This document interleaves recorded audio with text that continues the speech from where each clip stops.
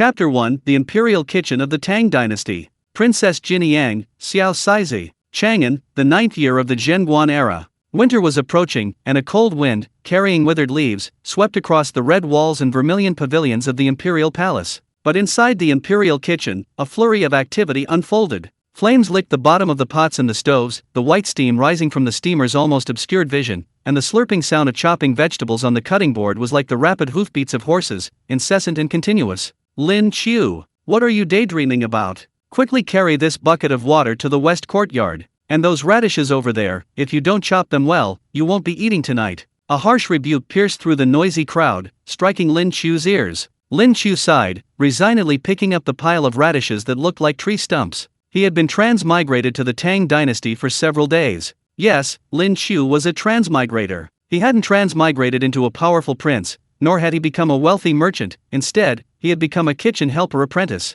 Not yet 16, his daily work consisted of fetching water, washing vegetables, and chopping vegetables. He never even got to touch the edge of the stove. I was a master chef in my past life, wasn't I? To end up like this in this life is truly unique. Lin Qiu rubbed his rumbling stomach. Lunchtime had passed, and the imperial chefs were busy preparing ingredients for the evening banquet for the nobles of the palace. No one cared whether the apprentices had eaten or not. Just then, a crisp, mechanical voice exploded in his mind. Ding! Host's emotional fluctuation detected. The chef god system is officially activated. Newbie task issued: prepare a delicious dish and receive high praise from the taster. Task reward: newbie gift pack plus master level culinary basics. Claim temporary cooking utensils and ingredients. Lin Qiu's eyes instantly lit up. In his past life, he was a hotel chef, yet the system rated his culinary skills as novice.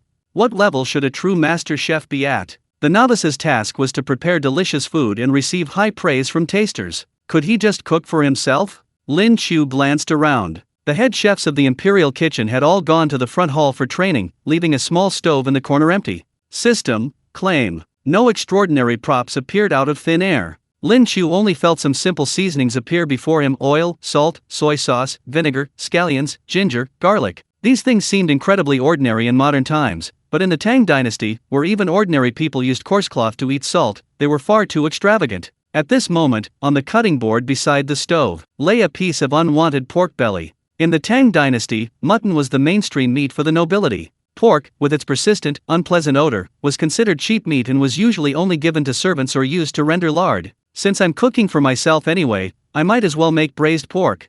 Looking at the fatty yet not greasy pork belly on the stove, Lin Qiu pondered for a moment and made his decision. He quickly and smoothly brought water to a boil in a pot. Not bad, he hadn't forgotten some of his cooking skills from his previous life. Blanching, removing the odor, cutting into chunks. The pork belly that had initially been disliked seemed to transform into a work of art in his hands, neatly cut into pieces the size of mahjong tiles. He heated a little oil in the pot. A few rock sugar pieces were added to the pot, and it simmered slowly over low heat. This was the most crucial step: caramelizing the sugar. As the spatula stirred, the rock sugar melted, gradually turning an enticing dark reddish brown. Lin Qiu, with lightning speed, poured the pork belly into the pot. Sizzle! The moment the fat met the high heat, a soul-stirring sound erupted. The pork chunks tumbled in the pot, quickly coated in the bright red sugar, glistening and translucent like amber. Scallions, ginger, and star anise were added, along with a little Shaoxing wine, and finally, water was added to cover the pork. The lid was covered, and the heat was turned down to simmer.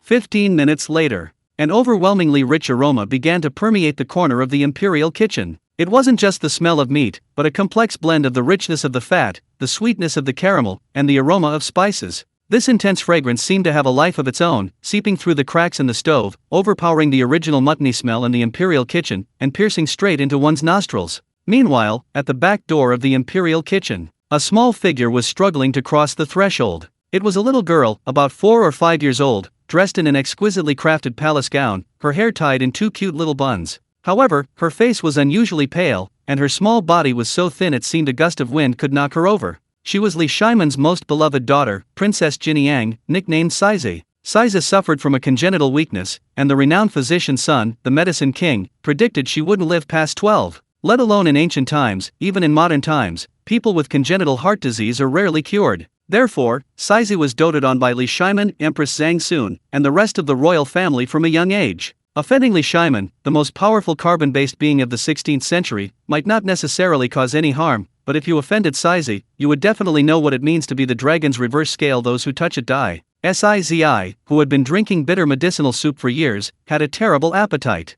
Ugh, so bitter. Sizi frowned. She had just drunk the bitter medicine Sun Simiao had prescribed for her, and now her stomach was empty, yet she didn't want to eat any tasteless liquids. She had been wandering aimlessly when suddenly her little nose twitched. It smells so good. Sizi's eyes widened, her previously dull pupils seeming to light up with stars. This aroma was far more fragrant than any food she had smelled at her father's banquets. Sweet and warm, it seemed to be drawing out all the cravings in her stomach. Following the aroma, Sizi toddled along on her short legs to the stove in the corner. Lin Qiu was about to lift the lid to reduce the sauce. As soon as the lid was lifted, thick white steam rose into the air, followed by an even more intense aroma of meat. The broth in the pot had thickened and become a glossy red, each piece of pork belly bubbling and trembling, incredibly tempting. Ding, congratulations host for creating a 75-point superior braised pork belly. Lin Qiu took a deep breath, just about to pick up a piece to taste the saltiness, when suddenly he felt his clothes being tugged. Looking down, he met a pair of large, watery eyes. The little girl wasn't even as tall as the stove, standing on tiptoe, her hands gripping the edge of the stove, a glistening, drool even hanging from the corner of her mouth. Big pot. Sizi spoke in a childish voice, soft and sweet like cotton candy. What are you cooking? Sizi, can Sizi have a bite? Lin Qiu was stunned. Where did this little dumpling come from? So cute. Judging by her clothes and appearance, she's definitely not the child of an ordinary palace maid. The little girl reminded Lin Qiu of his younger sister from his past life. Before Lin Qiu could even recall those memories, he was overwhelmed by the little girl's intensely eager eyes. This is called braised pork. Lin Qiu smiled, picked up a piece of meat, gently blew on it until it was cool enough to eat, and then handed it to her. Be careful, it's hot. Sizi eagerly opened her little mouth and took a bite of the braised pork. The moment it entered her mouth, Sizi froze. It was a wonderful texture she had never experienced before. The fatty parts didn't need chewing at all. They melted into a pool of rich, fragrant sauce with just a touch of her tongue. The lean meat absorbed the sauce, becoming tender and flavorful, not dry at all. The flavor was perfectly balanced between salty and sweet, and the aroma was irresistible. There was no bitter taste of medicine, no gamey smell of mutton, only a feeling of pure bliss. Sizi's eyes widened, she cupped her cheeks in her small hands, chewed twice, and swallowed. Then, to Lin Qiu's astonishment, 2 streams of clear tears flowed from Sizi's large eyes. Lin Qiu panicked. Hey, why are you crying? Did you burn yourself? Sizi cried and shook her head frantically, reaching out her little hand to tightly clutch Lin Qiu's sleeve, sobbing, Wah, it's so delicious. Sizi has never eaten anything so delicious before. More. Wah, big pot, Sizi wants more. She was literally crying from craving. She was also moved to tears by the long-awaited delicious food and her appetite. Just then, the system notification in Lin Qiu's mind rang again. Ding! Detected extreme emotional fluctuation in the diner, Princess Jinniang, giving a top-tier rating. Congratulations, host, you have exceeded the novice task requirement. Rewards being calculated. Lin Qiu stared blankly at the exquisitely beautiful little girl in front of him. This is Princess Jinniang, the legendary Sizi, Emperor Taizong's most treasured daughter?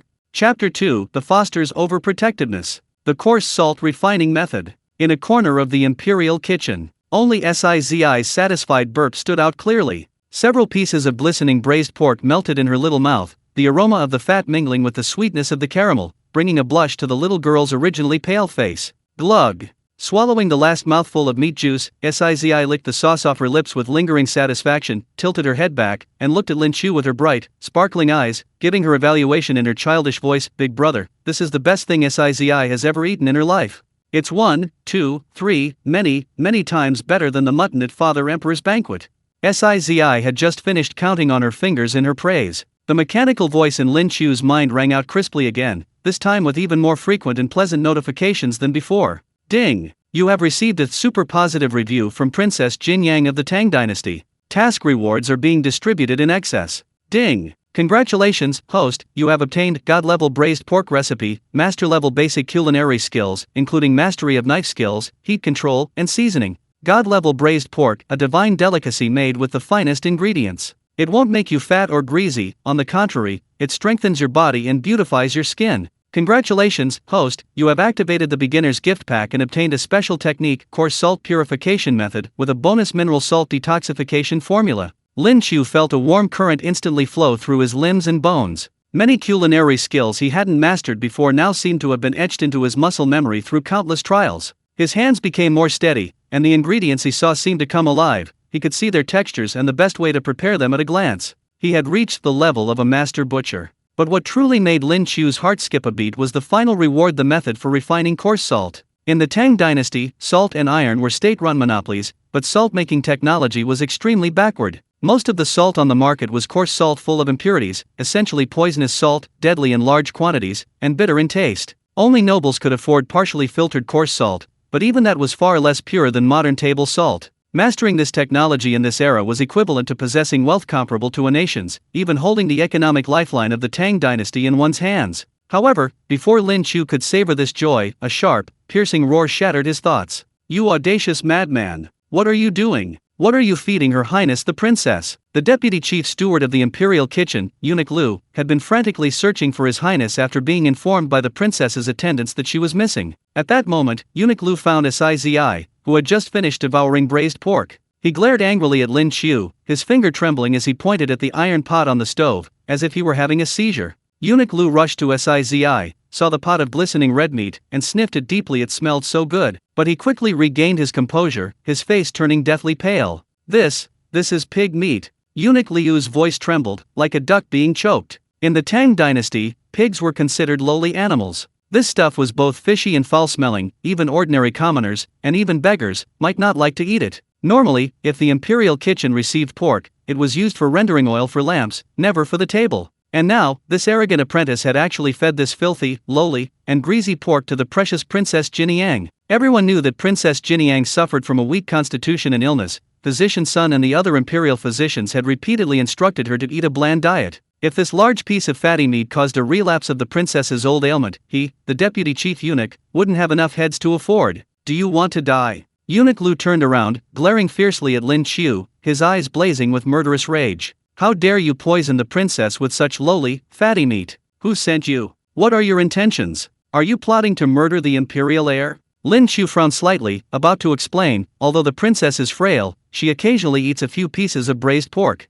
"Shut up!" Still trying to argue, Eunuch Lu didn't give him a chance to speak. With a wave of his hand, he screamed at the guards at the door, "Guards! Guards! Seize this audacious assassin! Have him beaten to death immediately! Seize this pot of poison and hand it over to the Dali temple!" Clang! Clang! Upon hearing the words "plotting to murder the imperial heir," 2 imperial guards outside the door drew their swords and rushed in. The cold glint of their blades instantly illuminated the dimly lit imperial kitchen. The atmosphere instantly became tense, filled with a chilling aura. Lin Qiu instinctively clenched his fists. Although he had acquired master-level culinary skills, it was in martial arts, and facing the fully armed imperial guards, he still felt apprehensive. A gleaming sword was about to be held to Lin Qiu's neck. Suddenly, a small figure spread her arms wide, like a little tiger fiercely protecting its prey, firmly blocking Lin Qiu's path. "Stop! Don't move!" Although Zi was small, barely reaching the guards' waists, the royal aura she exuded in that instant actually stopped the 2 burly men in their tracks.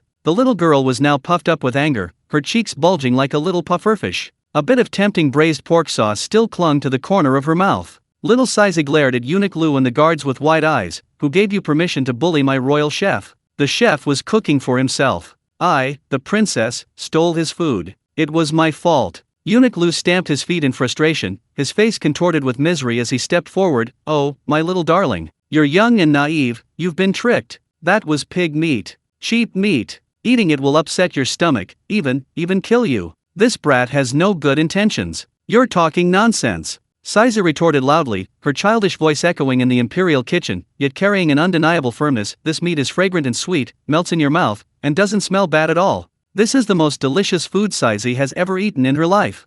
1,000,000 times better than those bitter medicine soups Grandpa's son used to make." Saying this, Zi turned around, stretched out her greasy little hand, tightly grasped Lin Qiu's clothes, and looked up at him with a sweet smile. "Brother, don't be afraid." Then she turned to look at everyone again, her eyes becoming unusually serious. "If anyone dares to touch the chef's pot today, Zi will never eat again. I'll go tell father that you're mistreating me and not giving me meat." This threat, though seemingly harmless and even somewhat comical, was. But everyone present, including Eunuch Lu and the imperial guards, broke out in a cold sweat instantly. Who was Zi? She wasn't just Li Shimon's darling. From Empress Zhang Sun to the crown prince, everyone in the palace doted on Princess Si. If the emperor knew the princess had gone on a hunger strike in the imperial kitchen, every single one of them would be doomed. For a moment, the two guards, swords in hand, stood frozen in awkward silence, unsure whether to advance or retreat. Eunuch Lu stared wide-eyed at the pot of braised pork, its aroma strangely enticing, then at the little princess protecting Lin Qiu.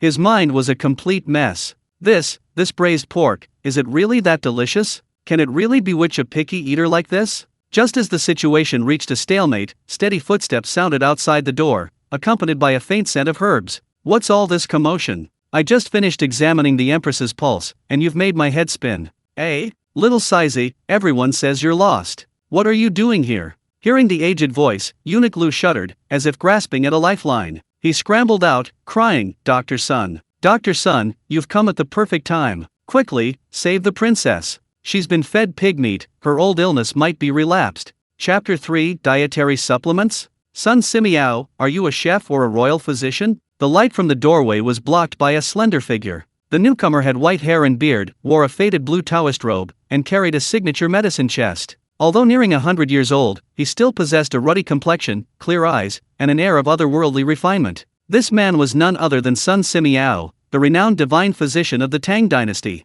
Dr. Sun. Eunuch Lu rushed over as if seeing a savior, tears streaming down his face, pointing at Lin Qiu and accusing him, you must judge this for us. This reckless apprentice actually fed the frail and sickly Princess Jinniang that greasy and filthy pig meat. If anything happens to the princess, even if the entire imperial kitchen loses its head, we still can't afford to pay for it. Pig meat. Sun Simiao frowned slightly, his gaze sweeping over the still steaming iron pot, then at the little princess with greasy lips, his face immediately darkening. As a physician, he most strongly discouraged excessive eating, especially since Princess Jinniang suffered from congenital weakness, with insufficient blood supply and a weak spleen and stomach. She was most averse to greasy and fishy foods. Ancient medical books recorded that pork produces phlegm and aggravates internal heat, which, for those suffering from qi stagnation, was tantamount to a slow poison. Nonsense! Sun Simiao snapped, striding quickly to Sizey, his tone stern yet anxious. Your Highness, have you eaten it all? Throw it out now. Sizey was startled by the commotion. She shrank back, her little hands behind her back, shaking her head frantically, her lips tightly pressed together. She timidly hid behind Lin Qiu, only peeking out half her head to look at Sun Simiao. Grandpa's son, I ate it all. The meat was delicious, my tummy feels warm, I don't feel uncomfortable. Warm? Sun Simiao was taken aback. Logically, after eating such greasy food, she should be feeling short of breath, nauseous, and vomiting. Ignoring Sizei's attempts to dodge, he gently grasped her slender wrist. Your Highness, please don't move. Let this old Taoist priest check her pulse. Eunuch Lu glared fiercely at Lin Qiu, inwardly sneering, if physician's son diagnoses the princess with indigestion and phlegm, which is bad for her health, we may suffer, but you'll be torn to pieces by his majesty. However, as time passed, the air grew increasingly quiet. Sun Simiao's tightly furrowed brows gradually relaxed. Then, a hint of doubt flashed in his eyes. Finally, doubt turned to shock. Finally, this usually composed physician, unfazed even by a collapsing mountain, stared wide-eyed in disbelief, uttering a bewildered exclamation, huh? Eunuch Liu's heart skipped a beat, and he quickly stepped forward, divine physician, how is it? Should we induce vomiting immediately? Shut up! Sun Simiao snapped impatiently, then released his grip, staring at the piglet incredulously. Strange. Strange. Your Highness's pulse was originally weak and thready, a sign of spleen and stomach deficiency. But now, this warm current is rising from the middle burner, slowly nourishing the depleted lung qi? This doesn't seem like indigestion? It's clearly the result of an excellent tonic. What? Eunuch Liu's eyes nearly popped out of their sockets. A tonic? That's pig meat. Sun Simiao ignored him and strode to the stove. Lin Qiu had only cooked one slice of braised pork, not much to begin with. Most of the pork in the pot had already been eaten by Sizei, leaving only the last piece and a little bit of thick, glossy red broth. Sun Simiao leaned closer to smell it. The broth had no fishy or gamey smell whatsoever. Instead, it had a rich, meaty aroma mixed with the fragrance of herbs. Star anise, cinnamon, dried tangerine peel, and these. Sun Simiao was a connoisseur, his nose twitched as he identified the spices, but the confusion in his eyes deepened. These spices alone, while removing the fishy smell, cannot cut through the greasiness of the pork. What is the secret to this meat? To everyone's astonishment, this old Taoist priest, who usually only ate simple porridge and side dishes, casually picked up the last piece of braised pork, with its perfect balance of fat and lean meat, and put it in his mouth. Dr. Sun, no, that's pig meat. Eunuch Liu's scream was cut short, because he saw Sun Simiao close his eyes, his face displaying an extremely fascinating expression. First surprise, then enjoyment, and finally, a sudden slap on his thigh. Wonderful! Wonderful! Sun Simiao abruptly opened his eyes, his gaze fixed intently on Lin Qiu, as if looking at a rare treasure. Fat but not greasy, melts in your mouth. The fat in this pig meat has been completely dissolved by the various spices, leaving only its fragrance, without any harmful residue. Moreover, this meat seems to possess a unique power of heat control, warming like spring upon entering the stomach. This isn't cooking. This is clearly using the methods of cooking to perform acupuncture. At the height of his excitement, Sun Simiao strode up to Lin Qiu, ignoring the fact that the man was merely an apprentice in plain clothes. He bowed slightly and asked earnestly, "Young friend, may I ask you, from which reclusive medical school do you belong?" Silence. Dead silence. Inside the imperial kitchen, the only sounds were the crackling of the firewood in the stove. Even the sound of a needle dropping could be heard. Two imperial guards nearly dropped their knives. Eunuch Liu's mouth gaped open, his jaw nearly dislocated, frozen in place as if struck by lightning. This plot is all wrong. What happened to the plot to murder the imperial heir? How did this brat who cooked pig meat suddenly become a medical colleague whom even the divine physician's son respectfully consults? Lin Qiu looked at the excited centenarian before him and chuckled inwardly. The ingredients produced by the system were likely far beyond the ordinary, and coupled with his own decent culinary skills, while not quite reaching the level of divine-grade braised pork, it already possessed rudimentary nutritional benefits. Facing this legendary old doctor, Lin Qiu calmly returned the greeting, saying neither humbly nor arrogantly, replying to Dr. Sun, "I am merely Lin Qiu, an ordinary apprentice in the imperial kitchen. As for this braised pork, everything has a spirit. With proper handling, even poison can be used to save lives, and cheap meat can become a delicacy. The so-called medicine and food share the same origin." These words were spoken with effortless ease. Sun Simiao's eyes gleamed with admiration, and he stroked his beard, laughing heartily. "Excellent. Excellent, medicine and food share the same origin. Young friend, you are so young, yet you possess such insight. This old man has been too presumptuous." Nearby, Eunuch Liu, upon learning that Lin Qiu's dish had actually received praise from Dr. Sun, felt his legs go weak. She knelt on the ground with a thud, trembling all over. "Dr. Sun, spare me. Physician Lin, spare me. It was me. I was blind. You were just doing your duty." Sun Simiao waved his hand, saying nothing more. The follow-up was Li Er's business. Sun Simiao only wanted to talk to Lin Qiu about dietary supplements and such. Just then, hurried, slightly flustered footsteps came from outside the door, accompanied by a eunuch's high-pitched announcement, "His Highness the Crown Prince has arrived." Everyone was startled, before they could even bow. A handsome young man in an apricot yellow robe rushed in. The newcomer had red lips and white teeth. It was none other than the Crown Prince of the Tang Dynasty, Li Qiu. He rushed in anxiously, calling out, "Saizi, I heard you got lost near the imperial kitchen. Are you all right? Let your brother check on you." Saizi, seeing who it was, immediately jumped out from behind Lin Qiu, not to seek comfort, but to proudly point at Lin Qiu and exclaim to Li Qiu, Brother, you're too late." Saizi ate all the meat. It was absolutely delicious. Even Grandpa's son said it was a tonic. Li Qiu was stunned. He looked at his sister, who was savoring the taste, then at Sun Simiao, who was praising her, and finally his gaze settled on the young apprentice standing calmly by the stove. "A tonic? Delicious." Li Qiu bowed respectfully to Sun Simiao. Looking at the last layer of braised pork broth at the bottom of the pot, an enticing aroma wafted up, and his throat involuntarily moved. "What is this? It does smell quite good." Chapter 4, Li Qiu's first taste of braised pork. "I did this to test the poison on the rhinoceros." As the sun set, the farce at the imperial kitchen finally came to an end. The ending was unexpected by everyone. The once arrogant eunuch Liu, for disturbing the princess and failing to properly care for her, was dragged away and given 20 strokes of the cane by the grand eunuch of the inner palace who arrived shortly after. His groans echoed throughout half the palace. Meanwhile, Lin Qiu, the instigator, not only escaped unscathed but was also pulled aside by the renowned physician's son, who spent half an hour discussing the medicine and food sharing the same origin at the entrance of the imperial kitchen. If it weren't for the late hour and the impending locking of the palace gates, the old physician's son might have even wanted to have a late-night discussion with Lin Qiu, who was quite familiar with this topic. Night fell, and the commotion subsided. The chefs in the imperial kitchen had long since finished their shifts, leaving only a few dim oil lamps flickering in the wind. Lin Qiu wasn't in a hurry to rest. As a night owl influenced by modern life, he couldn't sleep this early. Moreover, the system had just rewarded him with master-level culinary skill, along with many other rewards. He was itching to try out this so-called master-level basic culinary skill and see just how advanced it truly was. On the cutting board, a piece of tender tofu, as white as jade, lay quietly. Lin Qiu held a slicing knife as thin as a cicada's wing, took a deep breath, and his eyes instantly became focused and sharp. Meanwhile, in the Eastern Palace, Crown Prince Li Chengqian paced back and forth in the hall, his face full of worry. You mean, after Saizi returned, she didn't touch a single bite of her dinner?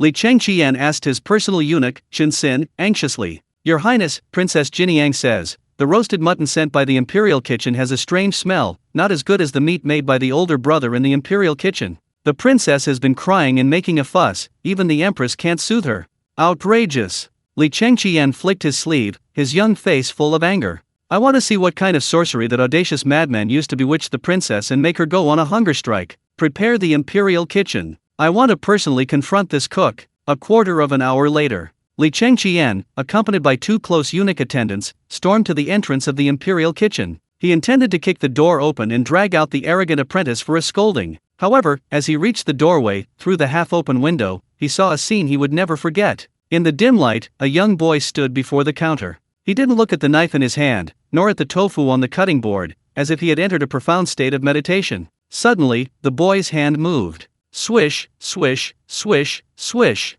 Li Chengqian's eyes widened in shock. Fast. Too fast. He could only see a cascade of silver light plunging down like a waterfall, the rapid, intense sound of the blade striking the cutting board, yet so fast it sounded like a long, drawn-out cry. Li Chengqian had practiced martial arts since childhood, and his household housed many swordsmen, but he had never seen such precise, such rapid swordsmanship. Each strike seemed to cut only the tofu, without damaging the bottom at all. In just a few breaths, the light stopped abruptly. The boy flicked his wrist, scooping up the seemingly intact piece of tofu and placing it in a bowl of water beside him. The next second, a miracle occurred. The once perfectly square piece of tofu instantly bloomed in the water. Thousands of fine threads, each one as even as if measured with a ruler, rippled across the water, transforming the tofu into a lifelike, breathtakingly beautiful white chrysanthemum blooming in the water. Li Chengqian stood at the doorway, completely stunned. Could such incredible knife skills truly belong to a royal kitchen apprentice? This wasn't just cutting vegetables, it was art.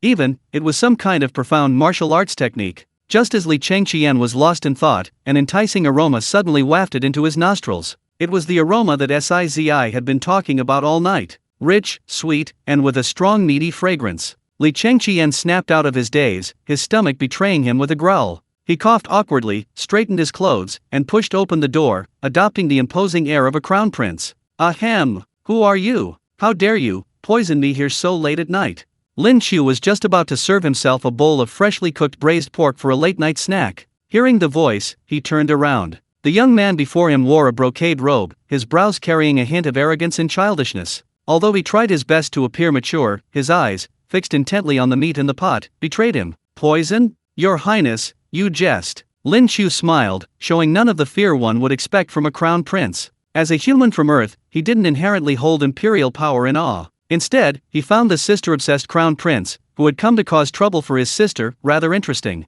He neither knelt nor bowed, but instead picked up a piece of glistening red braised pork from the pot. Lin Qiu blew on the steam rising from the braised pork. Your Highness, would you like to share this pot of poison with me? The braised pork in the pot was freshly made by Lin Qiu using top-tier ingredients awarded by the system. It was made according to the divine recipe. Final system score, 90 points, divine level. Each piece of meat was made from the finest 3-layered pork belly, the caramelized sugar perfectly caramelized, a glossy, reddish-brown, trembling in the bowl, emitting an aroma that made one's mouth water uncontrollably. Even Lin Qiu himself, the creator, was drooling over the pot of braised pork. Even on the future Blue Star, this pot of braised pork would be a rare and exquisite delicacy. Li Chengqian swallowed hard, his reason telling him to refuse. Insolence! I am the crown prince of the Tang Dynasty, how can I eat this lowly pig meat? Li Chengqian took 2 steps closer, clearly seeing the glistening, oily braised pork in the pot. Although the aroma was enticing, his preconceived notion of pork made him instinctively resist.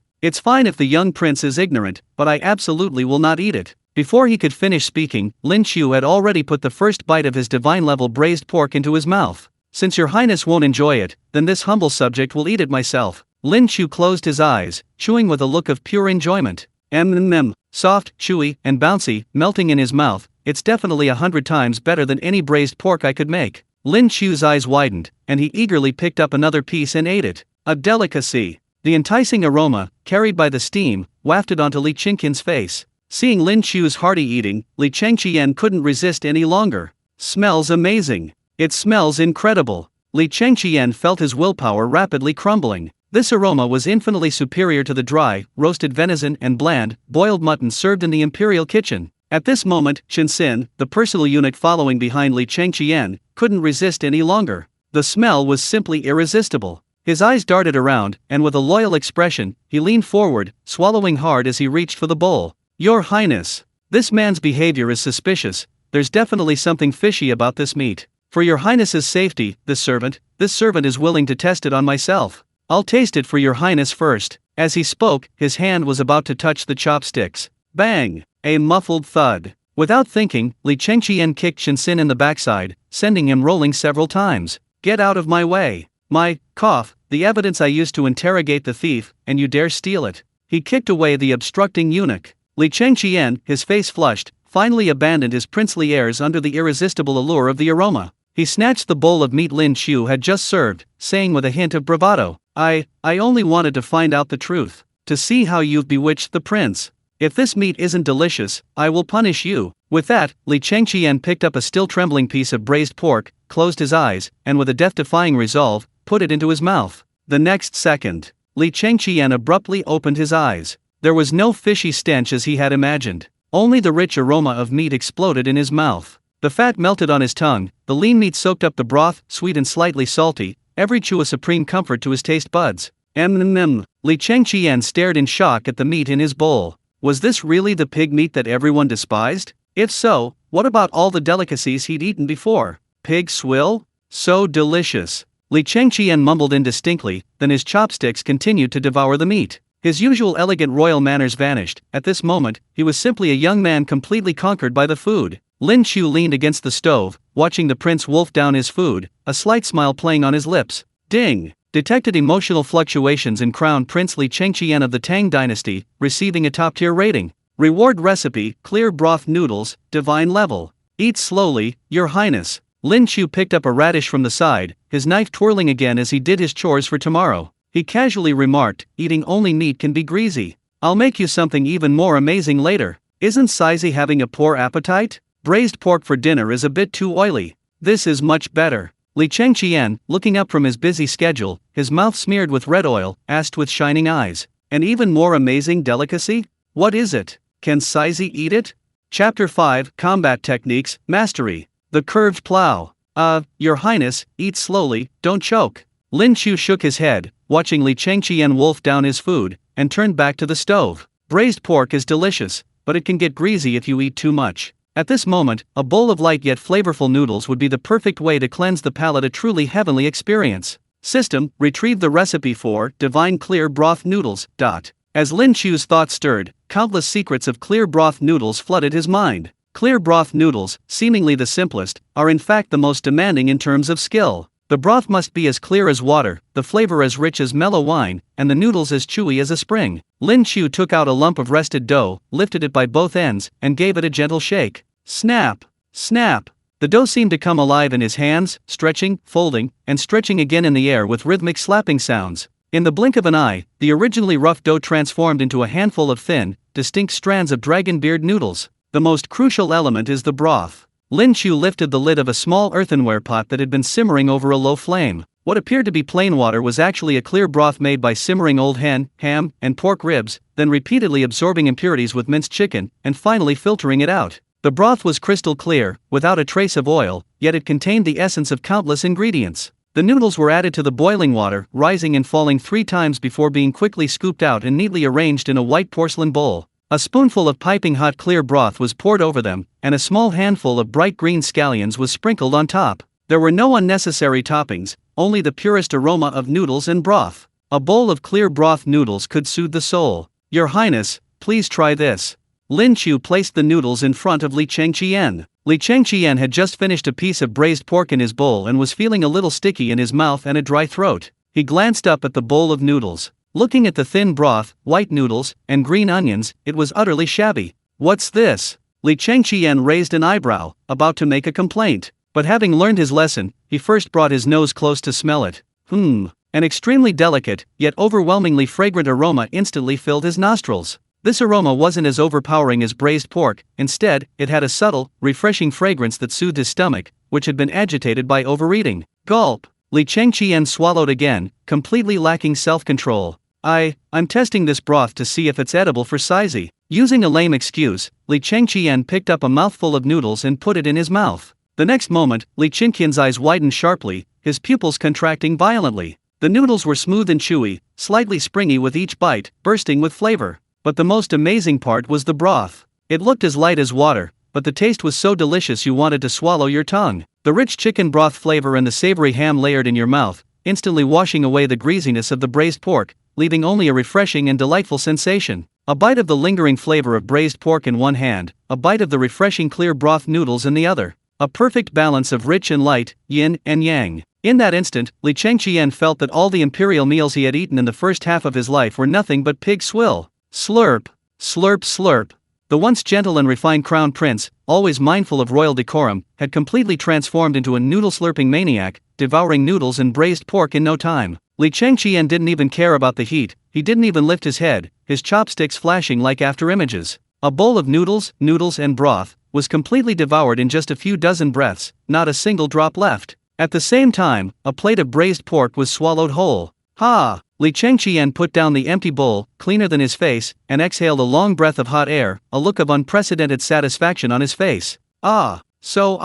This is what life should be like. Even the lives of gods couldn't be better. What have I been eating all this time? Lin Qiu watched with his arms crossed, a half-smile playing on his lips. Your Highness, you tested the poison for the prince. Such a touching display of familial love. Li Chengqian finally snapped out of his daze. He looked at the empty bowl before him, then at the two dumbfounded eunuchs beside him, his face instantly turning bright red. Was that person who had just been so unladylike, drinking soup from that bowl, really me? Ahem. Li Chengqian, after all, was a rigorously trained crown prince. He quickly pulled out a silk handkerchief to wipe his mouth, cleared his throat, and tried to regain his composure.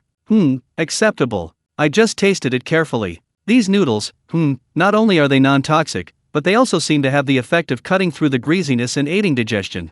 At this point, his eyes flickered, then he suddenly looked at Lin Qiu and said matter-of-factly, Lin Qiu, right? Give me another bowl. No, 2 more bowls. No, that's not right either. Li Chengqian counted on his fingers, his expression turning serious. Make 4 more bowls. I'll take them to go. Lin Qiu raised an eyebrow. Your Highness isn't full yet? Not at all. Li Chengqian stood up, his eyes revealing a tenderness and filial piety beyond his years. Saizi is still on a hunger strike, this best bowl is for her. With this delicious clear broth noodle soup, she'll surely eat a few more bites.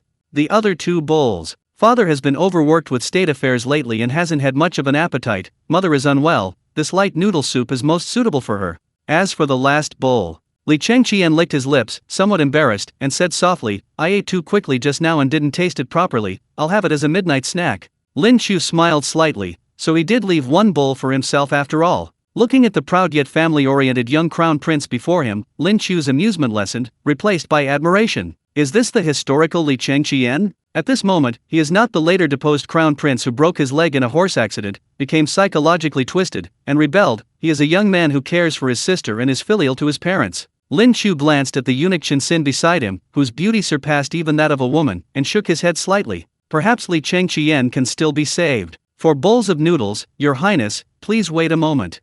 Lin Qiu did not refuse and turned to start cooking again. At the same time, the long-absent system notification sounded in his mind once more. Ding! Congratulations, host! You have completely conquered the stomach of the Tang Dynasty crown prince with a bowl of clear soup noodles and activated his benevolence and filial piety attribute. System rating, perfect. Rewards being calculated. Congratulations, host, you have obtained military combat techniques, proficient level. Note, this is a killing technique from a special forces unit of a later era. Every move is deadly, without any fancy moves. In this dangerous world, it can give you the ability to protect yourself. Congratulations, host, you have obtained a special blueprint, curved plow, complete version. Note, this is an agricultural marvel. Once this item is produced, the farming efficiency of the Tang Dynasty will increase several times over. This is a treasure capable of changing the fate of the nation. Combat techniques and a curved plow. A large amount of knowledge related to combat flooded Lin Qiu's mind. While it didn't instantly make Lin Qiu a martial arts master, it certainly gave him considerable practical skills. The previous rewards were cooking skills and salt. And this time, the rewards are combat techniques and a curved plow. Lin Qiu glanced at Li Chengqian, who was waiting for his food to be packed on a chair, then looked at the gradually rising stars outside the window, and a slight smile appeared on his lips. His life in the Tang Dynasty seemed to be gradually becoming more interesting. Chapter 6: Li Shiman's Shock. My imperial kitchen is feeding a bunch of good-for-nothings? Inside the Ganlo Hall, candlelight shone brightly. A heavy atmosphere enveloped this center of power in the Tang Dynasty. Li Shiman's brow was furrowed, his vermilion brush hovering over the memorial, untouched for a long time. Drought, another drought. Guangzhou is suffering a severe drought, the national treasury is empty. How will my people of the Tang Dynasty survive the winter? He irritably threw the memorial onto the table, rubbing his throbbing temples. At this moment, he was not only the emperor, but also a ruler overwhelmed with worry. Your Majesty, it's late, time for dinner. The chief eunuch, Wang De, cautiously advised. I won't eat. Take it away. Li Shiman waved his hand. Guanyanbi hasn't been feeling well lately, how can I have the appetite for such bland food? Just then, footsteps sounded outside the hall, followed by the slightly excited voice of Crown Prince Li Qiu. Father, your son has brought you something delicious. Li Shiman's face darkened. That unfilial son, doesn't he know his mother is ill? How can he still indulge in such gluttonous desires? Just now, there was a report that the Crown Prince went to the imperial kitchen twice today just to eat. What kind of behavior is this? He was about to angrily berate Li Qiu for neglecting his duties when Li Qiu walked in carrying 2 food boxes. The lids were lifted. Without any warning, an incredibly tempting aroma of meat mixed with the delicate fragrance of noodle soup instantly filled the entire Ganlo hall. The curses that Li Shiman was about to utter were swallowed back down by this aroma. His stomach, too, rumbled loudly. In the impenetrable hall, the atmosphere was extremely awkward. Li Qiu pretended not to hear, swallowing hard. Although he had already eaten his fill in the imperial kitchen, the smell still made him a little hungry. With a look of filial piety, he leaned forward, reaching for the braised pork in the bowl. Father, although this dish is incredibly fragrant, the meat is made from pig meat. Although I've already tasted it, let me test this one for you. Thump, a muffled sound. Without thinking, Li Shiman kicked Li Qiu in the backside, sending him staggering. Get lost, you bastard. Li Shiman glared at his son and scolded. I see your mouth is covered in oil, haven't you had enough? Trying to steal my food, you've gone too far. The surrounding guards and eunuchs kept their eyes down, seemingly oblivious. In the Tang Dynasty, only this crown prince dared to be so disrespectful to his majesty. Having chased away his rebellious son who had snatched his food, Li Shiman sat down at the table, looking at the bowl of glistening red braised pork and clear broth noodles. Li Er's family had Nanhan ancestry, and their diet naturally favored meat. They usually ate roasted mutton and boiled venison rough and hearty, lacking refinement. But the bowl of meat before him was amber in color, crystal clear, and its mere appearance was enough to make one's mouth water. He picked up a piece of braised pork and put it in his mouth. The next instant, Li Shiman's eyes widened, a look of disbelief flashing in his pupils. Soft, tender, fragrant. With almost no effort, the meat melted on his tongue, the rich sauce instantly enveloping his entire mouth. The fat was fragrant but not greasy, and the lean meat fibers absorbed the broth, becoming more and more flavorful with each chew. This is really pig meat. Li Shiman was shocked. He took another sip of the seemingly bland noodle soup. Wow, exquisitely delicious. With that one sip, the frustration he'd accumulated from reviewing memorials seemed to vanish with the hot soup. Good, good, good, Li Shiman exclaimed 3 times, devouring the soup with gusto. In no time, a bowl of meat and a bowl of noodles were empty. He put down his chopsticks and exclaimed, I possess the whole world and have tasted all the delicacies of the land, yet I never imagined there could be such delicious food. Compared to this, the imperial meals I've eaten before were utterly tasteless. Li Qiu chuckled beside him and seized the opportunity to say, Father, this was made by a lowly servant named Lin Qiu in the imperial kitchen. What? A servant? Li Shiman's eyes widened, then his anger flared, and he slammed his hand on the table. Even a lowly servant can make such divine delicacies. What are those high-ranking imperial chefs doing? A bunch of good-for-nothings. All of them are good-for-nothings. Li Qiu quickly tried to appease him. Father, please calm down. Actually, it was Sizi who discovered it first. Sizi ate quite a bit of the so-called braised pork today, and Master Sun examined it and said that the food this person made secretly conforms to medical principles, and is not only harmless to Sizi's body, but also very beneficial. At the mention of Sizi, the anger in Li Shiman's eyes instantly turned to gloom. The thought that even Master Sun couldn't cure the prince's illness caused Li Shiman, the most esteemed emperor in the world, a moment of sorrow. The emperor's sadness lasted only a moment. An instant later, Li Shiman raised his head and immediately decreed, issue my decree. Appoint that Lin Qiu as imperial food supervisor, solely responsible for the prince's diet. If he can fatten the prince up, I will reward him handsomely. Having finished discussing the matter, Li Shiman suddenly remembered something, turned to look at Li Changqian, his face darkening again. He roared, "You unfilial son! You only cared about your own food. Did you ever think of your mother, who is unwell and still bedridden?" Li Changqian was on the verge of tears. "Father, you're wronged. Before I entered the palace, I had already sent the same dinner to both Saizi and Mother. Mother is probably eating it now." Li Shiman was taken aback, then coughed without any embarrassment. "Ahem, at least you have some filial piety. Kneel and take your leave." In another corner of the palace, however, things were far from the warm atmosphere of Ganlo Hall. Late at night, in the courtyard of the imperial kitchen's servants' quarters, several servants and cooks were gathered together, their faces grim. Sitting in the middle was Steward Zhang, responsible for purchasing. He was a man planted in the palace by the Prince of Wei's faction, and he had amassed considerable wealth by skimping on the oil and fat in the ingredients. "That little bastard Lin Qiu has really stolen the show today," a kitchen helper said through gritted teeth. "He not only won over the princess, but even the crown prince is completely captivated by his cooking. If this continues, will we even have a place in the imperial kitchen? Although his food is indeed very fragrant." The fat, pig-headed steward, Zhang, sneered sinisterly, "But the tallest tree in the forest catches the most wind. How dare a nobody like him climb over our heads?" He pulled a packet of expensive spices from his pocket and threw it on the table. "Tomorrow morning, you guys find a reason to ambush him. Just say he stole expensive ingredients from the imperial kitchen, caught red-handed. Smash his mouth, break his arms, cripple him, say he hurt himself, and after a while, secretly throw him into the dry well in the harem. I've been annoyed by his pretty little face for a long time. If he became one of the princess's lovers, I might be wary, but a mere servant, Several burly servants exchanged glances, revealing sinister smiles. The next morning, Lin Qiu was fetching water in the backyard as usual. Although the delicious food he had prepared the day before had earned praise from Li Changqian, he hadn't received any substantial reward. Just as Lin Qiu was diligently working, several dark figures quietly surrounded him from the backyard garden. Leading them was the fat, big-eared steward Zhang, who immediately shouted, "Lin Qiu, how dare you! You actually dared to steal the finest saffron supplied to the imperial kitchen." Chapter 7 Combat Practice. System Shop. God-level soup dumplings. The group of burly servants, their faces contorted with menace, lunged at Lin Qiu without a word, trying to grab his clothes. Manager Zhang pointed at Lin Qiu. "Brothers, beat him. Beat this thief to death." These men didn't give Lin Qiu a chance to explain, their attacks were ruthless. Some even brandished clubs, aiming straight for Lin Qiu's knees and the back of his head.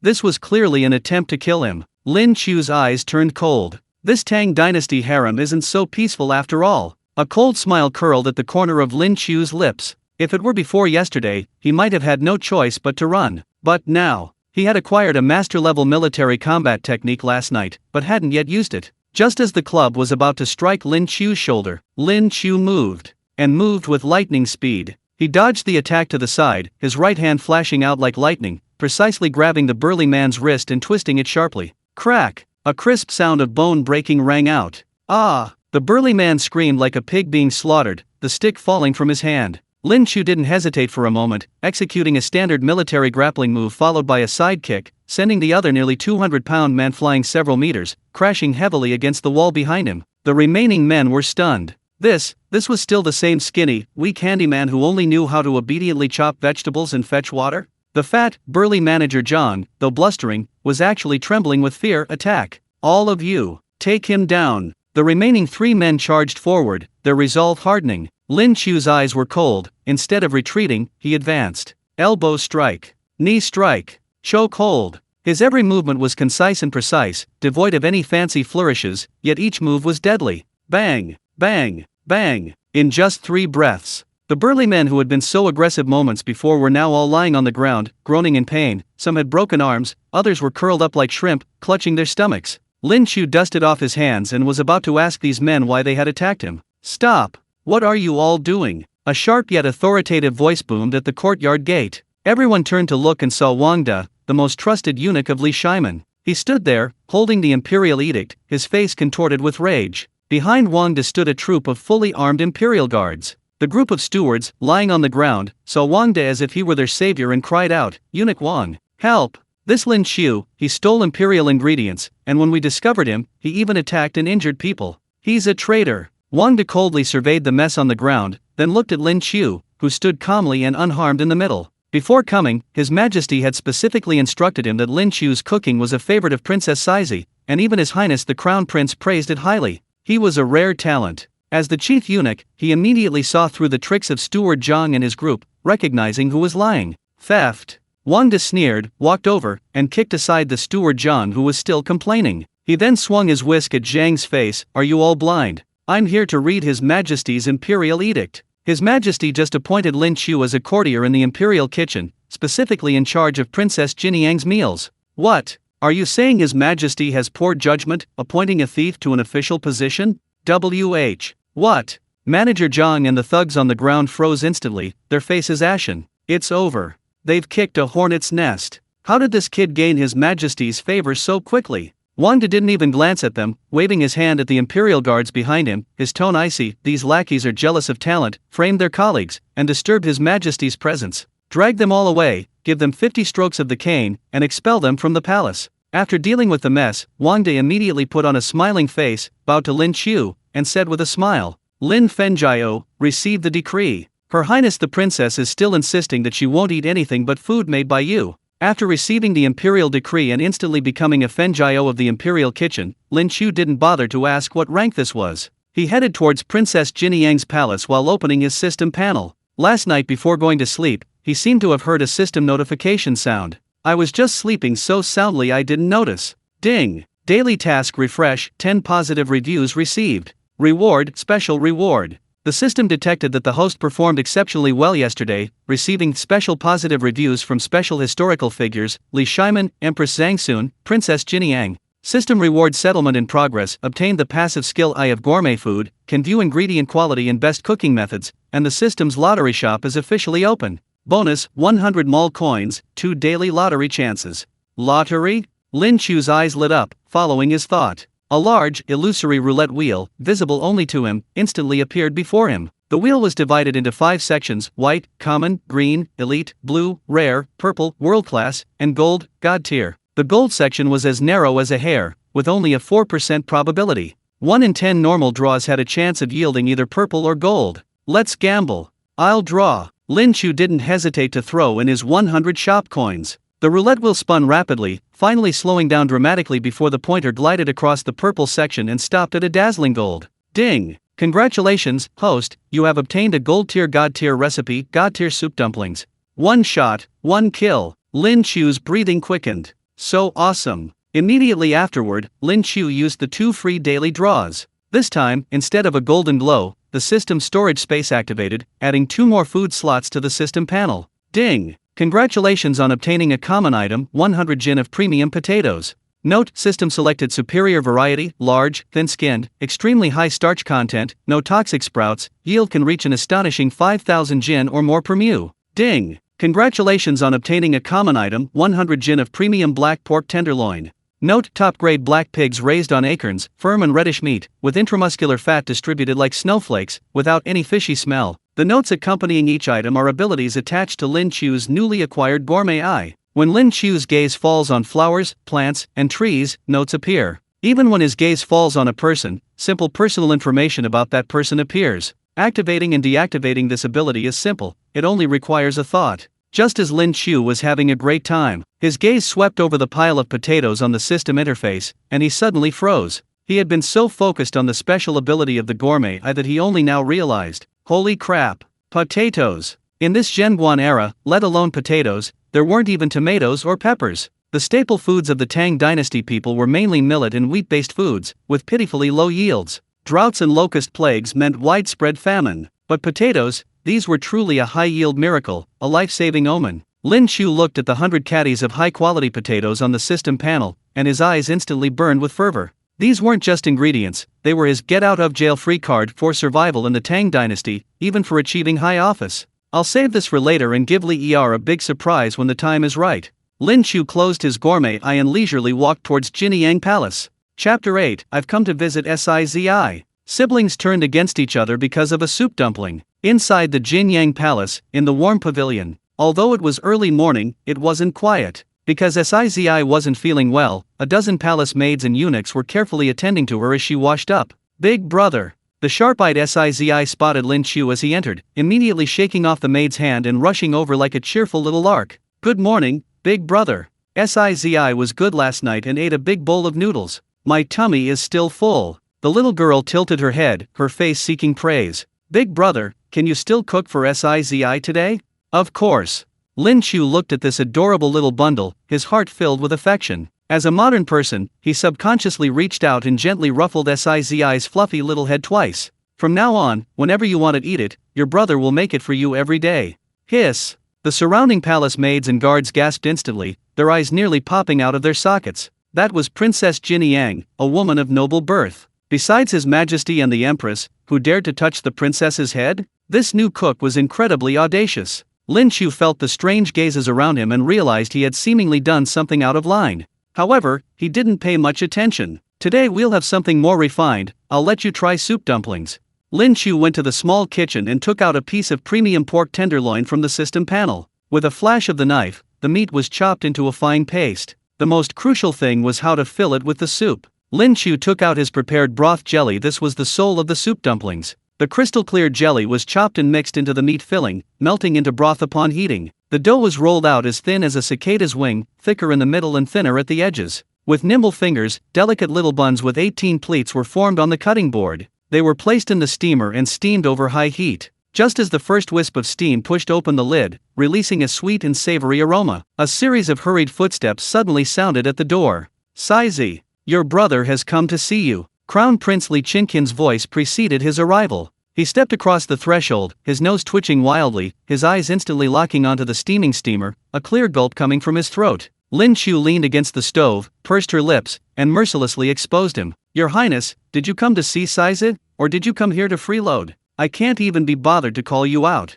Li Qingqian's face flushed slightly. However, because he had dismissed his attendants, he suddenly relaxed. He no longer acted like a prince. He even found Lin Qiu's nonchalant attitude towards him quite pleasant, unlike those sycophantic servants who only knew how to kowtow and fawn, their hypocrisy nauseating. Ahem, I've naturally come to see the prince, and incidentally, to sample his flavor for you. Li Qingqian leaned closer, acting as if they were old friends. Lin Qiu, I think you're quite genuine, and I like your personality. How about we become friends in private? Lin Qiu, however, wasn't flattered. Instead, he glanced meaningfully at the extremely handsome eunuch standing outside the hall behind Li Qingqian Shinsin, whose appearance was more beautiful than a woman's. Then, Lin Qiu took a half step back, waving his hand with a look of disdain. No, Your Highness, I dare not be friends with you. My sexual orientation is normal, I'm afraid of being misunderstood. Li Qingqian was stunned. Although he didn't understand what sexual orientation meant, Dan followed Lin Qiu's gaze to Shinsin, and he instantly realized what he was talking about. Insolence! Li Qingqian immediately flew into a rage, like a cat whose tail had been stepped on. Who's spreading rumors about me outside? Shinsin is an entertainer sent by my uncle to amuse me. I'm innocent. I'll have him sent back tomorrow. Looking at the furious young man before him, Lin Qiu raised an eyebrow slightly. At this time, Li Qingqian's leg wasn't broken yet, his mind wasn't twisted, and he was still a normal young man who cared about his reputation. He hadn't gotten involved in any of those messy, dirty things yet. Not bad yet, still salvageable. Alright, I was just joking. Ding! Congratulations on making a divine soup dumpling with a score of 87. Lin Qiu, seeing that the time was right, reached out and lifted the lid of the steamer. Whoosh! White steam dissipated like mist. Li Qingqian, who had been angry, instantly shut up. All his negative emotions vanished in that instant. Inside the steamer, small, exquisite dumplings, white as jade, were visible through their thin skin. One could even vaguely see the flowing golden broth and tender pink meat filling inside. An intensely rich aroma of meat, mixed with the wheat fragrance of the dough, forcefully penetrated every pore. So fragrant. Li Qingqian and Sizi, one big and one small, pressed their heads against the steamer, swallowing in perfect unison. What satisfaction, what rumors, all were insignificant compared to these soup dumplings. Brother Lin Fang, I want some. Sizi stamped her feet impatiently, reaching out her little hand to grab it. Li Qingqian wasn't to be outdone, ignoring the heat, and reached out to pinch it. Stop! Lin Qiu slapped Sizi's little hand away, saying irritably, is this how you eat this? Listen to me if you don't want to burn your mouth. As for Li Qingqian, who recoiled from the burn, Lin Qiu ignored him. Serves him right. Lin Qiu picked up a soup dumpling, placed it on a small plate, and poured a little aged vinegar over it. Listen carefully to the instructions, lift gently, move slowly, open a small hole first, then drink the soup. Lin Qiu demonstrated, biting a small opening in the side of the dumpling. Instantly, a steaming stream of delicious soup flowed out. He took a gentle sip. The broth, a fusion of premium pork and broth jelly, was so delicious it sent shivers down his spine. There was no fishy smell, only the rich aroma of oil and the sweetness of the meat. Not bad. Lin Qiu ate while reflecting on his creation and the insights he gained from the system's divine recipes, summarizing his gains and losses. He would strive to do better next time. Wow! Big Brother is really good at cooking. Amazing! Sizi was stunned, then immediately imitated him, leaning over the table and picking up a soup dumpling to eat. Li Chengqian also picked one up, carefully biting open a small hole, blowing on it, and then taking a big sip. In that instant, the scalding hot, delicious broth exploded in his mouth. Fresh! So fresh! He then swallowed it whole, skin and all. The chewy dough wrapped around the tender pork filling, complemented by a touch of tangy vinegar to cut through the richness. Li Chengqian felt his soul tremble. The finest taste of the world. This is the finest taste of the world. Li Chengqian mumbled, his chopsticks already reaching for the second one. Brother, you're mean. Don't steal Size's bun. I was testing it for you. Ouch. Size, why did you bite me? Watching the royal siblings, so utterly unrefined and seemingly at odds over a bun, Lin Qiu smiled. As a chef, seeing diners fight over his food like this was the highest praise. It was even more gratifying than a positive review from the system or completing a task. Of course, the system's positive review, which would also bring him rewards, was indispensable. Lin Qiu quietly turned his gaze to the system panel. Chapter 9 Li Chengqian, Salt? Are you trying to harm my whole family? Refining salt. Inside the warm pavilion of Jinyang Palace, the scramble for breakfast had just ended. Several baskets of divine soup dumplings, broth and meat alike, were devoured clean. A satisfied Size, imitating Li Chengqian, sprawled unceremoniously on the soft couch, patting her round belly with her little hands, a look of complete contentment on her face. She turned her head to look at Lin Qiu beside her, who was sitting with his legs crossed, looking blissfully at ease. Her big eyes blinked, and she thought that posture seemed quite comfortable, so she copied him. She tried to lift her short little leg, intending to rest it on her other leg, but because her leg was too short, it slipped down after several attempts, her clumsy appearance resembling a little turtle unable to turn over. Smack! Li Chengqian lightly slapped Size's head, frowning as he scolded. Size! Sit properly. You are a princess of the Tang Dynasty, how can you adopt such a vulgar, scoundrel-like posture? What kind of decorum is this? Size pouted, about to retort. But turning her head, she saw her crown prince brother, who had just finished scolding her, plopping down opposite Lin Qiu, lifting his robe, and casually crossing his legs, even swinging them comfortably a couple of times. You know what, this posture is indeed relaxing. Li Chengqian, this hypocrite without a shred of conscience, leaned back comfortably against the table. Looking at the composed Lin Qiu, a sudden surge of curiosity and inquiry welled up within him. Lin Qiu, I've never understood this. The ingredients in the imperial kitchen are all the same, so why does your cooking taste 100 times more delicious than that of the imperial chefs? Is there some secret recipe? Lin Qiu raised an eyebrow. He closed the system panel. To thrive in the Tang Dynasty, cooking alone wasn't enough, he had to sacrifice something to elevate his status. Lin Qiu put down the toothpick, tapping his fingers lightly on the table, and uttered a single word. Salt. Salt? Li Chengqian was taken aback. The imperial kitchen uses only the finest green salt, without bitterness or astringency. Is the salt you use even better than green salt? Lin Qiu shook his head slightly, a mysterious smile playing on his lips. Green salt? What good is that? This humble servant possesses a special secret method that can even refine poisonous mineral salt, turning it into table salt 100 times finer and as white as snow. Upon hearing this, the previously languid atmosphere instantly froze. Li Chengqian's face turned deathly pale, his pupils contracting sharply. Mineral salt. In the Tang Dynasty, who didn't know that mineral salt was poisonous? That stuff was only good for livestock to lick. If a person ate it, they would suffer from abdominal pain, diarrhea, or even death from poisoning. It was an absolute poison. Salt, salt. Li Chengqian's voice trembled. He pointed to the empty steamer in front of him, then to Lin Qiu, his eyes filled with terror. You mean, what Size and I ate just now, and what we sent to father and mother last night, was all made of salt. Boom! Thinking that he had personally served poison to his father and mother, Li Chengqian felt the world spin. The next moment, an urge to strangle Lin Qiu shot straight to the top of his head. Whoa! You madman! Do you want to kill my whole family? Li Chengqian sprang up from his chair, grabbed the still wailing and squealing Size, and frantically shook her. Size! Quick! Spit it out! That's poisonous salt! Spit it out! Sizi was dizzy and disoriented, her face pale. She covered her mouth tightly with her small hands, crying out in a trembling voice. Wah! No! Brother, you're mean! I'm so full, I can't throw up. Brother, stop shaking me. I'm so dizzy. I'm going to tell father you bullied me. Wah! Looking at the chaotic scene between the brother and sister, Lin Qiu sighed helplessly. Li Changqian was still just a teenager, his mental fortitude wasn't strong enough. He reached out and firmly pressed the agitated Li Changqian back into his chair. Your Highness, calm down. Lin Qiu rolled his eyes. Do you think I have the guts to poison you, His Majesty, and the Empress? Do you think I'm tired of living, wanting to play 9 clans elimination game? Oh, I forgot, I probably won't have 9 clans in my life. 9 clans, elimination game? Although Li Changqian didn't understand the term, he roughly understood Lin Qiu's meaning from the context. If he really poisoned her, it would be a crime punishable by the extermination of 9 generations of her family. He gasped for breath, staring intently at Lin Qiu. Then what you said earlier? I said I could turn poisoned salt into good salt, but I didn't say I used mineral salt for cooking. Lin Qiu shrugged, giving him a look of utter disbelief. The meal just now used the Imperial kitchen stock of green salt. I just wanted to show your Highness that I have the technology. Li Changqian was stunned. Several breaths later, he realized he'd been tricked. But then, a surge of overwhelming joy quickly overwhelmed him, instantly replacing his previous fear. Wait!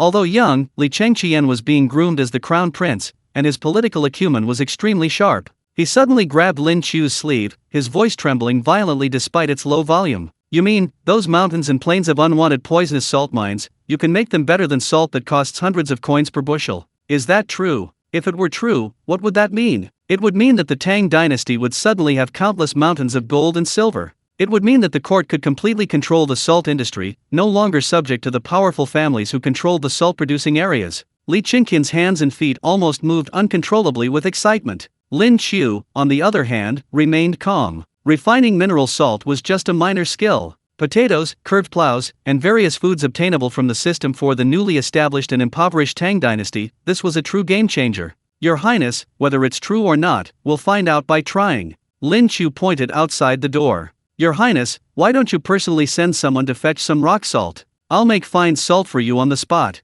Li Changqian took a deep breath, about to call out to Chen Xin. But before he could speak, Lin Qiu's earlier teasing remark about sexual orientation suddenly echoed in his ears. Li Changqian felt a sudden wave of nausea and discomfort. This matter was of paramount importance, a matter of national importance. Chen Xin was ultimately just a beautiful page boy, calling him seemed inappropriate. Li Changqian's mind raced, and he looked at a trusted imperial guard outside the door. Wan Er. Go quickly to the salt mountains outside the capital and dig up a basket, no, several baskets of rock salt for me. Remember, this is absolutely confidential. Keep it a secret, don't let anyone know. Yes. The wait wasn't long. There were several abandoned salt mines near Chang'an City. Because they were poisonous, they were usually ignored. Half an hour later, a basket of grayish salt rocks, covered in impurities and with an unpleasant odor, was carried into the courtyard of Jinyang Palace. The courtyard had been cleared out, leaving only Lin Qiu, Li Changqian, Isai Zi holding a small tiger doll, and several close attendants and eunuchs absolutely loyal to Li Changqian. While retrieving the salt, Lin Qiu wasn't idle. He had wooden buckets, gauze, charcoal, and a large pot prepared. Watch closely. Lin Qiu picked up a piece of salt rock, crushed it, and threw it into the bucket to dissolve. Then he filtered the turbid brine through layers of gauze and charcoal. This step was crucial for adsorbing toxins and impurities. The originally grayish-yellow brine had become clear and transparent after flowing through the simple filtration device. Li Changqian stared intently, holding his breath. Chapter 10, Pure Salt. Pure Saltiness. Li Changqian's shock. A deal. The first step is filtering, the second step is, start the fire and boil the salt. Lin Qiu poured the clear brine into the pot and brought it to a boil over high heat. As the water evaporated, white crystals began to form at the bottom of the pot. 15 minutes later, the water had completely evaporated. The once empty iron pot was soon covered with a thick layer of fine, sand-like crystals, as white as fresh snow. Under the sunlight, these crystals shimmered with a diamond-like brilliance, almost blindingly so, yet breathtakingly beautiful. This is really salt?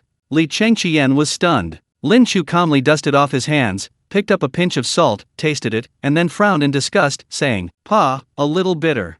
The filtration is too coarse, the impurities weren't removed completely. It's barely edible. The purity is just barely passing." Li Changqian incredulously reached out, wanting to taste the pristine white granules himself. Chen Xin, quick-witted and eager to demonstrate his loyalty, hurriedly cried out, "Your Highness, no! This is poisonous salt. Let me get out of the way." Li Changqian didn't even glance at him, kicking Chen Xin into a corner. At this moment, his eyes were only on the salt, he wouldn't tolerate any noise. I believe Lin Qiu wouldn't harm me. Li Qingqian's fingers trembled as he gently pinched a small amount of white crystals and put it in his mouth. Salty, purely salty. It lacked the faint bitterness of coarse salt, and the earthy taste of raw salt. Only the purest, most exquisite saltiness bloomed on the tongue. A miracle, this is a miracle. Li Chengqian abruptly turned to Lin Qiu, his words tumbling out in excitement. More refined than coarse salt, whiter than tribute salt. Did this really come from those dusty, gray stones? Lin Qiu, you are simply a god descended to earth. Such divine skill, if presented to father. Lin Qiu, looking at the excited, naive Li Chengqian, said dismissively, following my steps, if the process were more careful, this salt could be even purer and tastier. Li Qingqian's mouth dropped open, even purer. Nearby, Sizi, who had gone to the garden to catch butterflies out of boredom, was completely unaware of the extent of her crown prince brother's astonishment. This crudely refined salt is better thrown away. Li Chengqian looked at Lin Qiu's disgusted face, then at the snow-white treasure in his hand, his lips twitching wildly. This is 100 times better than the tribute salt used in the palace. You call this barely edible? You're even better at showing off in front of others than you are at cooking. Lin Qiu. Li Chengqian took a deep breath, his eyes becoming more serious than ever before. Just how many more surprises are you going to give me? This isn't cooking technique. This is clearly a strategy for governing the country. Lin Qiu spread his hands slightly, shameless and innocent looking. These are just some little tricks I came up with while doing odd jobs in the imperial kitchen. Your Highness, don't just be shocked. Now that the salt has been refined, shouldn't we talk about what you'd like to exchange for this method of refining poisonous mineral salt? Li Chengqian took a deep breath, displaying the composure of a crown prince despite his young age. You said, Lin Qiu, as long as it's not treason or other rebellious acts, as long as I can do it, I will absolutely make it happen for you. Treason. 6. Lin Qiu's lips twitched slightly. Speaking of treason and rebellion, you, sir, will be the pioneer and model of this in a decade or so. Dare to rebel against Li Shiman, the strongest carbon-based being of the 7th century AD? You're truly something else. Even if a hairy-faced, thundermouthed monk suddenly appeared beside Li Shiman, Lin Qiu wouldn't be surprised. Who knows if he's transmigrated into some strange anime or novel's Tang Dynasty world. In a side hall of Jinyang Palace, the atmosphere grew increasingly heavy. Li Chengqian stared intently at the basin of freshly brewed snowflake salt, his breathing rapid. He was waiting for Lin Qiu to speak. If Lin Qiu were willing to hand over the Midas touch method for refining mineral salt, Li Chengqian would agree without hesitation, even if Lin Qiu demanded a high-ranking official position or a pardon from death. After all, refining this poisonous salt into edible salt was a matter of national importance, arguably crucial to the fate of the Tang Dynasty. However, Lin Qiu simply dusted off the salt grains on his hands and said nonchalantly, Your Highness, my request is simple. Besides cooking for Sizi, I hope the food I make can be served to the palace maids, eunuchs, and guards. Ha! Li Chengqian was stunned, even thinking he had misheard. He had expected Lin Qiu to say something like, May the Lin family enjoy 100 years of prosperity, or something about achieving a high position after he ascended the throne. And this was it? That's it. Just so those servants could eat your cooking? You're serious. Li Chengqian looked at Lin Qiu like he was an idiot. I thought you'd ask for a royal decree or a fortune. Now that Father Emperor is in his prime, and the Tang Dynasty is at peace, even I could grant your request.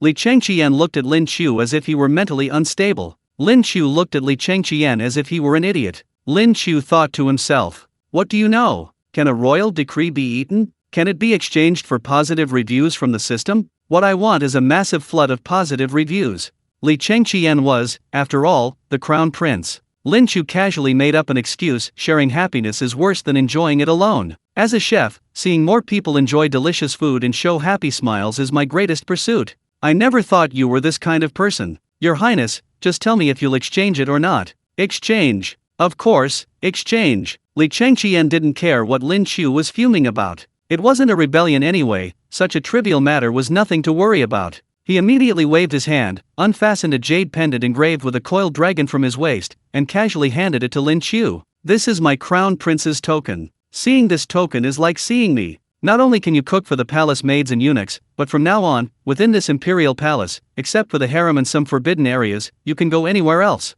Lin Qiu took the token, weighed it in his hand. It was quite heavy. Lin Qiu didn't know that this token meant he could mobilize the imperial guards in the eastern palace, even to the point of acting first and reporting later, but even if he did, he wouldn't care. Deal. For the next half hour, Li Chengqian dismissed all irrelevant people from the side hall. Only his trusted personal guard, Wang Yar, and a few absolutely loyal assassins remained. Lin Qiu held nothing back, demonstrating every detail of the dissolving, adsorption, filtering, and steaming processes. The key lies in the number of charcoal and gauze filtration layers, and the control of the heat. When they saw the bucket of murky, yellowish brine flow through Lin Qiu's device, transforming into crystal clear pure water, and finally precipitating snow-white salt crystals, there really is divine magic in this world. Wang Yar and several other burly men trembled with excitement, some even kneeling and kowtowing. This wasn't just salt-making, it was clearly a divine disciple descending to earth to save the world. Lin Qiu, unsure of the servants' reaction, demonstrated several times, teaching them the process, then swaggered away with the token. "You can practice slowly, I'm going to make some delicacies." Lin Qiu's departing figure gradually disappeared. The atmosphere in the side hall grew increasingly heavy. Li Chengqian took a deep breath, his crown prince demeanor evident. His eyes sharpened, and he turned to Wang Yar, ordering, "If even a single word of what happened today leaks out, your entire family 9 generations will be executed. Wang Yar, immediately take this box of purified mineral salt to the Imperial Medical Bureau. To be on the safe side, have several senior physicians examine it for poison. I must see the emperor immediately." Having said that, Li Chengqian carefully carried the box of snowflake salt, more precious than gold, and rushed towards the Ganla Palace. Chapter 11 Lottery. 2 new god-tier recipes. Rhinoceros and butterfly. Just as Li Chengqian was rushing to Ganla Palace, on the other side, in the small kitchen of Jinyang Palace, a completely different scene unfolded. "What are you all standing there for? Line up for your steamed buns." Lin Qiu, who had effortlessly prepared a pile of delicious food, stood beside a tall steamer, holding the crown prince's token in his hand. The palace maids, eunuchs, and guards were all terrified, their faces ashen. In the Tang Dynasty, hierarchy was strictly observed. How could they, as servants, be qualified to eat food prepared by the Lord Lin himself? This was food that even the crown prince and princess fought over. They had heard that even His Majesty had eaten it. How could they, these lowly servants, dare to consume it? "Lord Lin, this servant dares not." Sizi's personal head maid, a woman in her 30s. She looked at the steaming soup dumplings, swallowed hard, and retreated repeatedly. "This is the crown prince's order, and also His Highness Sizi's wish." Lin Qiu, with a stern face, shoved a basket of steamed buns into her hands. "What? You intend to disobey the imperial decree? This servant wouldn't dare." The head maid knelt down in fear, trembling as she accepted the plate. Under Lin Qiu's strong insistence, she gently bit open the bun, following the method Lin Qiu had just taught Sizi, and sipped the soup. Oh! In that instant, tears streamed down the face of this maid who had spent her entire life eating leftovers in the palace. Delicious! So delicious! The steaming broth flowed down his throat and into his stomach, dispelling the winter chill and warming his humble heart. "Wah, this pig meat is so delicious. I've never eaten anything so delicious in my life." With the head eunuch leading the way, the remaining eunuchs and guards also let loose. The incredibly fragrant food had already made their mouths water. "Huff huff, these noodles are so chewy. These soup dumplings are so fresh. Even better than what we ate during the New Year. Lord Lin is truly a living bodhisattva." An old eunuch with a wrinkled face, wiping away tears as he wolfed down his food, bowed deeply to Lin Qiu after finishing. "Lord Lin, you are a good person. We servants are so lowly, I never thought I'd taste such heavenly food in my life. This guy even got a good person card." Lin Qiu watched this scene, feeling a touch of emotion. But beyond the emotion, he was more concerned with the system notifications frantically flooding his mind. "Ding! You have received a special praise from the head palace maid, Sugongyi, rewarding you with plus 100 mall coins. Ding! You have received a special praise from the head guard, Zhaoda, rewarding you with plus 100 mall coins. Ding! Ding! Ding! In just one morning, Lin Qiu had cooked several pots of braised pork and dozens of baskets of steamed buns, practically feeding everyone in the SI palace who could move.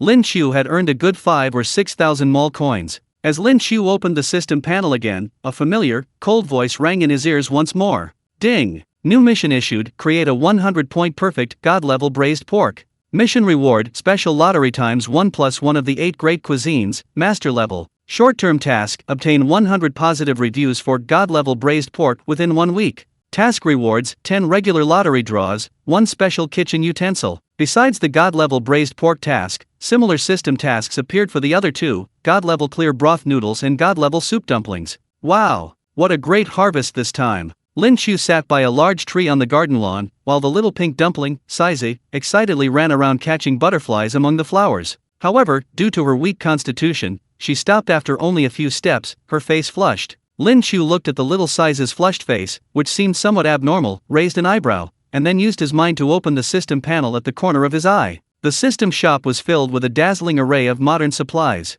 Premium potato seeds, 100 Jin 10 mol coins. Premium tomato seeds, 100 Jin 10 mol coins. Premium red chili peppers, 100 Jin 10 mol coins. The food items were incredibly cheap. Even Lin Qiu was stunned. He had originally thought these history-altering crops would be exorbitantly priced, but in the system's eyes, these were just basic ingredients. Even each one was sold by the Jin. Since it's so cheap, I'm not in a hurry to exchange for it. Anyway, I can just buy it from the mall whenever I want. There's no way to explain its origin now. I'll deal with it when I have my own territory. Compared to farming, Lin Qiu was more interested in the enticing lucky wheel. As a seasoned gamer, who could resist the temptation of gacha pulls? Try it out, or your bicycle might turn into a motorcycle. System, give me a 10 pull. Ding! You have successfully consumed 1000 mol coins. The lottery has begun. The roulette wheel spun rapidly. Ding! Congratulations, host, you have obtained 100 Jin of premium bachang rice. Ding! Congratulations, host, you have obtained 100 Jin of premium peanut oil. Ding! Congratulations, host, you have obtained 100 Jin of premium bouillon. The previous items were all kinds of ingredients and seasonings. Although they were all top-tier goods in this era, Lin Qiu was clearly not satisfied. Finally, on the 10th time, a purple light flashed. Ding! Congratulations, host, you have triggered the 10-pull guarantee. Congratulations, you have obtained one copy of the Great Tang Dynasty Hygiene and Epidemic Prevention Guide.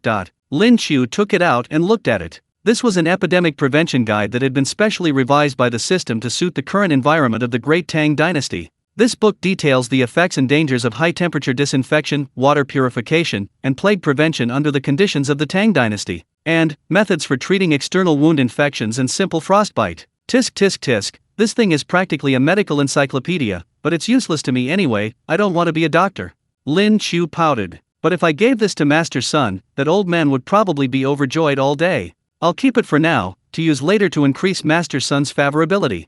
Lin Qiu continued to spend 2,000 in-game currency, going all in on the lottery. Soon, piles of fresh ingredients appeared. Nothing else particularly special. Just as Lin Qiu felt he could collect all the daily ingredients without even needing to redeem them himself. Suddenly, 2 dazzling golden lights erupted from the system panel. Ding! Congratulations, host, you have triggered a golden legend with a 0.4% probability. Congratulations, host, you have triggered a golden legend with a 0.4% probability. Congratulations, host, you have obtained a divine level recipe Divine Beggar's Chicken. Congratulations, host, you have obtained a divine level recipe Boiled Cabbage in Clear Broth. 2 golden lights in a row, both divine level recipes. Unsurprisingly, 2 cold voices soon rang out. Even though he had just obtained these 2 divine-level recipes, the system also issued related tasks. Beggar's Chicken, also known as lotus leaf chicken, is rumored to have been invented by a beggar in a certain dynasty. The preparation method of Beggar's Chicken is similar to Pao Tun, one of the 8 delicacies of the Zhou dynasty.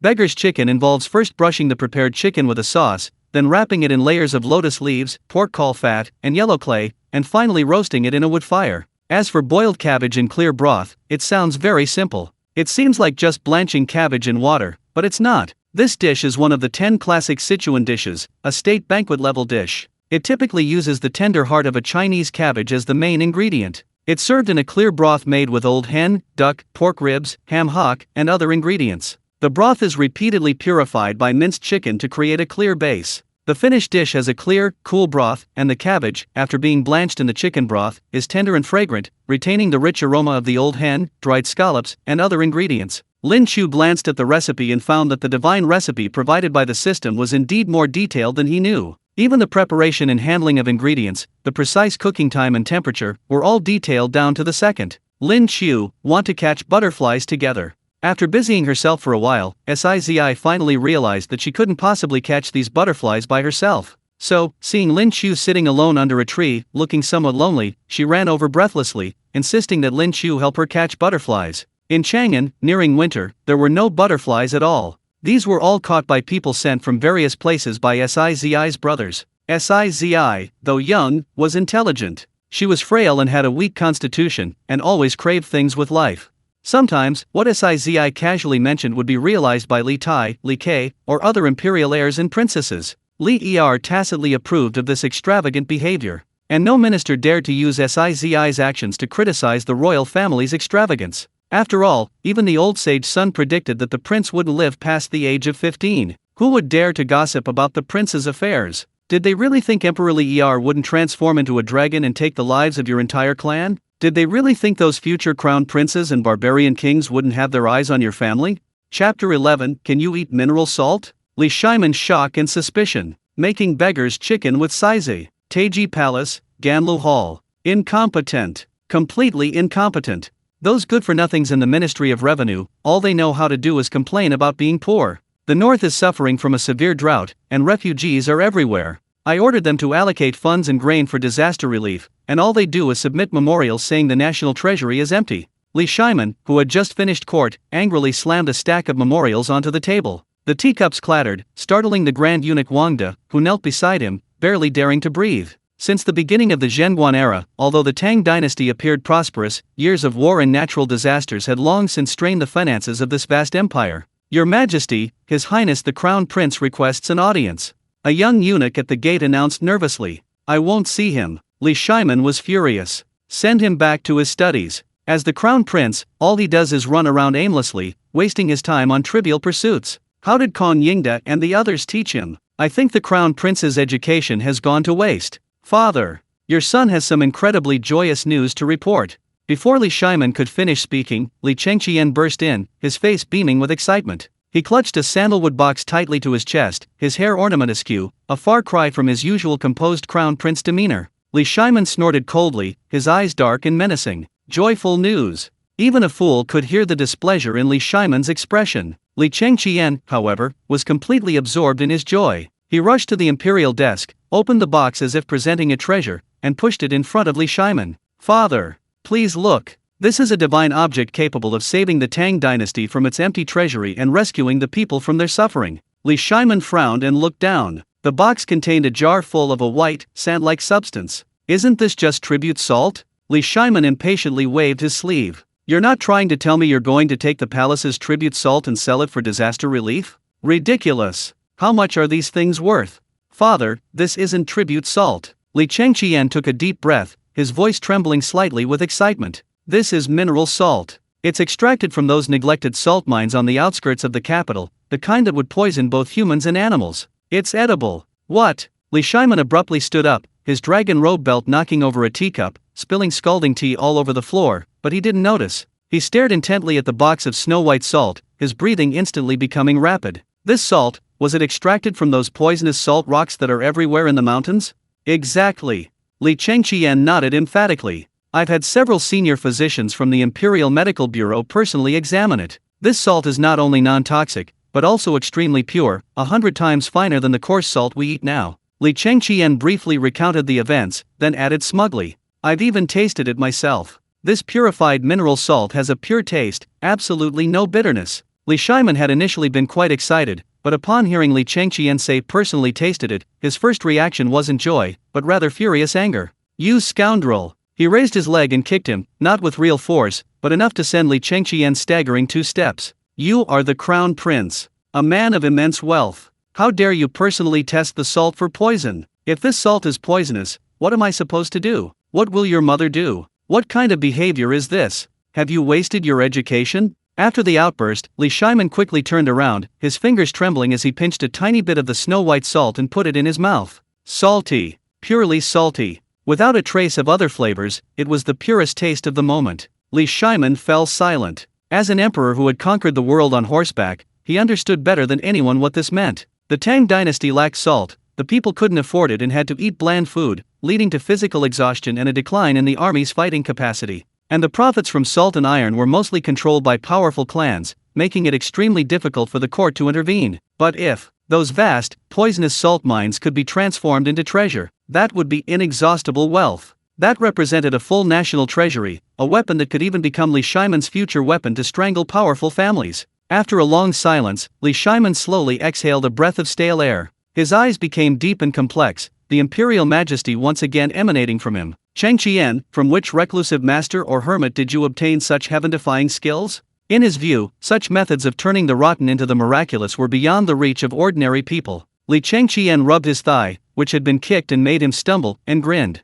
Father, there was no master. This person is both far away and right before your eyes.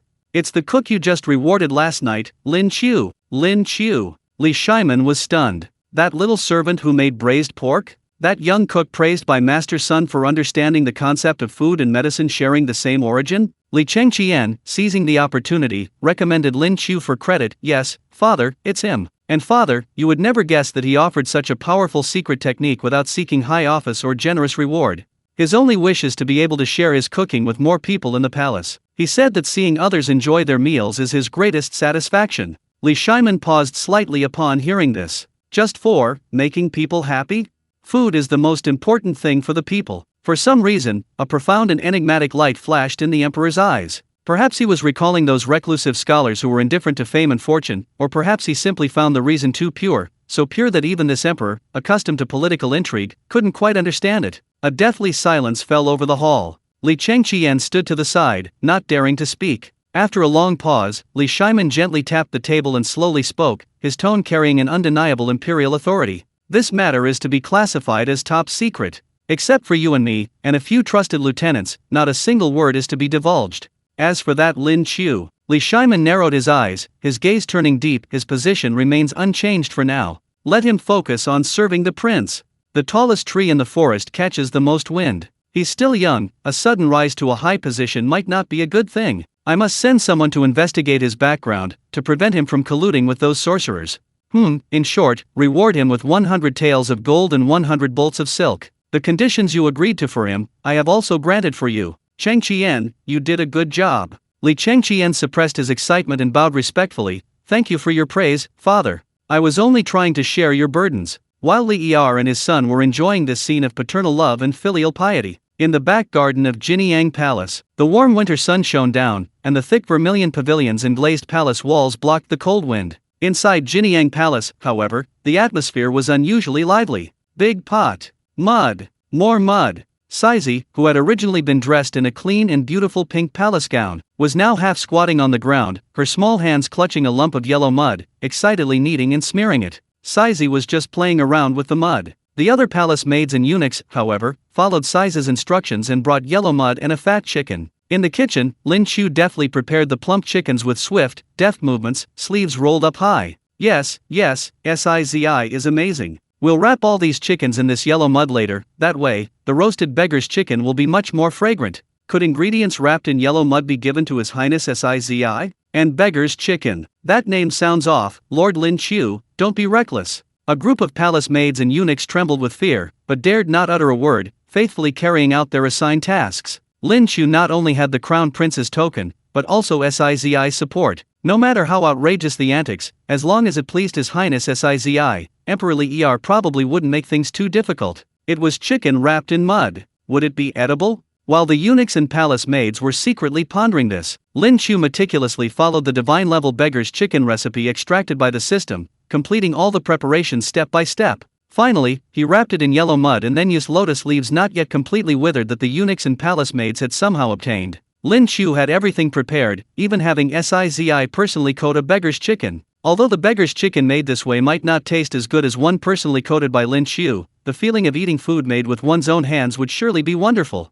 Just as the two of them tossed the prepared beggar's chicken into the oven that Lin Qiu had pre-controlled to roast, a sudden tinkling sound of jade pendants came from the entrance to the kitchen garden. Chapter 12, A 92-Point Divine Beggar's Chicken. Princess Chang Li was delighted with it. Palace maids, eunuchs, and guards all knelt in obeisance. Lin Qiu and Sizi, one older and one younger, both peered over. The mud splattered on their faces was clearly visible. A beautiful young woman, dressed in magnificent palace attire and possessing a touch of spiritedness, was hurrying towards them with two even younger girls in palace makeup. She was none other than Li Shiman's eldest daughter, Princess Chang Li, the most esteemed princess of the Tang Dynasty, Li Lizi. Li Lizi had just returned to the palace a few days prior with her husband to visit her ailing mother. The skilled physician's son, having visited her mother who was now well, had specially brought her two beloved younger sisters to visit Sizi. Yesterday, she had heard that the little girl had gone missing, and she had been frantic with worry. Fortunately, a eunuch later reported that Sizi had simply been hungry and had secretly run off to the imperial kitchen.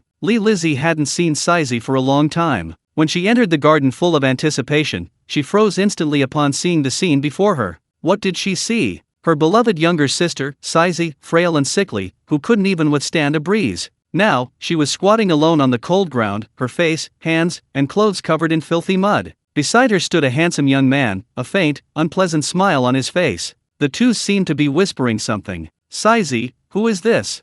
Ugh, Saizi doesn't know, it's too far away to see clearly. An uncontrollable surge of anger rushed to Princess Chang Li's head. Insolence! A sharp shout startled the birds in the garden, sending them all flying away. Princess Chang Li rushed forward and pulled Saizi, who was still smearing mud on her hands, to her feet. She looked at her younger sister's dirty little hands and skirt with heartache, then abruptly turned her head, her beautiful eyes flashing with malice, staring intently at Lin Qiu and the palace maids and eunuchs kneeling around them. You bunch of servants, is this how you serve the princess? In this cold weather, you actually let Saizi play in dirty mud. If Saizi catches a cold, I will definitely chop off your heads. Exterminate your entire family. Royal sister, it's you. Saizi missed you so much. Li Lizi's anger was abruptly interrupted. Ignoring the mud in her hands, Saizi suddenly hugged her furious elder sister. Li Lizi, hugged by Saizi, was also suddenly stunned. As the first daughter of Li Shiman and Empress Zhang Sun, she carried too heavy a burden. Since marrying Zhang Sun Chong, she hadn't entered the palace in a long time.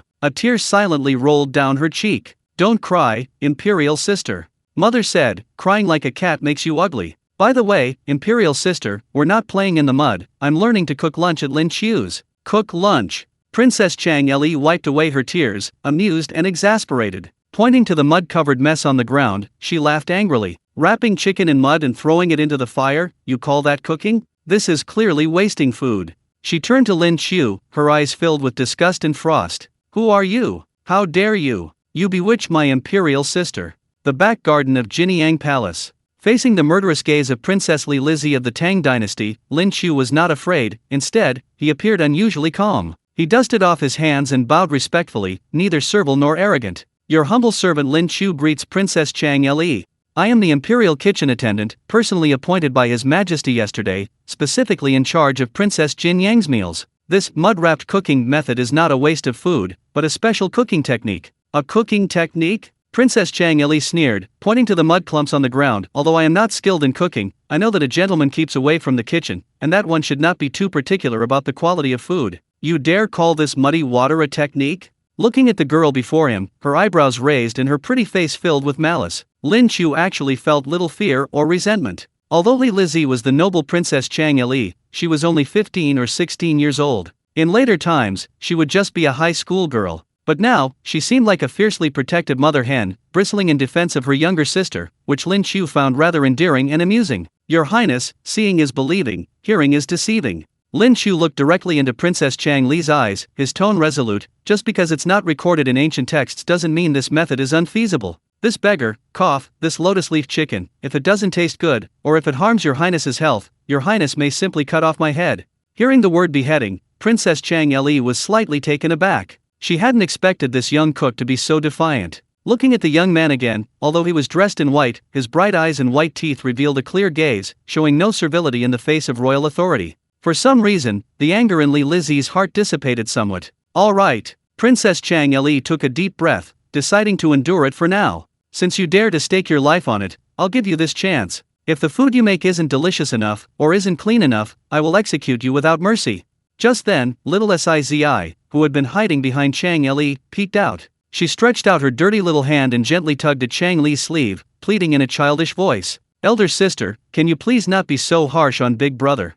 Big Brother's cooking is absolutely delicious. 100 times better than the bland mutton in the imperial kitchen. The little girl counted on her fingers, earnestly praising Lin Qiu. Yesterday, even Grandpa's son said the food cooked in the big pot can cure diseases. And my brother, the crown prince, ate a lot last night, and just now he shamelessly came to steal food from Sizi. What? Princess Chang Li was genuinely surprised this time. Although Grandpa's son was just a Taoist priest, he was a universally recognized divine physician, the ancestor of all doctors. His words were never wrong. And His Highness the Crown Prince, Li Chengqian, was taught by great Confucian scholars from a young age, emphasizing etiquette above all else. He actually came to steal breakfast from Sizi? Really? If she didn't know Sizi never lied, Chang Li would have suspected that Sizi was deliberately pleading for Lin Qiu. After hearing Sizi's words, Chang Li's gaze towards Lin Qiu unconsciously shifted from initial disgust and disdain to scrutiny and questioning, and a hint of curiosity. About half an hour later, in the side hall, Princess Chang Li had already washed Sizi's little hands and face and changed her into a clean, warm coat. The two little princesses, Qing He and Lan Ling, sat obediently beside her, their big eyes fixed on the bonfire in the center of the garden. Compared to the mischievous and unruly Chang Yang and Jin and Qing He and Lan Ling were like quiet, well-behaved girls. And because of this, besides Sizi, Chang Li loved these two little ones the most. The fire is ready. Lin Qiu glanced at the dying embers. He picked up an iron hook and skillfully stirred the fire. Several hard mud balls, charred black and cracked, rolled out. That's done? Princess Chang Li frowned, covering her mouth and nose with a handkerchief, seemingly still able to smell the burnt earth. Lin Qiu didn't explain, but simply tapped one of the cracked mud balls gently with the iron hook. Crack! A crisp cracking sound rang out. As the mud shell peeled away, a lotus leaf, baked to a golden brown sheen, was revealed. And the instant Lin Qiu slowly lifted the lotus leaf, a rich, lingering fragrance, stretching for miles, instantly swept through the entire garden. It was a blend of the delicate aroma of lotus leaves, the smoky richness, and the caramelized scent of golden brown chicken. It wasn't as overpowering and greasy as braised pork, but rather possessed a subtle, soul-stirring fragrance. Gulp! Princess Chang Li, who had been maintaining a composed demeanor, involuntarily swallowed. So fragrant! Beside her, Princess Sizi, and the two little princesses, Qing He and Lan Ling, gaped wide-eyed, drool practically dripping from their mouths. Asterisk so fragrant. Royal sister, it smells so good, asterisk. Royal sister, I'm hungry. At the same time, a cold notification sounded in Lin Qiu's mind. Ding! Congratulations, host, for creating a 92-point, God-level lotus leaf chicken. Evaluation: the ingredient processing and preparation process had slight flaws, but the cooking time was perfect. Overall rating, excellent. Lin Qiu didn't stand on ceremony, tearing off a large piece of chicken leg and putting it in his mouth to taste. The skin of the lotus leaf chicken was crispy from smoking, and the meat was tender. With one bite, the fragrance of the lotus leaf perfectly balanced the greasiness of the chicken. The combination was simply divine. Next, Lin Qiu cracked open the second clay ball. This was the one that Sizi had just made by hand. Chapter 13: Sugar Painting. The making process of maltose and soapberry. Ding! Congratulations, host, for creating an 82-point, God-level Beggar's chicken. Evaluation: due to uneven application of mud, some areas are slightly charred, but this does not affect the overall taste. Lin Qiu had actually noticed this while roasting. However, it didn't matter. Lin Qiu smiled and reached out to tear off two large chicken legs. With the tearing motion, golden fat flowed down the lines, steaming hot and fragrant. He handed one to the eagerly waiting Sizi, and the other to Princess Chang Li. Your Highness, please try it. Sizi cheered, grabbed the chicken leg with both hands, and without caring about the heat, took a big bite, her mouth full of oil, a look of pure bliss on her face. However, Princess Chang Li hesitated when she saw the chicken leg offered to her. First, for a princess to eat meat with her hands in public is extremely impolite. Secondly, this chicken leg was torn off by Lin Qiu with her bare hands. How can she eat this? Just as she was struggling with this dilemma, Lin Qiu seemed to read her mind and said with a smile, Your Highness, this chicken leg was made by Sizi herself. You are not only enjoying the food, but also appreciating your sister's heartfelt sentiment. This freshly cooked, piping hot chicken won't taste as good if it gets cold. Upon hearing this, Princess Chang Li's remaining reserve vanished instantly. She glanced at Sizi, who was happily eating beside her, then at the irresistibly tempting chicken leg in her hand. Never mind. Just for the sake of the prince, I'll indulge myself this once. Li Lizzie stretched out her slender hand, carefully pinching the chicken leg bone. Under several expectant gazes, she tentatively took a small bite. With each bite, the crispy, golden brown skin gave way to a burst of tender meat in her mouth. In an instant, an indescribable deliciousness exploded on her tongue. The fragrance of lotus leaves seemed to transport her to a summer pond, while the tenderness of the chicken continuously assaulted her taste buds. Not dry, not greasy, perfectly seasoned, each piece of meat soaked in its own juices. The lotus leaf fragrance balanced the flavor without making it greasy. Princess Chang Li's beautiful eyes widened suddenly. Her elegant chewing motion froze for a moment, then quickened. Delicious. Really, so delicious. As the eldest princess of the Tang Dynasty, what delicacies hadn't she tasted? Yet, compared to that, those steamed and boiled foods weren't even worthy of carrying Lin Qiu's lotus leaf chicken. Princess Chang Li no longer cared about etiquette. She took a large bite of the chicken leg, even getting some oil on her lips from eating so quickly. Without bothering to wipe it away, she mumbled indistinctly. Roasting a chicken wrapped in mud, and it's actually edible. This is the most delicious food I've ever eaten in my life. It's no wonder Cheng Qian loves your cooking. Seeing her usually dignified and stubborn elder sister now completely captivated by the food, Sizi proudly waved the bare chicken bones in her hand. Hee hee. Elder sister, I told you the chef was amazing. Ding! Congratulations on receiving a top-tier review from Princess Chang Le. Shop coins plus 100. Congratulations, host, you have acquired the technology soapberry making technique. Lin Qiu stood aside, watching the group of the most noble princesses of the Tang Dynasty feast on Beggar's chicken around the fire. A slight smile played on his lips. The only thing Lin Qiu hadn't expected was that Sizi wasn't particularly fond of the lotus leaf chicken she had made. She actually preferred Lin Qiu's Beggar's chicken, which was much tastier. As for the chicken she had made with mud, it was eaten by Princess Chang Le. Watching the princesses wipe the grease from their mouths with lingering enjoyment, Lin Qiu's mind was filled with cheerful notification sounds. Ding! Congratulations, host, you have received a top-tier review from Princess Jinyang Sizi. Reward plus 100 mall coins. Ding! Host has received the first top-tier reviews from Princess Qinghe and Princess Lanling. Special reward mechanism triggered. Ding! Congratulations, host, for acquiring the skill sugar painting master level. Congratulations, host, for acquiring the technique white sugar refining method. Looking at this series of rewards, Lin Qiu seemed thoughtful. Soapberry making, white sugar. Lin Qiu stroked his chin, his eyes flickering. The system's judgment mechanism was quite interesting. It seemed that the greater the historical influence of a figure, the more generous and unique the reward would be when they first gave a special praise. Sizi gave a divine-level braised pork recipe, Li Chengqian gave martial arts and a curved plow, while Li Er and Empress Zhang Sun, for some reason, remained silent. However, the princesses before him gave knowledge and abilities related to daily life. What kind of reward would I receive if I earned the highest praise from those famous ministers and generals of the Tang Dynasty?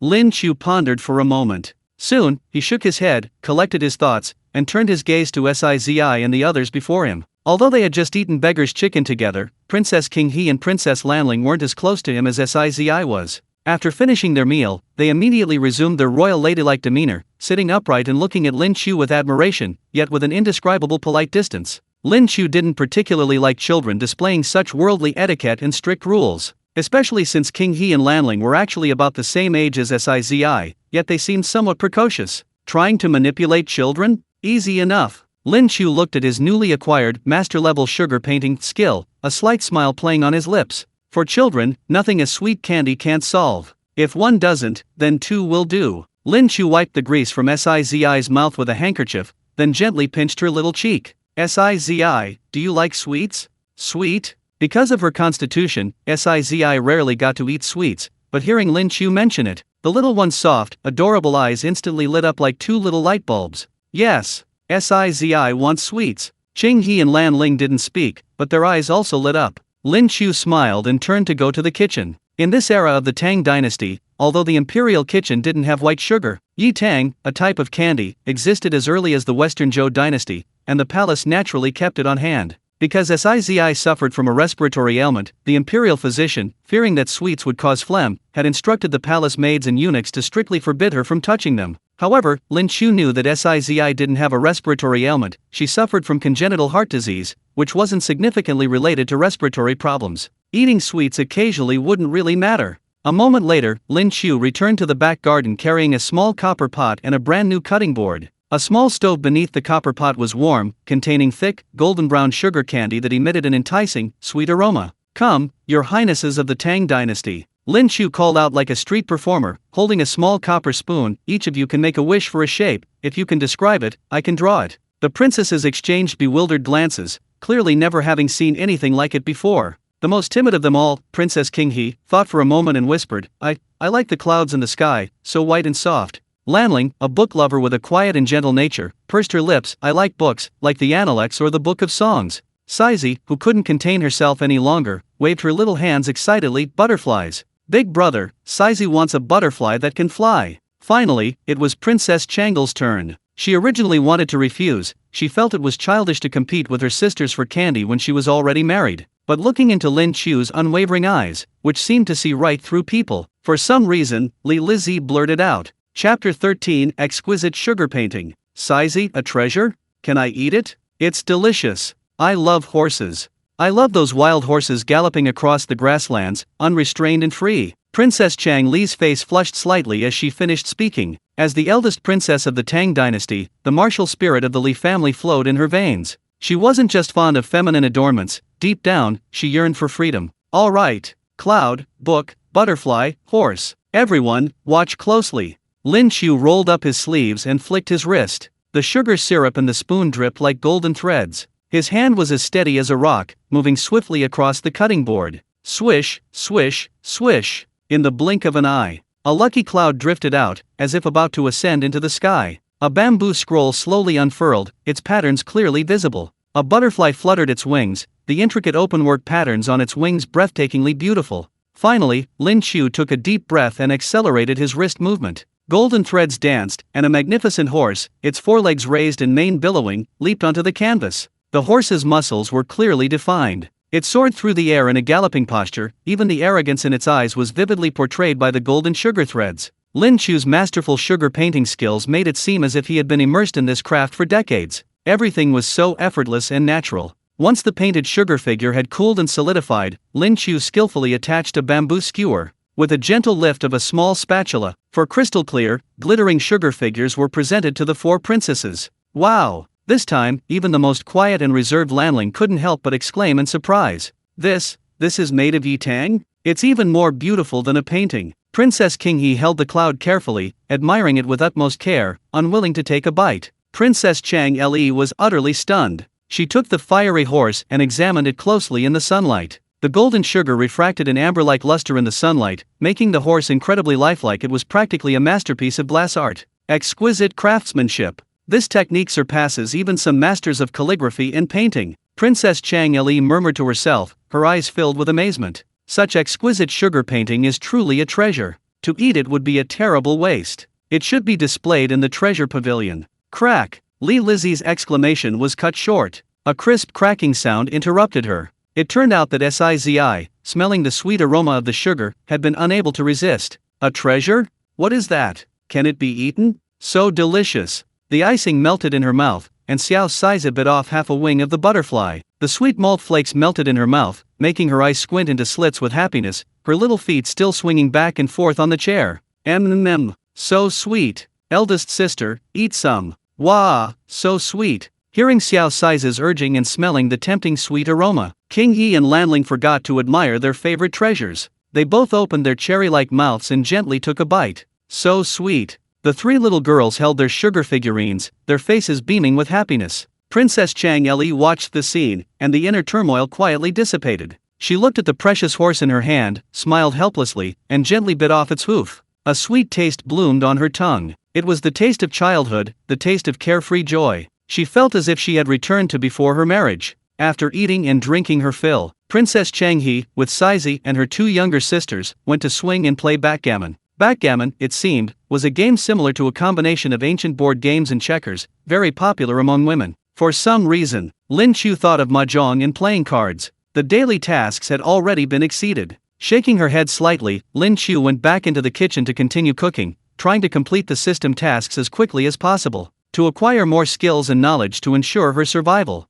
Despite the apparent prosperity of the Tang Dynasty, the average lifespan was only around 30 years. To survive in such an era, only abundant abilities and knowledge could guarantee one's survival. Just as Lin Qiu was happily preparing lunch for the palace maids, eunuchs, and guards. An hour later. Your Highness, something terrible has happened. A flustered chorus of footsteps, accompanied by a shrill eunuch's voice, shattered the tranquility of the back garden. A head eunuch, drenched in sweat, rushed in, clutching Princess Chang Le as if she were his lifeline. Your Highness Chang Le, quick! Go to the Lijhan Hall immediately. Princess Chang Le's heart skipped a beat, and she nearly dropped the exquisite jade chess pieces in her hand. She jumped to her feet, her face instantly turning deathly pale. What's wrong? Is it mother? The eunuch cried out, his voice trembling with emotion. Her Majesty the Empress, she's suddenly fallen ill again. Her illness had clearly improved a few days ago, but just now, she suddenly couldn't breathe, her face turned purple, and she couldn't even speak. The imperial physicians are helpless. The renowned physician's son happens to be near the palace and is on his way to administer acupuncture. What? Princess Chang Le felt the world spin. Her mother's illness had always been a source of great anxiety for her. She had thought it had improved recently, so how could it have suddenly worsened? Just the last 2 days when she visited her mother, her complexion was rosy. How could this be? Mother is sick? Upon hearing this, Sizi, who was tightly clutching a sugar figurine stick, suddenly dropped it to the ground. She burst into tears and tried to run outside with her short legs. Quick! Prepare the carriage. Back to Lijhan Palace. Princess Chang Le scooped up Sizi, who was trying to run off. Without a second thought, she hurriedly led Qing He and Lan Ling, surrounded by a group of eunuchs, maids, and guards, and rushed out of Jinyang Palace. The once bustling back garden was instantly deserted. Only Lin Qiu and a few remaining maids and eunuchs stood in the cold wind. Lin Qiu had already prepared lunch for the maids and eunuchs again and checked the food reviews once more. She wasn't particularly bothered by their departure. However, Lin Qiu's brows furrowed deeply. Empress Chang Sun's illness has suddenly worsened? That shouldn't be the case. With Master Sun's treatment and pulse diagnosis, her condition should be stabilizing. Unless...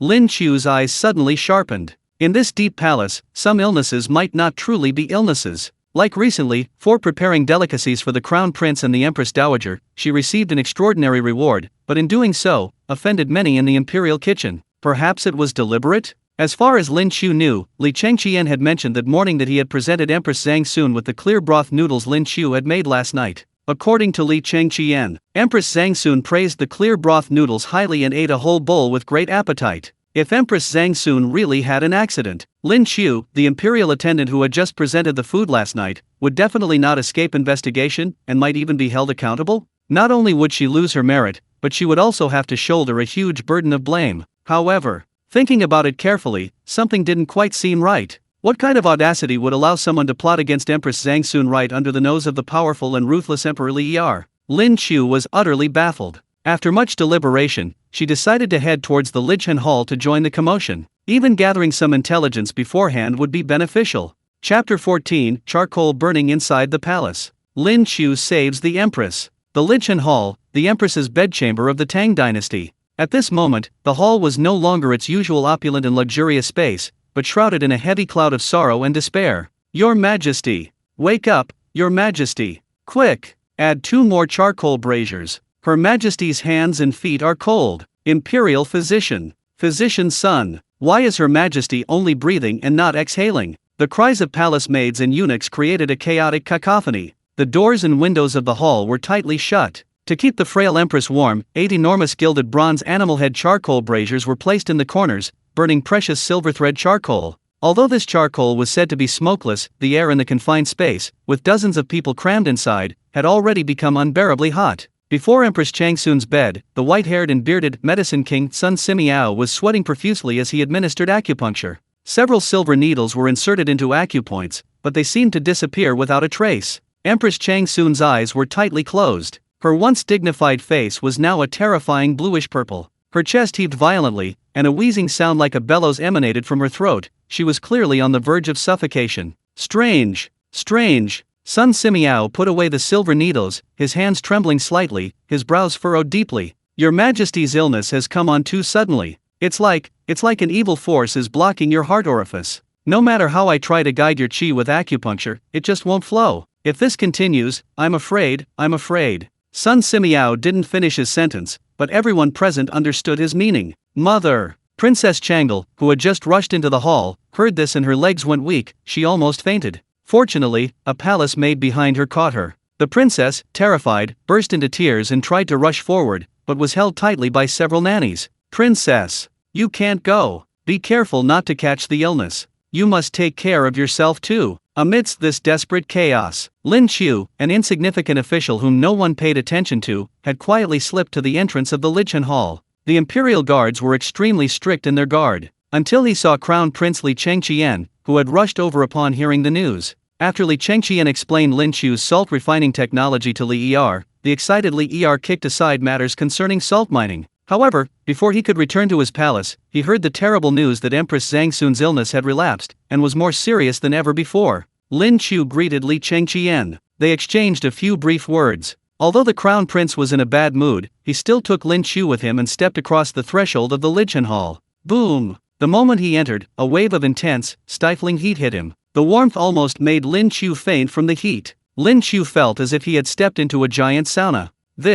Lin Qiu's pupils constricted sharply. As a modern person, he realized almost instantly. This wasn't some kind of evil energy invading his body. This was clearly oxygen deprivation combined with mild carbon monoxide poisoning. Empress Chang Sun already suffered from a severe respiratory ailment, making her respiratory system extremely vulnerable. In this stuffy, oxygen-depleted room, where a large amount of coal was burning, even a normal person would feel dizzy and lightheaded after a while, let alone a respiratory patient experiencing an attack? Even if Empress Chang Sun wasn't sick to begin with, she would have been poisoned sooner or later. This is practically murder. Lin Qiu looked at the heartbroken, weeping Xiao Saizi, hesitated for a moment, and felt he should do something. Besides, the historical Empress Chang Sun was gentle and loved her people. She was a rare virtuous empress in the entire history of the Great Xia Dynasty. She shouldn't have died so tragically. His Highness has decreed that you open all the doors and windows. Let the Lichen Hall ventilate. Lin Qiu disregarded his status, took out Li Qingqian's token, and roared, his voice booming like thunder in the noisy hall.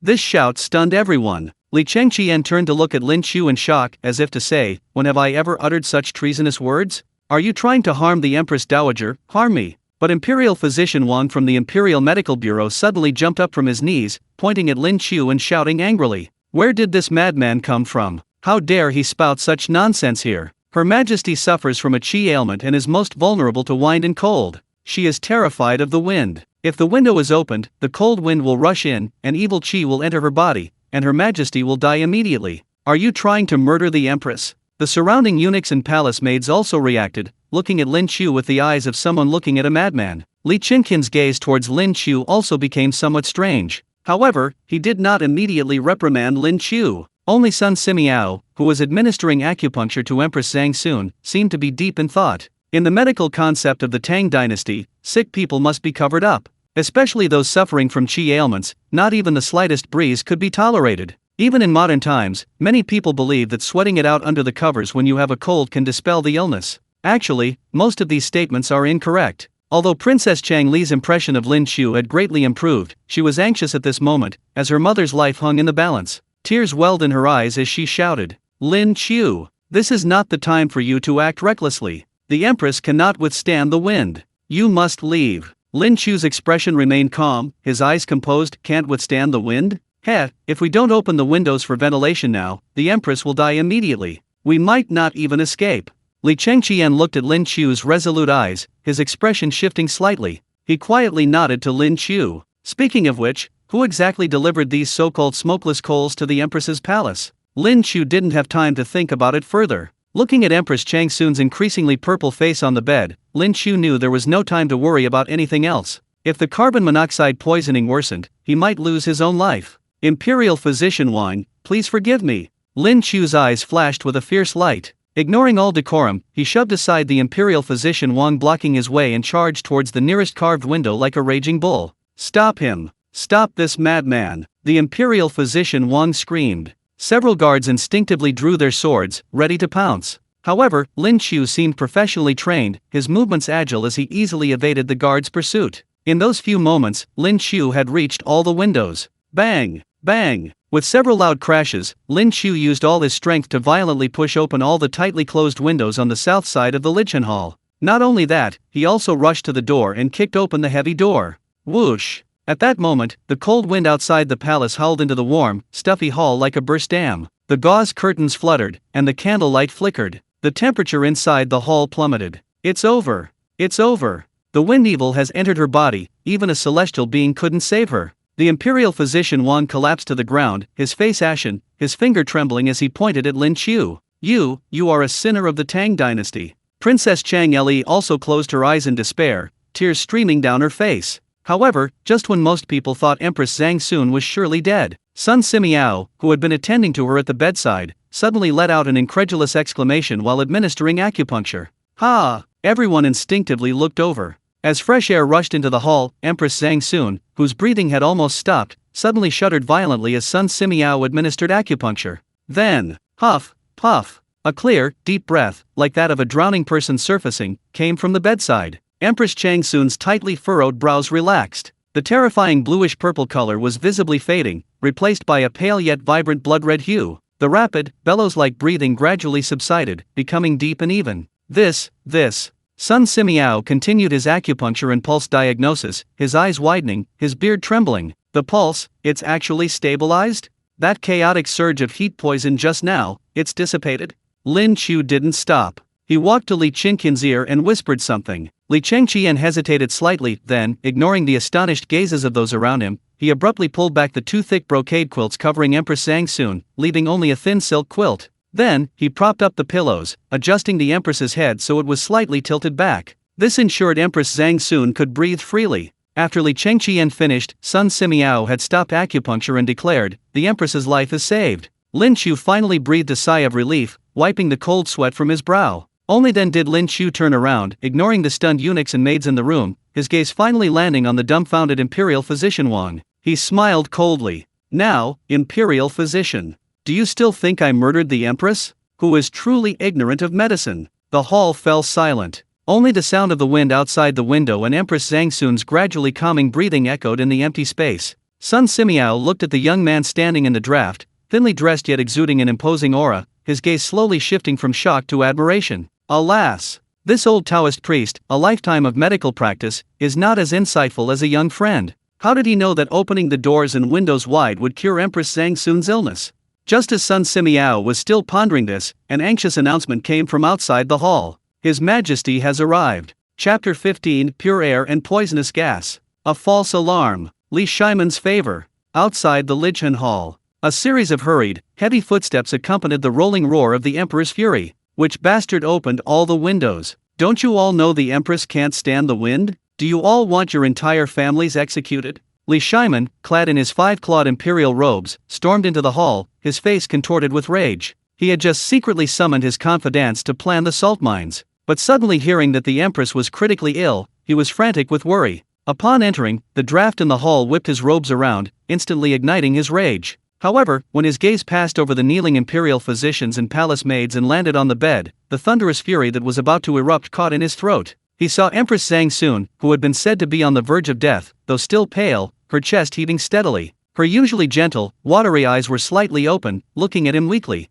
"Your Majesty, I'm so sorry to have worried you." Empress Chang Sun's voice was weak, but her words were clear. "Guan Yinbi, you're awake." Li Shimon was overjoyed. He rushed to the bedside, grasped Empress Chang Sun's hand, and his eyes instantly reddened. "I was so scared, I thought." Master Sun stepped forward at the opportune moment, cupping his hands and saying, "Your Majesty, although Her Majesty is indeed blessed." But just now, it was also thanks to young friend Lin Qiu who overruled everyone's objections and forcibly opened the window to ventilate the room, drawing in the pure energy of heaven and earth, and dispelling the evil spirits within Her Majesty. If it weren't for that, Her Majesty would definitely not have made it through today. "Oh? Lin Qiu." Li Shimon turned his head, looking at the young Lin Qiu standing by the window, shivering slightly from the cold wind. The anger in his eyes quickly turned to admiration, but more so to doubt. "But opening the window in the dead of winter, is it really all right?" Lin Qiu rubbed his frozen hands, stepped forward, and explained neither humbly nor arrogantly. "Your Majesty, the Empress's illness isn't simply a relapse of a qi disorder, but rather she's been poisoned by fire poison." "Fire poison?" Li Shimon frowned, his expression turning cold. "Is someone plotting against Guan Yinbi?" This humble subject doesn't know." Lin Qiu pointed to the several large bronze basins, explaining in as simple a language as possible. "Your Majesty, whenever charcoal burns, it will emit a certain gas. This has been recorded in historical records since the Han Dynasty. Burning charcoal produces a pungent odor, and in a confined space, it can cause dizziness. This smokeless charcoal seems safe, but it actually produces a colorless and odorless gas when burned. It's not a problem in open spaces, but with the doors and windows of the Lijhan Palace tightly closed and airtight, fire poison will accumulate and not dissipate." Lin Qiu paused slightly. Translating modern carbon monoxide poisoning into this kind of knowledge easily understood by the Tang Dynasty people was still somewhat troublesome. Lin Qiu continued, "Her Majesty the Empress is already weak, and her lung function is weaker than normal. This room full of fire poison crowds out the pure air. Without pure air, Her Majesty will naturally suffocate and faint. Your Majesty, I opened the windows to let the poisonous gas dissipate and allow the pure air of heaven and earth to enter. This pure air is Her Majesty's life-saving medicine right now." This theory of poisonous gas and pure air left Li Shimon and Sun Simiao stunned. Although I had never heard of it before, upon closer reflection, I found it to be in line with the ultimate truth of the universe. At this moment, the guard sent by Li Chengqian to investigate the source of the charcoal arrived with a report, and the Grand Eunuch Wang De also hurriedly entered, whispering a few words in Li Shimon's ear. After listening, Li Shimon's expression became extremely strange, even somewhat speechless. It turned out that this was a complete misunderstanding. Recently, the North was suffering from a severe drought, and Li Shimon, in order to save expenses for disaster relief, took the lead in reducing palace expenditures. Empress Zhang Sun set an example by even using only the best charcoal.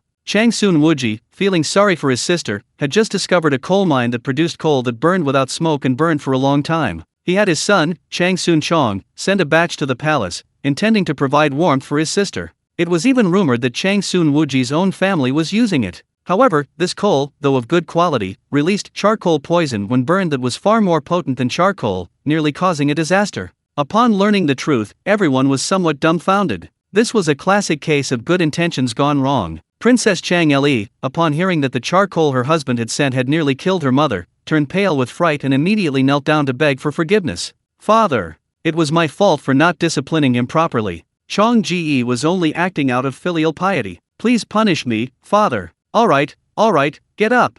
Li Shiman waved his hand impatiently. Although he was angry, he knew he couldn't blame the Changsun family. Ignorance is no excuse. Issue my decree from now on, when burning charcoal in the palace, be sure to leave a crack in the window for ventilation. Those who disobey will be severely punished. Oh, and send someone to inform all the ministers as well. Having dealt with both family and state affairs, Li Shiman dismissed most of the idlers, leaving only a few trusted confidants. Li Zheng Hall Study. This was the first time Lin Qiu had seen this strongest carbon-based lifeform of the Tang Dynasty so closely. Li Er was a burly man. Even in middle age, he retained the imposing presence of a general on the battlefield, his thick eyebrows and large eyes still bearing the aristocratic features of the Guangzhou region. As a powerful ruler, he exuded masculinity, his eyes deep and sharp, seemingly able to see through people's hearts. Lin Qiu couldn't even imagine how that brat Li Chengqian dared to rebel and attempt to ascend the throne under Li Shiman's rule. Li Er made a promise to Lin Qiu. "Lin Qiu, you saved Guanyanbi today, you could even say you saved my life.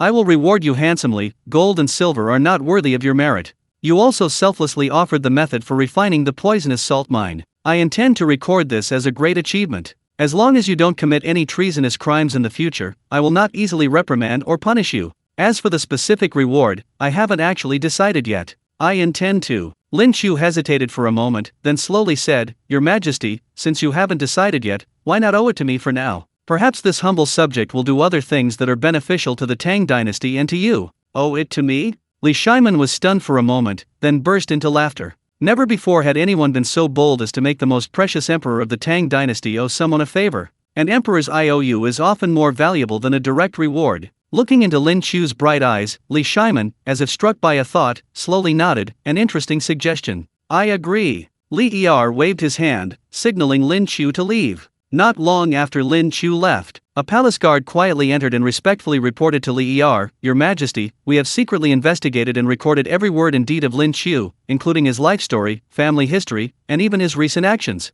Lin Qiu is indeed a citizen of our great Tang. He has no connection whatsoever with those madmen of the 9 Sogdian clans, whether he is a spy for Taoism or Buddhism. As for his behavior in the palace, although it was slightly out of line, he didn't seem to have any particular purpose."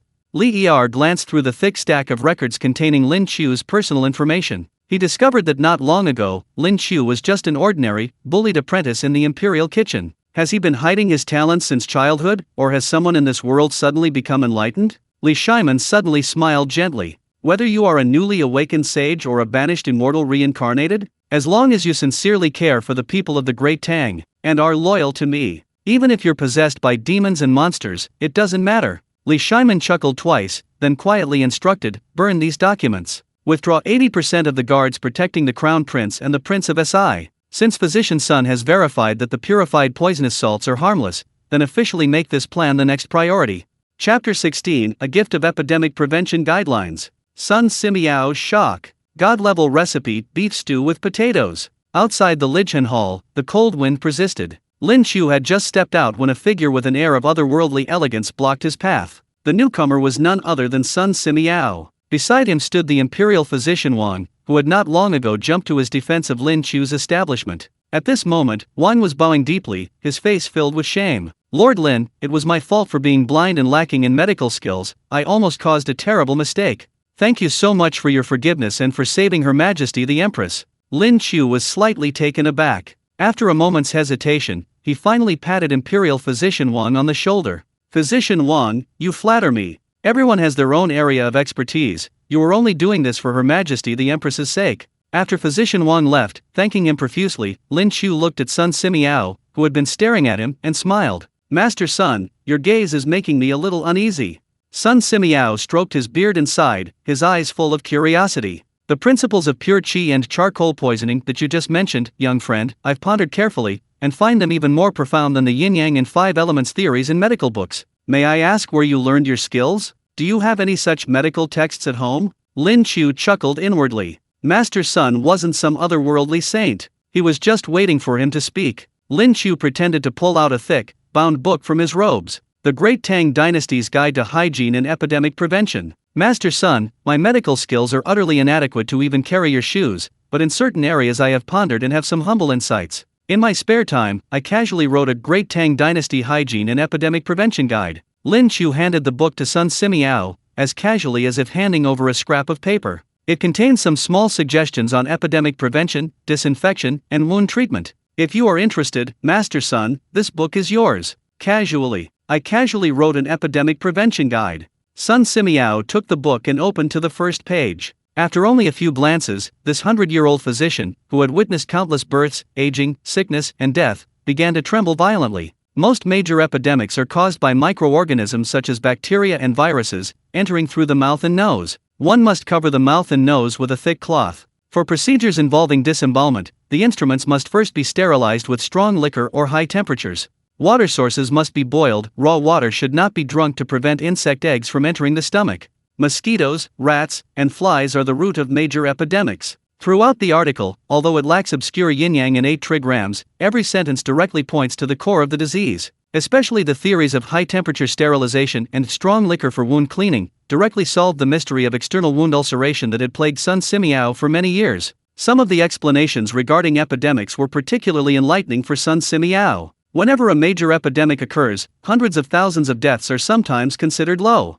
This is no ordinary book. Sun Simiao abruptly raised his head, tears welling in his cloudy old eyes. This is a miraculous medical book for saving the world. If even a little of its knowledge could be popularized, countless lives could be saved. To Lin Qiu's astonishment, this highly respected medicine king straightened his robes and bowed deeply to Lin Qiu. He performed an extremely solemn ceremony. This old deist has lived to be 100 years old, and only today do I realize the vastness of the medical path. Please accept this old deist's bow. Oh dear. No, you mustn't. Lin Qiu nearly jumped up in fright, quickly grabbing Sun Simiao to steady him. This was no joke. Having this legendary old immortal kowtow to him would shorten his lifespan. Now in his 80s or 90s, Sun Simiao was still spry and agile. Even Li Er treated him with utmost respect. According to historical records, Master Sun lived to be 120 or 130 years old. It was practically a myth. Master, you're flattering me. This book is useless to me. Only if you, sir, take it and use it, it can benefit all living beings. As for how many people it can save, that depends entirely on your abilities. Lin Qiu thought to himself. Compared to your later works like the Qinjin Fang, this Tang Dynasty Epidemic Prevention Guide is merely standing on the shoulders of giants, describing some common sense for the future. You are the true medical sage. Sun Simiao held the book as if it were a priceless treasure, unable to put it down. After hearing Lin Qiu's words, his attitude towards him changed drastically. He no longer viewed Lin Qiu as an outstanding talent of the Tang Dynasty, but rather as a junior relative. Lin Qiu, this old deist, will certainly study this book carefully and spread its contents throughout the world as widely as possible, ensuring that your hard work is not wasted. After Sun Simiao left, Lin Qiu had just breathed a sigh of relief when footsteps sounded behind him. Turning around, he saw Li Changqian and Princess Chang Li walking side by side. Their expressions were much more relaxed, and their eyes were filled with gratitude as they looked at Lin Qiu. Lin Qiu. The still young Li Changqian immediately gave Lin Qiu an extremely bold and unconventional bear hug. If his etiquette instructor had seen this, Li Changqian would likely have been scolded for a long time. Li Changqian patted Lin Qiu's back excitedly. Good brother. If it weren't for you today, I don't even dare to imagine what would have happened. I will remember this kindness. I've decided, tonight we'll hold a grand banquet at the Eastern Palace, and we won't leave until we're drunk. Princess Chang Li also curtsied gracefully, her voice much softer. Thank you so much, Lord Lin, for saving my life. I was blind before, and I have offended you greatly. I hope you will forgive me. Li Qingqian's gratitude was fine, but Princess Chang Li's words gave Lin Qiu goosebumps. Lin Qiu smiled and waved his hand at these two most distinguished second-generation figures of the Tang Dynasty. A banquet is unnecessary. If your highness truly wishes to thank me. He smiled mysteriously. I would like to ask you for a piece of land. I will repay your highness with this land as a great surprise. Night gradually fell. Eastern Palace, Lichen Hall. To thank Lin Qiu for saving his mother, Li Chengqian specially arranged a private banquet. Although only the two of them were drinking, the scale was enormous, with the sounds of string and wind instruments filling the air. Serving them were palace maids and eunuchs, as well as several senior imperial chefs from the imperial kitchen. These chefs were all quite old and rarely cooked themselves. Looking at the young man sitting opposite the crown prince, their eyes were full of disdain. In their eyes, Lin Qiu had merely used some special tricks to win the favor of the crown prince and Princess Size, thus being promoted to the position of imperial chef in the imperial kitchen. A boy this age might not even be good enough to be an apprentice. What culinary skills could he possibly have? What does a teenager know about controlling the heat? What does he know about the inheritance of culinary traditions? He just got lucky and accidentally saved the empress, and now we have to serve him food. A royal chef surnamed Zhang muttered under his breath, deliberately placing a complicated dish of sheepskin flour fritters heavily in front of Lin Qiu, his eyes arrogant and provocative. It has to be said, those who could become royal chefs and retire did indeed have some skill, but Lin Qiu didn't pay them any attention at all. He casually sipped his grape wine while frantically clicking on the system wheel in his mind. Ding! Your shop coins are insufficient to continue drawing prizes. 50 or 60 consecutive draws already? Lin Qiu came back to his senses and looked at the system panel. Ding! Congratulations, host, you have obtained 100 jin of premium mutton. Ding! Congratulations, host, you have obtained 100 jin of premium tomatoes. Ding! Congratulations, host, you have triggered the 10-pull guarantee and obtained the glass-burning paper technique, including the complete process recipe. Ding! Congratulations, host, you have obtained 100 jin of premium rice. Ding! Congratulations, host, you have obtained the divine recipe, potato stew with beef. Ding! You have obtained 100 jin of top-grade Kobe Wei Jiao beef brisket. Holy crap, not only did I get a special technique, but I also got a divine recipe. Lin Qiu's hand holding the wine glass paused slightly, a glint of light flashing in his eyes. Chapter 17, over 1,000 caddies per mew? A divine-level potato stew with beef, scoring 93 points. Li Tai, I need to test it for poison first. Quantity makes perfect. Even if the probability of drawing a divine recipe is less than 4%, as long as you draw more, you're bound to have a stroke of luck. More skills, more paths to survival. Potato stew with beef. Lin Qiu looked at the system's item inventory, which was piled high with over 100 pounds of top-quality potatoes that he had drawn that morning. He thought to himself, since fate had ordained him to draw potato stew with beef, why not start the sensation that would shake up the entire Tang Dynasty's culinary world with these potatoes? Your Highness. Lin Qiu put down his wine cup and, using his sleeve as cover, took a large potato from his system space and placed it on the golden Nanmu wood table. You just asked me what reward I wanted. This humble subject desires nothing more than a plot of land in the Eastern Palace to grow some things. As far as this humble subject knows, there's a side hall next to your Lichen Hall with several hot springs, making it spring-like all year round. Is that so? Lin Qiu, so you just wanted that hot spring. Why didn't you say so earlier? Physician Sun also said those hot springs have special effects on promoting blood circulation and removing blood stasis. No wonder you've been eyeing them. Granted. Li Chengqian waved his hand casually, then looked curiously at the slightly dusty yellow lump. What is this? If you want to grow flowers and plants, I'll have the gardener. This is called a potato. Lin Qiu interrupted him, leaning close to Li Chengqian's ear and whispering, it's a new type of grain. It's drought-resistant, cold-resistant, and doesn't discriminate based on soil. Lin Qiu paused slightly. Most importantly, its yield can reach over 1,000 caddies per mew, or even higher. The mouthful of fine wine that Li Chengqian had just taken a sip of turned into a fountain, spraying out without any regard for his image. The eunuchs and imperial chefs nearby were so startled they nearly dropped their plates. If they hadn't known that Lin Qiu was currently enjoying the emperor's favor and had just saved the empress, the guards would have almost drawn their swords and hacked Lin Qiu to death. Cough, cough, cough. Li Chengqian choked, his face turning red. He didn't bother wiping his mouth, staring at Lin Qiu with an expression that said, "Are you kidding me? What did you say?" Lin Qiu, I know you have some skills, but this kind of joke is unacceptable. A yield of 1,000 caddies per mew? Do you know what that means? Even the best farmland in the Tang Dynasty only yields 300 or 400 caddies of millet per mew. If there were truly over 1,000 caddies of grain, wouldn't our Tang Dynasty, wouldn't there be no more famine? Such an auspicious omen probably only exists in myths and novels. Don't talk nonsense, that's a crime of deceiving the emperor. Faced with the crown prince's questioning, Lin Qiu's expression remained unusually serious. He picked up the potato and tossed it in his hand.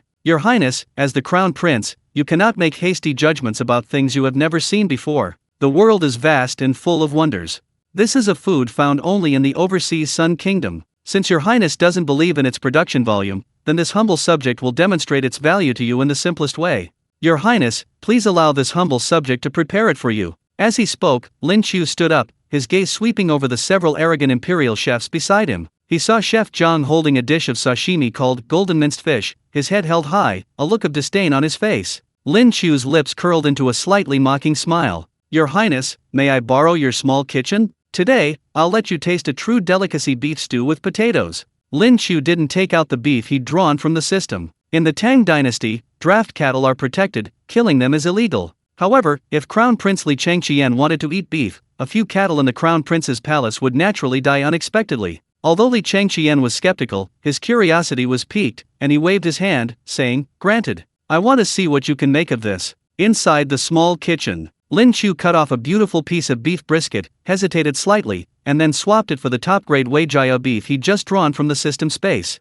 Thump, thump, thump. The knife flashed like snow. Master-level knife skills allowed Lin Qiu to evenly cut the beef into roughly the same size cubes. He put it in a pot of cold water, added scallions, ginger, and cooking wine, and blanched it to remove the gamey smell. Heat oil in a wok, add rock sugar and stir-fry until it turns a deep reddish-brown color, then add the beef and stir-fry. With a sizzle, the aroma of the meat explodes. Lin Qiu then adds star anise, cinnamon, and bay leaves, pours in soy sauce, rare in this era, and finally adds enough water to cover the ingredients. Bring to a boil over high heat, then simmer over low heat. Half an hour later, the beef is now tender, and Lin Qiu adds the potatoes, cut into chunks. The potatoes are rich in starch, which absorbs the meat juices during the stewing process, thickening the broth and coating the spoon. This is the essence and soul of this dish. Lin Qiu remembers eating this dish with his grandfather when he was a child. He would eat it with rice and lick the plate clean. Just as Lin Qiu was about to reduce the sauce, a series of noisy footsteps suddenly came from outside the door.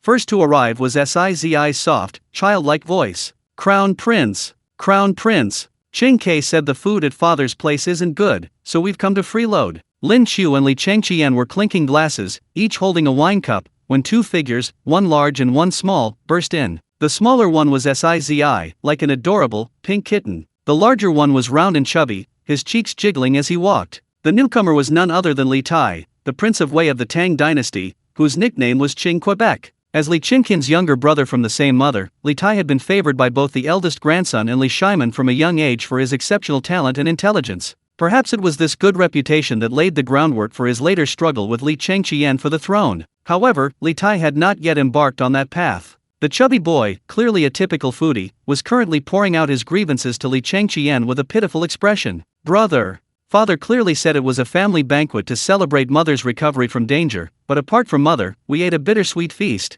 Sizi and I saw boiled white porridge and venison as hard as rocks. We were so scared we ran away without even turning our heads. I heard you have some delicacies made by the imperial attendant that Sizi recently received, so I brought Sizi here to seek refuge with you." Li Tai, with tears streaming down his face, complained to Li Changqian, then after a slight bow, he unhesitatingly started eating the grapes offered as tribute from foreign lands from the table. Li Changqian chuckled and scolded the boy a few times for his lack of manners, but didn't reprimand him further. This shows that the two brothers' relationship was still quite good at this time. Li Changqian was about to say something, but Li Tai's nose suddenly twitched. "Hiss? What's that smell?" Qing Ke's eyes, which were slightly small due to the fat around her, widened instantly, staring intently at the closed kitchen door. "This aroma is powerful, rich. It even has a unique meaty scent."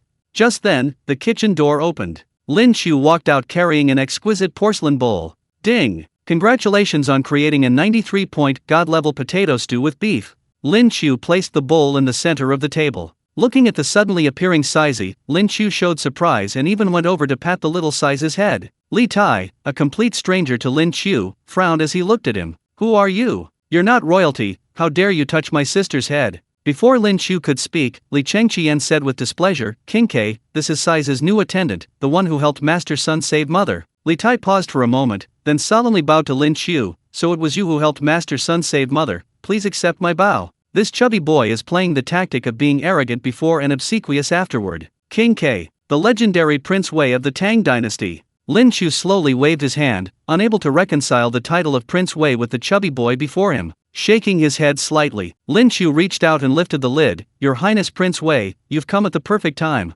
From inside the lid, a thick plume of white steam rose into the air. The steam quickly transformed into a tangible aroma, diffusing molecularly and instantly engulfing the entire Lichun hall. It wasn't just the smell of meat. It was a rich, complex aroma, a blend of beef, potatoes, and various other seasonings, so enticing that the mere scent was irresistible. The thick, glossy broth coated every trembling piece of beef and the soft, golden potatoes. Glug, glug. Whether it was little Sizi, who hadn't eaten dinner, or Prince Wei, Li Tai, or Li Chengqian, who was already half full, or the surrounding eunuchs and maids, even the previously arrogant imperial chefs, all swallowed in unison. Chef Zhang's eyes practically popped out of his head as he stared at the dish, then at the roasted lamb leg and sashimi he had just prepared. He suddenly felt, what kind of rubbish had he made? As a professional foodie and a seasoned gourmet, Li Tai swiftly grabbed a pair of chopsticks from the banquet table. He couldn't tell if they belonged to Lin Qiu or Li Chengqian. His eyes gleamed as he pounced on them. Brother, what is this golden food? Let me taste for poison for you. Chapter 18 King Wei, Your Majesty, I'll gladly accept this pot of potatoes and beef on your behalf. At the banquet in Lichun Palace, the atmosphere shifted dramatically with the arrival of Prince Wei, Li Tai. Li Tai's small eyes, squeezed shut by his fat, now gleamed with a wolfish green light. Without needing to be told, his silver chopsticks moved with lightning speed, precisely picking up a piece of bright red beef. Ah! He swallowed it whole. Li Tai's jaw twitched violently. The beef brisket, simmered over a low flame for a long time, was already incredibly tender and falling off the bone. The moment his teeth touched the meat, the broth-soaked beef crumbled in his mouth. The marbled brisket, the fatty parts melting like fat, slid down his throat. The lean parts, however, became increasingly fragrant with each chew, the rich, savory sauce blending with the unique richness of beef, making each bite an incredibly satisfying experience. Gulp! He forgot all about the deliciousness. The moment Li Tai swallowed the beef, he quickly picked up a piece of tempting orange-yellow potato. Soaked in the broth, the potato was soft and tender.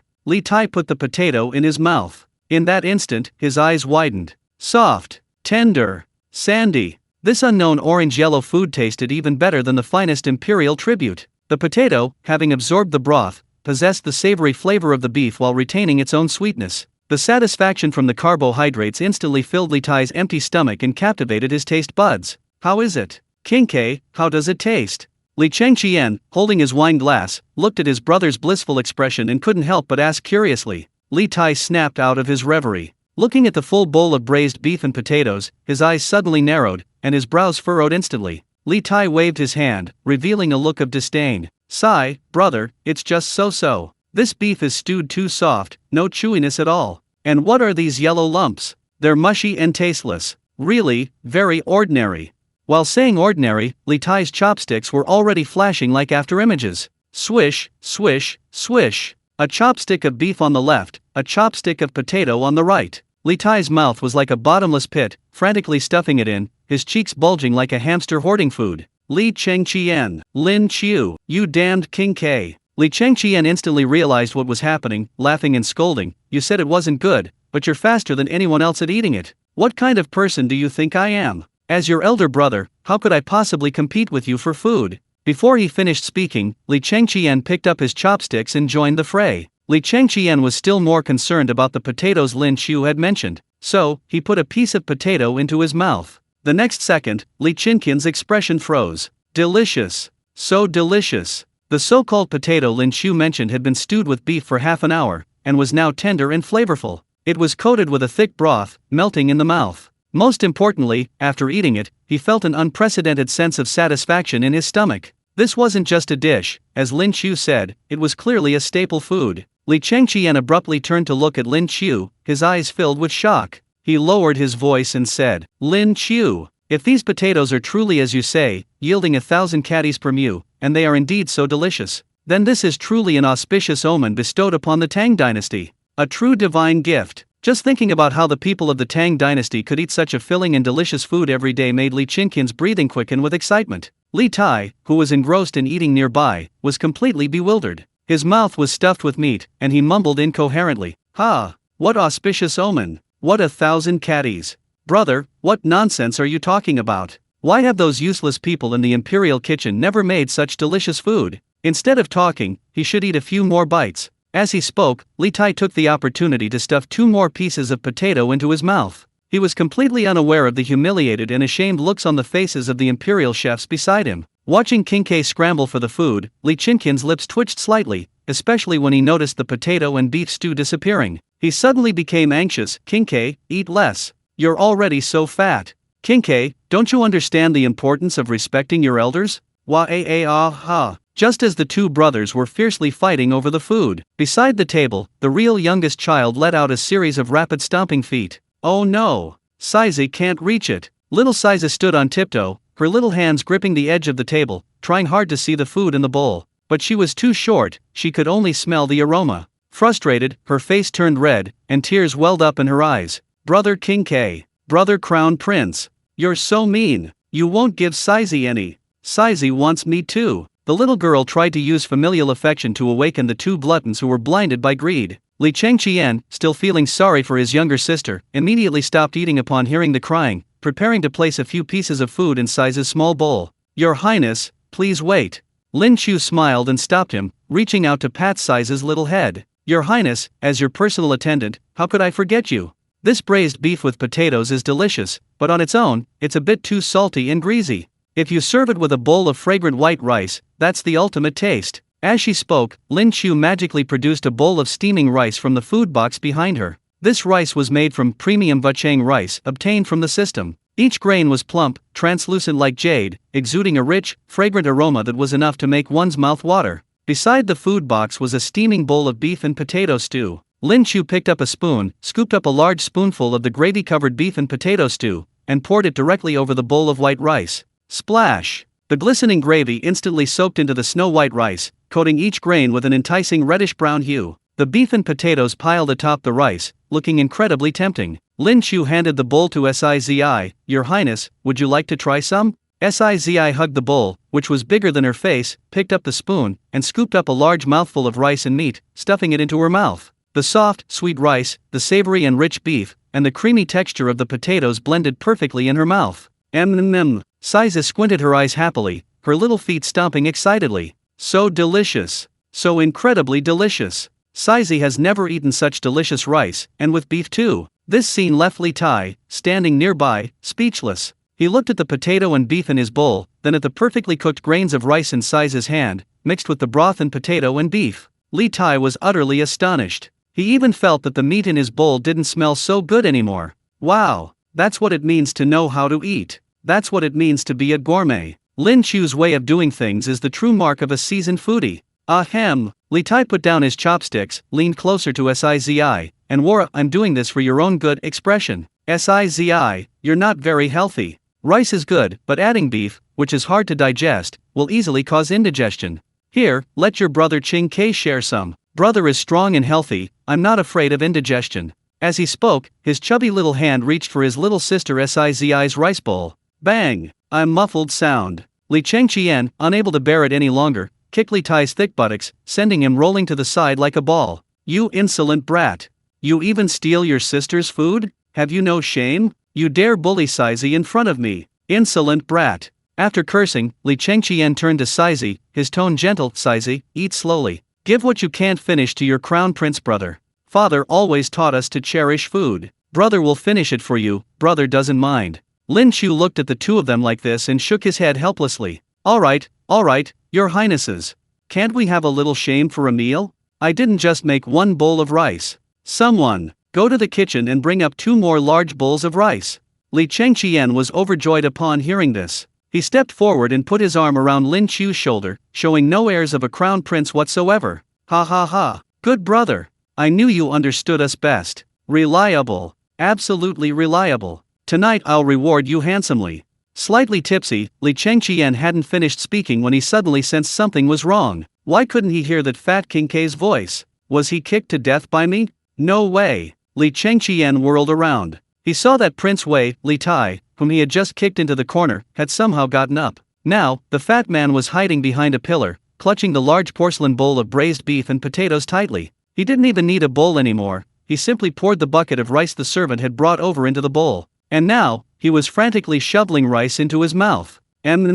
So delicious. So delicious. Li Tai, his mouth greasy with food, chuckled indistinctly. Your Majesty, you two chat slowly. This pot of potato and beef stew, I'll gladly accept it first. This pot of rice, I'll gladly accept it for you too. Lin Qiu smiled slightly from the side. Oh ho, your highness, I didn't expect you to be an old monk. Li King K. Li Chengqian stared at the empty table, his vision blurring with rage, nearly fainting from anger. You scoundrel, bring me the pot. You little brat, leave me a bite to eat.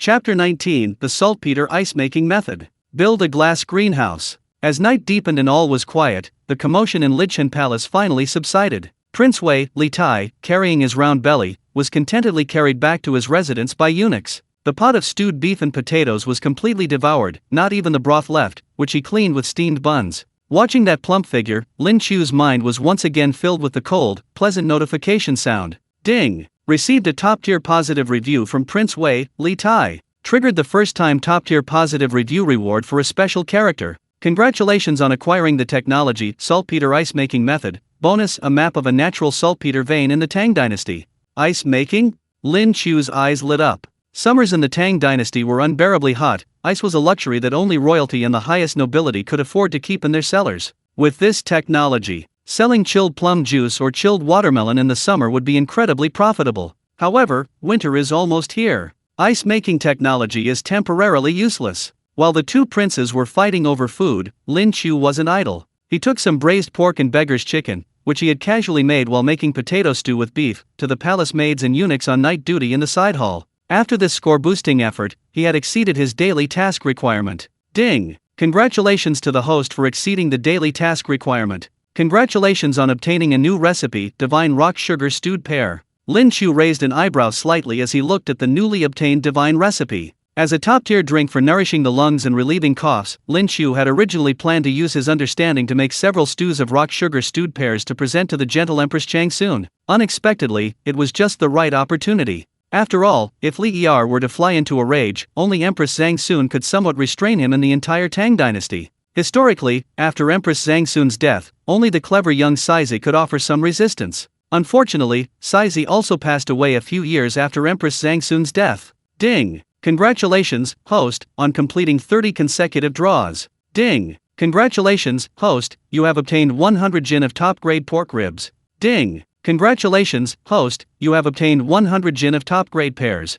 Ding! Congratulations, host, you have obtained 100 jin of top-grade apples. The notification sound of a casually clicking on the 10-draw prompt pulled Lin Qiu from his reverie. Besides some usual top-grade food, there were no special rewards. The roulette wheel in front of him slowly spun. Lin Qiu was slightly taken aback, the golden light freezing in the air once again. Ding! Congratulations, host, you have obtained a divine level recipe, divine level, copper pot lamb hot pot. Hot pot, lamb hot pot. Lin Qiu looked at his newly acquired divine level recipe, feeling quite pleased with himself. On a snowy winter's day, a delicious pot of copper pot lamb hot pot would be pure bliss. Li Qiu's family were of Hu, non-Han, descent. They would probably enjoy this unprecedented way of eating lamb. Lin Qiu slowly tallied up his day's gains. Just as he was preparing to pack up and return to his private courtyard to sleep, he heard slightly heavy footsteps behind him. Lin Qing, are you in such a hurry to leave? Aren't you going to stay and have a couple more drinks with me? Lin Qiu turned around and saw Li Chengqian carrying a half-empty jug of grape wine, his handsome face flushed with a slight intoxication, his eyes somewhat hazy yet unusually bright. Lin Qiu's lips twitched slightly. Your Highness, I've said, I'm sexually normal. What nonsense are you spouting now? Li Chengqian dismissed the eunuchs who tried to help him, and after dismissing everyone else, he staggered to Lin Qiu's side. He plopped down on the threshold and patted the seat beside him. Come, keep me company, sit with me for a while. It wasn't that Lin Qiu deliberately brought up this topic repeatedly, it was simply that Li Chengqian had a history of such behavior. Fortunately, Li Chengqian currently seemed untouched by such vices. Lin Qiu didn't stand on ceremony and sat down next to the Crown Prince of Tang. The winter night sky was exceptionally bright. A cold wind blew by, and Li Chengqian hiccuped, his voice suddenly becoming somewhat low. Lin Qiu, do you know? I'm actually under a lot of pressure. My father is the universally acknowledged heavenly Khan, destined to become an emperor for all ages. And I, as his eldest son and the crown prince of the Tang Dynasty, am watched by everyone. One wrong step, and I'll be doomed.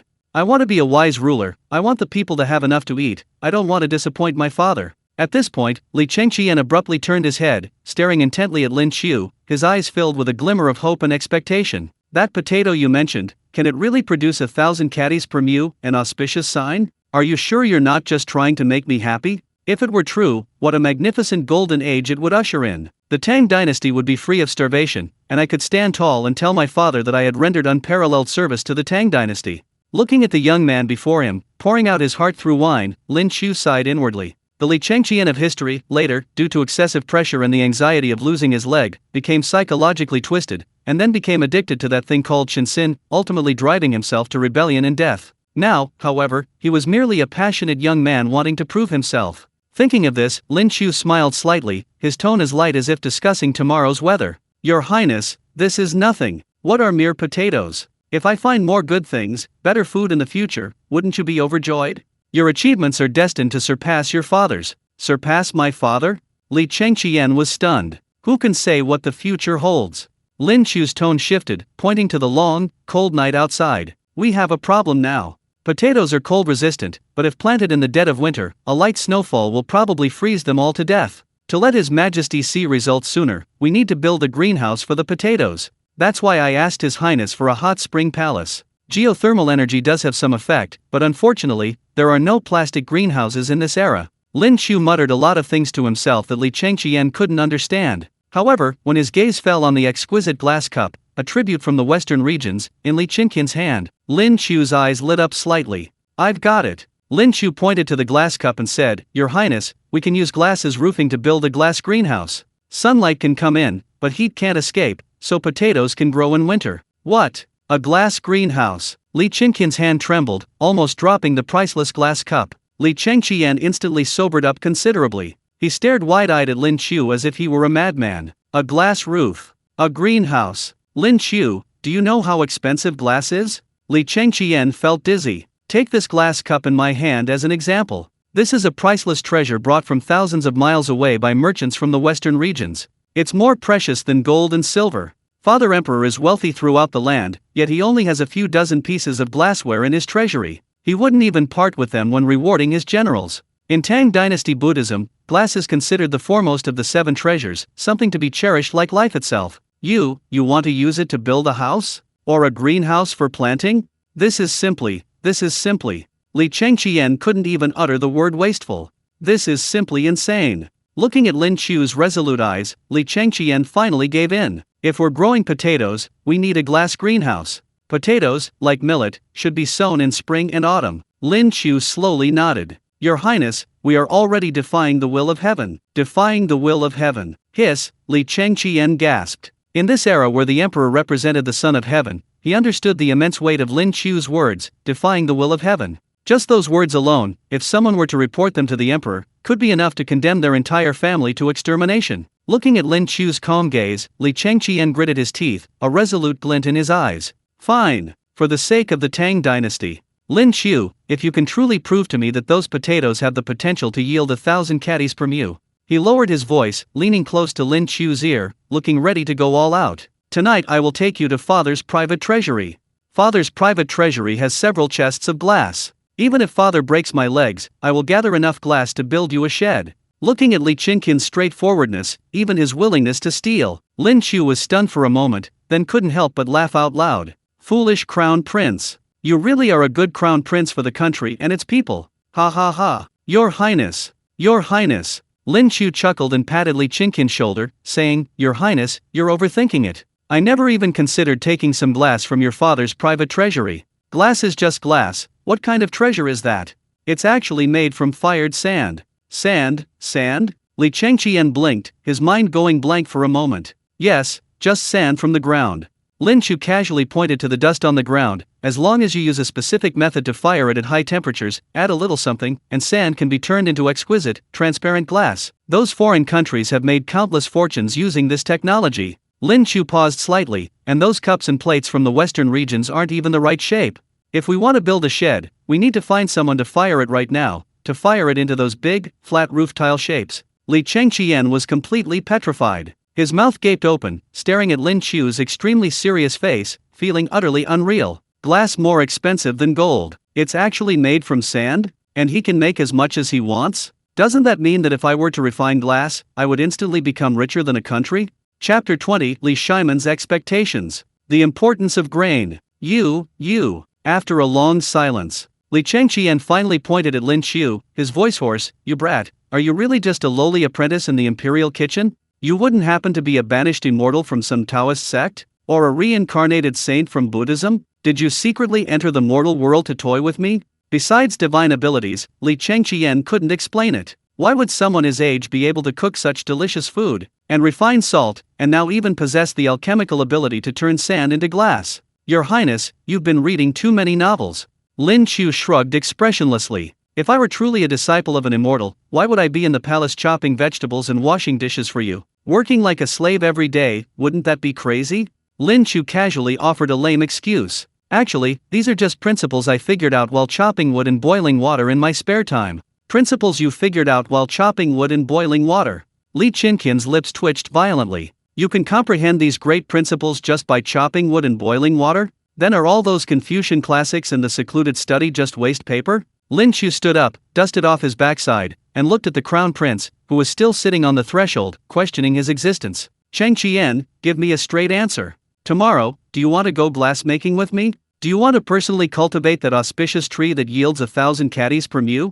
Li Chengqian suddenly looked up, the confusion in his eyes instantly disappearing, replaced by unprecedented seriousness. I want it. I dream about it. If you want it, go back to sleep. Lin Qiu yawned and waved his hand. Tomorrow morning, remember to bring plenty of men. We'll go outside the city and find a kiln where we can make glass. Watching Lin Qiu's slowly departing figure, Li Chengqian sat in the cold wind, tightly clutching the glass cup in his hand. Lin Qiu, father has been secretly promoting your method of refining poisonous salt mines. I believe in you. You will definitely bring the most beautiful scenery to my Tang Dynasty. Ganlo Hall, Imperial Study. The night was deep, and the candlelight in the hall occasionally crackled. Li Shiman rubbed his throbbing temples. He had just finished reviewing the memorials about the drought in the north. The shocking phrases of starving corpses floating in the air weighed heavily on the heart of this heavenly Khan. The real winter hadn't even arrived yet. How will those disaster victims survive? Come out. Li Shiman whispered to the empty hall. From the shadows, a dark figure silently emerged and knelt on one knee.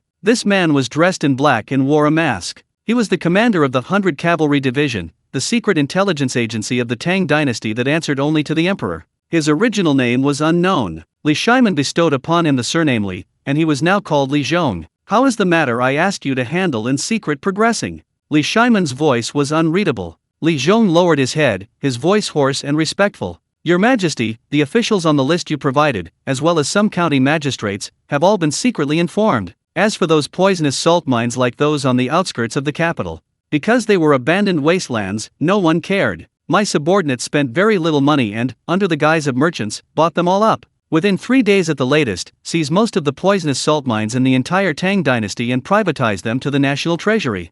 Good. Well done. Li Shiman slammed his hand on the imperial desk, a gleam of satisfaction flashing in his eyes. Then, as if struck by a sudden thought, a cold, mocking smile curled at the corner of his lips. Humph, look at the famine outside. I merely intended to collect a small amount of money and grain from those powerful families for disaster relief, but what have these people done?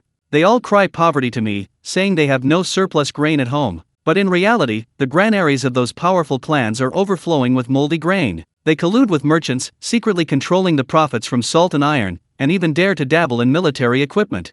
At this point, the murderous intent in Li Shiman's eyes almost materialized. Just wait. When I turn those toxic salt mines into treasure and stabilize the realm, I will make them spit out all the wealth they've taken from the people, with interest. I will make them know whose Tang Dynasty this really is. The emperor's wrath can cause the deaths of millions. Li Zhong knelt on the ground, cold sweat soaking his back, stammering, unable to utter a word. After venting his anger, Li Shiman took a deep breath and calmed himself. He glanced at the still kneeling centurion, the chief of the 100 Cavalry, and frowned. What? Is there anything else to report? Li Zhong hesitated, seemingly choosing his words carefully. Finally, he forced himself to speak. Your Majesty, I have another matter to report, concerning His Highness the Crown Prince and the newly appointed Imperial Attendant Lin. I believe, this matter is of great importance, and I dare not fail to report it. Chengqian and that, Lin Qiu. Li Shiman paused, then frowned slightly, his eyes instantly sharpening. Good. That brat really slipped up, huh? Could he be plotting to harm Chengqian and jeopardize the foundation of our Tang Dynasty?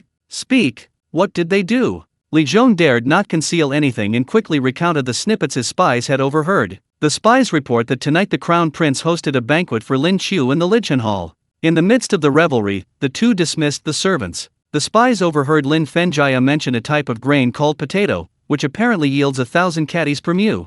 And the two even seem to have discussed building a greenhouse to grow this grain in the dead of winter when everything is withering. How much? Li Shiman abruptly stood up from his dragon throne, his voice trembling with extreme shock. 1,000 caddies per mu. That's utterly absurd. Even the best farmland yields only 300 caddies of millet per mu. How could 1,000 caddies be possible? Moreover, it's almost the dead of winter, when water freezes instantly. How could any grain possibly grow? Li Zhong hurriedly kowtowed, begging for forgiveness. This humble subject also finds it unbelievable. According to my spies, it seems that Imperial Censor Lin also has potato seeds. He made potato stew with beef, and it tasted absolutely delicious. His Highness the Crown Prince and His Highness the Prince of Wei almost got into a fight over it. As for the specifics of how the new grain was cultivated, His Highness the Crown Prince dismissed his attendants, and many of the spies have recently left, so I couldn't hear clearly. A deathly silence fell over the imperial study. Li Shiman paced back and forth in the main hall, his hands behind his back, his breathing growing increasingly heavy. A yield of 1,000 caddies per mu. If this were merely the drunken ramblings of two teenagers, it would be one thing. But Lin Qiu's previous contributions, the salt-making method and the medical skills that saved the Empress, weren't they all miraculous transformations? What if it were true? Thinking of the famine currently plaguing the north, thinking of the people dying from lack of food, Li Shiman's eyes gradually reddened. After a long while, he stopped, turned around, and gave a secret order to the shadow. Relay my imperial decree. This matter is top secret. No one is to divulge it. Regarding the Crown Prince and Lin Qiu's next actions, as long as they don't involve mobilizing troops for rebellion, fulfill their every wish. Li Shiman paused slightly. However, every move those two brats make, especially the so-called new potato planting situation, must be reported to me in detail every day. I need to know the results immediately. Also, send someone to investigate the specifics of tonight's banquet. That brat King K, how did he get involved again? Yes, sir. Li Zhong accepted the order, his figure disappearing into the darkness like a ghost. Silence returned to the hall. Li Shiman slumped back onto the dragon throne, staring blankly at the flickering candlelight. A yield of 1,000 caddies per mu. I couldn't even imagine it. Your Majesty, it's late. Please have some ginseng tea. The head eunuch, Wangda, who had been standing guard beside him, carefully brought over a cup of hot tea. Li Shiman took the teacup but didn't drink it. Instead, he looked up at the old eunuch who had served him for decades and suddenly asked, Wangda, tell me, if there truly were grain yielding 1,000 caddies per mu, what would the world be like? Wangda trembled violently upon hearing this. This old eunuch, who was usually meek and obsequious, dropped his whisk upon hearing this. Your Majesty, this old servant has been disrespectful before you. This old servant deserves to die. It's all right. Li Shiman waved his hand dismissively. Wangda knelt down with a thud. When he looked up, tears streamed down his wrinkled face. Your Majesty, if there truly were an auspicious sign of 1,000 caddies per mu, then it would be a blessing for all families. Your Majesty, you know, my family was originally a respectable one, and I was quite well educated. In the early years of the Zhenguan era, if it weren't for that severe drought, we would have had absolutely nothing to eat, even the tree bark had been gnawed away. No food means death. To save my life, my parents cruelly stabbed me and sent me to the prince's mansion, to serve as your personal eunuch when you were still the king. If there had been 1,000 caddies per mu back then, perhaps my family wouldn't have been torn apart, and perhaps my parents and sister wouldn't have starved to death. As Wangda spoke, he kowtowed heavily on the gold brick ground, tears streaming down his face. If we truly witness a day when the yield is 1,000 caddies of grain per mu, it will be a blessing for all the people. It will be a testament to your Majesty's great virtue. Even in death, this old servant will die with a smile on his face. Watching the weeping old eunuch, Li Shiman's fingers tightened around the teacup. He tilted his head back, down the hot tea in one gulp, and his eyes shone with an unprecedented determination. I am very much looking forward to seeing if that young man can bring this miraculous auspicious omen to my Tang Dynasty.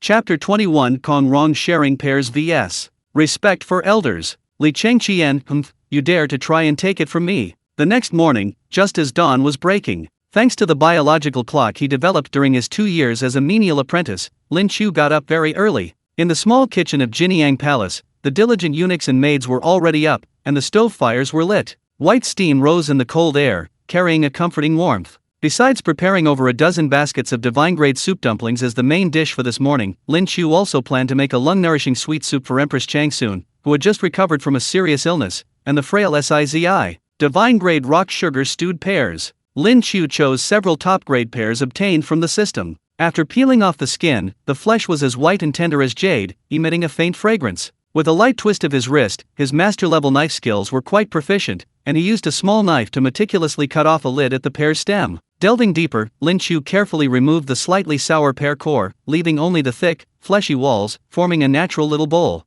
Then, Lin Qiu added a few crystal-clear rock sugar pieces, 2 washed, top-grade red goji berries, and a little premium spring water. All the ingredients Lin Qiu used were the highest quality provided by the system. He covered the pear with the lid, placed it in a stewing pot, and steamed it over a low flame. As time passed, the sun gradually rose higher. The high temperature forced out the pear juice from the pot, melting the rock sugar. The moment the lid was lifted, a refreshingly sweet aroma wafted out. The originally white pear flesh became crystal clear, and the broth in the stewing pot turned an enticing amber color, thick and clinging to the spoon. Ding! Congratulations, host, for creating a 97-point divine-level rock sugar pear stew. Reviewed this soup, meticulously prepared with top-quality ingredients and a divine recipe, not only nourishes the lungs and relieves coughs, but also greatly improves cardiovascular function. Just as Lin Qiu was serving the first serving of snow pears, at the entrance of Jinyang Palace, Sizi's soft, complaining voice came from outside, rubbing her eyes. Ugh, Crown Prince, Qingke, you two are so annoying.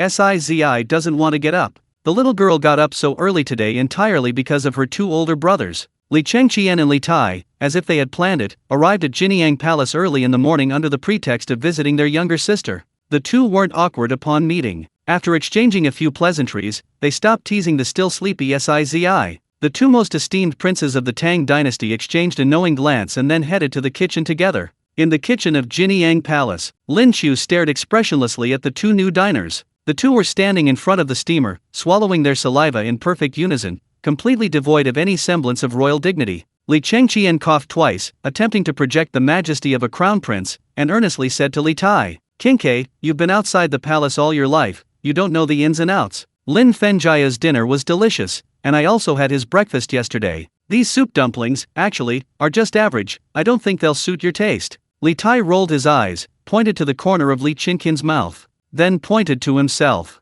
"Brother, do I look like an idiot?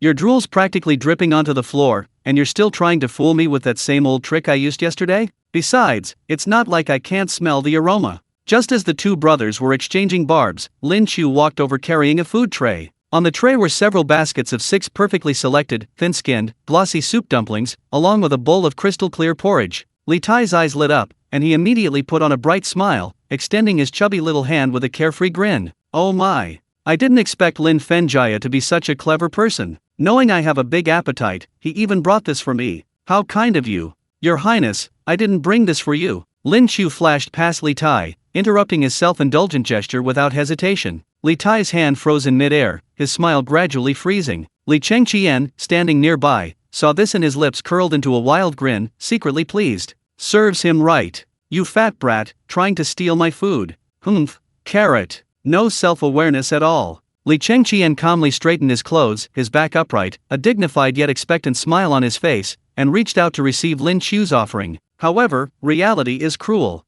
Lin Qiu didn't even glance at Li Chengqian, taking a few steps past the 2 of them and going straight to Xiao Sizi, who was still rubbing her eyes and had just entered the kitchen. Lin Qiu squatted down and gently placed the perfectly cooked light rice porridge and the basket of divine soup dumplings on the small table. "Your Highness Sizi, have some porridge to warm your stomach first, then eat these dumplings. Eat slowly, no one's going to take them from you." Lin Qiu ruffled Sizi's little head. Sizi was dressed in a Tang Dynasty princess's jacket, looking like a delicate porcelain doll. She sniffed and gave Lin Qiu a sweet smile. "Thank you, brother Lin Qiu." Li Qingqian's hand awkwardly froze in mid-air. "His clothes are certainly impressive today. Lin Qiu, I thought you were serving this for me." Li Chengqian awkwardly withdrew his hand, coughed twice, and muttered dejectedly. "Sizi is clearly my and Qingke's biological sister, but you 2 look like siblings, while Qingke and I are like outsiders." Although seeing Li Qingqian's discomfiture was satisfying, Li Tai, being equally ignored, couldn't help but chime in, his chubby face full of dissatisfaction. "Exactly. Who in the court doesn't give me, the dignified Prince Wei, some respect? Even those old geezers like Wei Zheng and Fang Xiang." Li Tai stammered a few words, ultimately not daring to lie too blatantly. Lin Qiu returned to the kitchen table, holding a bowl of congee he had prepared for himself, and glanced indifferently at the 2 of them. "Your Highnesses." Lin Qiu blew on the hot congee, saying with a look of disdain, "I am His Majesty's appointed attendant for the prince, not your personal chef. You 2 have hands and feet, there are plenty of steamers over there for breakfast. Can't you help yourselves? You're not 3-year-olds anymore, do you expect me to feed you?" Li Qingqian's face darkened. But Li Tai beside him had instantly figured it out. Self-reliance leads to abundance. What a simple truth. Li Tai strode confidently to the steamer, refusing any eunuch's assistance. He lifted the lid himself, took a basket of buns, and ladled himself a bowl of congee, then began to eat. Li Tai was a seasoned gourmand. He'd eaten soup dumplings before. No instruction was needed, he knew how to eat them. Familiarly, gently lift, slowly move, open the window, the opening in the dumpling, then drink the soup. One bite through the dough, and the delicious broth flooded his mouth. Li Tai's small eyes widened instantly. The tender meat filling, the rich broth after biting into the dumpling, the chewy and fragrant dough. Li Tai devoured the basket of buns in a few bites, then let out a heartfelt exclamation. I've tasted all the delicacies of Chang'an, but I've never tasted such delicious soup dumplings. Lin Qiu's skills are truly amazing. Seeing Li Tai shaking his head in enjoyment, Li Changqian could no longer pretend. King K. You uncultured brat. Your table manners are appalling. While cursing, his hands moved with surprising speed. While Li Tai was secretly admiring the food, Li Changqian quietly moved all the untouched steamed buns in front of Li Tai to his own. Li Tai opened his eyes to find the table empty. Li Tai. He quickly noticed the steamed buns in front of Li Changqian and immediately realized what had happened. Elder brother. Is this fair? Don't you know the story of Kong Rong sharing pairs? The master taught us that there is an order of seniority. When there's good food, we should naturally offer it to our elder brother first. Lin Qiu really couldn't be bothered with the two brothers. But to avoid a repeat of last night's chaotic scene of fighting over stewed beef and potatoes, Lin Qiu still took action. Your Highness. Lin Qiu, holding a bowl of plain congee and eating some pickled vegetables, squatted like an old farmer on the steps under the eaves, slurping his porridge as he waved and called out to Li Changqian. Your Highness, stop fooling around. Come and talk business. Li Changqian, with a steamed bun in his mouth, also imitated Lin Qiu, squatting unceremoniously on the steps. What is it? Have you decided where we're going to fire the glass today? Lin Qiu asked. This stuff involves a lot of noise, we need at least a good kill. Li Changqian swallowed his steamed bun, wiped his mouth, and lowered his voice, saying, I specifically asked my trusted attendant last night. Near the outskirts of the capital, at the foot of Nanshan Mountain, there's a nearly abandoned old brick kiln. It's a secluded place, and nobody pays attention to it. Most importantly, Li Changqian smiled mysteriously, it's my uncle's property, guarded by some elderly members of the Changsun family. They're tight-lipped, we can use it freely. The Changsun family's kill? Lin Qiu raised an eyebrow, showing no reaction. Alright, since your highness has decided, let's finish eating and set off. Li Tai, who was engrossed in his meal, had very sharp ears. He had been listening for a long time, mainly because Lin Qiu and Li Changqian hadn't tried to hide it from him. Until he was completely stuffed, Li Tai let out a burp and leaned closer, asking curiously, Brother, Lin Qiu, you two have been whispering to each other for ages. Going to the outskirts, looking for a kill, what exactly are you planning to do? Can you take me with you? Firing glass wasn't exactly a pleasant task. Li Changqian and Lin Qiu exchanged a knowing smile. Kinke, are you my most beloved younger brother? Li Changqian patted Li Tai's round belly. How could I forget you if there's good news? Brother, I suddenly remembered I have some business at my residence, so I won't accompany you. Who was just trying to steal my breakfast? Li Tai looked at his unusually amiable elder brother and shivered for some reason. Brother, I was wrong. Brother, don't let the guards drag me away. I don't want to get on the carriage. Li Tai tried to salvage what little familial affection remained by addressing him properly. I'm actually not interested in your affairs at all. Chapter 22 Rock Sugar Pear for nourishing the lungs and relieving cough. The Broken Kill and Changsun Chong. At the gates of Jiniang Palace. What was originally a secret mission for Li Changqian and Lin Qiu had become a secret mission for three, but just before their departure, a new unexpected situation arose. Crown Prince, Kinke, Lin Qiu. Saizi wants to go out of the palace to play too. Little Saizi was draped in a thick white fox fur coat, looking like a round little snowball. She clutched the hem of the coat tightly with her two small hands. Little Saizi looked up, tears welling up in her eyes. That pitiful look could melt even the hardest heart. From childhood, due to health reasons, little Saizi had been almost entirely confined to the deep palace, her only companions the bitter medicine and the square sky. Hearing that her brothers were going out of the palace, how could she sit still? Li Changqian and Li Tai hesitated, as it was a bit cold outside and they worried their younger sister might catch a chill, potentially triggering Sizi's illness. Lin Qiu, however, looked into Sizi's longing eyes and felt a surge of tenderness in his heart. Go! You must go! Lin Qiu waved his hand and picked Sizi up. I'll think of a way to tie up Master Sun and take him with us. Before leaving, Lin Qiu divided the freshly stewed divine rock sugar pear into 3 portions. Eunuch Gao, please deliver these 2 portions. Lin Qiu specifically instructed the old eunuch Gao Quan, send this small bowl to Master Sun Simiao to taste first. After Master Sun confirms it's good, then send this large bowl to Her Majesty the Empress. You can tell Master Sun that this soup soothes the lungs, relieves coughs, clears heat, and detoxifies, making it most suitable for those recovering from illness. The old eunuch respectfully accepted the order. He said he would personally deliver the soup to Master Sun and the Empress. They left Jinyang Palace. Although Lin Qiu and his entourage were nominally going to complete the glass-making project, their entourage looked more like a royal spring outing. The carriage slowly drove out of the palace gates. Li Chengqian sat on the carriage shaft, still somewhat uneasy. He was wondering whether to ask his father for a royal decree to leave the palace. But when he looked up, he saw over 100 strong soldiers had appeared at the city gate. Although they were all dressed in civilian clothes, these men stood ramrod straight, their eyes sharp, clearly seasoned veterans.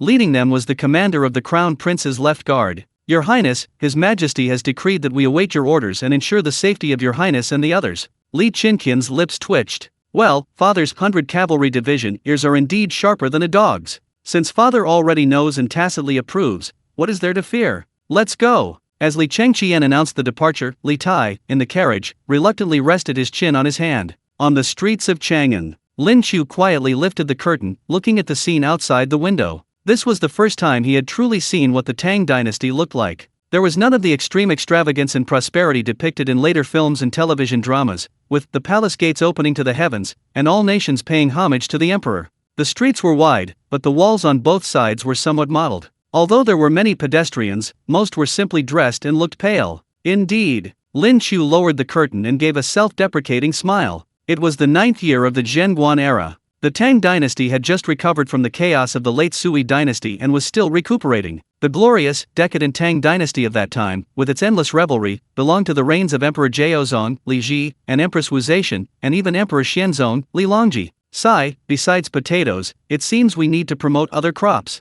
Otherwise, even if I cook the most delicious food for myself every day, I won't have any appetite. Seeing even the capital, Chang'an, in this state, Lin Qiu couldn't imagine what the actual famine-stricken areas would be like. In times of famine, the act of exchanging children for food usually only appeared in books, but when it actually happened in reality, it brought an indescribable sense of oppression. Lin Qiu quietly lowered the curtain. Inside the carriage, the stove was burning brightly. Lin Qiu opened the food box, and a sweet pear aroma instantly filled the cramped carriage. Come on, Saizi, open your mouth.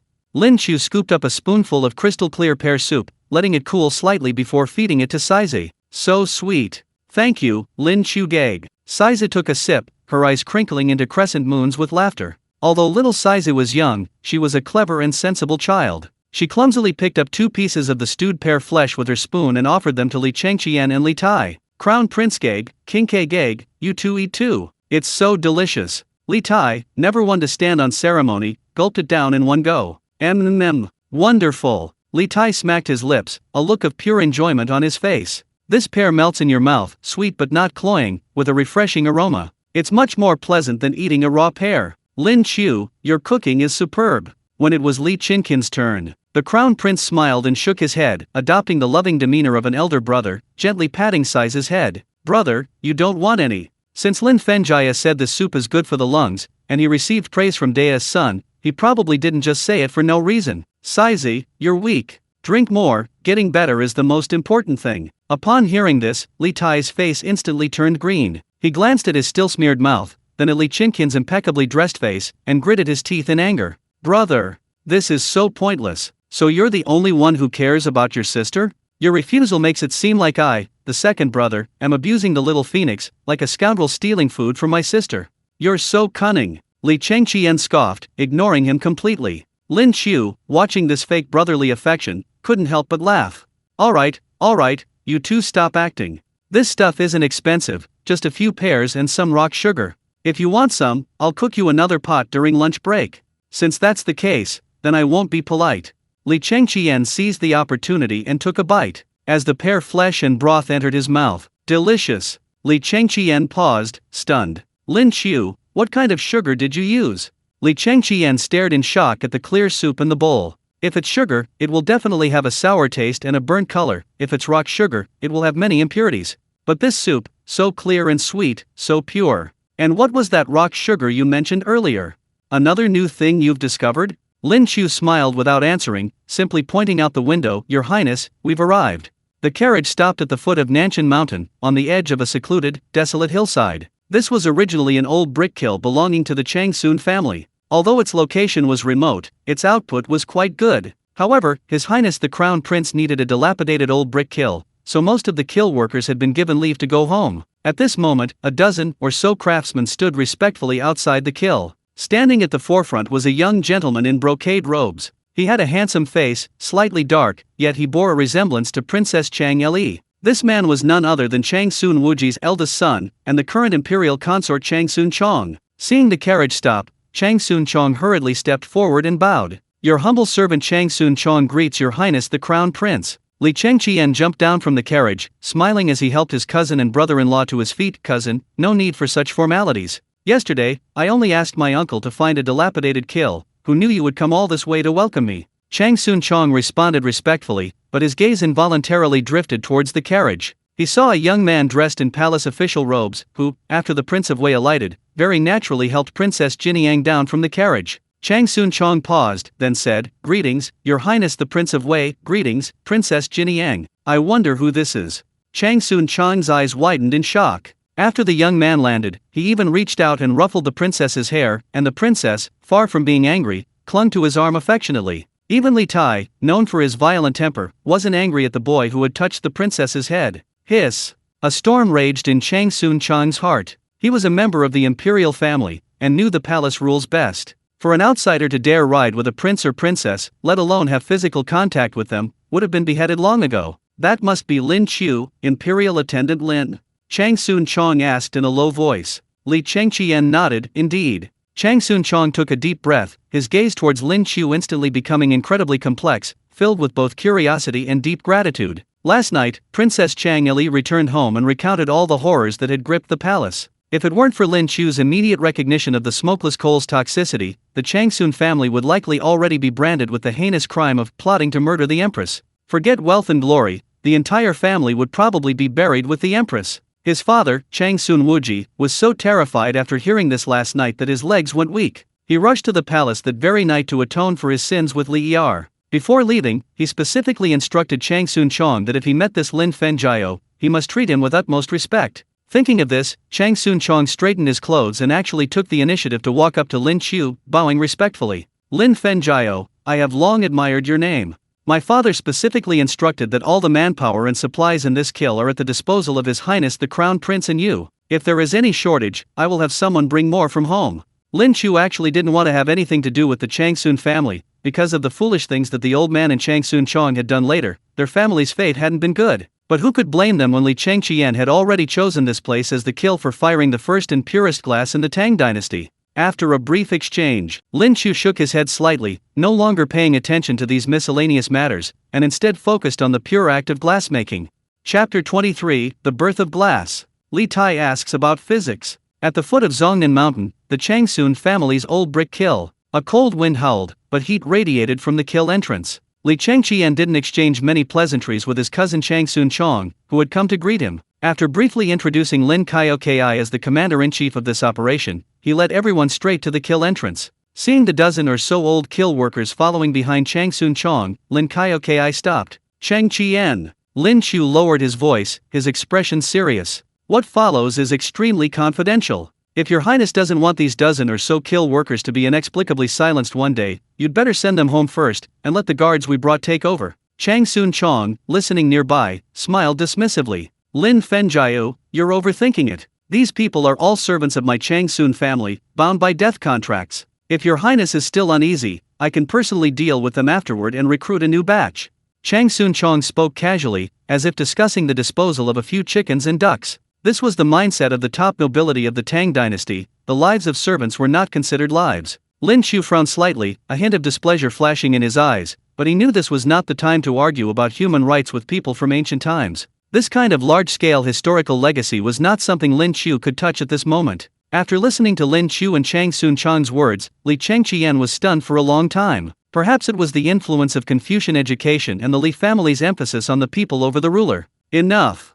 Li Chengqian waved his hand, refusing Chang Sun Chong's offer. "I am here today to prepare for cultivating auspicious omens. "Cousin, have your men withdraw. My crown prince's guards will take over." Although Chang Soon Chong was puzzled, he had to obey the crown prince's order. He immediately and respectfully led all the kill workers away slowly. The vast kill was now left with only Lin Qiu, the two princes, Xiao Saizi, and over 100 strong crown prince's guards. Li Chengqian suddenly coughed. "Is there anyone here who knows how to fire a kill?" A few crown prince's guards actually raised their hands, saying they had fired kills since childhood, or that someone in their family knew how, or that they had seen and learned. Lin Qiu didn't waste any words. Having inherited the complete glass-making process, although he had never fired a kill before. However, they possessed considerable confidence in how to perfectly manufacture glass. Although lacking modern assembly lines, their process had been adapted for the ancient environment, with the core techniques lying in the formula and temperature. "Someone, bring over the sand and gravel I just selected the colors from,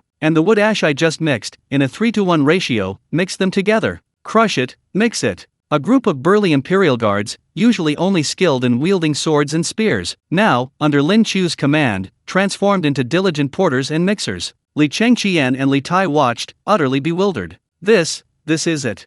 Li Tai pointed at the pile of grayish mixture. "This pile of mud and sand can be turned into glass?" "Of course not now." Lin Qiu smiled slowly. "Your Highness, please wait a moment, we'll wait and see." "Light the fire." As the soldiers skilled in kill firing threw coal into the furnace, Lin Qiu had someone fetch a bellows, the kind used in blacksmith shops. The massive bellows, resembling a bellows, roared as several strong men pulled it, and the furnace temperature began to rise rapidly. Lin Qiu stood at the furnace opening, intently watching the changes in the raw materials inside through the observation hole. From powder, it transformed into a viscous paste, finally melting into a pool of orange-red liquid under the high temperature. 2 hours later. Discharge. With Lin Qiu's command, the scalding molten glass was channeled onto a large, flat iron plate that had been prepared beforehand. Lin Qiu directed several skilled craftsmen from among his guards to quickly flatten it with rollers. As the temperature decreased, the originally red-hot liquid gradually cooled and solidified, its color fading from orange-red, until finally, it became completely transparent.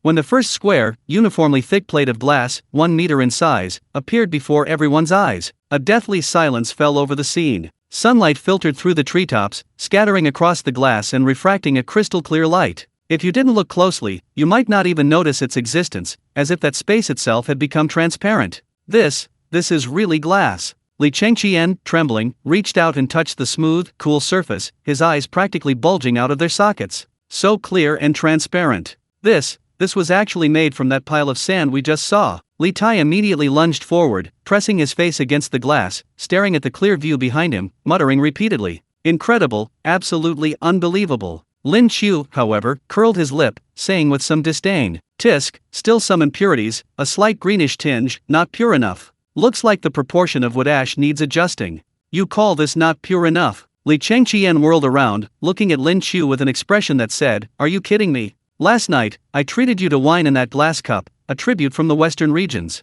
It was so cloudy, like rice porridge. That's that piece of glass. They say it's a priceless treasure. It's been the subject of countless battles and fights. This piece of glass, so pure, if sold, could probably buy countless amounts of rice." Compared to the gold, silver, and rice in Li Chengqian's eyes, the exceptionally intelligent Li Tai seemed to have discovered a new continent. Sand, high temperature, glass. Li Tai's eyes burned with curiosity. He didn't care how much the glass was worth. After all, the entire Tang Dynasty belonged to his father. He wanted to know the reason behind it. Why could these seemingly ordinary grains of sand become glass? And so, this Prince Wei of the Tang Dynasty rolled up his sleeves, disregarding any princely decorum, and rushed to the side of his guards. "Get out of the way! Get out of my way! I want to try it myself. I want to carefully study that process." Before they knew it, the sun was high in the sky. The entire kill was bustling with activity. And Li Tai, in a very short time, had completely turned into a black lump of coal. His face was covered in coal dust, only his teeth and eyes were white, but he was as excited as a 200-pound little black fat man. He personally participated in every step of Lin Qiu's ingredient preparation and firing process. After mastering all the steps, he crafted a uniquely shaped piece of glass, slightly imperfect, entirely by hand. "Dinner's ready." Lin Qiu's languid voice rang out like heavenly music at the kill entrance. After teaching his skills to the servants, Lin Qiu once again became a hands-off manager, returning to his old profession. While the servants were busy with their work, Lin Qiu began his culinary preparations. A large pot of glistening, fragrant, and slightly trembling divine-grade braised pork belly was simmering. A dozen or so divine-grade Beggar's chickens, their shells freshly cracked open, exuded an irresistible aroma. and a large pot of white rice steamed with the finest rice. These delicacies, originally reserved for the royal family, were now lavishly displayed in the open space of the kill entrance. Come on, don't be shy, there's something for everyone. Lin Qiu beckoned to the group of Crown Prince's guards, who were already completely captivated by the aroma. Li Tai was also starving. Without even washing his hands, he grabbed a large bowl, filled it to the brim with rice, topped it with a thick layer of braised pork and chopped Beggar's chicken by Lin Qiu, and sat down on the ground to eat, just like the other soldiers. Even the rice you make smells better than in the palace. Li Tai mumbled between mouthfuls of rice. By the way, tell me quickly, why does sand turn into transparent glass when heated? What's the principle behind it? Lin Qiu smiled, seeing the expectant look in the chubby little boy's eyes. After a moment's thought, Lin Qiu casually explained. Your Highness, you can imagine the sand as countless tiny, tightly packed, independent soldiers. The high temperature is like a military order, disrupting their formation and turning them into flowing water. Everything has its reason, and this principle of sand and gravel condensing into glass is just one simple example. Lin Qiu explained the principle of amorphous crystallization in the most accessible Tang Dynasty language. Li Tai actually understood Lin Qiu's abstract explanation and listened with rapt attention. I see. Everything has its reason. Wonderful. Wonderful. Li Tai subconsciously took a bite of the braised pork in his bowl. The oil melted on his tongue, the rich aroma of meat assaulting his senses, the explosion of flavor interrupting his thoughts. Li Tai jolted awake from his sudden enlightenment.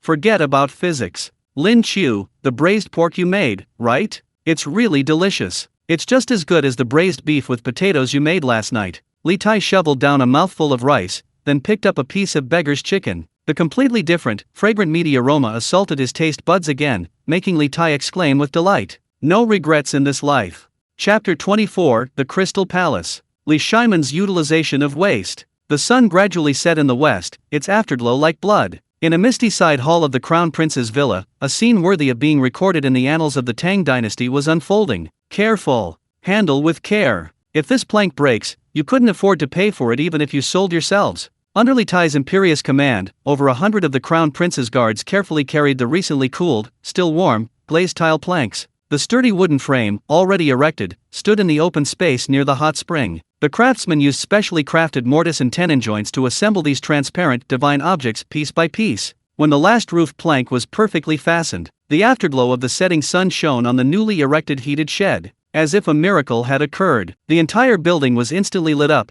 the setting sun refracting a dazzling array of 7 colors. Crystal clear and shimmering with iridescent light, it stood proudly on this desolate autumn and winter land, like a crystal palace that should only exist in the heavens. Beautiful, so beautiful. Li Chengqian tilted his head back, gazing in awe at the greenhouse entirely made of glass. This wasn't a farming shed, it was clearly the abode of immortals. If the noble families of Chang'an saw this, they would probably go mad with astonishment. How priceless must it be? Hiss! It's so warm in here. Not cold at all. Li Tai couldn't help but exclaim as soon as he stepped inside the greenhouse. Outside, it was the dead of winter, a bitter cold that threatened to freeze everything. But inside this crystal palace, thanks to the geothermal heat from the underground hot springs and the way the glass concentrating and locking in sunlight, it was warm as spring, even somewhat sweltering. Why is this? Li Tai, ignoring his sweat, grabbed Lin Qiu with shining eyes. How can this thin layer of glass make it feel like a greenhouse?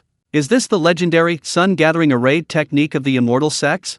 Lin Qiu smiled, casually picking up a twig and drawing a diagram on the ground for His Highness Prince Wei to explain. Your Highness, this is called the greenhouse effect. Sunlight is shortwave radiation, which can easily penetrate glass, but the ground, when heated, releases longwave thermal radiation, which is blocked by the glass. Heat only enters and doesn't escape, and with the added geothermal heat, this place naturally becomes a paradise of perpetual spring. In some fantasy novels, this place might be a paradise of ice and fire. The greenhouse effect. Li Tai was completely bewildered. Lin Qiu's knowledge that day had opened a whole new world for him. Now that the glass greenhouse was a reality, the next step was actual planting. Lin Qiu had a basket of potatoes, which Li Chengqian treasured, brought over. Planting potatoes also requires skill. Lin Qiu picked up a small knife and personally demonstrated to the guards, you can't cut them haphazardly. Each piece must retain at least one bud so it can sprout. After cutting, dip the cut surfaces in some wood ash to prevent decay and disinfect, so they don't rot in the ground.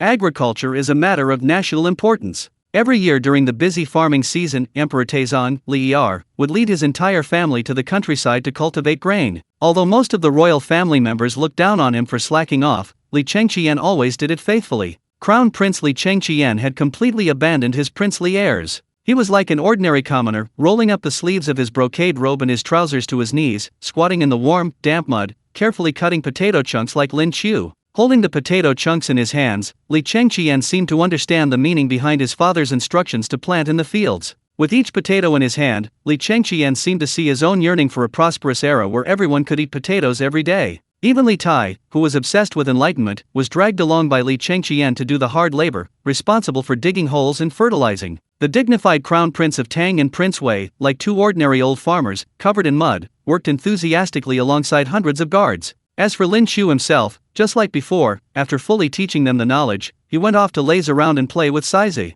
Lin Qiu specifically asked Li Chengqian to reserve nearly an acre of land, which he planned to use to grow other fruits such as watermelons and strawberries. The sun gradually set. Li Zhong, the commander of the 100 Cavalry Division, who had secretly followed Lin Qiu and his group all day, stared in astonishment at everything before him. Looking at the crystal palace, still shimmering faintly in the setting sun, his heart pounded violently. Hiss! Such a huge glazed palace, and His Highness and his men actually built it? And turned it into a greenhouse? Sigh, if all this glass were converted into gold, it would probably be enough to kill thousands of our 100 cavalry.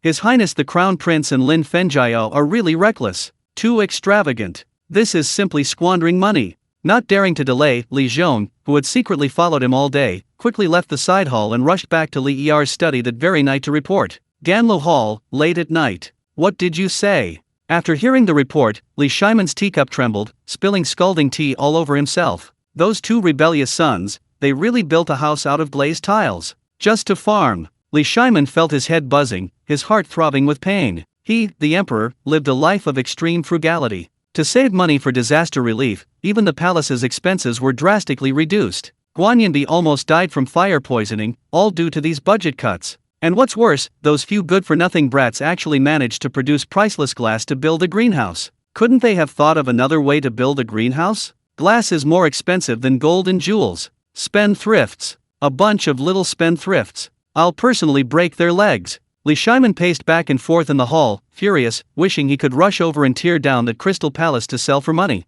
Your Majesty, please calm down. Li Zhong knelt on the ground, carefully taking out a cloth bag from his robes. Your Majesty, this is waste material I brought back from the glass kiln. Imperial Censor Lin said this waste material is substandard and should be destroyed. Li Shimon opened the cloth bag. Inside was a palm-sized glass cup. Though irregularly shaped and with some imperfections along the edges, it remained crystal clear under the candlelight, its purity almost otherworldly. This is scrap? Li Shimon held the glass, his hands trembling. Glass of this quality would fetch at least 10,000 strings of cash from the foreign merchants in the West Market. Lin Qiu is planning to destroy all of these? Li Shimon asked incredulously. Yes. Li Zhong swallowed hard. Lin Fenjia said these are of poor quality, contain air bubbles, and are not pure enough. He plans to have them all destroyed, smashed and melted down, or thrown away. Thrown away. Li Shimon's voice rose 8 octaves instantly, his heart aching so much he almost fainted. What a waste. This is utterly wasteful. This isn't waste. This is clearly grain. It's money. It's my national treasury. Li Shimon clutched the piece of glass that Lin Qiu had deemed burnt, like a lifeline. He closed his eyes, took several deep breaths, and forced down the pain in his heart. Li Shimon was making a difficult choice. On one side was the priceless glass, on the other, the elusive promise of 1,000 caddies of potatoes per mu. After a moment, Li Shimon slowly opened his eyes, a resolute glint in them. Enough! If they can truly grow a divine grain yielding 1,000 caddies per mu, let alone a glazed tile house, I'll even tear down the golden palace for them. Issue my secret order, let them continue their antics. As long as they don't cause a major upheaval, the 100 Cavalry Division will be responsible for perimeter security. No one is allowed to disturb them. At this point, Li Shimon suddenly coughed twice, his eyes becoming somewhat unfocused. He lowered his voice and said to Li Zhong, however, those glazed tiles that Lin Qiu deemed waste and ordered to be destroyed, don't let them smash them all. Go and send people to secretly and discreetly transport them into the palace for me. Bring back as many as you can. Send them all back to me. Li Zhong was stunned, looking at his emperor's eager eyes, feeling slightly strange. Is His Majesty going to become a beggar? Collecting the waste glazed tiles that his ministers and 2 sons deemed unusable? Li Shimon had a sharp eye and saw through his subordinate's thoughts at a glance, roughly knowing he was secretly grumbling. Li Shimon, unusually, blushed slightly and reprimanded him sternly. What are you looking at? I have my own plans. These scraps. I can secretly sell them to those wealthy merchants and noble families who have money to burn, in exchange for some disaster relief grain. Humph, that's called making use of waste. Those two spendthrift brats, and that kid Lin Qiu, they're obviously spoiled brats who've never experienced hardship. Chapter 25, A 90-point hot pot of mutton. Brothers fight over the food. The sun sank completely below the horizon, and night gradually enveloped the earth. The crystal palace, sparkling and translucent, stood majestically in the night. The potatoes were finally all planted. It was practically all done. Li Qiu and his attendants had been busy for half a day. Lin Qiu, however, hadn't done much heavy work. He spent most of his time playing in the mud with Sizi, occasionally acting as a hands-off manager, directing the two princes. Li Tai, who had also been caught by Li Qiu slacking off, strongly condemned and despised Lin Qiu's lazy behavior. Lin Qiu, thick-skinned as ever, remained unmoved. During a break, Lin Qiu opened the system panel again and continued his daily system lottery. Ding! Congratulations, host, you have obtained 100 gin of premium ice-cold beer. Ding! Congratulations, host, you have obtained 100 gin of premium soy sauce. Ding! Congratulations, host, you have obtained 100 gin of premium ginger. Ding! Congratulations, host, you have completed a 10 pull, triggering the guaranteed reward, and obtained the technology honeycomb briquette making process, including mold blueprints. Congratulations, you have obtained the recipe God-level tofu pudding. Ding! Congratulations, host, you have completed a 10 pull, and obtained the technology craft beer. Tisk tisk tisk. Although after 30 or 40 pulls, he only obtained one God-level recipe, he gained 2 new technologies. Honeycomb briquette making, craft beer. Lin Qiu looked at the rewards, a slight smile playing on his lips. The craft beer technology was pretty good. Perfect for eating lamb hot pot in the dead of winter. With this, wouldn't it be incredibly satisfying? Salt refining techniques, blueprints for the curved plow, soap making processes, white sugar refining technology, glass making techniques, saltpeter ice making, including vein maps, honeycomb briquette manufacturing processes, craft chilled beer. Lin Qiu tallied it all up, adding the salt refining and glass making techniques he had already demonstrated. In just the past few days, he had acquired nearly 10 technologies capable of instantly making an ordinary person incredibly wealthy. In a side hall of a warm pavilion in the Crown Prince's villa, to experiment with a new recipe for divine-level copper pot mutton, Lin Qiu, under the guise of rewarding the two princes who had not only contributed their labor but also personally worked the fields, specially prepared a banquet. Inside, the palace maids and eunuchs had already set up a copper pot according to Lin Qiu's instructions. The windows were wide open, the smokeless charcoal glowed red-hot in the stove, and the clear broth at the bottom of the pot bubbled and steamed. Beside it lay slices of lamb as thin as cicada wings, frozen tofu, and some washed vegetables. Lin Qiu, what are we having for dinner tonight? On the way to the side hall, Li Tai was already starving. Li Tai suddenly swallowed hard. How about you make another one today, like the beef and potato stew from last night? If that's not possible, the braised pork or Beggar's chicken we had for lunch will do. The taste still makes my mouth water just thinking about it. Lin Qiu, holding a bowl of sauce, teased, beef and potato stew is too slow, we don't have time. Besides, Chang Qian now treats potatoes like grain. If you dare eat any of them, he'll skin you alive. Tonight, let's have some special hot pot. Hot pot? What's that? Ask someone for a bronze cauldron. I know. Isn't it usually boiled? What kind of cooking is hot pot? Li Qian, covered in mud, joined in. If all else fails, we can have lotus leaf chicken. Shall I have the imperial chefs roast 2 chickens according to your method? Li Qian seemed to have a particular fondness for Beggar's chicken. Lin Qiu and Li Tai, however, seemed unconcerned about Li Qian's muddy appearance. They were in much the same state, except Li Qian had gotten muddy from diligent farm work, while Lin Qiu and Li Tai had gotten it from playing in the mud with the ox.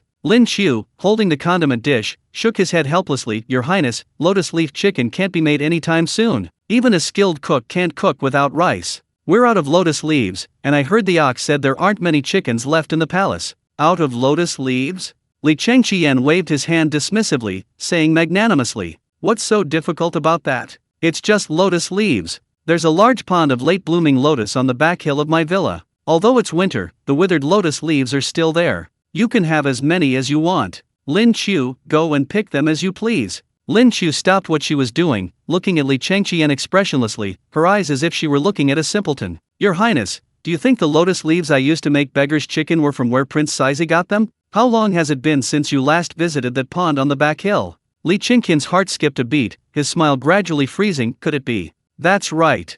Lin Qiu mercilessly shattered Li Qian's illusion. That pond was long ago stripped bare by the eunuchs and maids of Prince Sizi's palace to make Beggar's chicken. Now there's not a single stem left. cleaner than your face. Li Chinkin's mind flashed back to the lotus pond where he used to compose poems and paint, now a barren, muddy field, and he felt completely numb. Then, what about the chicken? Li Chengqian shivered, a sudden sense of foreboding washing over him. We ate hundreds of chickens, where did Saizi come from? Li Tai, always clueless about such things, interjected curiously. Brother, it's just a few hundred chickens, what's the big deal? They're not worth much. Just have someone buy more from outside the palace after we're done. Is it really necessary to be so stingy?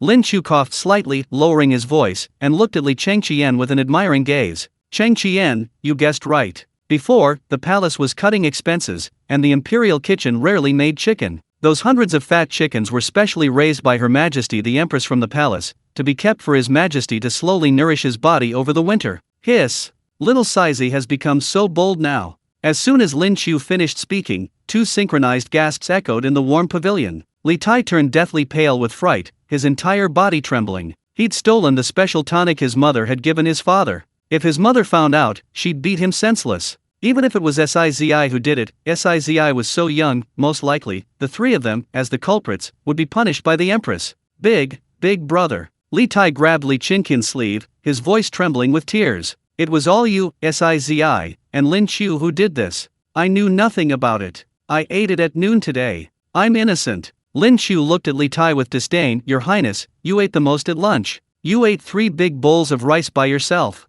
The bones are piled higher than a mountain, and now you want to shift the blame? Too late. Li Chengqian was also sweating profusely, but he forced himself to remain calm and rebuked. Shut up. What's the panic? So what if we ate? There's a big deal. We ate together. Do you think Mother will beat us all to death? Though he was tough on the words, his slightly trembling hand made the teacup lid clink as he picked it up. He was doomed, he probably couldn't escape this beating. Lin Qiu grinned mischievously, the ingredients were provided by His Highness Sizi. I'm just a lowly cook, it has nothing to do with me. Li Chengqian and Li Tai both looked at Lin Qiu expressionlessly. You're the real culprit. You can't escape.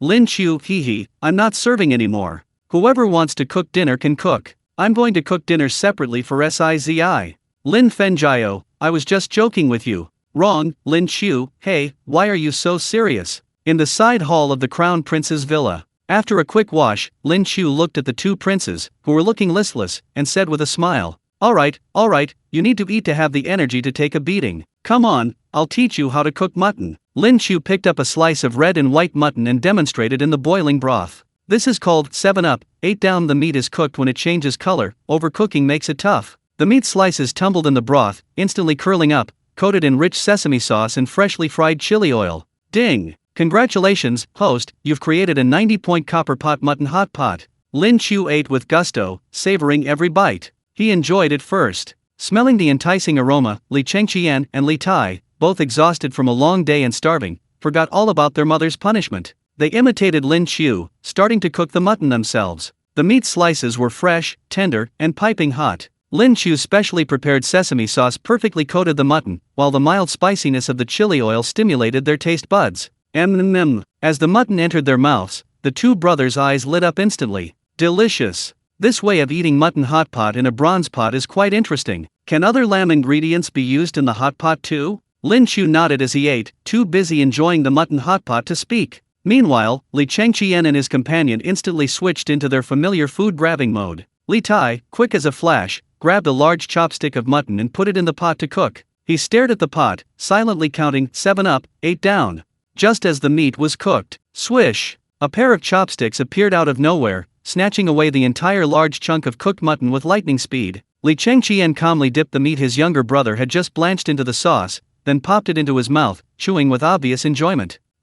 Kinkei, your blanching skills are indeed excellent, the heat is just right. Li Tai stared at the empty chopsticks, his face turning as black as the bottom of a pot. Big brother, don't you have any shame? I just put that into blanch, I've been watching it for ages. Li Chengqian laughed heartily, patting Li Tai's shoulder nonchalantly. Kinkei, we're brothers, why be so formal? What's yours is mine, and what's mine is still mine. Ugh, Li Tai rolled his eyes in anger. Shameless. I have never seen such a shameless crown prince.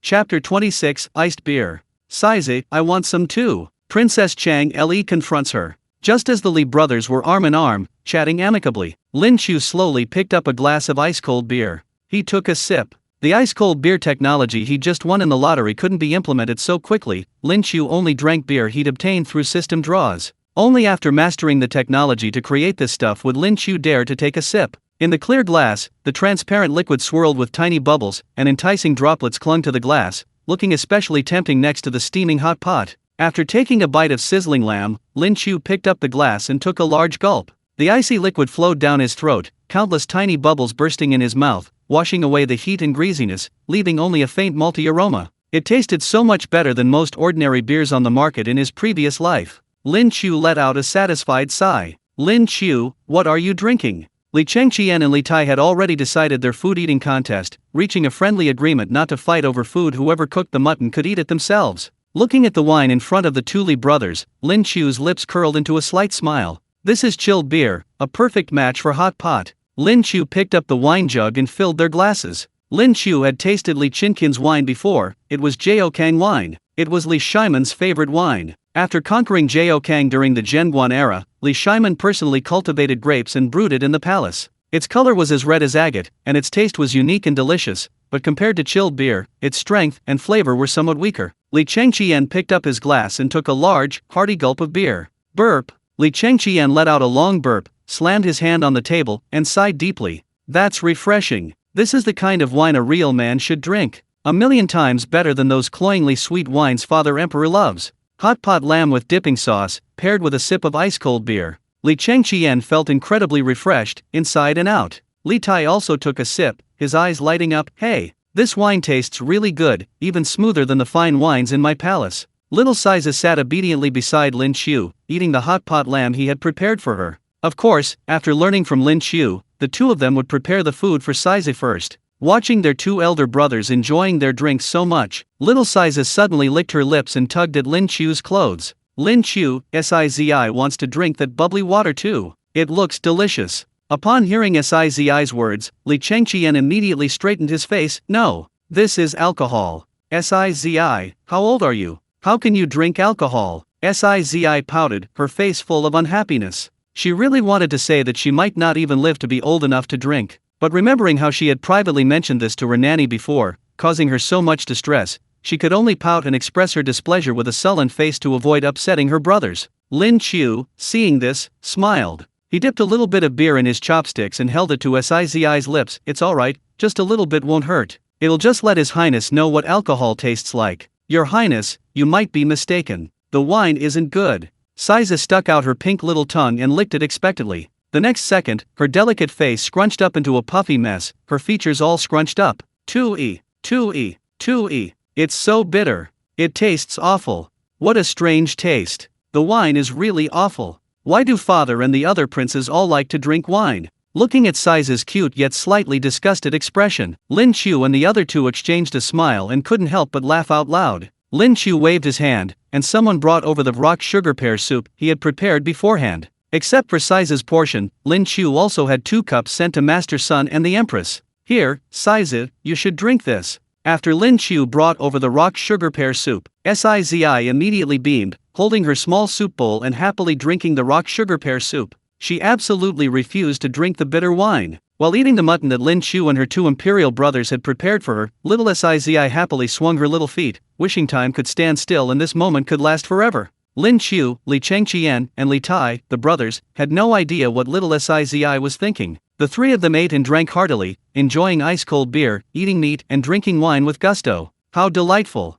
Outside, the wind howled, but inside, it was warm and cozy. At this moment, there was no imperial attendant, no crown prince, and no Prince Wei, only 3 young men enjoying a delicious meal. Inside the side hall's warm pavilion, the charcoal fire roared, and the copper pot boiled. Just as Li Chengqian, Li Tai, and Lin Qiu were enjoying their meal, their faces flushed and sweating profusely. Bang! The slightly ajar palace door was violently pushed open. You, Li Chengqian, Li Tai, you're actually hiding in this side hall eating alone. You think we, with so many of us, can't find you? Accompanied by a sharp shout, Princess Changle, Li Lizi, arrived with her 2 younger sisters, King He and Lanling, and a handsome young man with a serious expression, looking quite imposing. Princess Changle pointed at Li Chinqian's nose, her eyebrows furrowed. I heard from Chang Sun Chong that you're so extravagant as to build a palace with glazed tiles? That's utter nonsense. What is glazed tile? That's a treasure that even Father Emperor is reluctant to use. You're going to use it to build a house? It's even more wasteful than Qin Shi Huang's Epang Palace. Chang Soon-chong had only provided the kill site and didn't know that Lin Qiu and the others had actually made glass. However, he roughly knew about Li Chengqian and Lin Qiu's plan to grow potatoes. After all, Lin Qiu hadn't asked Li Chengqian to keep this a secret. Chang Soon-chong didn't know that Lin Qiu and the others had produced glass, and dared not reveal much about the crown prince. But Li Lizhi was the eldest princess of the Tang Dynasty. She easily learned from Chang Soon-chong that her younger brother planned to build a heated palace out of glass and then grow a crop called potato stew in the winter. Therefore, Li Lizhi stormed into the palace in a rage. As for Li Ke and the other two younger boys, they were met on the way. Before Li Chengqian could speak, the young boy following Princess Chang Li, the third prince Prince Wu, Li Ke, stepped forward with a stern face. Although Li Ke was still young, he had already been taught the beginnings of a Confucian scholar. He bowed solemnly to Li Chengqian, his expression serious and measured. "Brother, I think your idea is inappropriate. Winter is the season of withering, it is the will of heaven. As the crown prince, you should follow the natural order.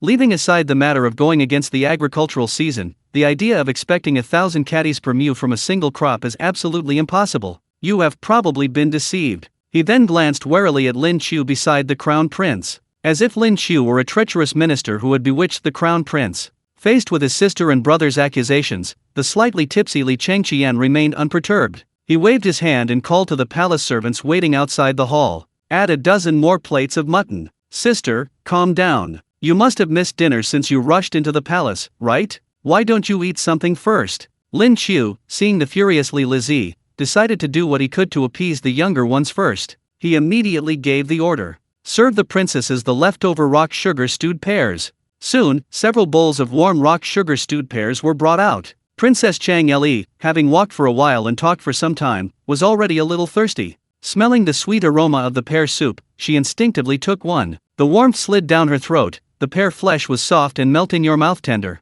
The sweetness of the rock sugar perfectly balanced the slight tartness of the pears, moisturizing her throat and warming her stomach. Li Lizhi's eyes lit up as she drank. "This soup is really good." The two little maids, King He and Lanling, couldn't resist the temptation either, picking up their bowls and taking small sips.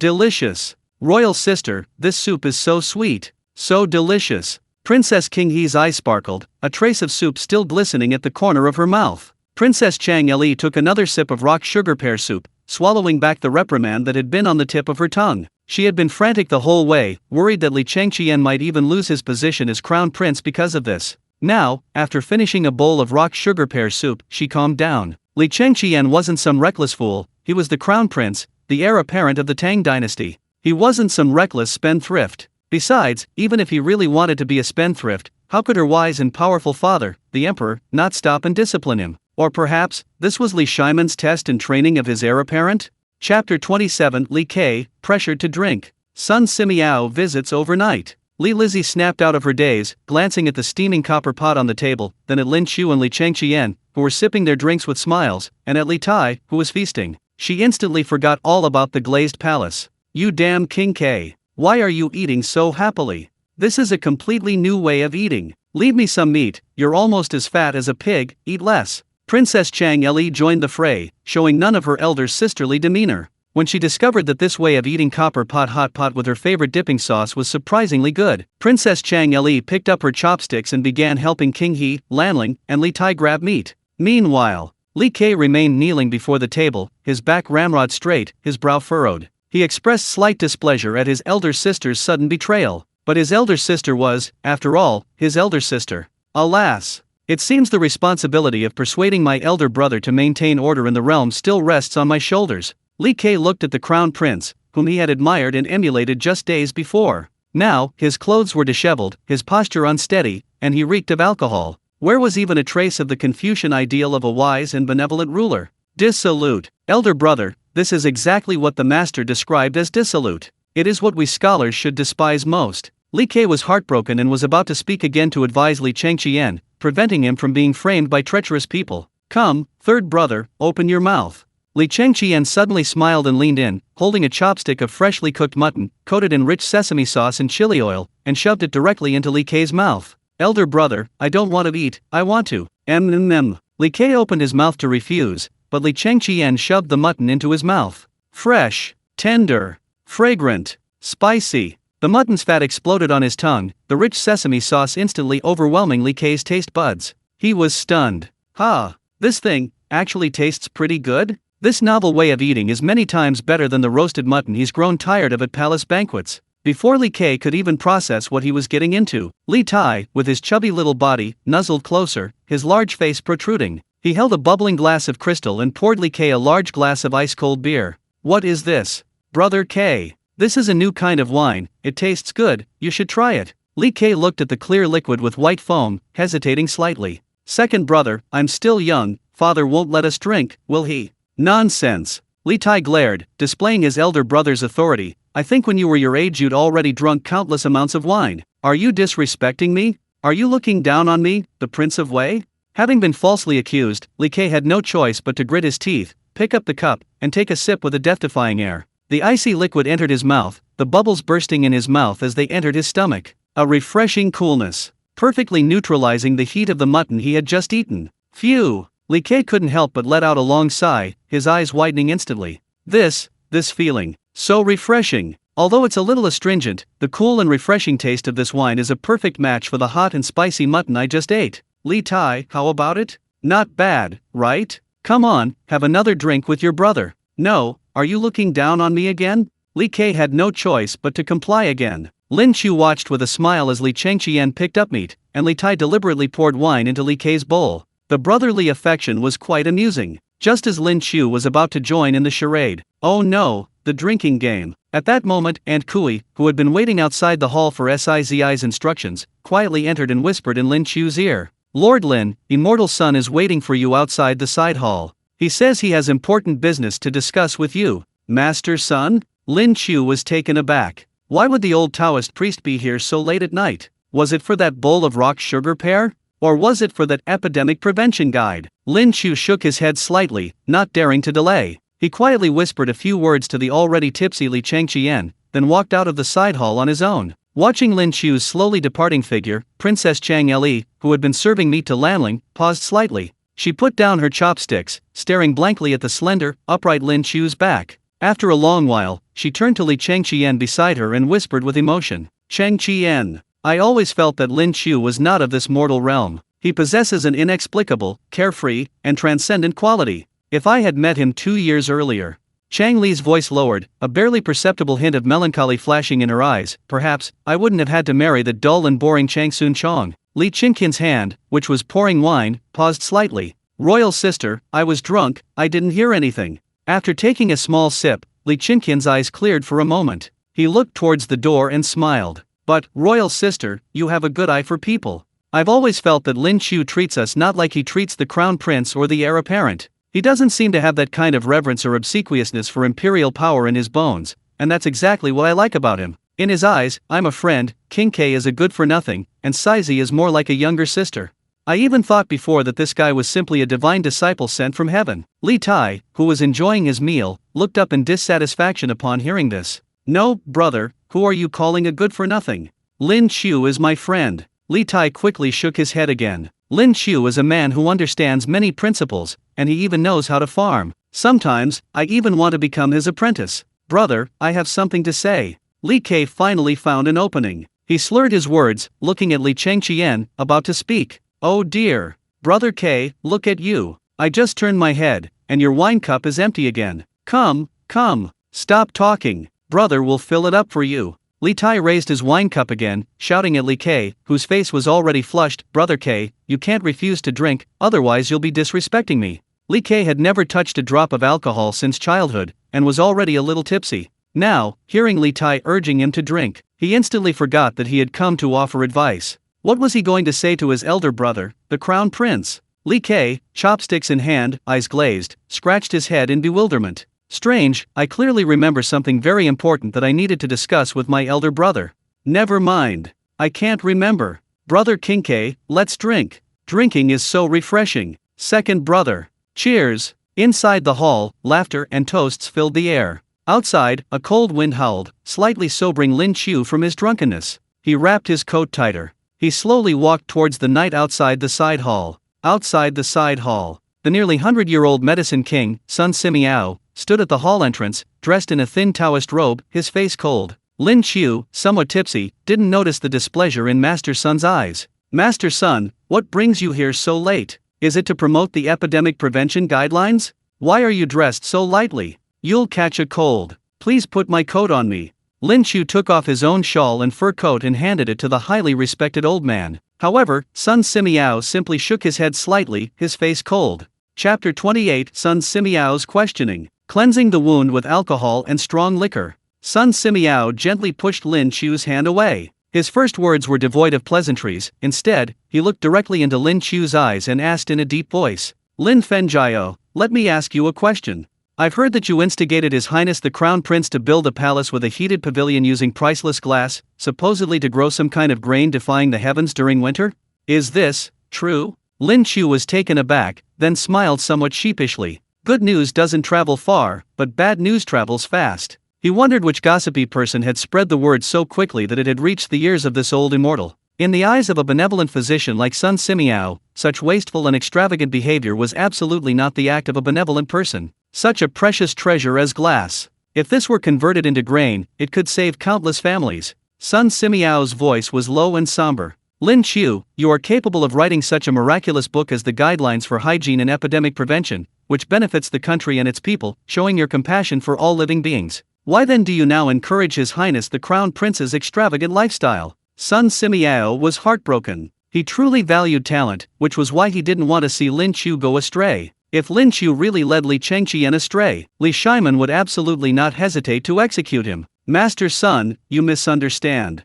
Lin Qiu didn't argue much, but simply turned to the side and extended his arm. Lin Qiu slightly raised his finger, pointing to a spot not far away. By the bright moonlight, the newly completed Crystal Palace could be vaguely seen, reflecting a cool yet dazzling light under the night sky. That's the so-called glazed tile pavilion. Lin Qiu said calmly. Sun Simiao followed his finger and his breath hitched. Even though he had some preconceived notions, seeing such a large-scale glazed tile building still shocked and heartbroken him. How much public funds must have been spent on this? Just as he was about to advise Lin Qiu to stop before it was too late, Lin Qiu's voice rang out again. Deist Master, if I told you that these glazed tiles are worthless, they're actually just made of sand, costing only a few coins. How would you feel looking at these glazed tile palaces then?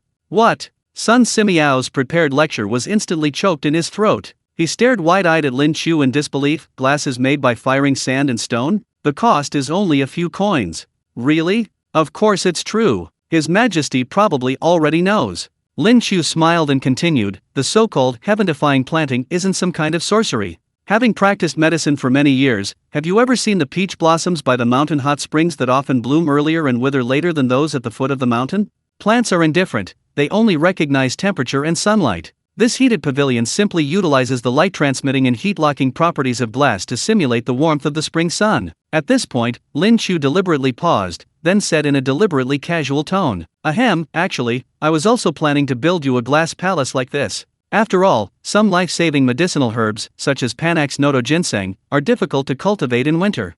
However, since the Deist Master thinks building these heated glass pavilions is a waste of resources and manpower, it seems I've been meddling. This medicinal herb garden. Yes, of course I want it. Before Lin Qiu could finish speaking, Sun Simiao, who had just been serious, suddenly bristled and interrupted impatiently. If this glazed palace truly has such power, capable of growing medicinal herbs that can revive the dead and heal wounds in the dead of winter, then that would be an immense act of merit. Why wouldn't this old deist want it? Sun Simiao stroked his long, white beard. I'm not some pedantic person. Since I know you're not deliberately indulging in extravagance with His Highness the Crown Prince, I know you're aware of the situation. I now believe you. Perhaps you really can grow food that can be eaten in winter. Sun Simiao seemed unaware of the claim that potatoes could yield 1,000 caddies per mu. Since that's the case, Lin Qiu didn't bring it up. Looking at this old immortal who had no qualms about saving lives, even bordering on shamelessness, Lin Qiu couldn't help but sigh. Truly worthy of being called the king of medicine, unbound by worldly conventions. In his eyes, aside from human life, all notions of face and rules were utter nonsense. Now that the misunderstanding was cleared up, Sun Simiao instantly relaxed. Without hesitation, he picked up the robe Lin Qiu had placed on the railing and covered himself with it. Then, their conversation naturally turned to the bowl of rock sugar pears that Lin Qiu had given to the Empress. Lin Qiu, I've tasted that bowl of rock sugar pear soup. Sun Simiao stroked his beard and sighed, his eyes full of admiration. Food is worse than medicine, that's truly true. I don't know how you made that so-called rock sugar, but pears moisten the lungs and clear heat, the sugar syrup nourishes yin and generates fluids, and goji berries replenish qi and improve eyesight. The combination of these three, cooked to perfection, makes it both a delicious delicacy and a good medicine. Based on these medical principles alone, your rock sugar pear soup recipe could even be written into a medical book. Lin Qiu shook his head in astonishment. No, please don't flatter me. Sun Simiao shook his head and didn't say anything more. Not only does he understand medicine, but he also understands agriculture and even the principles of natural philosophy. Sun Simiao looked at Lin Qiu, his tone complex. You young man are truly formidable. This old man has practiced medicine all his life, and I consider myself knowledgeable, but when it comes to these ingenious ideas, I am no match for your guide to epidemic prevention. Lin Qiu could only chuckle awkwardly, guiltily touching his nose. These were all the crystallization of wisdom from later generations. He was merely a copyist, it had little to do with him. After a brief exchange, Sun Simiao's expression became hesitant again. Besides dealing with the matters of the glazed warm pavilion, there was another matter, his main purpose for rushing here so late at night. The matter of the rock sugar pear was merely incidental. Sun Simiao pulled out the Guide to Hygiene and Epidemic Prevention, which he had read so many times over the past few days that the edges were worn out. Sun Simiao turned to a page, pointed to a few lines, his tone urgent yet tinged with confusion. Lin Qiu, the book mentions a concept, using strong liquor to clean wounds. Recently, due to drought and war in the north, many refugees have gathered outside Chang'an, and there are also many wounded soldiers in the army. Sun Simiao sighed, a hint of pity flashing in his eyes. In the Tang Dynasty, sword wounds are not actually that terrible. What's terrible is that after the wound is bandaged, it often becomes hot, swollen, and oozing pus, eventually leading to a persistent high fever, and the person dies in excruciating pain. Lin Qiu nodded slightly, knowing that what he called an infection was something that would be easily treated with an antibiotic in modern times. However, in this feudal ancient world, it was a death sentence. I've tried washing it with salt water and scalding the wound to stop the bleeding, but with little effect, and it even made the injured person suffer more. At this point, Sun Simiao stared intently at Lin Qiu and asked the question that had troubled him for so long. Your book records that washing wounds with extremely strong liquor can kill microscopic particles invisible to the naked eye, thus preventing the wound from festering and spreading. But I've searched every tavern in Chang'an, and even the strongest Sanlijiang and Jianese Shaochun only have a slight burning sensation in the throat, nowhere near the flammable level described in the book. Sun Simiao clenched his fists, his voice trembling slightly with excitement. Young friend Lin, tell me the truth. Is there truly such a thing as liquor as fiery as flame, flammable to the touch? And can such a thing really save those wounded soldiers who die from festering wounds? Looking at this pure healer, an old man who devoted himself to the world's patients, Lin Qiu's playful expression vanished. Master Sun, of course I have such strong liquor. Lin Qiu answered decisively, and not only do I have it, I can make it for you right now. Ha! Sun Simiao was completely stunned. He even thought Lin Qiu was joking. How could such strong liquor exist in the world? And be made? If he didn't know Lin Qiu wasn't one to boast or lie, Sun Simiao would probably have immediately thought Lin Qiu was lying. Chapter 29: Alcohol Distillation and Purification. Master Level Acupuncture. Li Kei's drunken outburst. Jin Yang Palace, a small kitchen in a side hall. Without a word, Lin Qiu led Sun Simiao into this makeshift laboratory.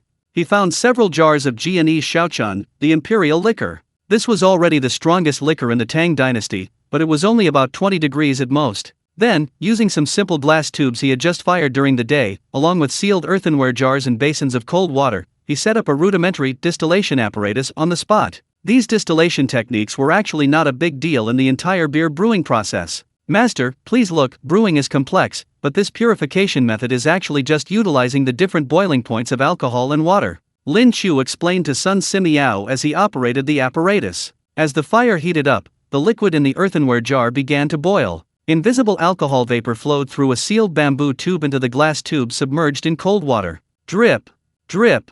As the steam condensed upon contact with the cold air, drops of clear, transparent liquid, emitting a suffocatingly pungent odor, slowly dripped from the glass tube into the porcelain bowl below. The entire kitchen instantly filled with a strong smell of alcohol, even somewhat pungent and eye-watering. Sun Simiao stared intently at the porcelain bowl, his breathing rapid. This is the alcohol from the epidemic prevention guidelines. Lin Qiu didn't waste any words, directly pouring out a small cup of freshly purified high-concentration alcohol. He took out a tinderbox, gently shook it, and brought it close to the rim of the cup. Whoosh! With a soft sound, a ghostly blue flame instantly rose in the cup. In the dimly lit kitchen, the blue flame danced like a ghost, yet radiated a scorching heat. Ugh! Sun Simiao instinctively took a half step back, then his pupils dilated violently, and he froze on the spot. Those drinks, they actually caught fire. Fierce as flames, igniting instantly. What your epidemic prevention guidebook said was all true. Lin Qiu blew out the flame and handed over a cup. Deist master, please smell this. Sun Simiao leaned in and took a deep breath. The pungent smell, shooting straight to the top of his head, almost knocked over this centenarian. But after a moment of adjustment, Sun Simiao was overjoyed. Ignoring the spiciness, he dipped his withered finger in the liquid and tasted it. Cough, cough, cough. The intense burning sensation made him cough, but the joyful expression on his face was undeniable. Then, Sun Simiao applied a little to a small scratch on the back of his hand. Hiss! First, a sharp pain, followed by a rapidly evaporating coolness. Pain, coolness, cleansing. Sun Simiao's eyes shone with an alarming gleam. This stuff is truly potent. It should be able to kill many evil poisons. Lin Qiu turned around, sealed the small jar of purified alcohol, and handed it to Sun Simiao. At the same time, Lin Qiu took out a pen and wrote down all the purification processes related to alcohol distillation, then stuffed it into the Taoist priest's hand. Taoist priest, please take this jar of wine and this alcohol purification formula. However, please remember, this substance is called alcohol, but it is not actually a medicine. It can only be used externally for cleaning wounds, it must never be ingested. Otherwise, such a strong alcohol will burn your throat or even kill you. Sun Simiao, his hands trembling slightly, picked up the jar of alcohol and the thin sheet of paper covered in writing. He knew all too well the significance of this. With it, at least half of the young soldiers in the army, dying from festering wounds, could be saved. This was immeasurable merit. The highly respected medicine king straightened his clothes again, bowed deeply to Lin Qiu, tears streaming down his face. Young friend Lin, for the people of the Tang Dynasty, for the soldiers on the front lines, you have offered such divine skill, yet you have accepted no reward. This is truly beneficial to the country and its people. This is an act of great virtue. This is the true way of a sage. No, no, no. Deist master, please get up. Lin Qiu, startled, quickly helped Sun Simiao up. Lin Qiu was terrified. Old man, please don't bow anymore, I'm afraid it will shorten my lifespan. Let you, a true saint of merit in history, worship me, a fake saint? Who knows if heaven will send down a divine lightning bolt to strike him dead? Lin Qiu saw off Sun Simiao, who was in a hurry to return and research alcohol. Standing in the cold wind, a pleasant system notification sounded in Lin Qiu's ears. Ding! Congratulations to the host for producing 92 points of alcohol, receiving a top-tier review from Sun Simiao. Special reward settlement triggered. Congratulations to the host for obtaining the skill master-level acupuncture, including a complete map of human meridians. Congratulations for obtaining the book Divine-level compendium of medicinal cuisine. Even the alcohol I produced? Can it be considered food? Lin Qiu recalled that Master Sun had indeed licked a drop of alcohol and given it a top-tier review. Alcohol is made from grains, calling it food isn't wrong. Lin Qiu didn't have time to think further. He felt a flood of knowledge about acupoints, meridians, and pharmacology instantly pour into his mind. A moment later, Lin Qiu examined his wrist and veins. He could easily analyze his meridians and blood vessels. If Lin Qiu were to abandon his culinary pursuits now and become a doctor, he would undoubtedly have the potential to become a top-tier physician, no less skilled than Sun Simiao. However, Lin Qiu had no interest in dedicating himself to the country and its people, even unto death. He simply wanted to live a carefree and comfortable life. A wife, children, a warm bed, a brood of kids that would be wonderful. Then he could just drift along, wasting his life until death. Having dealt with these important matters of national and public benefit, Lin Qiu rubbed his frozen hands and pushed open the door to return to the warm side hall. However, the scene before him stunned him. Just moments ago, he had been discussing the serious and weighty topic of saving the nation through medicine with Master Sunday. The room, however, was a scene of utter chaos. Just moments before, Princely Kiev had been remarkably serious and austere, like a stern, rigid scholar. Now, he was completely drunk. He had ripped open his collar, wrapped his arms around his brotherly Tai's neck, and was playing a drinking game, his face flushed and neck bulging. Good buddies. 5 of you. Hiccup. Second brother. You know, this game is actually quite fun. Let me tell you, those old Confucian scholars are such scoundrels, so rigid and inflexible every day. Li Qiu waved his wine cup, ranting and raving. Every day it's can't do this, can't disobey that. Every morning I have to start reciting classical Chinese phrases, and if I mispronounce a single word, I get a slap on the hand. Those stubborn old fogies. Come on, second brother, another cup. Even Li Tai, a seasoned drinker, was finding it hard to keep up. Crown Prince Li Qiu, by now, was sprawled out on the soft couch, clutching an empty wine jar, chuckling foolishly, muttering, "Potatoes, hee, all potatoes, can't finish." As for Princess Chang Li, she had somehow managed to drink the remaining half-jug of beer. Now, her face flushed, her eyes glazed, she was kneeling on the carpet, utterly lacking any elder sister dignity, vying with the three little maids Sizi, Qinghe, and Lanling for the panda doll Lin Qiu had made for Sizi. "Give it to me. I'm the older sister. Let me play with it for a while." "No, no. Imperial sister, you're shameful. Tisk tisk tisk." This was truly a scene of perfect harmony, a beautiful tale indeed. Lin Qiu leaned against the doorframe, watching these most distinguished second-generation members of the Tang Dynasty. He shook his head helplessly, a faint, gentle smile playing on his lips. At this moment, influenced by Lin Qiu, they might be heading down different paths in life. Li Qiu gritted his teeth and sent Qinxin to Xiao Xi's palace.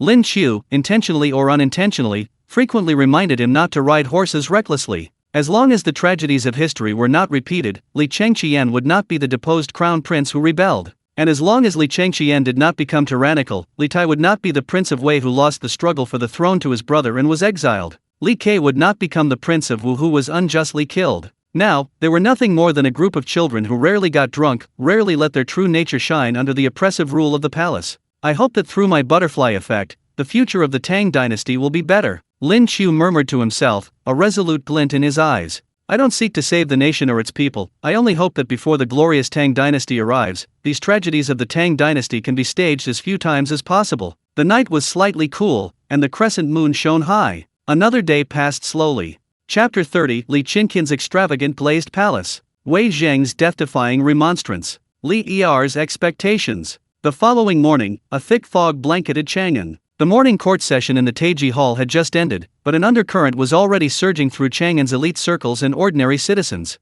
The news that a crystal palace had suddenly sprung up overnight in a side hall of the crown prince's villa spread like wildfire throughout the entire capital. Rumors are often the most dangerous thing. With the help of those with ulterior motives, the initial rumor that the crown prince built a glazed tile palace had, after rounds of fermentation, become unrecognizable. Have you heard? The crown prince's newly built glazed palace shone brightly yesterday. It's said that the entire palace is made of the most expensive and rarest glazed tiles from the western regions, even the roof tiles are made of crystal. Wow! How much would that cost? Even emptying the national treasury wouldn't be enough. More than that. I heard that the crown prince, in his pursuit of pleasure, has built a wine pool and meat forest in that crystal palace, and has collected countless rare treasures and beauties for his own indulgence. Such extravagance in a year of great disaster. Is our great Tang going to follow in the footsteps of Emperor Yang of Sui?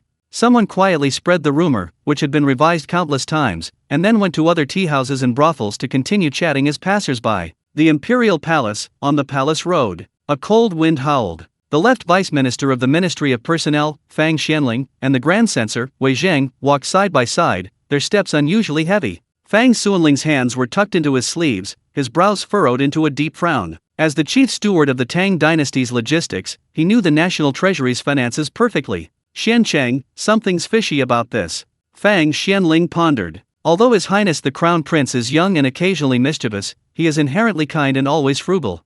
Moreover, glass is priceless, even an inch of it is worth 1,000 gold pieces.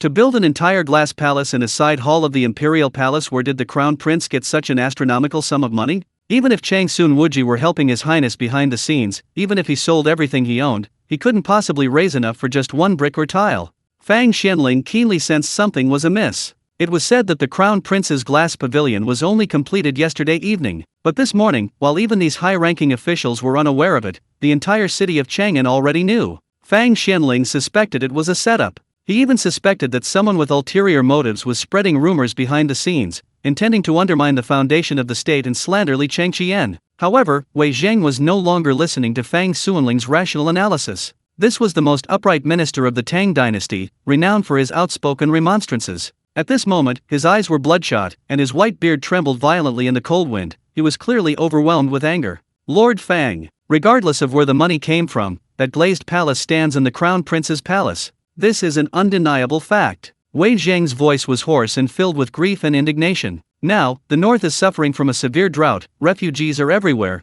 and the tragedy of cannibalism is right before our eyes. His Majesty has even reduced palace expenses by 30% for disaster relief. It is said that the Empress suffered even greater losses due to reduced allowances. But what about His Highness the Crown Prince? Wei Zheng sighed abruptly. As the crown prince, instead of sharing the burdens of his father and comforting the people, he built such a lavish and extravagant palace in this year of great disaster. This is a sign of national ruin. A sign of national ruin. At this point, Wei Zheng abruptly stopped, grabbed Fang Xuanling's sleeve, his eyes resolute. Let's go. Fang Gong, let's go to Ganlo Hall and demand an explanation. Today, I risk angering the emperor, I risk my life, but I will still wake the crown prince. I will urge His Majesty to severely punish His Highness's extravagant behavior. The Tang Dynasty's empire must not be wantonly destroyed. Ganlo Hall, Imperial Study. Li Shiman had just finished reviewing the memorials regarding disaster relief in Henan province and was enjoying a moment of peace while sipping tea. The matter of the poisoned salt mines was basically settled. A large sum of disaster relief funds from salt merchants across the land would soon be received. Li Shiman was actually in a rather good mood today. Last night, Li Zhong, the commander of the 100 Cavalry, also reported that the children had been working on it all day. Although he didn't know if they could grow the kind of grain that yielded 1,000 caddies per mu, they had indeed planted the potatoes. As long as they were willing to do practical work and didn't cause trouble, Li Shiman would turn a blind eye. Just as Li Er was enjoying a rare moment of peace, the hurried announcement from a eunuch outside the palace shattered the tranquility. Your Majesty, Left Minister Fang and Imperial Censor Wei request an audience. They say they have urgent matters that could shake the very foundations of the Tang Dynasty. Shake the very foundations of the Tang Dynasty? Li Shiman raised an eyebrow, but before he could speak, Wei Zheng stormed in aggressively. Thump! With a muffled sound, Wei Zheng knelt directly on the palace floor, his head hitting the ground heavily, his voice filled with righteous indignation. Your Majesty, the Tang Dynasty is in grave danger. The Tang Dynasty is in grave danger. Li Shiman was startled by Wei Zheng's imposing manner, nearly spilling his tea on himself. Wei, Imperial Censor? What has caused you such panic? Even to storm the palace without being summoned? Wei Zheng raised his head, tears streaming down his face. He pointed towards the East Palace, weeping bitterly. I have heard that His Highness the Crown Prince has built a palace entirely of glazed tiles in a side hall, an extremely luxurious structure, worth millions of taels of gold. When the glazed tile palace was completed, the evening glow shimmered and soared into the sky, an extreme display of extravagance. Wei Zheng paused slightly, then continued. Now, with the nation in peril, and the people starving to death, the Crown Prince is so dissolute and debauched, treating the people's hard-earned money like dirt.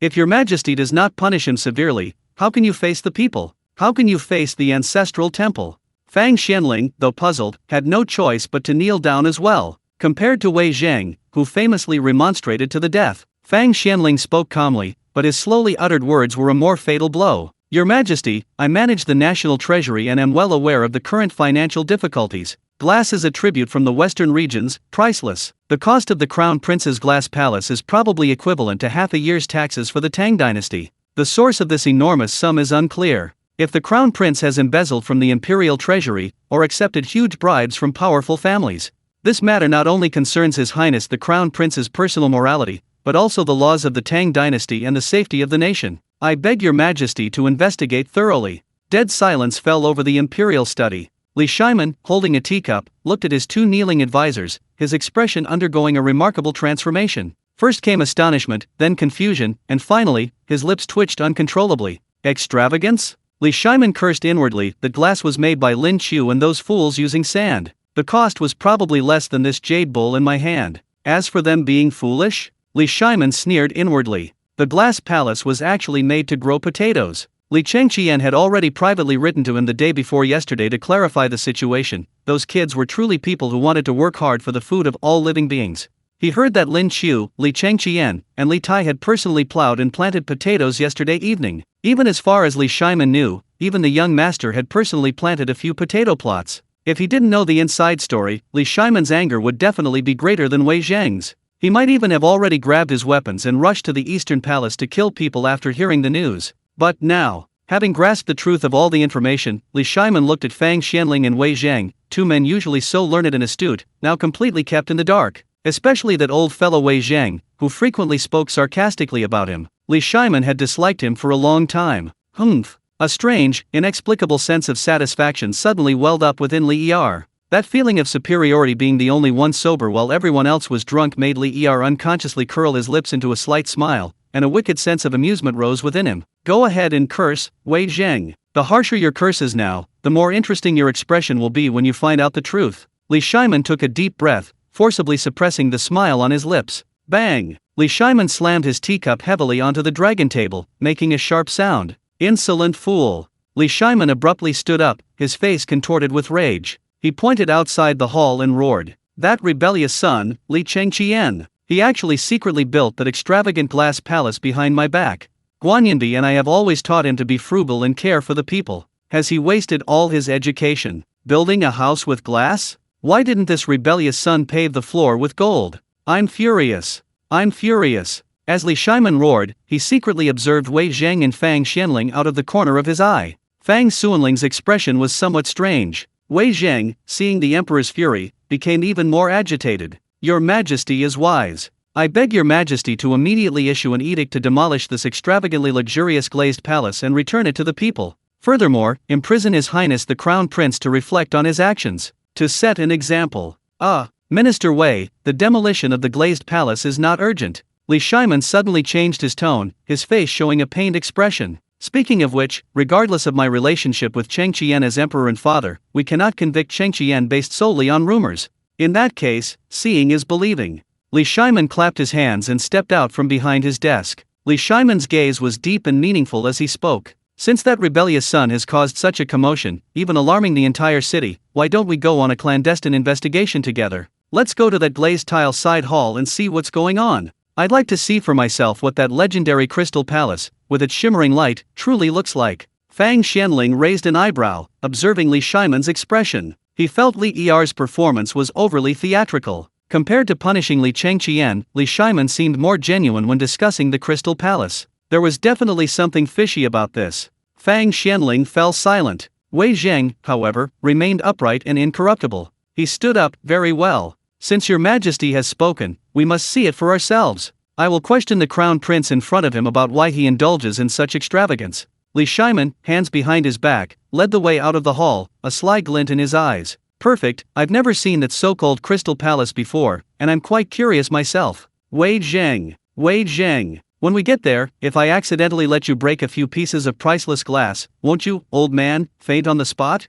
Just imagining that wonderful scene, Li Shiman suddenly felt a little impatient. Ahem, Li Zhong, prepare the horses. Gather the men, let's proceed to the side hall of the Crown Prince's palace. Chapter 31 Wei Zhang shatters the glass. The sweet vs. savory tofu pudding debate. The following morning, as the faint sunlight touched the earth, Li Shiman, his face dark, accompanied by Wei Zhang with a menacing expression, Fang Xianling with a look of astonishment, and a squad of plainclothes cavalry, silently arrived outside the side hall of the Crown Prince's villa. Although they were somewhat prepared, when the legendary building truly appeared before their eyes, everyone, including Li Shiman, gasped. At that moment, the sun was rising, and golden sunlight poured down without restraint. The crystal palace stood silently in the sunlight, its crystal-clear glass reflecting dazzling rainbows, truly resembling a beautiful celestial palace from mythology, breathtakingly beautiful, and chillingly luxurious. Fang Xianling had initially thought that His Majesty's calm demeanor stemmed from the fact that most of the news about Li Chengqian was false.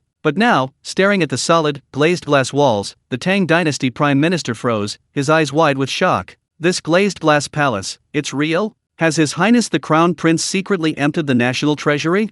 Wei Zhang's reaction was even more intense. He glanced at the shimmering, warm glazed glass palace, and his legs began to tremble. Not from fear, but from anger, and even more so from heartache. Wei Zhang frantically calculated in his mind, his hands trembling. This single glazed tile, in the hands of the foreign merchants of the West Market, would be worth at least 1,000 gold pieces, and here there were at least 1,000. This damn much money. Even if you poured in nearly 2 years' worth of taxes from the Tang Dynasty, it probably wouldn't be enough. It's confirmed. It's completely confirmed now. Tears of indignation streamed down Wei Zhang's face. His Highness the Crown Prince is corrupting the country and harming the people, indulging in extravagance and waste. It's all true. Back then, the Crown Prince was such a gentle, kind, and frugal heir apparent. How could he have become like this? Humph. This brat, I will surely punish him severely. Li Shiman feigned a grim expression and snorted coldly. He led the two men towards the glazed palace. Wei Zhang wanted to see the evidence that might lead to the decline and destruction of the Tang Dynasty.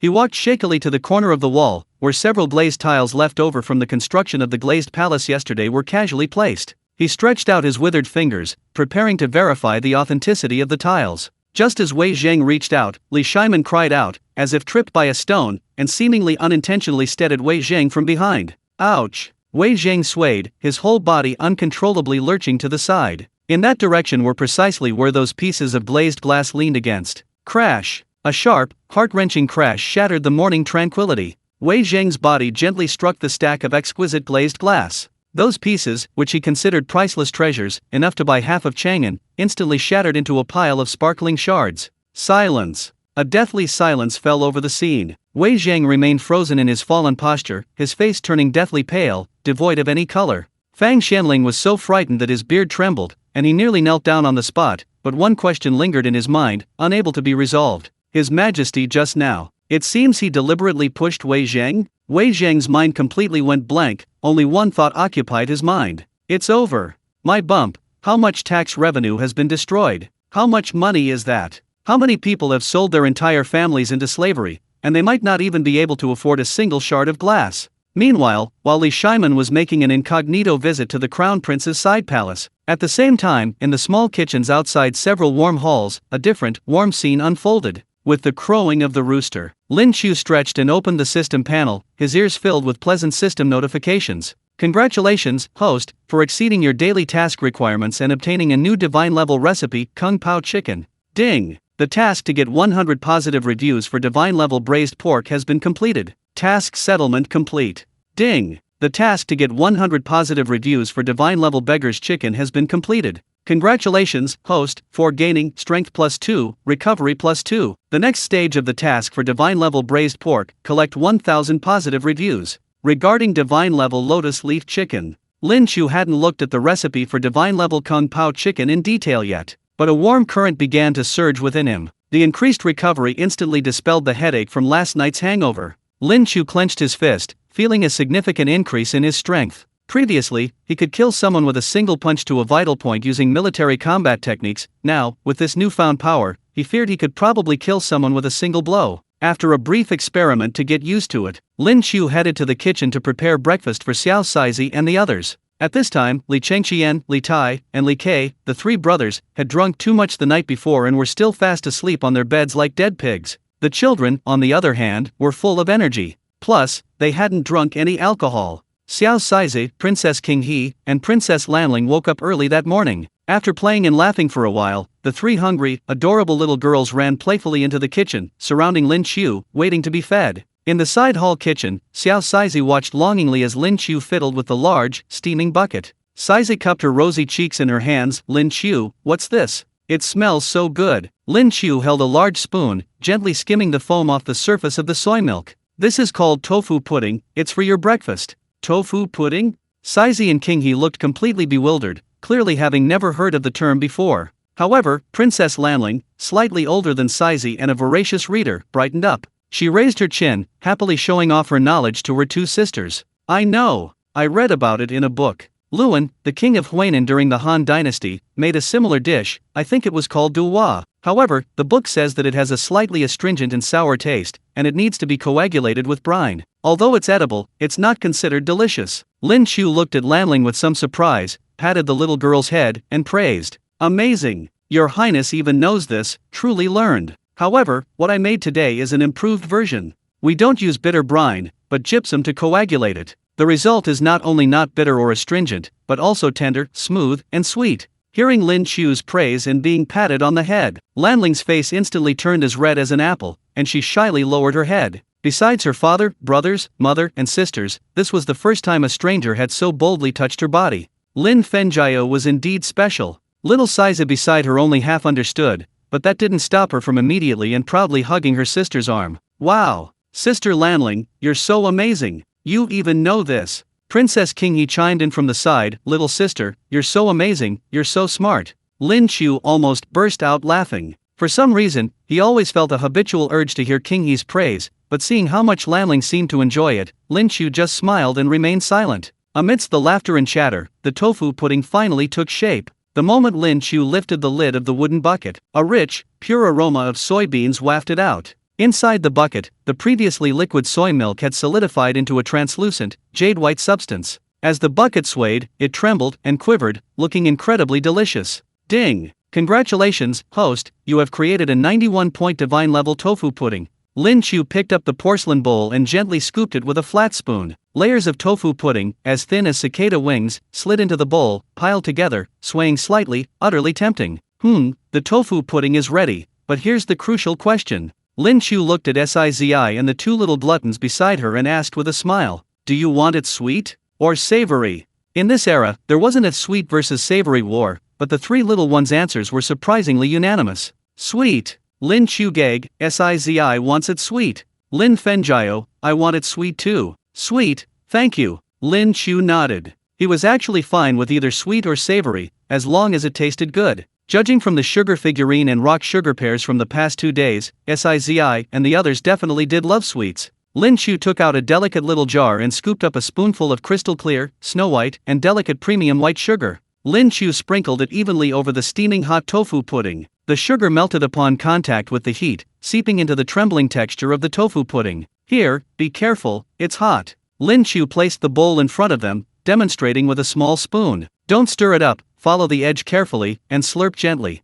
Little Sizi imitated him, scooping up a spoonful of the tender white tofu pudding, blowing on it, and then putting it in her mouth. Slurp. The tofu pudding, without even needing to chew, slid down her throat like a warm current. The aroma of soybeans and the sweetness of sugar intertwined on her tongue. The delicate, smooth texture instantly conquered her taste buds. So delicious. Sizi happily squinted her eyes, her little feet swinging joyfully under the chair. So delicious. So sweet. It feels like clouds in the sky. King He and Lanling also couldn't stop eating. They also agreed it was delicious. Lin Qiu took a small sip of the sweet tofu pudding, nodded, and then went to the side to bring over the steaming hot, divine grade xiao long bao from the steamer. Afterwards, a bite of sweet, smooth tofu pudding, a bite of fresh, soft steamed buns. These three most noble princesses of the Tang Dynasty were so engrossed in their meal on this chilly autumn morning that they could barely move. Crash! Just as the group was enjoying their meal, a deafening sound of shattering glass suddenly echoed from 100 meters away. Sizi was so startled she almost dropped her spoon. Her big eyes blinked as she looked at Lin Qiu. Lin Qiu, what's going on outside? Chapter 32 Crown Prince vs. King of Wei. A sweet vs. Salty battle. Li Shiman arrives. Crash. A series of crisp, cracking sounds jolted Crown Prince Li Chengqian and Prince Wei, Li Tai, awake from their drunken slumber. The three brothers had insisted on sleeping together last night, and even the eunuchs and maids couldn't separate them. Fortunately, even in a side hall, the beds were large enough. As for Li Kai, a sleeper with even higher quality sleep, he slept like a log. Li Chengqian sprang from his bed like a zombie, his hair disheveled, rubbing his still throbbing temples, looking completely bewildered. What happened? Thunder? No way, it must have been a stray cat in the palace stepping on a broken tile. Compared to his carefree, chubby brother, Li Chengqian seemed to realize something when he heard his brother had stepped on a broken tile. Suddenly, Li Tai's nose twitched twice. As a seasoned gourmand in the royal family, he seemed to keenly detect an extremely tempting aroma in the air. It seemed to be a rich, mellow aroma of beans, mixed with a hint of sweetness. Li Tai jumped out of bed. Brother, it must be Lin Qiu making breakfast. I can smell it. Gurgle. Li Chengqian had obviously smelled the aroma too, his stomach growled at the opportune moment. As for what he had just thought of, it was instantly forgotten. Nothing matters more than food. With the help of palace servants, the two quickly dressed and washed, even their hair was only briefly styled, before they followed the aroma towards the small kitchen in the side hall. Huff, huff. When the two arrived at the small kitchen, panting, they saw Lin Qiu clearing away the dishes. Meanwhile, the three little princesses, Sizi, Qinghe, and Lanling, were holding empty bowls, candy stains on their lips, clutching their little bellies, and happily burping. Lin Fenjiao, what are we having for breakfast today? Li Tai eagerly leaned forward. Naturally. Lin Qiu paused, pointing to a large wooden bucket in the center of the table. The lid was lifted, and steam rose. A large bucket of pure white, trembling, and tender tofu pudding lay quietly inside, like a giant piece of mutton fat jade, exuding an enticing aroma of soybeans. Li Chengqian and Li Tai simultaneously swallowed hard. What is this? Tofu pudding. It's a modified version of tofu pudding. Lin Qiu brought out 2 bowls of tofu pudding, then pointed to 2 rows of distinctly different condiments placed beside them. A special treat for today, your highnesses, please choose as you wish. The one on the left was sweet tofu pudding. It contained glistening white sugar. The one on the right was savory tofu pudding. It contained a little sauce, chopped green onions, cilantro, and chili oil. What flavor do you two princes want? It depends on your mood. This prince, of course, prefers sweet. Li Tai didn't even hesitate, decisively taking the lead. As a chubby boy who vowed to lose weight but could never control his cravings, sweets were always his favorite. With that, Li Tai picked up the bowl of sweet tofu pudding. He stirred it with a spoon, the sugar completely dissolving into the bowl. Li Tai eagerly scooped up a large spoonful and put it in his mouth. The sweet heat exploded on his tongue, the smooth tofu pudding and the crunchy sugar granules dancing together in his mouth. Li Tai squinted his eyes happily, his features relaxing. Wonderful! Wonderful! This damnably sweet taste. Li Chengqian was completely convinced of Lin Qiu's culinary skills, although he didn't know what chili oil was. But because of a hangover, Li Chengqian's mouth was bitter and his stomach was churning. He didn't really want anything sweet. So, he naturally picked up the bowl of savory tofu pudding. At the same time, he looked at Li Tai with disdain and scolded him. What kind of talk is this, always liking sweet things? Only immature children eat sweets. That's what he said. Actually, Li Chengqian didn't necessarily like savory food, until he picked up the bowl and put a spoonful of savory tofu pudding with chili oil into his mouth. The next moment, the domineering salty, fragrant, sour, and spicy flavor shot straight to the top of his head. Slurp! One bite, piping hot, spicy, and fragrant. His previously sluggish stomach was instantly awakened. The hangover headache seemed to be forced out by the spiciness, and a fine layer of sweat instantly appeared on Li Chengqian's forehead. Ha! Li Chengqian hissed and inhaled, exclaiming with delight, "That's refreshing. This is what a man should eat. So good. Delicious. Brother, that's not right. How can you eat salty tofu pudding?" Li Tai frowned at Li Chengqian. The atmosphere in the kitchen suddenly became tense. Saizi, King He, and Lanling chased and played around the table. Meanwhile, the two most noble princes of the Tang Dynasty, holding bowls, squatted by the door, glaring at each other like fighting cocks. "Brother, shouldn't you try my savory tofu pudding?" Li Tai pointed at Li Chengqian's bowl of bright red stuff, his face full of disgust. "Is that what you call tofu pudding? It has scallions and garlic, utterly vulgar. It's a complete waste of this jade-like tofu pudding. It completely ruins its original pure flavor. King K, you brat. Savory tofu pudding is the way to go," Li Chengqian retorted, his chopsticks clattering against the rim of his bowl. Lin Qiu, meanwhile, was preparing some ingredients for lunch and didn't join the brothers' bickering. Just as the two brothers were arguing fiercely about sweet versus savory, and were even about to ask Lin Qiu and the others for their opinions, bang! The kitchen door was suddenly pushed open, a blast of cold air rushing in. Li Shiman walked in, hands behind his back, expressionless. Behind him followed Wei Zhang, his face deathly pale, eyes vacant, as if his father had just died, and Fang Xianling, looking utterly embarrassed and wishing he could disappear into the ground.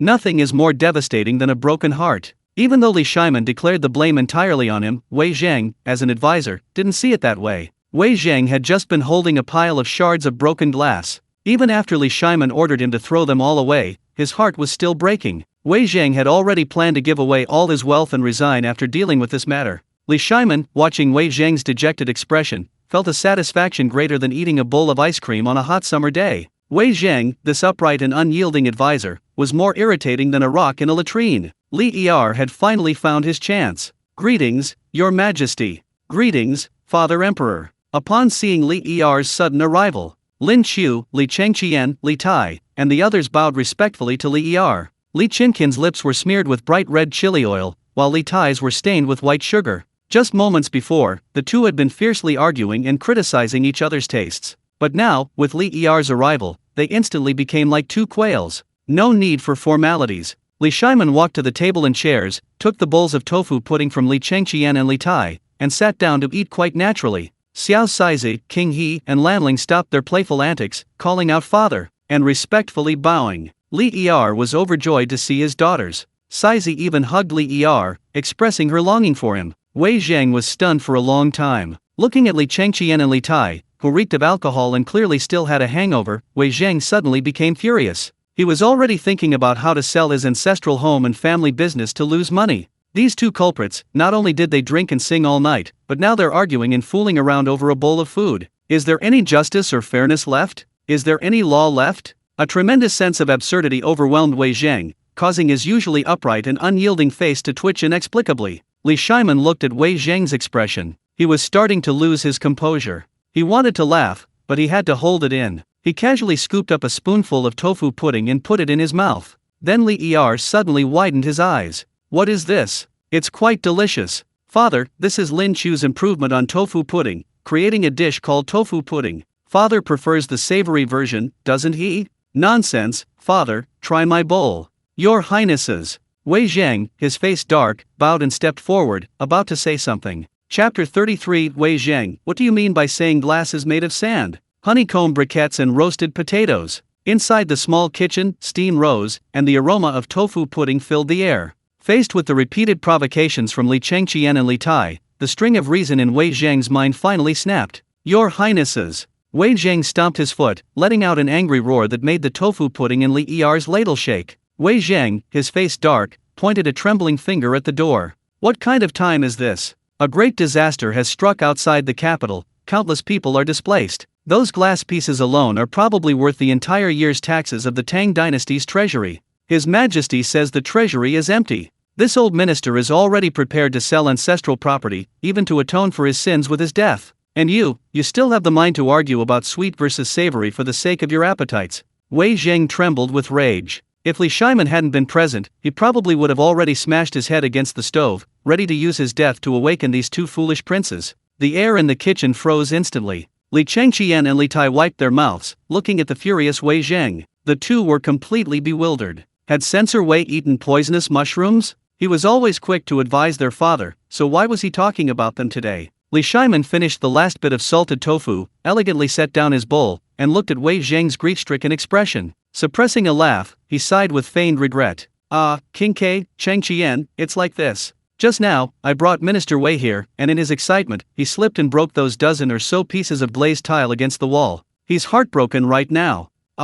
Those defective pieces? Li Chengqian paused, then waved his hand dismissively, saying casually, "Oh, I thought it was something important. Uncle Wei, are you mistaken? Those glazed tiles leaning against the wall are the defective pieces that King K and I rejected. They have many air bubbles and are uneven. They were originally intended to be thrown away or melted down. They're worthless." Defective pieces? Worthless. Wei Zhang's grief-stricken sobs caught in his throat, and he froze. What does this mean? Before Wei Zhang could react, Li Tai delivered another heavy blow. The chubby boy casually picked up a beautifully crafted glass cup from his pocket and waved it in front of Wei Zhang like a broken toy. Uncle Wei, to be honest, Lin Qiu discovered a method for making glass. The raw material is just sand, plus some stone powder, and then it's fired. You can make any shape you want, as many as you want. Li Tai casually tossed the glass cup to Wei Zhang, who tremblingly reached out and caught it, his face full of disbelief. Li Er, listening nearby, twitched slightly. The glass cups he'd been using lately were all considered junk by these kids, not even as exquisite as the one King K had casually tossed to Wei Zhang.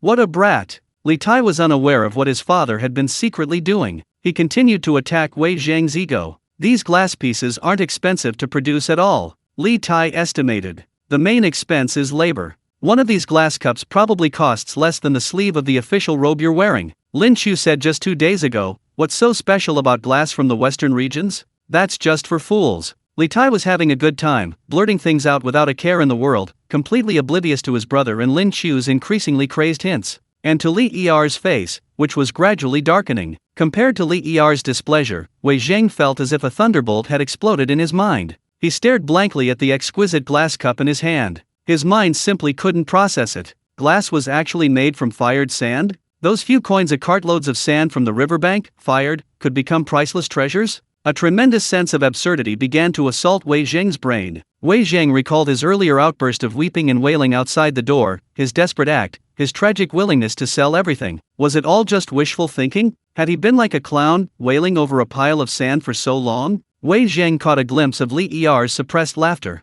Finally, he realized he'd been tricked by His Majesty. Your Majesty, you're deliberately humiliating this old minister. Wei Zhang's face turned a deep shade of liver, filled with shame and indignation, wishing he could disappear into the ground. Fang Xianling, on the other hand, had anticipated this and wasn't too shocked, being the prime minister in charge of the Tang Dynasty's treasury. After a brief moment of shock, he instantly realized something, his eyes brightening. Extreme profits. This was absolutely extreme profit. If they fired these sand-based glass pieces and then sold them to the western regions to those foreign merchants, wouldn't the Tang Dynasty's tax revenue be overflowing? Or, they could produce some special, exquisite glass and sell it to the Turks, Koreans, and Tibetans who worship deities. Those people would probably sell everything they own to buy it. In an instant, Fang Xianling, the strategist, conjured up dozens of insidious schemes. Seeing that Fang Xianling seemed to have thought of something, Li Er smiled slightly at him but remained silent. Fang Xianling chose silence. He believed that someone as wise and insightful as Li Er would never give up on maximizing the use of the glass,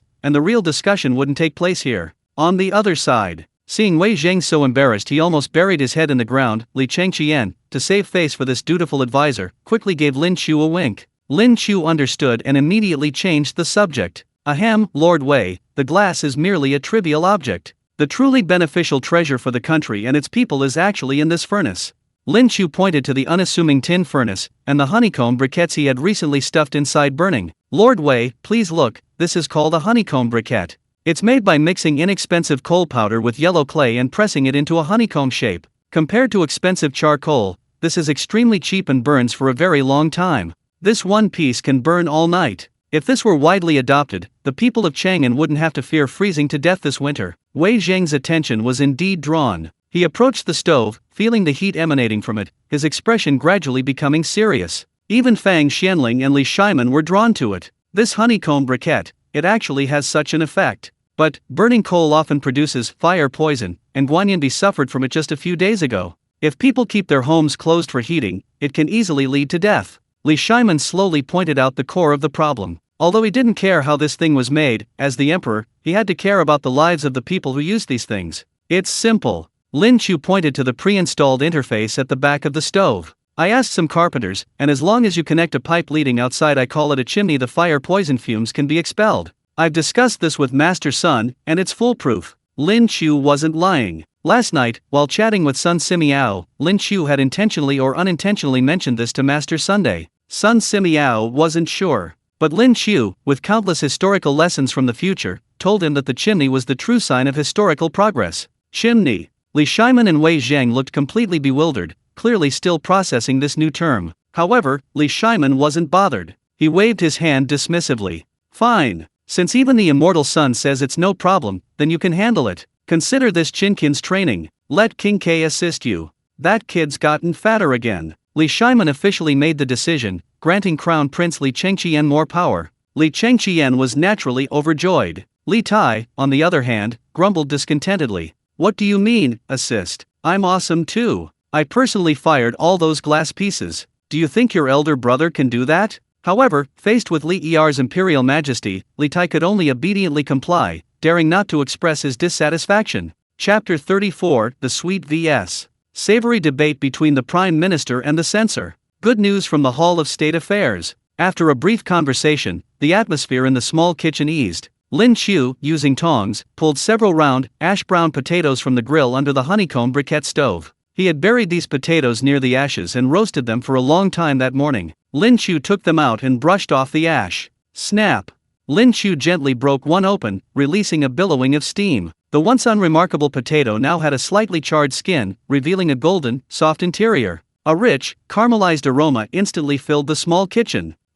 Sprinkle some fine salt on it. Lin Qiu sprinkled a pinch of premium fine salt on the steaming potato flesh and then handed it to Wei Zhang, who was still lost in thought. Lord Wei, don't overthink it. Try this, it's the auspicious potato we're preparing to grow in our greenhouse. Wei Zhang instinctively took it, ignoring the heat, and took a small bite. Huff, huff, it's so hot. The potato was piping hot, with a soft, mealy texture. As he chewed, the potato's unique, rustic aroma filled his mouth, the saltiness perfectly enhancing the sweet aftertaste of the starch. It was a most primal, most substantial sense of satisfaction. It was the ultimate pleasure brought by carbohydrates. Wei Zhang's already somewhat drowsy eyes widened suddenly. He swallowed half a potato in a few bites, feeling a warm current slide down his esophagus into his stomach, instantly dispelling all the chill. This is what potatoes taste like? It's quite filling, and so delicious. Just a simple roast and a little salt and it's done? Wei Zhang looked at the remaining half potato in his hand, a storm raging within him. Putting aside whether this stuff can truly yield 1,000 caddies per mu, a Chinese unit of area,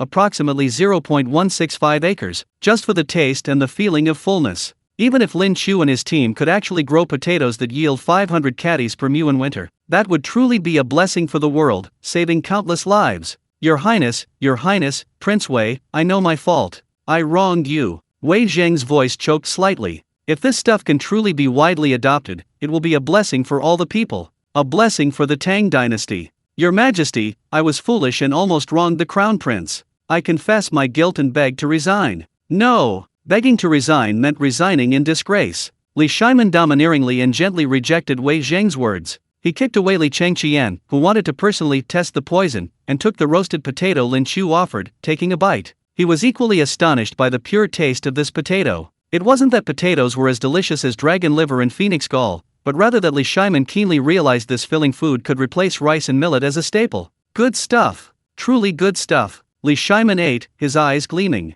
He suddenly stopped, his expression turning extremely serious, his gaze sweeping over everyone present. Wei Zheng, Xianling, and the rest of you. Listen. Today, regarding the matter of glass and these potatoes, once you leave this room, no one is allowed to utter a single word. Those who disobey will have their entire family executed. Li Shiman knew very well that although the yield per acre of potatoes was uncertain, it was at least a new staple food. If enemy spies learned that the Tang Dynasty possessed technologies such as glassmaking, trouble would surely ensue. Especially with the recent rumors circulating in Chang'an, there must be someone pulling the strings behind it. Seeing Wei Zheng, his mouth covered in soot, holding a potato and looking genuinely moved, Li Shiman's tense face finally relaxed, and he couldn't help but tease him. Wei Qing, you've eaten the roasted potato, and you've seen the glazed palace.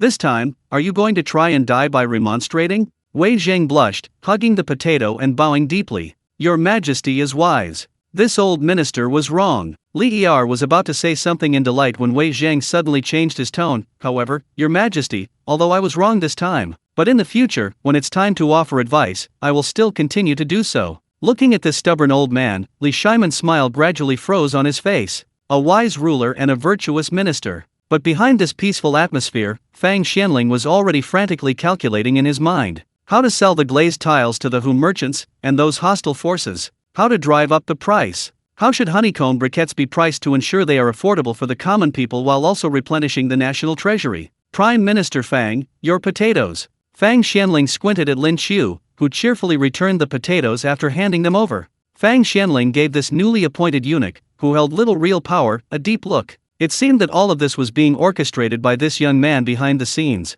Truly formidable. Fang Xianling subconsciously took a bite of the potato in his hand. This potato. Ah, it's damn delicious. Inside the small kitchen, the charcoal fire blazed brightly, filling the air with warmth. Of course, the window was always open. Lin Qiu didn't want to be buried alive with this bunch of the most distinguished figures of the Tang Dynasty. The freshly baked potatoes were indeed a delicacy, soft, sweet, and fragrant, but they were, after all, substantial dry rations. Wei Zheng, because of his emotional state and eating too quickly, choked on a few potatoes, his eyes rolling back in his head. He clenched his fists and kept pounding his chest, his old face turning bright red. Lord Wei, eat slowly, no one's going to take it from you. After offering water at the opportune moment, Lin Qiu immediately brought over the remaining tofu pudding, smiling broadly. Lord Wei Zheng, eating only potatoes is too dry. Here, why don't you try eating potatoes and drinking a bowl of tofu pudding? Roasted potatoes weren't a recipe Lin Qiu had drawn. Lin Qiu had only drawn the divine-level roasted sweet potato, which gave him the sudden inspiration to roast potatoes first. Eating roasted potatoes alone wouldn't earn him the praise of this historical figure. Wei Zheng took a large gulp of water, swallowing the potato stuck in his throat with difficulty. Looking at the jade-white tofu pudding before him, his eyes lit up. This is the tofu pudding His Highness the Crown Prince and the Prince of Wei were arguing about the moment I entered? At the mention of tofu pudding, Li Changqian and Li Tai instantly became excited. Lin Qiu pointed to the condiments on both sides. The left side is sweet tofu pudding, and the right side is savory, spicy, and fragrant tofu pudding. Fang Xianling, on the other hand, walked over. As the Prime Minister of the Tang Dynasty, he was usually burdened by paperwork, which took a great toll on his mind. Now, looking at the crystal clear, smooth white sugar, he found it pleasing to the eye. He stroked his beard and said elegantly, "Food should be prepared with utmost care and refinement. This jade-like tofu pudding, so elegant and pure, naturally deserves a sweet flavor to showcase its gentlemanly gentleness." Having said that, he chose the bowl of sweet tofu pudding sprinkled with a thick layer of white sugar. Fang Xianling took a spoonful of the tofu pudding, the warm, silky smooth pudding, infused with sweetness, sliding down his throat. His tightly furrowed brows instantly relaxed, as if the fatigue of the past few days had vanished with the sweetness. Wonderful, absolutely wonderful. Wei Zheng's reaction was completely different. This upright and incorruptible minister of the Tang Dynasty, having just experienced a series of surprises and shocks, was now brimming with pent-up emotions. He glanced at the bright red oil and immediately found it appealing. Sweet and cloying things easily dampen one's spirit. Wei Zheng snorted coldly, giving Fang Xianling a meaningful look. A true man standing between heaven and earth should eat spicy food to uphold his noble spirit. Besides, this old man needs to clear his head. With that, he unceremoniously chose the savory tofu pudding. Slurp.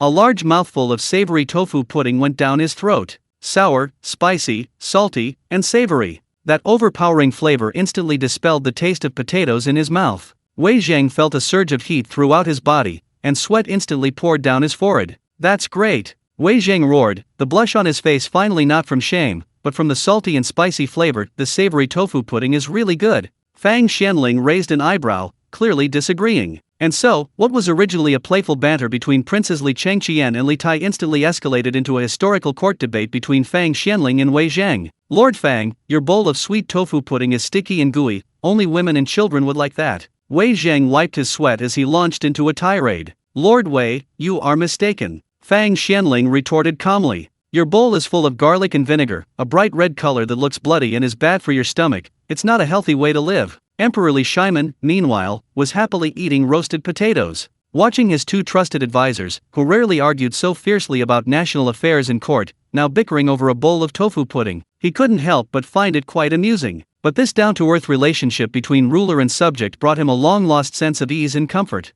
Just as everyone was full and refreshed, even Wei Zhang had completely let go of his shame about Li Yulai and began to actively inquire with Lin Qiu about the specific production and promotion of Li Yulai and honeycomb briquettes. Your Majesty! Your Majesty! A series of hurried footsteps broke the cheerful atmosphere in the kitchen. A female official in a pink palace dress ran breathlessly to the door of the side hall. Judging from her attire, she was none other than the personal court lady-in-waiting of the Empress's palace, the Lichen Hall. The laughter in the kitchen abruptly ceased. Li Shimon's teacup trembled violently, his smile vanishing instantly, replaced by an undisguised tension. Empress Zhang Sun's illness had been recurring since winter began, and in the past few days, the heat toxicity had nearly killed her. This had been Li Shimon's deepest worry. What kind of behavior is this, all this panic? Li Shimon abruptly stood up, his voice tense. But the Empress, her condition has relapsed again? The court lady, catching her breath, revealed a tearful smile of joy on her face, and loudly reported. Chapter 35 God-level century egg and lean pork congee.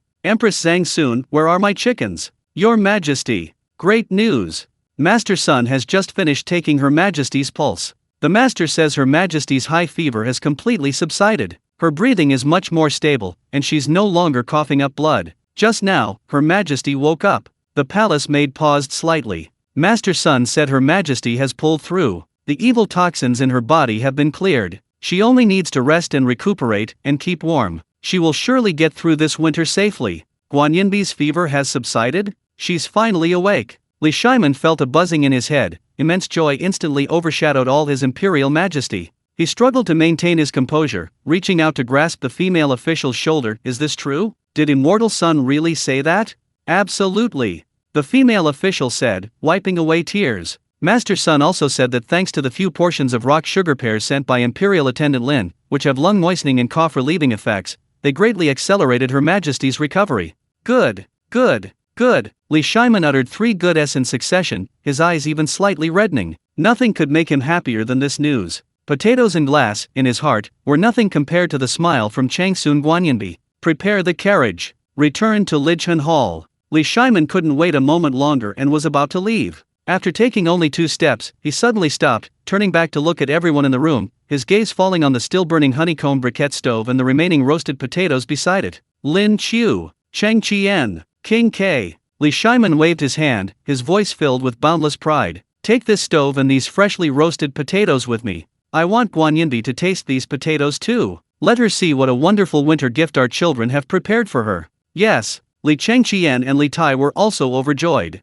The Empress Dowager's serious illness had weighed heavily on their hearts, but now the storm had finally passed. Without a word, Li Tai served his mother a small bowl of tofu pudding. Li Changqian carefully picked up the remaining roasted potatoes. Saizi clapped her hands excitedly. Great! Mother is finally awake. Saizi wants to bring mother sweet tofu pudding. Wei Zhang and Fang Xianling thanked them respectfully and took their leave. But before leaving, Li Er whispered something to the two of them. On the palace path leading to the Lichen Hall, a large group of people walked in a grand procession. Li Shimon walked at the very front, his steps light as if he were 10 years younger, his very back radiating the joy of a person celebrating a joyous occasion. Lin Qiu deliberately lagged behind by half a step, and taking advantage of the others' inattention, summoned his system panel. Just now in the side hall kitchen, Wei Zhang and Fang Sunling's praise for the tofu pudding had given him a new reward. Ding! Congratulations, host! Obtained historical figure, Wei Zheng God level tofu pudding, salty, excellent review. Congratulations, host.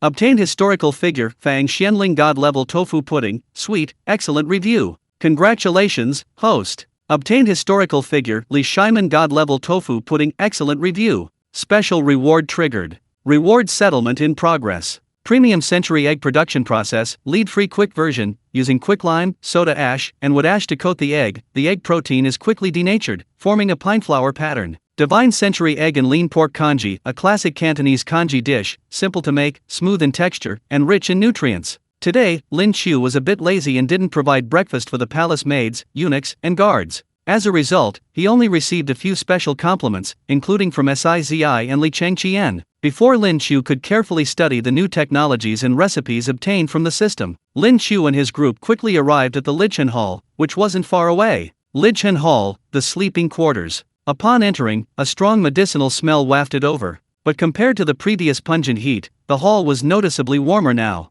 Empress Zhang Sun leaned against the headboard. Though her face remained pale and her figure thin, her phoenix eyes had regained their former brightness, and her breathing was much more steady. Sun Simiao, carrying his medicine chest, was tidying up his silver needles beside her. Li Shaiman quickly stepped forward, bowed deeply to Sun Simiao, and spoke sincerely. Master Sun, this time, we owe our great gratitude to your miraculous healing. You not only saved Guanyanbi, but also me, and many ordinary people of the Tang Dynasty. I heard that you have recently been distributing medicine for free at your thatched hut outside the city. You are truly a divine being. Sun Simiao stepped aside to avoid the bow, shaking his head calmly. Your Majesty flatters me. I am a physician, healing and saving lives is my duty. Whether it is the Empress of the Tang Dynasty or a peasant woman in the fields, in my eyes, they are all patients, all lives. As long as I can save them, I will do my utmost. Having said this, the old physician packed his things and stepped aside, leaving the imperial family alone. After everyone else had left, Guan Yinbi,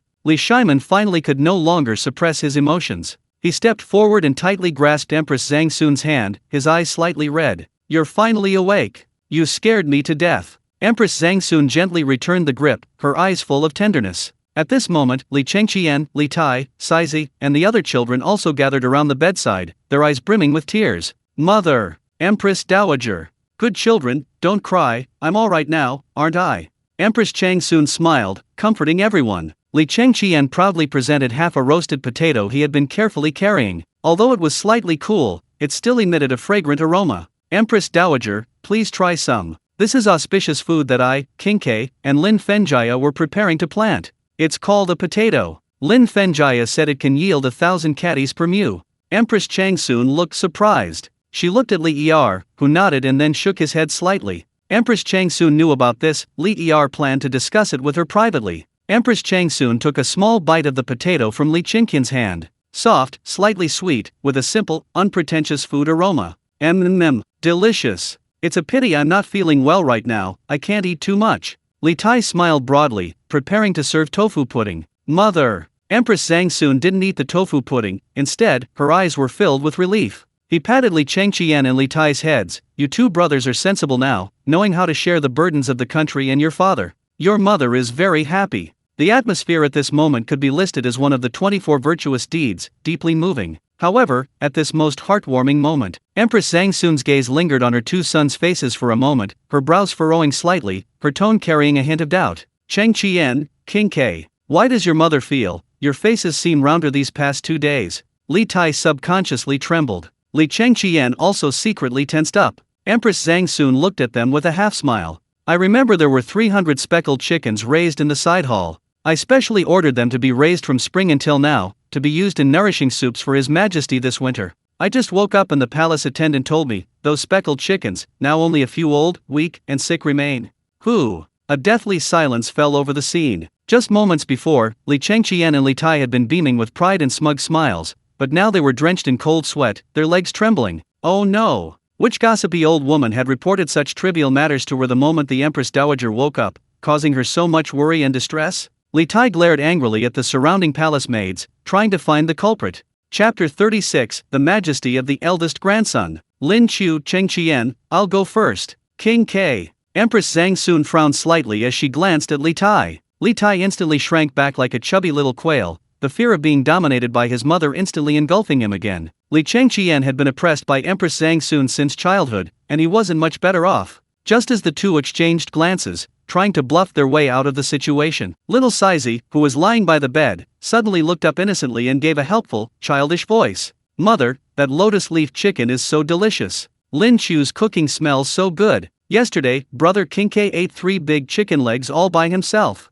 His mouth was covered in oil. He didn't even share with Sizey." Humph! Snap! Lin Qiu, even from a dozen meters away, seemed to hear the sound of Li Tai's heart breaking. Empress Zhang Sun's smile grew even gentler, but her eyes sharpened with a dangerous glint. She gently stroked Li Tai's chubby cheeks. "Oh? Fighting over the food? Qinkei, those chickens were tonics your mother raised for your father. They're indeed exceptionally well raised. The taste is incredibly delicious. So delicious that you two have forgotten the proper palace etiquette for royal children?"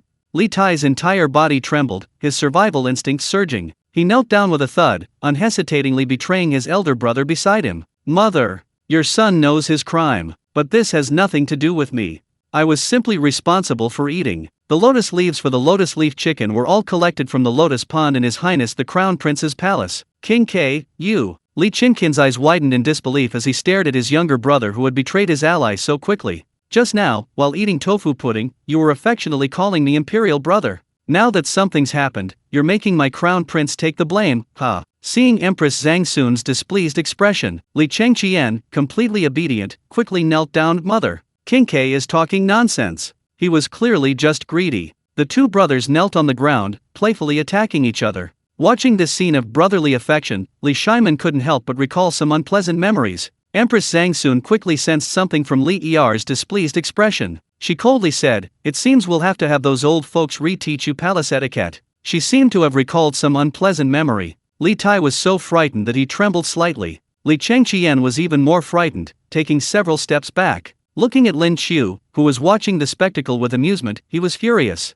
This guy was clearly the culprit who made the lotus leaf chicken. Li Qiu secretly tugged at Lin Qiu's clothes and whispered, "Lin Fenjiao, save me. That old eunuch and maid who teaches etiquette is truly perverted." Seemingly sensing the trembling fear in Li Qiu's whispered words, Lin Qiu could only steel herself and step forward, awkwardly breaking the silence. Your Majesty." The so-called stealing the chicken was really just the two princes' affection for their sister. They just wanted to nourish Princess Sizey's body. "You see, Princess Sizey has been eating well these past 2 days, isn't her complexion much rosier?" Empress Zhang Sun first glanced at Princess Sizey, whose complexion was indeed noticeably better. Then she turned her head, her gaze falling on Lin Qiu. Empress Zhang Sun wasn't exceptionally beautiful, but her dignified and regal bearing, befitting an empress, caused Lin Qiu to pause slightly. Gone was the sternness she had displayed when reprimanding her son. Instead, a gentle smile graced her lips. "You must be Lin Fenjiao, the one who made the clear soup noodles and braised pork that night?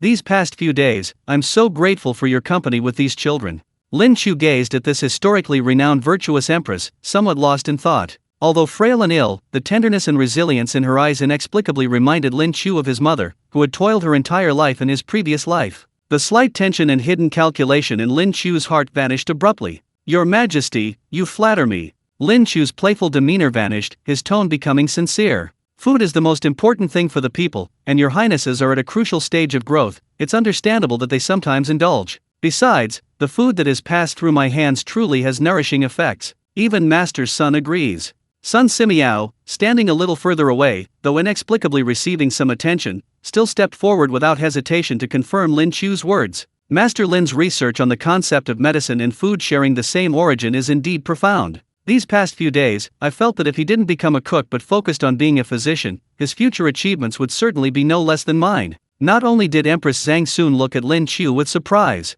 even Li Er, sitting by the bedside, holding Empress Zhang Sun's hands tightly without speaking, glanced at Lin Qiu in astonishment. Master Sun rarely praised someone so confidently, and for someone's medical skills. Even Li Qiu and Li Tai looked at Lin Qiu with shock, their eyes seeming to say, "Why are you secretly showing off behind our backs again?" Ahem. Lin Qiu glanced at the two shocked brothers, and finally decided to sacrifice his friends rather than himself. "Here's a little something to say. He's off. Your Majesty has just recovered from a serious illness and hasn't eaten properly for a long time. You must be feeling weak and have no appetite. Potatoes and tofu pudding aren't really suitable for you right now. On my way here, I thought of an excellent medicinal porridge, perfect for nourishing the stomach and stimulating the appetite. Perhaps I could go to the small kitchen and cook a bowl for your Majesty?"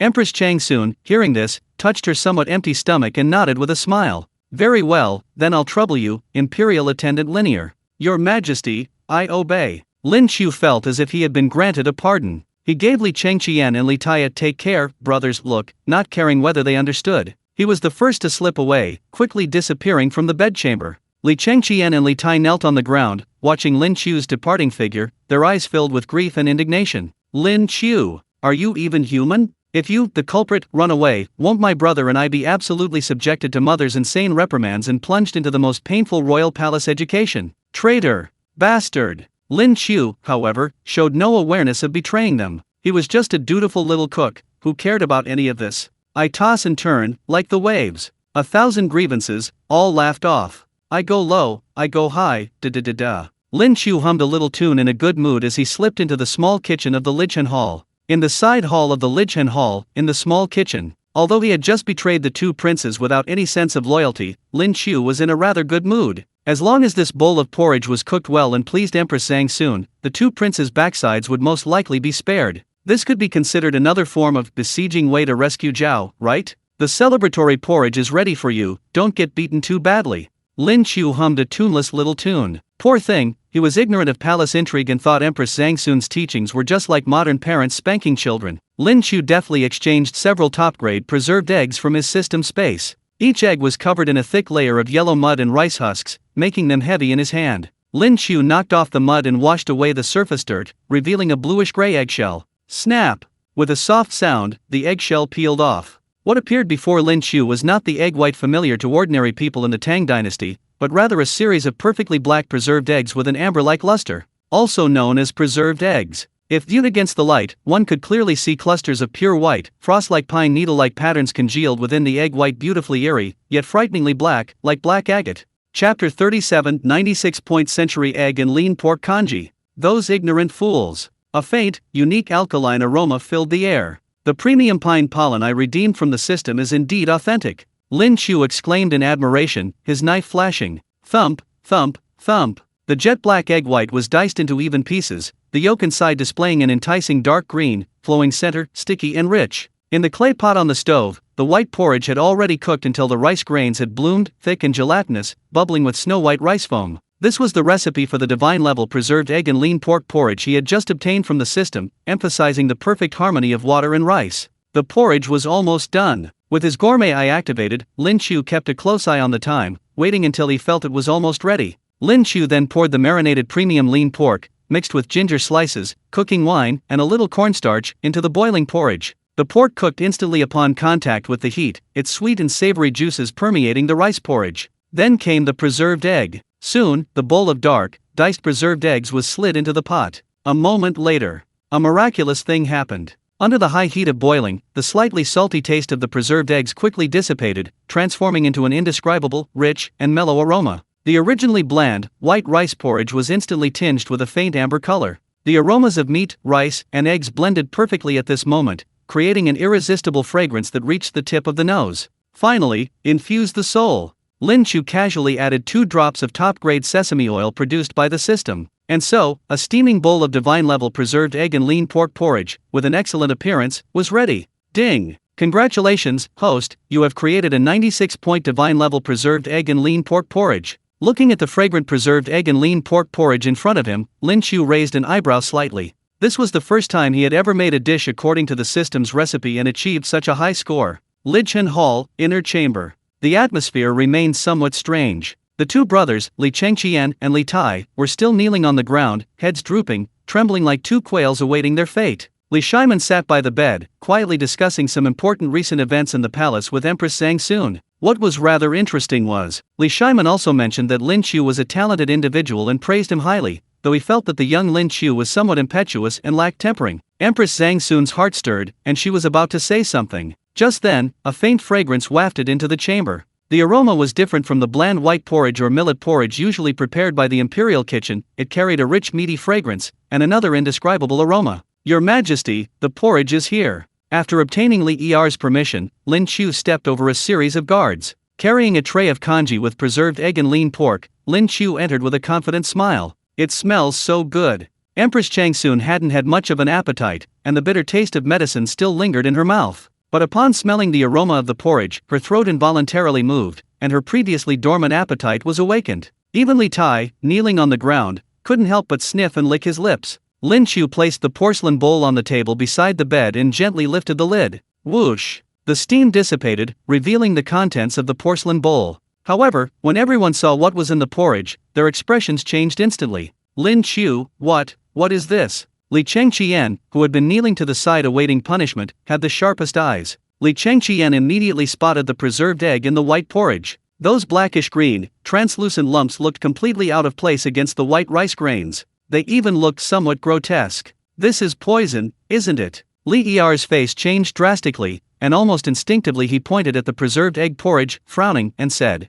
Lin Fenjiao, what do you mean by this? This egg is completely black. It's clearly been rotten for a long time. It looks like something highly poisonous. Guanyin Baifeng has just recovered from her illness, her spleen and stomach are weak, and you still dare to feed her this rotten food. Li Shiman frowned, looking at the dark object, his anger rising uncontrollably. Who would so openly plot to murder the empress? Fortunately, Li Er still retained his rationality and intelligence. He suppressed his anger and looked at Lin Qiu. He needed an explanation. In the Tang Dynasty, eggs were either boiled or steamed. Where had he ever seen such a shiny black preserved egg? His first reaction was naturally that something was wrong. Even the old sage Sun Simiao curiously came closer. He even took out a silver needle from his well-stocked medicine box and probed the porridge. The needle wasn't black, it wasn't poisonous. Sun Simiao stroked his beard thoughtfully, then sniffed it, his brow furrowing slightly before relaxing. This thing has a strange aura. Although its color is frightening, it doesn't smell of decay.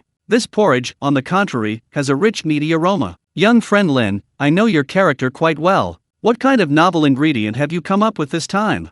Faced with the crowd's doubts and Sun Simiao's encouraging smile, Lin Qiu remained calm. He picked up a spoon, gently stirred the porridge to intensify its aroma, and calmly explained. Your Majesty, Your Highness, please be patient.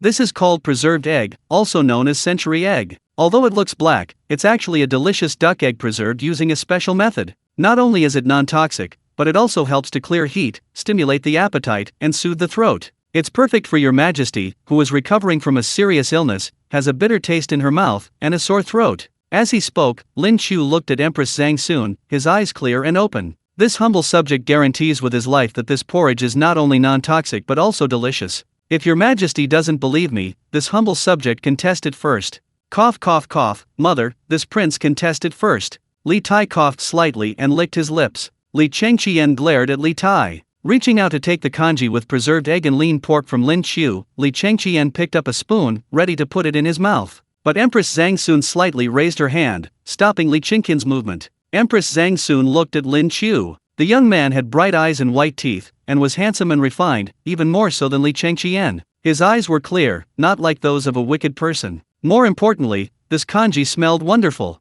It even made her, a patient with a slightly poor appetite, feel a slight urge to eat it. Your Majesty, there is no need to panic. Empress Zhang Sun smiled, her voice weak but composed. Since Lin Fenjia dared to serve this bowl of preserved egg and lean pork congee, and even Qingke and Chengqian are willing to vouch for him, it shows the deep affection between them. I also believe he wouldn't harm me. Empress Changsun slightly rose, leaning against the soft pillows. She reached out and took the porcelain bowl from Li Qingqian's hand, picked up a spoon, and scooped up a spoonful of hot congee with diced preserved egg and shredded lean pork. Empress Changsun gently blew on the congee before putting it in her mouth. At this moment, the bedchamber was so quiet you could hear a pin drop. Li Chengqian and Li Tai clenched their fists nervously. If the congee wasn't good, or if their mother got an upset stomach, Lin Qiu would probably be doomed, and they probably wouldn't fare much better. The preserved egg and lean pork congee entered her mouth. Empress Changsun's first sensation was the soft and smooth texture of the congee itself. The millet porridge's flavor instantly filled her mouth. Then, the unique chewy and rich flavor of the preserved egg melted on her tongue. The slight alkaline taste had long since vanished, transformed into a savory flavor, perfectly complementing the tender lean meat. Salty and delicious, with a lingering aftertaste. As the warm congee with preserved egg and lean meat slid down her throat and into her stomach, it was as if an invisible hand had instantly soothed all the discomfort and unease in her stomach. Empress Zhang Sun's eyes lit up instantly. Her previously pale face flushed slightly from this mouthful of hot congee. Empress Zhang Sun let out a satisfied sigh, her spoon not stopping as she took another large mouthful. How is it, Guan Yinbi? Li Shimen asked somewhat nervously. Empress Zhang soon swallowed the porridge, her eyes filled with delight. Delicious. So delicious. These specially prepared duck eggs have a unique fragrance upon first bite, not fishy at all, but rather becoming more fragrant the more you chew. Paired with this tender lean meat, Your Majesty, this porridge is exactly what I desire. It's 100 times better than ordinary white porridge. Hearing that Guanyanbi not only showed no discomfort but even gave it such high praise, Li Shimen's anxious heart finally settled, and he burst into laughter, his tense nerves completely relaxing. Ha ha ha ha. Good. As long as I can eat. Being able to eat is a blessing. Li Tai and Li Chengqian also breathed a sigh of relief at the same time. Only Lin Qiu looked completely bewildered. He didn't understand why everyone was reacting so strongly. It's just a bowl of preserved egg and lean meat porridge, isn't it? Look how scared you uncultured imperial bumpkins are. Tisk tisk tisk. Chapter 38. The Man from Xinfan County. The Royal Forest Garden. Lin Qiu's plans. Inside the Lichen Hall, the medicinal fragrance gradually dissipated, replaced by the faint aroma of preserved egg and lean pork congee. Empress Chang soon reluctantly put down her white porcelain bowl. With the bowl of hot congee down her throat, her previously paper-pale complexion visibly regained a healthy glow. She leaned back on the soft couch, her whole being radiant, the sickly weariness in her eyes gone. So delicious. After finishing this bowl of preserved egg and lean pork congee, I feel so warm all over, I even want another bowl. Empress Chang soon said with a smile. Sun Simiao, standing beside her, quickly bowed and dissuaded her. Your Majesty, too much of a good thing can be bad. Your stomach has just recovered, one bowl today is enough. Please don't overindulge. Empress Chang soon readily agreed, nodding. Seeing her maid, Guanyanbi, recovering her health, Li Shimen finally felt a great weight lifted from his heart. In high spirits, he turned around, his gaze fixed intently on Lin Qiu standing below, as if he were looking at a priceless treasure. Lin Qiu. Li Shimen waved his hand, his voice booming with imperial grandeur.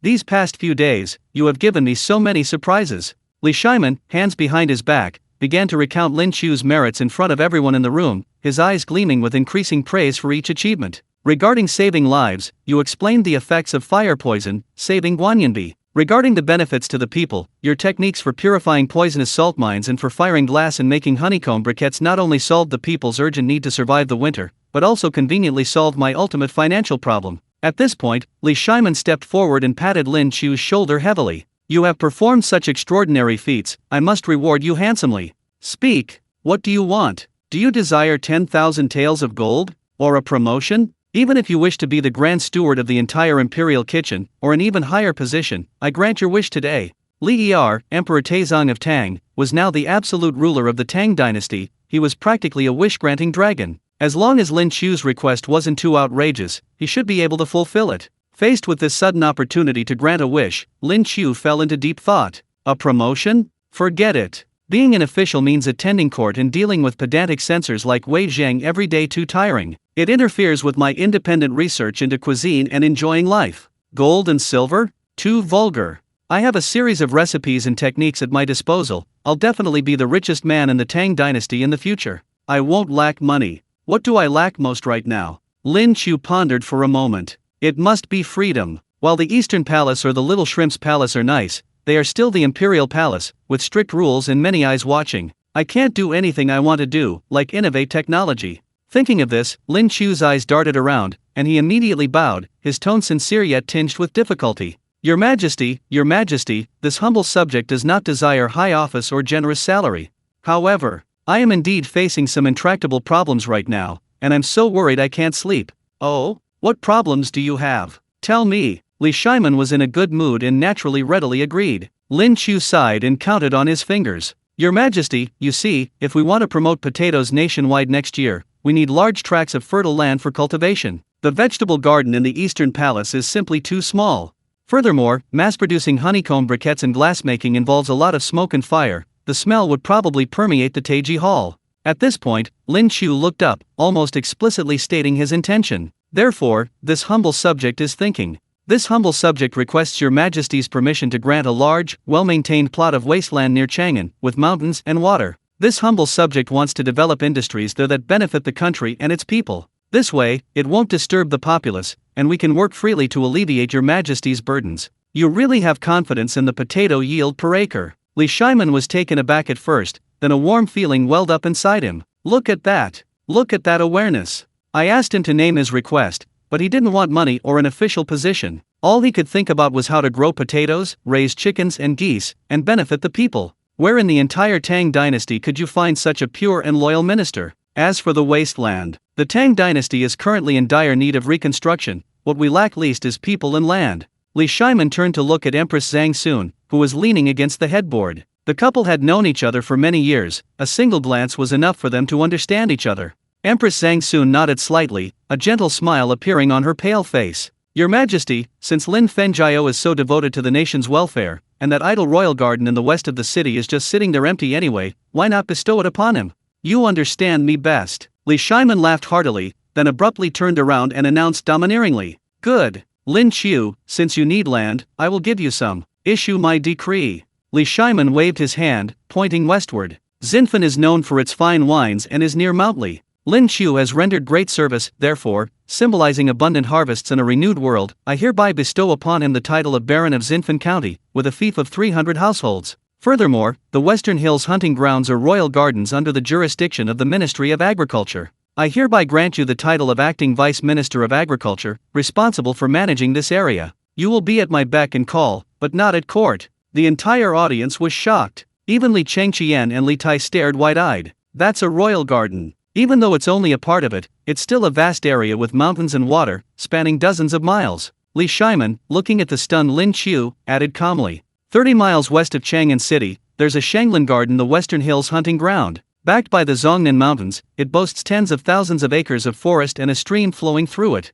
It was once the royal family's hunting grounds, and now I bestow upon you entirely. Lin Qiu, from this day forward, this entire mountain forest and land is entirely under your control. Even if you destroy the entire hunting ground, I will grant your permission. Lin Qiu felt utterly overwhelmed by the immense surprise. The Western Hills hunting ground. Is it just ordinary land? It's a royal private territory with mountains, water, forests, and many rare and delicious delicacies. And you have complete control over it. Tisk tisk tisk. What does this mean? This means that as long as Lin Qiu doesn't attempt rebellion, it will remain his personal, independent kingdom. Furthermore, the title of Baron of Xinfen County is a substantial reward. In the Tang Dynasty, noble titles were divided into 9 ranks: king, duke, marquis, earl, viscount, and baron. Although a baron is the lowest rank of substantive title, around the 5th grade, for an ordinary person, it's equivalent to leaping across social classes in one step. Lin Qiu suppressed a smile and immediately and loudly expressed his gratitude without hesitation. This humble subject thanks your majesty.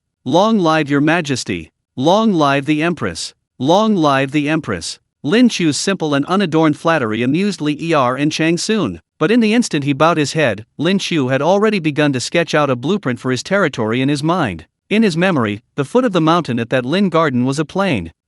It could be used as a potato breeding base and a greenhouse vegetable base. Near the river, we can build water conservancy workshops, glass factories, or honeycomb briquette factories, and incidentally employ some displaced people to raise tens of thousands of chickens, ducks, pigs, and sheep. The best view is halfway up the mountain. Then we'll build the most luxurious resort in the Tang Dynasty. Then we'll add some farmhouses, hot spring hotels, wild game barbecues, specifically to lure Li Er and Chang Sun Wuji and their relatives to come and spend money, and rip them off. Make a killing. Tisk tisk tisk. Just thinking about it makes me feel like I wouldn't trade this heavenly life for being an emperor. Father is wise. Yes, brother is right. Before Lin Qiu could finish thanking him, his 2 comrades beside him became excited. Li Qingqian's eyes lit up, and he whispered excitedly to Lin Qiu. Lin Qiu, I've been to the Western Hills hunting grounds. It's huge. I can build you the biggest horse ranch there. We can ride horses and shoot arrows together, wouldn't that be wonderful? Li Tai also looked longingly at Lin Qiu, winking at him. Lord Lin, I remember there are many rare wild game in that forest garden. I can give you a chance to show off your culinary skills to me. Li Tai emphasized the word I, as if unaware that he was deliberately showing off to Lin Qiu. His title was Prince Wei, far superior to that so-called lord of the county. Chengqian, Qingke, you two are still thinking about playing around. It seems the time I've given you to be taught manners will have to be extended. The empress's gentle voice from her sickbed made the excited Li Tai and Li Chengqian shudder, instantly turning them into obedient little quails. Completely oblivious, Lin Qiu couldn't decipher the pleading looks in the two's eyes. He was utterly absorbed in the joy of planning how to acquire the territory he was about to claim. Chapter 39, Discussing Medicine with Sun Simiao. Empress Zhang Sun's Rules. The not-so-warm sunlight filtered through the Taiji Palace, casting its rays upon the continuous glazed tile roofs. Lin Qiu, carrying a heavy seal bearing the title of Baron of Xinfan County, seemingly still carrying the scent of ambergris from the imperial study, strode with a brisk pace. Although it was only a 5th-ranked title, the fiefdom was Lanshan County, a suburb of Chang'an. But for Lin Qiu, who had never even been a class monitor before his transmigration, this was a huge leap across social classes. Tisk tisk tisk. Just as Lin Qiu was foolishly immersed in his joy, Lin Qiu, Baron of Lin County, please wait. A pair of thin but strong hands suddenly gripped Lin Qiu's shoulders. If it weren't for the somewhat familiar, aged voice, Lin Qiu would have instinctively used his Black Dragon 18 hands technique to strike. The newcomer was indeed Sun Simiao. Lin Qiu hadn't noticed him earlier in the Empress Dowager's palace. Only now did Lin Qiu notice that Sun Simiao's eyes were frighteningly bright, yet bloodshot. Sun Simiao, have you been staying up all night cultivating immortality? Lin Qiu chuckled dryly. What Lin Qiu hadn't expected was the astonishing strength of this Tang Dynasty medical sage's grip. Stop talking nonsense. Sun Simiao gripped Lin Qiu's shoulders tightly, pressing him urgently. This old deist returned home yesterday and repeatedly practiced your methods of using alcohol to reduce fever and fire to refine silver needles, and found that they were indeed effective. This old deist still doesn't understand. Alcohol is the essence of grains, and fire is pure yang energy. Why do you say they can kill those micro-insects? What exactly are these so-called micro-insects? Why, in all my decades of medical practice, have I never seen such poisonous creatures and lesions? Lin Qiu's head throbbed with pain. What did he know about biology? His understanding of microorganisms was limited to his junior and senior high school textbooks, and much of it he had forgotten. He only managed to gain some recognition before the medical sage because of the medical knowledge and modern common sense awarded by the system. If a real patient were lying in front of them right now, Sun Simiao could probably revive him with a single silver needle. Lin Qiu estimated that one needle would be enough to kill the patient. But seeing Sun Simiao's stubborn, old-fashioned demeanor, Lin Qiu knew that if he didn't give this medical luminary an explanation today, he might not even be able to leave this palace. Lin Qiu looked around and finally pointed to the moss-covered puddle at the foot of the palace wall. Master Sun, look at this water. Lin Qiu brushed aside Sun Simiao's hands and walked over, whispering, if you magnified this water 10,000 times, it would be a hellish battlefield. Countless tiny, invisible poisonous insects would be inside, infiltrating everywhere. If ordinary people drink this poisonous water, especially those already injured or ailing, these insects will burrow into their internal organs through their throats. Sun Simiao squatted down as well, his brow furrowed. Invisible to the naked eye? How can this old Taoist recognize them? That would require developing more sophisticated instruments, like microscopes. I've forgotten most of the basic principles of microscopes. He only vaguely remembers things like concave and convex lenses combined. It's okay if you can't see them, you can disinfect them first. Lin Qiu spread his hands. Alcohol or boiling water, they're like cooking. Sometimes, food becomes edible after being fully cooked. This kind of medicinal material should be quite common in medicine. Old man, before you operate, heat the silver needles first, then wipe them inside and out with alcohol several times. I guarantee that those who die from suppuration after surgery will have a 70 to 80% lower chance of survival. Sun Simiao listened, seemingly lost in thought. I see. But if I want to understand the principles of disease, I need to actually see those tiny poisonous insects. While old Master Sun was still muttering to himself, Lin Qiu quietly and quickly disappeared around the corner of the palace path. Old Master Sun was just too eager to learn. If he caught him and questioned him, Lin Qiu estimated he wouldn't have a moment's peace for the entire day. Lin Qiu ran away, not forgetting to complain in his mind. Old Sun, oh old Sun, I really don't know how to make a microscope anymore. If you keep asking, I'll have to teach you dissection. In the Tang Dynasty, dissecting a corpse, tisk tisk tisk, it's against human ethics. It would be condemned by all. Even you, sir, might not be able to withstand it. Having just escaped from Master Sun, Lin Qiu was found again by the eunuch sent by Empress Zhang Sun. Completely bewildered, Lin Qiu was brought back to the Lichen Hall. However, when Lin Qiu crossed the vermilion threshold and entered the palace, the scene before him made Lin Qiu instantly wonder if he had transmigrated again, or perhaps transmigrated into a large-scale performance art piece. In the very center of the hall, the usually aloof and even somewhat arrogant crown Prince Li Chengqian, and the self-proclaimed refined and chubby Prince Wei, Li Tai. At this moment, these two groups, each with an official's hat and chair, were tightly bound with hemp rope, becoming two hostages. The two men were bound tightly around the waist like javelins, their eyes revealing a despair born of having seen through life and death. Sit properly, stand properly. Your Highnesses, you've become too lax these past few days. Today, this old servant will straighten you out and properly teach you the rules of the palace. A man, handsome as he was facing the two princes, was instructing them on the royal etiquette they had learned since childhood. Lin Qiu, you've arrived. Empress Changsun sat to the side. She elegantly lifted the lid of her teacup, gently blew away the floating tea leaves, and took a sip. Her tone was extremely gentle, even carrying a hint of elder's affection, but to Li Chengqian and Li Tai, it was nothing short of a death knell. When Li Chengqian saw Lin Qiu, his eyes almost popped out of their sockets. He frantically flirted with his eyes. It was as if he were crying out, "Brother, help me, help!" Li Tai was even more decisive. He angrily cursed at the ugly old eunuch, but only received another half hour of posture training in return. If you count from when Lin Qiu left to receive his reward, these two had probably been tied to chairs for 2 or 3 hours already. Being tied up like this to correct posture, forget about hunching over. Even if you already had a hunchback, it would be forcibly straightened. Lin Qiu subconsciously shuddered. He now understood why, when he first met Li Chengqian, he thought the man truly possessed the air of a crown prince, with impeccable posture and gait. Lin Qiu's gaze quickly shifted from the two most esteemed princes of the Tang Dynasty. He bowed his head, eyes downcast, and performed a respectful curtsy. "Your subject, Lin Qiu, kowtows to express my deepest gratitude to your majesty. May your majesty enjoy good health and boundless blessings." Saving Li Chengqian and Li Tai? What a joke! Who is Empress Zhang? She is a virtuous empress who could even make Li Shiman submit. Historically, Empress Zhang was the most doting mother of Li Chengqian and King Ke. Now, she is personally punishing her own sons. If he dares to plead for them now, the third chair might very well be prepared for him, the Duke of Lanshan County. "Lin County man, rise." Empress Changsun put down her teacup, her gaze falling on Lin Qiu with a hint of regret. "I've tasted your preserved eggs, they are indeed a rare delicacy. Especially the translucent texture, it's delightful to look at." "What a pity." Lin Qiu's heart skipped a beat, and he quickly replied, "Your Majesty, what makes you say that? Did the eggs not suit your taste?" "The taste is naturally excellent," Empress Changsun sighed, her gaze intentionally or unintentionally drifting over her two bound sons.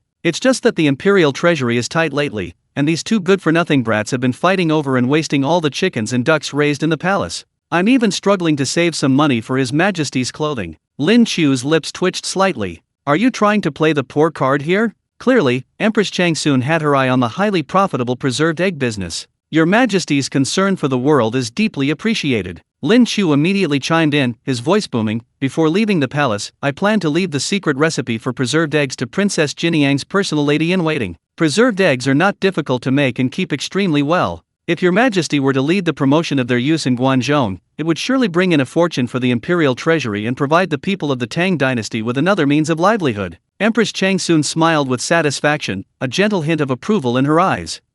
You're a sensible one, unlike my two unruly sons." She glanced at her two sons, who were nearly crying from being strangled, and casually instructed, "After leaving the palace, think things through carefully at your hunting grounds in Zishan. Don't be like them, breaking the rules." "Go on," Saizi cried until her eyes were red when she learned you were leaving. "Go see her." "Your Majesty, I take my leave." Lin Qiu felt as if he had been granted a pardon. After a slight bow, he quickly ran away, completely ignoring the two murderous glares behind him. "Birth?" Lin Qiu seemed to hear King Ke greeting him warmly, followed by the hoarse voice of that detestable old eunuch. "Your Highness, Prince Wei, has uttered foul language. You should know propriety and morality. Your study time will be extended by another half hour. %yuan %yuan %." Before Lin Qiu left, Li Tai was already uttering words in a language incomprehensible to humans. He seemed a tiny bit angry. Chapter 40: Arrival at the Western Hills Territory. A beggar stops the carriage. Inside Jiniang Palace. "Lin Qiu, my darling." Little Saizi, like a fledgling returning to its nest, plunged into the arms of Lin Qiu, who had just arrived.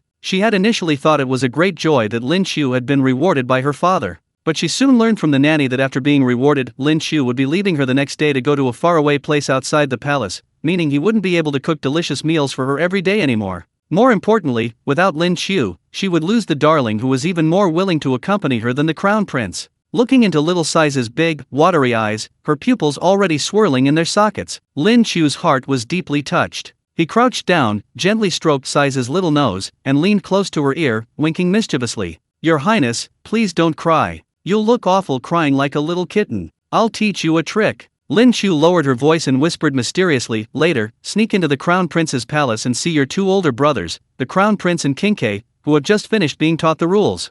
Just tell them you want to go to West Mountain with me, that you want to eat delicious food, and that you want to catch some small animals on the mountain. As long as you say that, they'll definitely be eager to sneak out of the palace with you right now." Saizi's eyes widened, and she was stunned for a moment. Then she understood, bursting into laughter through her tears, and nodded emphatically, "Yes." Siza remembers. Siza doesn't want to be separated from Lin Qiu. That night, the moon was bright and the stars were few. Lin Qiu lay on his bed, enjoying his first truly free day since arriving in the Tang Dynasty. Ding! Congratulations to the host for completing the daily task, gaining 1 strength attribute point. Lin Qiu stretched his limbs, feeling the increase in his strength. He quietly opened the system panel. He was being somewhat lazy today. Aside from making divine-level tofu pudding and divine-level soup dumplings for breakfast, Lin Qiu didn't continue his lavish preparations for the palace maids, eunuchs, and guards. Empress Zhang Xun's strict discipline of Li Changqian and Li Tai had thoroughly brought Lin Qiu to his senses. He only made food for Sizi and Li Changqian, occasionally distributing it to the palace maids, eunuchs, and guards. Such daily meals? The palace wasn't Lin Qiu's private property. Didn't he see how strict Empress Zhang Xun was with her 2 sons after just a few hundred speckled chickens were wasted? The Tang Dynasty wasn't actually wealthy, in fact, it was extremely poor. Tisk tisk tisk. Thinking of Empress Zhang Xun's despicable face when she tried to extort his secret recipe for preserved eggs, Lin Qiu couldn't bring himself to hate her. Instead, he always had the illusion of seeing his own mother in her. Lin Qiu shook his head. Another reason why he was so willing to offer up the secret recipe for preserved eggs. It was the first special praise he received from Empress Zhang Xun today. Ding! Congratulations on your creation of the divine preserved egg and lean pork porridge, which has received a special praise from the historical figure Empress Zhang Xun. Congratulations to the host for acquiring a new technology, a traditional cement recipe. Of the 4 basic necessities of life, food, clothing, shelter, and transportation, food ranks first, and shelter is second. Using cement in the Tang Dynasty was absolutely a game changer. KSKBL, ZDJD. The morning after the imperial edict was issued, just as dawn was breaking, several fully loaded carriages drove out of the west gate of Chang'an, their tracks creaking and groaning on the frozen official road. Lin Qiu sat inside, wrapped in a thick sheepskin coat, with several little tails following him, as expected. Lin Qiu, are we there yet? Li Tai lifted the curtain, poking his head out, as excited as a 200-pound child. Your idea was brilliant. Mother has been keeping my brother and me busy teaching us manners these past few days. Luckily, what you said to Sizi gave us inspiration, and my brother and I managed to escape under the pretext of a hunting trip. Li Changqian also looked relieved. Lin Qiu, I'm going to build a huge horse ranch at your hunting grounds, and nobody can stop me. Lin Qiu casually wiped the sugar stains from Sizi's mouth. Your Highnesses, this is just a joke, not nonsense. Don't ramble on. When did I give you this idea? Li Changqian chuckled. Come on, I just asked casually, and Siza said you taught her to say it. Lin Qiu looked at Siza's big, watery eyes, gazing at him adorably. Lin Qiu, you didn't say we couldn't tell the crown prince. Lin Qiu admitted defeat. He had overestimated the intelligence of this young child. Lin Qiu gazed wistfully out the window. If Li Er and Empress Zhang Xun found out, he would know that this was all his idea. Tisk tisk tisk. Lin Qiu shivered, inexplicably thinking of the chair where Li Changqian and Li Tai were tied up, and that hateful old eunuch. The carriage bumped along for about 20 li, finally arriving amidst a bleak, cold wind. At the stone tablet inscribed with Shanglin Garden Zishan Hunting Grounds, Lin Qiu leaped from the carriage, and standing at the entrance to the hunting grounds, he took a deep breath of fresh air, free of any exhaust fumes. This is the royal garden father bestowed upon you? Li Tai's eyes widened as he stared at the desolate landscape before him. In the winter hunting grounds, the withered grass was waist deep, and the cold wind swirled yellow dust into the air. The once magnificent walls were now half collapsed, revealing the ruins beneath. The distant palace was even more appalling. Tiles were scattered everywhere, the window paper was gone, and it looked drafty. This place is far worse than my Prince Wei's mansion, Li Tai muttered, covering his nose. Forget about living here, there probably isn't even a decent outhouse. Lin Qiu, are you sure we're not going back to the palace tonight? Lin Qiu stomped his foot on the solid ground. A bit of wasteland is good. Wasteland is a blank canvas, you can draw whatever you want on it. Oh woo-oo. From the distant mountains and forests came the roar of an unknown wild beast. Li Tai's expression was mocking. Oh, maybe we can even hear the accompaniment tonight while we're sleeping. Lin Qiu's lips twitched slightly, and he snorted coldly, if they dare come, we'll stew them all. As the two were chatting, the caravan was just about to enter the palace gate. Halt! A sharp shout suddenly rang out. From the dilapidated gatehouse and piles of withered grass, a group of people emerged, instantly blocking the carriage's path. These people were ragged, disheveled, and even more wretched than some beggars in Chang'an. What was even more shocking was that almost every one of them had a disability. Some were missing an arm, some were limping, and others had half their faces scarred from burns. But they gripped rusty swords and sharpened wooden sticks tightly, their eyes fierce and wary, like a pack of old wolves guarding their territory. Leading them was a one-armed old man, his remaining arm clutching a broken sword, pointing at Lin Qiu and the others.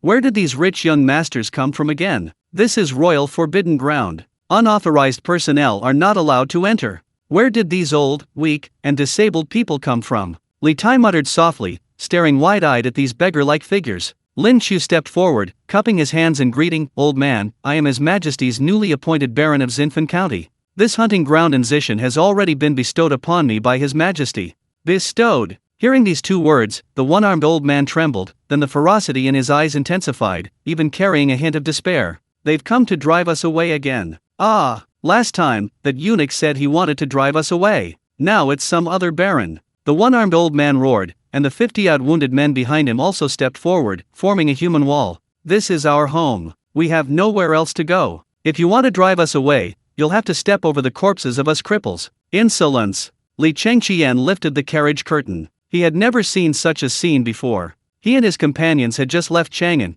and they were being held at knife point by a group of beggars. Were they about to rebel? Crown Prince Li Qingqian's imposing aura erupted instantly. All land under heaven belongs to the emperor. How dare you? Your Highness! Don't be hasty. Lin Qiu grabbed Li Qingqian's hand. He didn't look at the rusty swords, but stared intently at the old men. Although their clothes were tattered, their demeanor was not that of beggars. Moreover, from their words, it was clear they had dared to drive away the eunuchs. Lin Qiu instantly sensed something from these men. These men were not ordinary people. From their unique aura, Lin Qiu sensed that they seemed to be a group of veterans who had shed blood and risked their lives for the Tang Dynasty. And yet, due to their injuries and lack of employment, they were forced to eke out a living here. Chapter 41, Archery Mastery. Beef stew with potatoes wins over the veteran's heart. Chengqian, do you trust me? If you trust me, leave it to me. Lin Qiu calmed the slightly angry Li Chengqian. He didn't explain immediately, nor did he order the soldiers, who looked like beggars, to be driven away. Lin Qiu turned around and shouted to his entourage,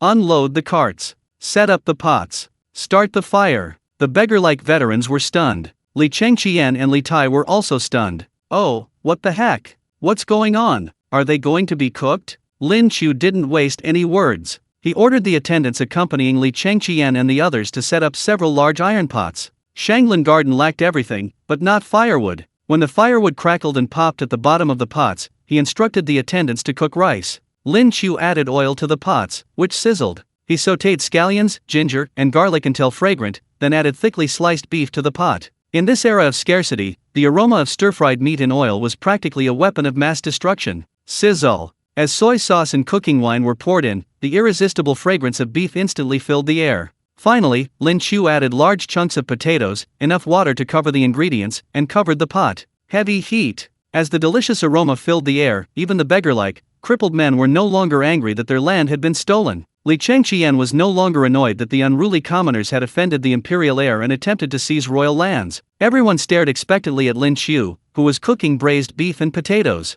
As for Li Tai, this guy hadn't bothered with these trivial matters at all. Seeing that Lin Qiu was going to get involved, he retreated back to the carriage. Before leaving last night, Lin Qiu wrote down the secret recipe for preserved eggs. Lin Qiu had no idea how Qing Ke had obtained this recipe from Empress Zhang Sun. The guy had been studying it meticulously all the way. Li Tai wasn't trying to steal his mother's business, he seemed purely eager to learn and understand the knowledge behind it. A quarter of an hour.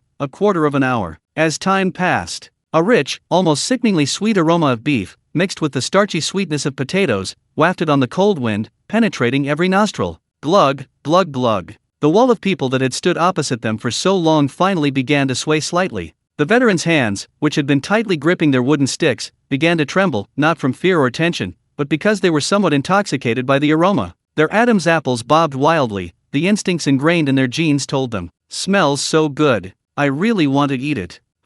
It's about time. All right, open the pot." Lin Qiu casually lifted the lid. Thick white steam, carrying the irresistible aroma of potato and beef, rose into the air. Inside the pot, the beef was stewed until it was a glossy red and tender. The potatoes were golden and soft, soaked in the rich broth, bubbling and simmering in the boiling soup. Lin Qiu ladled out a large bowl. He didn't give any to Li Chengqian, nor to Li Tai or Xiao Saizi, but carried it with both hands, walking straight to the one-armed old man, Zhang. "Brother." Lin Qiu looked at his empty sleeve, his voice gentle yet firm. "It's so cold, let's eat something hot first. After we've eaten, we can talk about the territory." Old Zhang looked at the steaming bowl of potato and beef stew in front of him, his cloudy eyes filled with struggle. But the aroma was simply too tempting. His arm trembled as he reached out, grabbing a piping hot potato and beef without even using chopsticks, and stuffed it into his mouth. Poppy hot, soft, and juicy. This food, unlike anything he'd ever tasted before, melted in his mouth. The potato soaked up the beef broth, the ultimate satisfaction from the carbohydrates instantly overwhelming him. Following the potato was a bite of beef, tender, flavorful, and intoxicatingly delicious. Old Zhang's eyes instantly reddened. Tears streamed down his deeply lined face, dripping into the bowl. For years, they'd been shunned and forced to hide in this desolate place, eating wild vegetables, occasionally getting a chance to hunt for a change, but when had they ever been offered food with such respect? Come on, eat. Everyone eat together. Lin Qiu shouted to the burly men who looked like beggars, today, nothing else matters, there's plenty of food. In an instant, the defensive line collapsed. Dozens of veterans threw down their wooden sticks, broken knives, and other weapons, and began wolfing down their food around several large pots. Delicious. So delicious. What are these yellow lumps? They're more mealy than chestnuts, and more fragrant than meat. Even my mother's cooking doesn't taste like this. I miss home, I miss my dead old man. Seeing the group of burly men, who looked like beggars, eating and shedding tears, Li Qiu's initial anger vanished. While Lin Qiu was cooking, he had already guessed from the conversation of some of the burly men that these people were veterans and wounded soldiers. Li Qiu silently stepped forward and helped Lin Qiu serve the veterans more food. Amidst the bustling sounds of cooking, Lin Qiu's mind was filled with the pleasant notification sound. Ding! Detected that the host's divine-grade potato stew with beef has received extremely positive reviews from 53 wounded veterans. While serving the veterans, Lin Qiu casually activated various tentpoles. The familiar 100 jin, 50 caddies, of top-quality ingredients were stored in the system interface, ready for immediate use. Then came a guaranteed purple skill and 100 jin, 50 kilograms, of special plant seeds. Congratulations, host, for obtaining archery mastery. Congratulations, host, for obtaining riding mastery. Congratulations, host, for obtaining high-yield crop, king bamboo grass seeds, king of pasture, capable of solving chicken and duck feed problems. As a wealth of knowledge flooded his mind, Lin Qiu instantly seemed to master many abilities he had never encountered before, as if he had practiced them hundreds of times. Lin Qiu discovered that as his 10 draws increased, the system's rewards weren't always the guaranteed pity every 10 draws. Sometimes, a 10 draw would yield 100 jin of top-grade ingredients. As Lin Qiu pondered this, a golden light flashed, and the roulette wheel produced gold again. Ding! Congratulations, host, you have successfully obtained God-level recipe, tomato scrambled eggs. Not bad. Considering the cement technology he obtained from Empress Chang Sun yesterday, at least the problems of building houses and feeding chickens, ducks, and geese are solved. Although the vegetation in Xishan is abundant, if he really let the chickens and ducks roam freely in the forest garden, they'd most likely be eaten by wild animals. Looking at the burly old men who licked their bowls clean, Lin Qiu jumped onto a large rock and loudly announced, "Brothers, I know what you're worried about. I don't care what the people from the palace said before, but from today onwards, this West Mountain hunting ground is renamed Xingxianzhuang. I, Lin Qiu, am making this clear today, none of you will be leaving. I'm going to build lodging here, and you will be the first residents. Furthermore, I will employ you, providing you with food and lodging every day, and paying you wages every month." The wounded soldiers were stunned, staring in disbelief at the young county magistrate. Really? Old John, the leader, trembled. You really want to hire us cripples? A gentleman's word is his bond. Don't worry, I'm not giving you charity, I'm hiring you to work. Lin Qiu pulled a scroll of blueprints from his pocket, the blueprints for the curved plow, a reward from the system long ago, and tossed it to old Zhang. Now, pick a few who are well-fed, strong, and have both legs intact. Have someone take these blueprints to find me some carpenters. I need them to make these things. Old John, the leader, took the blueprints with only one arm, his face streaked with tears. Those were tears of joy. Returning home from the battlefield, they had been treated as cripples for far too long. Some were stubborn, some were eccentric, they could only huddle together for warmth here. If Lin Qiu hadn't arrived, they might soon be expelled by the authorities, or they might freeze or starve to death in the approaching harsh winter of the Tang Dynasty. Chapter 42, The Mischievous Demon King Chang Kumo. 100-step sparrow shooter vs. 1,000-mile eagle shooter. At the Xishan hunting grounds, a cold wind swirled through the withered grass. Dozens of wounded veterans, who had just put down their bowls of rice, were now moved to tears by Lin Qiu's promise, no being driven away, wages provided, and new houses built. Old Zhang threw away his crutch, using his only remaining arm to support himself on the frostbitten ground, and cowed out heavily. His head struck the ground with a dull thud. Our benefactor. Though we are crippled and our bodies are broken, our spirit remains. Since you have shown us no disdain and given us a way to live in dignity, we are willing to die for you. We are willing to die for the men of Lin County. With a clatter, more than 50 wounded veterans knelt on the ground in unison. Despite their tattered clothes and their physical disabilities, the aura they exuded at that moment was like a silent mountain. Crown Prince Li Qiu, who had been standing to the side, watched this scene, his pupils suddenly contracting. Having grown up in the deep palace, he had heard his tutor speak countless times about whoever wins the hearts of the people wins the world. However, he had never been so directly shocked as he was now. So this was the power of the people. So this was what a full meal and a bit of dignity could buy such unwavering loyalty. Even Lin Qiu was somewhat numb. He thought it was just an ordinary job, right? In modern society, it would be room and board plus a basic salary, the standard for a working-class person. Lin Qiu hadn't expected that he could so easily gain the loyalty of these wounded veterans. Rumble! Just as the atmosphere became somewhat solemn and respectful, the ground suddenly trembled slightly, seemingly from the rapid sound of galloping hooves. Enemy attack! Almost instinctively, the kneeling veterans sprang to their feet. Despite some of their limp and others their blindness, their movements were even faster than some of the crown prince's 6 personal guards brought by Li Qiu. In the blink of an eye, broken swords were drawn, and wooden clubs stood erect. The 50 men instantly formed a tight defensive circle, tightly protecting Lin Qiu, Li Qiu, and Li Tai in the center. The murderous aura that seemed to have crawled out of a pile of corpses instantly filled the entire area. Even some of Li Qiu's personal guards couldn't help but glance at them. These men were completely different from the group of old, weak, and disabled men from before. Amidst billowing dust, a jet-black steed charged into the hunting grounds like a whirlwind. On the horse sat a young general, as tall and imposing as a black iron tower. He held a heavy lance, his face full of fierce features and a thick beard, exuding a simple-minded yet ruthless charm. The newcomer was none other than Chang Kumo, the eldest son of Duke Lu, Chang Yaojin, a notorious troublemaker in Chang'an. This fellow had been hunting in the nearby mountains, but instead of catching anything, he'd grown hungry. Just then, a gust of cold wind blew, carrying the smell of cooking fires towards them. Following the smoke, he caught the aroma of stewed beef and potatoes. This fellow was a true glutton. Drawn by the smell, he galloped straight over. Whoa! Chang Kumo pulled on the reins, and his warhorse sprang to the ready. Looking at the group of elderly, weak, and disabled people blocking his path, he roared, his voice ringing in their ears. Hey! I am Chang Kumo, son of Duke Lu. I just smelled the aroma of meat. Who's in charge here? Quickly, get me a bowl too. I'm starving. The crowd parted, and old Zhang, the one-armed man, stood at the front, sword in hand, coldly declaring, "This is the fiefdom of the Marquis of Xinfen County. No trespassing is permitted without the Marquis of Lin County's permission." Chang Kumo paused, then grinned sneer. The Marquis of Xinfen County? Oh, I remember now. Isn't that Lin Qiu, the cook who prepares meals for Princess Saize? My father mentioned him. Heh, the world is going to the dogs. A cook worthy of occupying such a fine royal hunting ground? And keeping a bunch of old, weak, and disabled as watchdogs. The words old, weak, and disabled and watchdogs pierced the hearts of everyone present like thorns. Lin Qiu, standing at the back, instantly turned cold. He was about to speak when old Zhang suddenly laughed. That smile carried a chilling undercurrent. Little fatty, if you dare say another word, believe me, this old man will teach you a lesson on behalf of General Chang. Oh? You one-armed old man, you're quite the tough one, aren't you? Chang Kumo's temper flared. He dismounted, shoving his lance into the ground. Come on, let's see how you teach me a lesson. Before he finished speaking, Chang Kumo charged forward like a raging bull, reaching out to subdue old Zhang. However, the next second, something happened that left Lin Qiu and Li Qiu wide-eyed. Faced with Chang Kumo's powerful lunge, old Zhang didn't dodge or flinch. Just as Chang Kumo's hand was about to touch him, old Zhang's remaining arm shot out like a cunning serpent, instantly gripping Chang Kumo's wrist. Using leverage, sidestepping, and a knee strike. Bang! A muffled thud. Before anyone could see what happened, Chang Kumo, the towering figure, was flipped to the ground by the one-armed old man, Zhang, using a clever maneuver.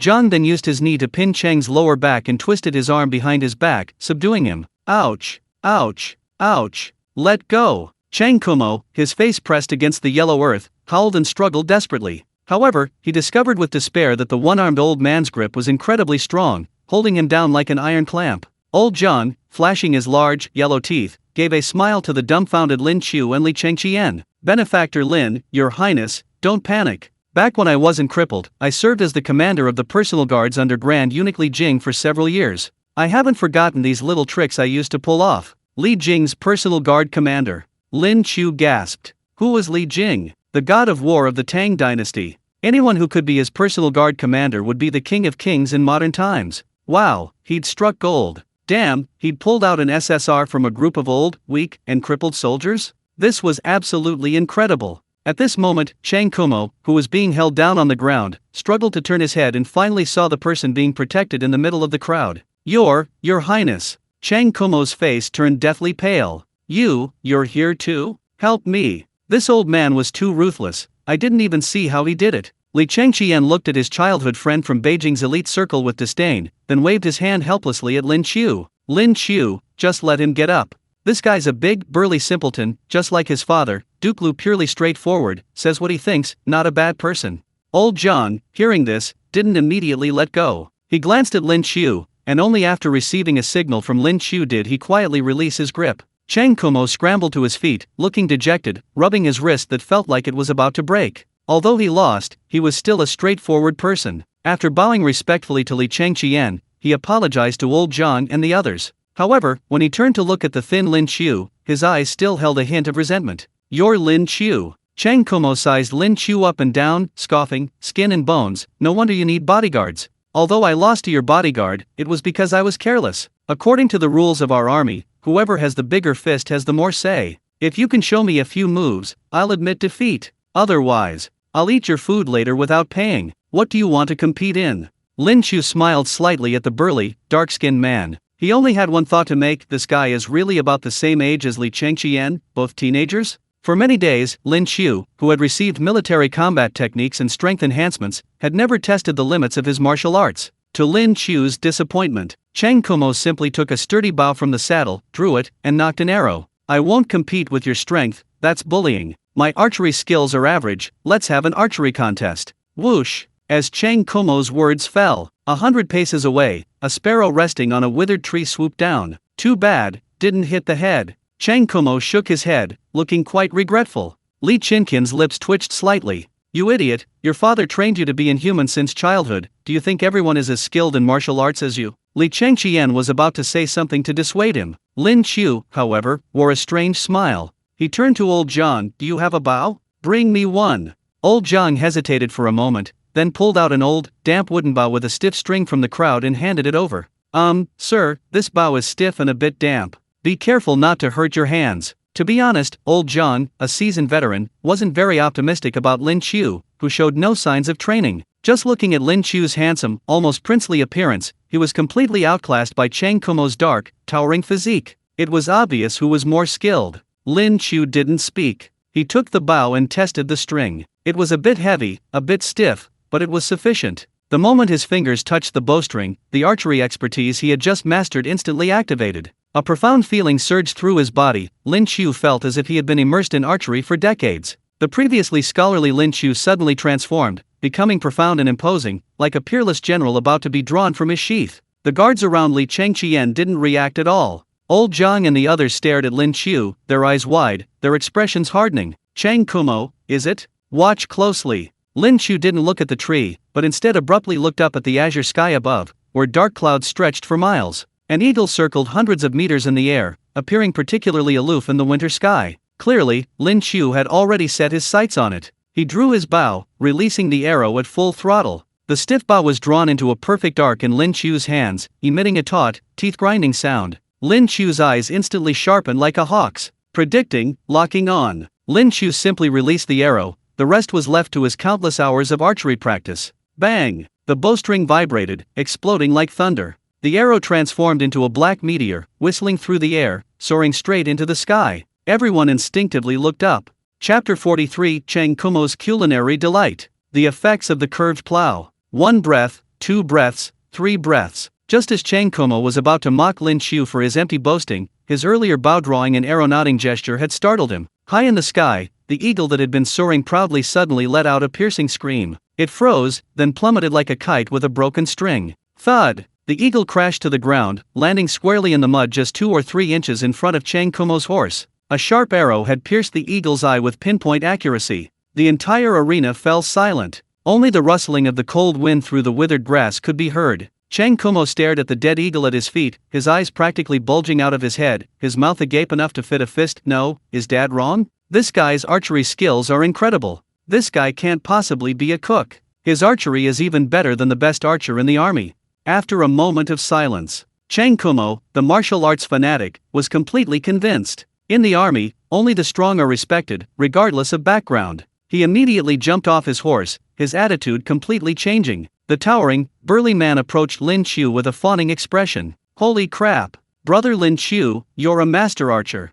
Brother Lin, no, Brother Lin. I'm convinced. I'm completely convinced. You're so kind, everything I said earlier was just nonsense, please don't take it to heart. As soon as he finished speaking, his stomach rumbled loudly. Chang Kumo, somewhat embarrassed, clutched his stomach, his nose twitching as he stared at the large pot of stewed beef and potatoes, which still had a little left. He chuckled sheepishly, rubbing his hands. Brother Lin, could you give me a bowl of the meat in this pot? I've been smelling it all the way here, I'm starving. I can pay. Watching this mischievous boy whose mood changed faster than flipping through a book, Lin Qiu smiled and shook his head. He tossed the tattered bowl back to old Zhang and patted Chang Kumo's broad shoulder. Meat is fine, but my estate is newly built, everything needs rebuilding, and we're short of workers, especially strong, idle men. Chang Kumo understood immediately upon hearing Lin Qiu's words. He was very perceptive and thumped his chest loudly. Oh, it's no big deal. Leave it to me. I have a bunch of brothers in Ziuawawei who are bored out of their minds. As long as there's enough food here, I'll bring them all over tomorrow. Whether you want them to carry bricks or build houses, they can be used like livestock. A smile played on Lin Qiu's lips. See? Free labor has arrived. Old Zhang, quickly finish serving young Master Cheng the potato stew, then fill his rice bowl. Lin Qiu's change of attitude was so swift that old Zhang and the others were somewhat taken aback. Chang Kumo took the large bowl old Zhang handed him, piled high with potatoes and beef, the thick, glossy red broth soaking into the white rice beneath. Hee, then I won't be polite. Chang Kumo, ignoring the chipped, rough porcelain bowl, squatted down and began to slurp and munch. The scalding hot broth mixed with the soft, chewy potatoes swirled in his mouth. In that instant, the mischievous boy's eyes widened like saucers, his face trembling with extreme pleasure. Ugh, what kind of beef is this? It's so tender. And this yellow chunk, it's so mealy. It's a million times more fragrant than my mother's millet rice. Chang Kumo chewed hurriedly. The more he chewed, the more fragrant it became. With a single swallow, he gulped down the entire mouthful of food. Chang Kumo then shoveled a bite of potato, followed by a mouthful of rice, and mumbled, Your Highness, is this the grain you've been boasting about planting? I heard that many censors were arguing about your construction of the glazed tile palace today. Hiss. Delicious. So satisfying. If I could eat this on a military campaign, I could single-handedly kill 10 Turkic barbarians. Li Chengqian watched Chang Kumo's pathetic eating and curled his lip in disdain. For some reason, he felt a strange sense of superiority.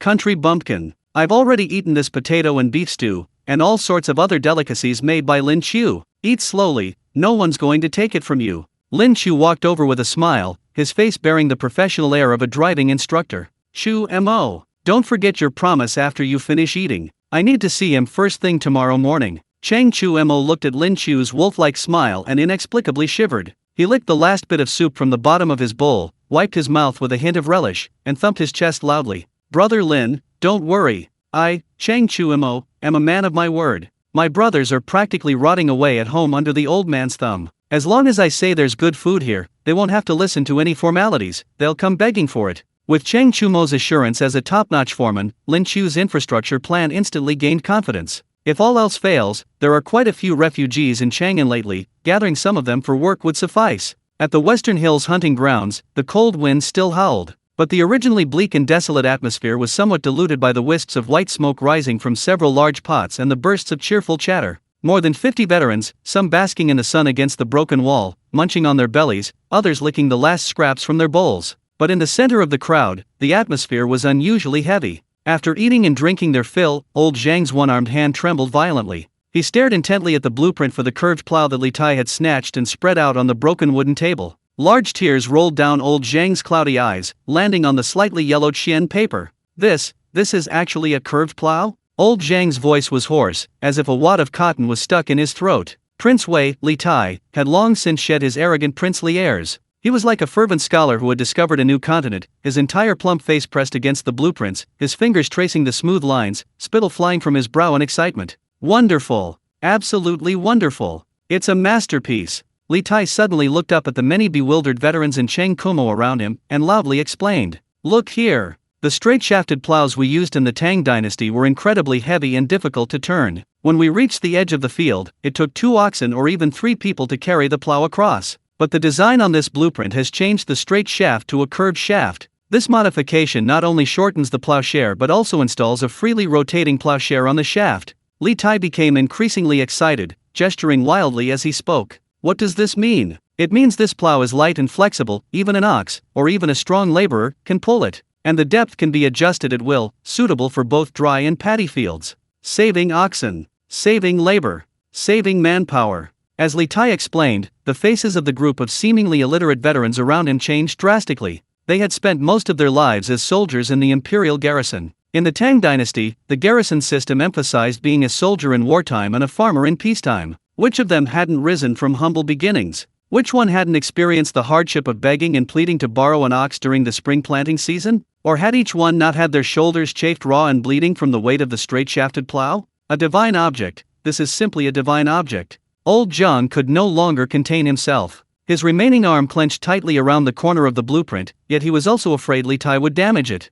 Old Zhang looked at Li Tai with teary eyes, pleading. Only after Li Tai released his grip did he carefully place the blueprint in his arms, stroking it like a precious treasure. With this, we dozens of cripples, even without oxen, working in pairs, can cultivate all those thousands of acres of barren fertile land in the western hills. As long as we have land, as long as we can grow crops, we won't be useless. We can support ourselves and even pay taxes to the Tang Dynasty. Old Zhang's tears were tinged with a smile, and the 50-odd tough men around him also had tears in their eyes. They weren't afraid of death, they weren't afraid of being crippled, they were only afraid of becoming a burden, of becoming useless people who could only open their mouths and wait to be fed. Chapter 44, Venturing into the Mountains to Hunt and Explore. A terrifying giant beast. The blueprint Lin Qiu presented them offered more than just tools, it gave them the hope of standing tall and being true to themselves. Lin Qiu stood by, watching the excited veterans, deeply moved. These retired veterans of the Tang Dynasty were truly the backbone of the Tang. Even bent low by life's hardships, given just a glimmer of hope,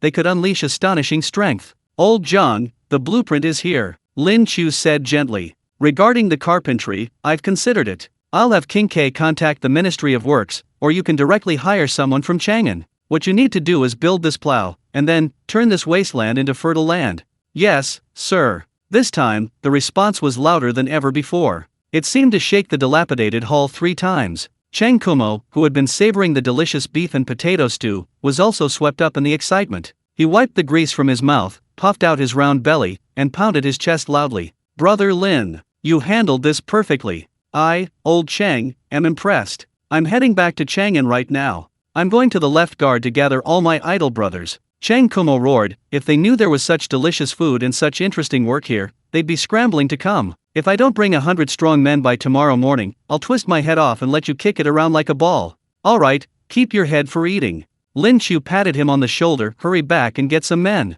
Remember, they need to be strong and healthy, don't bring me any crooks. Chang Kumo chuckled, mounted his horse, and galloped off towards Chang'an in a cloud of dust. After seeing off Chang Kumo, that loud voice plague, the West Mountain hunting grounds became somewhat quieter. The palace maids and servants they had brought, under the direction of a group of veteran soldiers, began cleaning the dilapidated main hall of the imperial palace. Although major repairs weren't possible for the time being, at least the drafty windows needed to be sealed up, and the years of accumulated dust swept away. They couldn't let the princes and princesses sleep in the open air at night. Lin Qiu watched this busy scene, but his mind was elsewhere. Now that the West Mountain hunting grounds belonged to him, it was his base. But this place had been abandoned for so long, he had no idea what resources it contained, or what the conditions were like in the mountains. This wouldn't do. Know yourself and know your enemy, and you will never be defeated. Even infrastructure construction requires surveying the terrain first, right? I'm planning a trip into the mountains.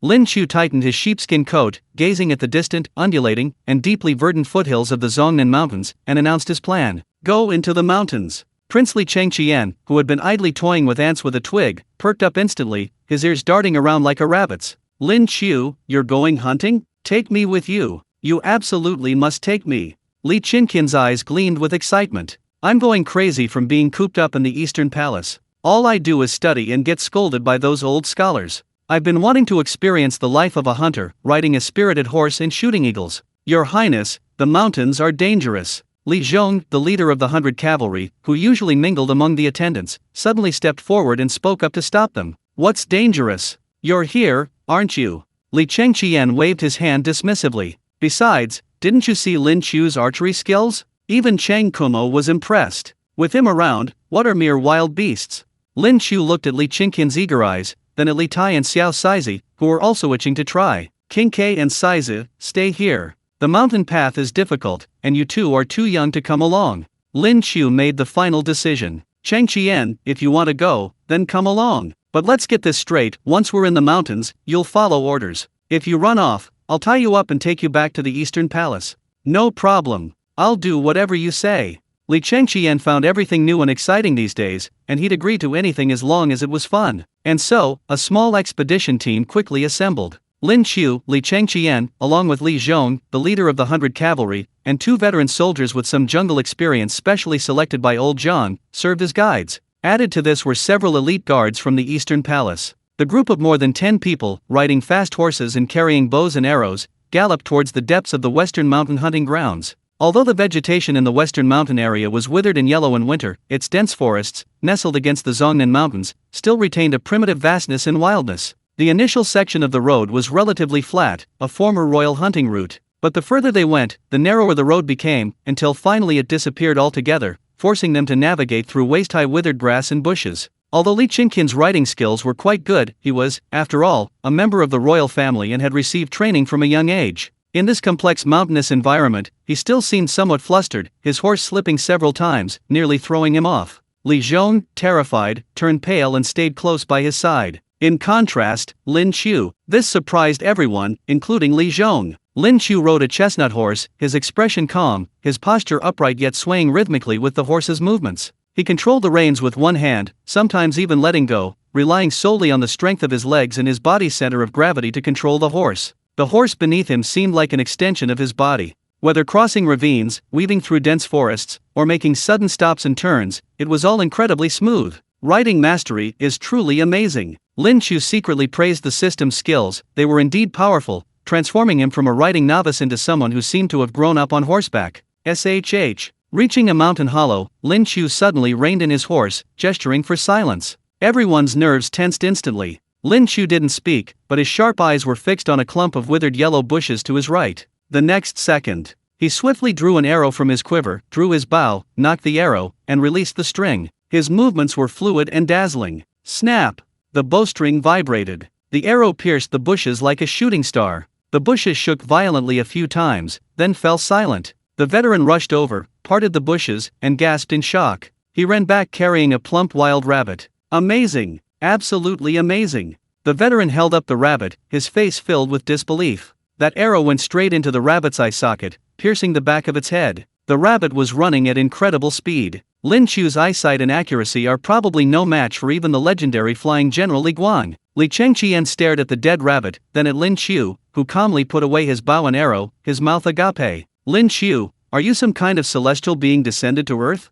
Li Changqian felt his worldview crumbling. Your horsemanship, your archery, it seems even better than many of the generals around my father. It's monstrous. Li Zhong, the usually taciturn leader of the 100 Cavalry, now looked at Lin Qiu's retreating figure with an extremely complex and grave expression. If before he only thought this man was talented, now, he sensed a threat from Lin Qiu. This terrifying fighting instinct and skill if he truly intended to harm the royal family or his majesty. Hiss! Li Zhong gripped his sword hilt tightly, deciding to report this in detail to his majesty upon returning. This man from Xinfan County possessed considerable martial prowess, caution was advised. Lin Qiu, of course, had no idea how much Li Zhong had imagined with his display of skill. Lin Qiu smiled faintly at Li Changqian. Your Highness flatters me. It's just a minor skill. Let's continue. I have a feeling there's something good ahead. After crossing the mountain pass, the vegetation began to change. The original broad-leaved forest gradually thinned out, replaced by a continuous, lush purple bamboo forest. The winter wind rustled through the bamboo forest, sounding like the whispers of countless ghosts. The atmosphere here was noticeably more oppressive than outside. Nay, just as the group stepped into the edge of the bamboo forest, their warhorses suddenly let out a terrified neigh. They pawed at each other restlessly, snorting, refusing to take another step forward no matter how their riders urged them, even attempting to turn tail and flee. What's going on? Li Changqian pulled on the reins, somewhat flustered. What's wrong with these horses? Did they encounter tigers, leopards, or wolves? Li Zhong's expression was grave. He sniffed the air. There's no smell of tigers or wolves, but this oppressive aura is definitely wrong. There's probably something incredibly powerful in this bamboo forest. Lin Qiu calmed his restless chestnut horse, dismounted, and tossed the reins to the guards behind him. Let's dismount. On foot. Lin Qiu lowered his voice, a glint of excitement in his eyes. For something to startle so many warhorses at once, it's definitely not simple. Chang Qian, dare you come with me to take a look? Although Li Changqian was uneasy, he couldn't afford to lose face in front of Lin Qiu, especially with so many guards watching. I'll go. I am the crown prince of the Tang Dynasty, protected by the aura of a true dragon. What am I afraid of? Li Changqian gritted his teeth, dismounted, and gripped his precious bow tightly. Lin Qiu, Li Changqian, and their two guides, Li Zhong and Li Changqian, carefully parted the bamboo leaves, crouching low, and crept into the depths of the bamboo forest. They walked about 200 steps. Suddenly, the bamboo forest ahead opened up, forming a natural clearing. Through the gaps in the bamboo leaves, Lin Qiu immediately saw the enormous creature sitting on the ground with its back to them. It was a lump of... No, it was a round, black and white behemoth. It was enormous, probably 2 meters tall when standing, its massive flesh jiggling with every movement. At this moment, the behemoth was gripping a thick, hard winter bamboo stalk, enough to crush a person's head, as easily as a crunchy sugarcane in its hand. Crack! Crack! The behemoth's jaws opened and closed, the sickening chewing sound echoing through the silent bamboo forest. Chapter 45, Conquering the Giant Panda. First, we need to satisfy its stomach. The colossal beast ate with relish, green juice dripping from its mouth. At its feet lay a large, rusty iron trap, a relic from an unknown era. The trap had clearly been handled by the beast. It was covered in deep teeth marks, and half of it had been bitten off, twisted into a jumbled mess of scrap metal. Hiss! Seeing this, Li Chinkin's face turned deathly pale. He gasped, as if he had fallen into an ice cave. He gripped Lin Qiu's sleeve tightly, his voice trembling almost inaudibly. Lin Qiu, don't make a sound. Quickly, no, slowly back away. This thing, it's the iron-eating beast described in ancient texts. Li Chinkin's eyes were filled with terror, awe at the unknown and the power of myth. Legend has it this is the Mount of Qiu, the ancient war god. This beast possesses immense strength and a ferocious nature, it can tear tigers and leopards apart, and its teeth can even crush fine iron. Oh no, how could such a ferocious beast exist in the Western Hills hunting grounds? Li Zhong, standing beside him, was also sweating profusely, his hands gripping the hilt of his sword, his knuckles white. An iron-eating beast. This was no joke. Although this thing usually looks adorable, once it goes berserk, its fighting power is definitely above that of a black bear and a tiger. With its bite force capable of severing iron traps, crushing a person's head is no different than cracking a sunflower seed. An iron-eating beast? Qiu's mount. Compared to the other's terror, Lin Qiu's expression was extremely interesting. He stared wide-eyed at the signature dark circles under its eyes, at its round, black and white belly,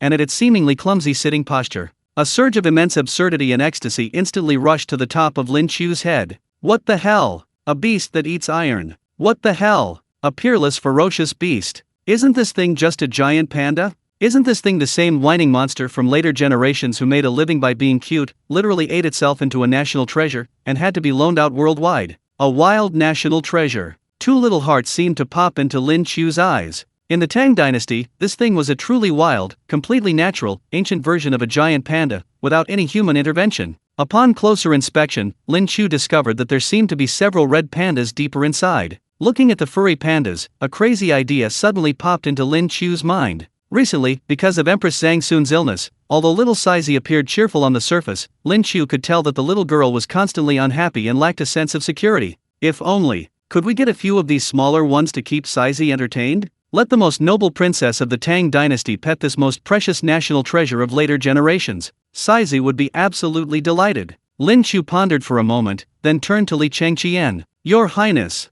look how round and chubby it is. So cute. So endearing. Sizey hasn't been in a good mood lately. These creatures usually live alone. I was thinking, why don't we capture the whole family and take them back? Let Sizey keep them as pets? She'd definitely adore these little guys. Silence. Dead silence. Li Changqian was stunned. Li Zhong was stunned. The two veteran guides were also dumbfounded. The way they looked at Lin Qiu was like looking at a madman who had just gone mad. Lin Qiu, what did you say? Li Chinkin's voice suddenly rose 8 octaves, almost cracking. Cute. A pet. He pointed at the giant beast crunching bamboo, angrily smashing a small pebble beneath its rear to pieces, and roared in a broken voice. Lin Qiu, are you insane? Are you blind? It can smash a stone with one slap, it can smash your head. You want to capture this iron-eating beast that can kill a tiger or leopard with one slap and give it to a little girl not even 5 years old as a pet? Do you think the rhinoceros has too long a life, or that the Eastern Palace isn't enough for it to tear apart?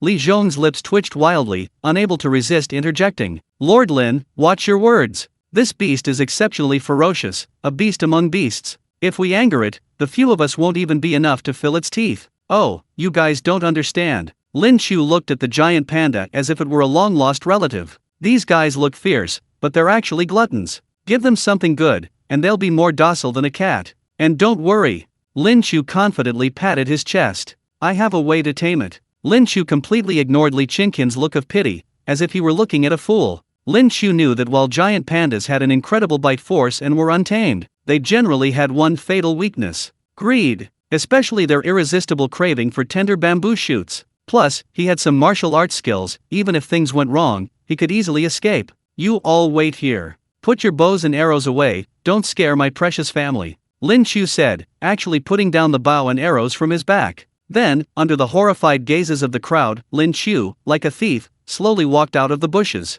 As he walked, he pretended to dig for something on the ground. In reality, he was immersing himself in his system space, rummaging through the mountain of top-grade ingredients, and pulled out a few premium Highland sweet bamboo shoots he had obtained from his previous 10-pull gotcha pulls. Each bamboo shoot was as translucent as jade, emitting a clear, sweet aroma. The smell was so enticing that even a human would drool, let alone this wild giant panda that survived on dried winter bamboo. It's over, it's over. Watching Lin Qiu approach the terrifying beast, Li Qiangqian closed his eyes in despair. He couldn't bear to see the bloody scene of Lin Qiu being smashed into mincemeat. He was already mentally calculating how to explain to his father when he returned that the man from Xinfan County had killed him while trying to catch a pet for the panda. Lin Qiu, carrying the few top-quality bamboo shoots, walked to within 20 paces of the giant panda. The giant panda had clearly heard the commotion. It stopped chewing, its fluffy black ears twitched, and then it slowly turned around. At that moment, an oppressive aura of an ancient beast washed over him. Its small eyes, hidden in its dark circles, stared warily and coldly at the suddenly appearing human,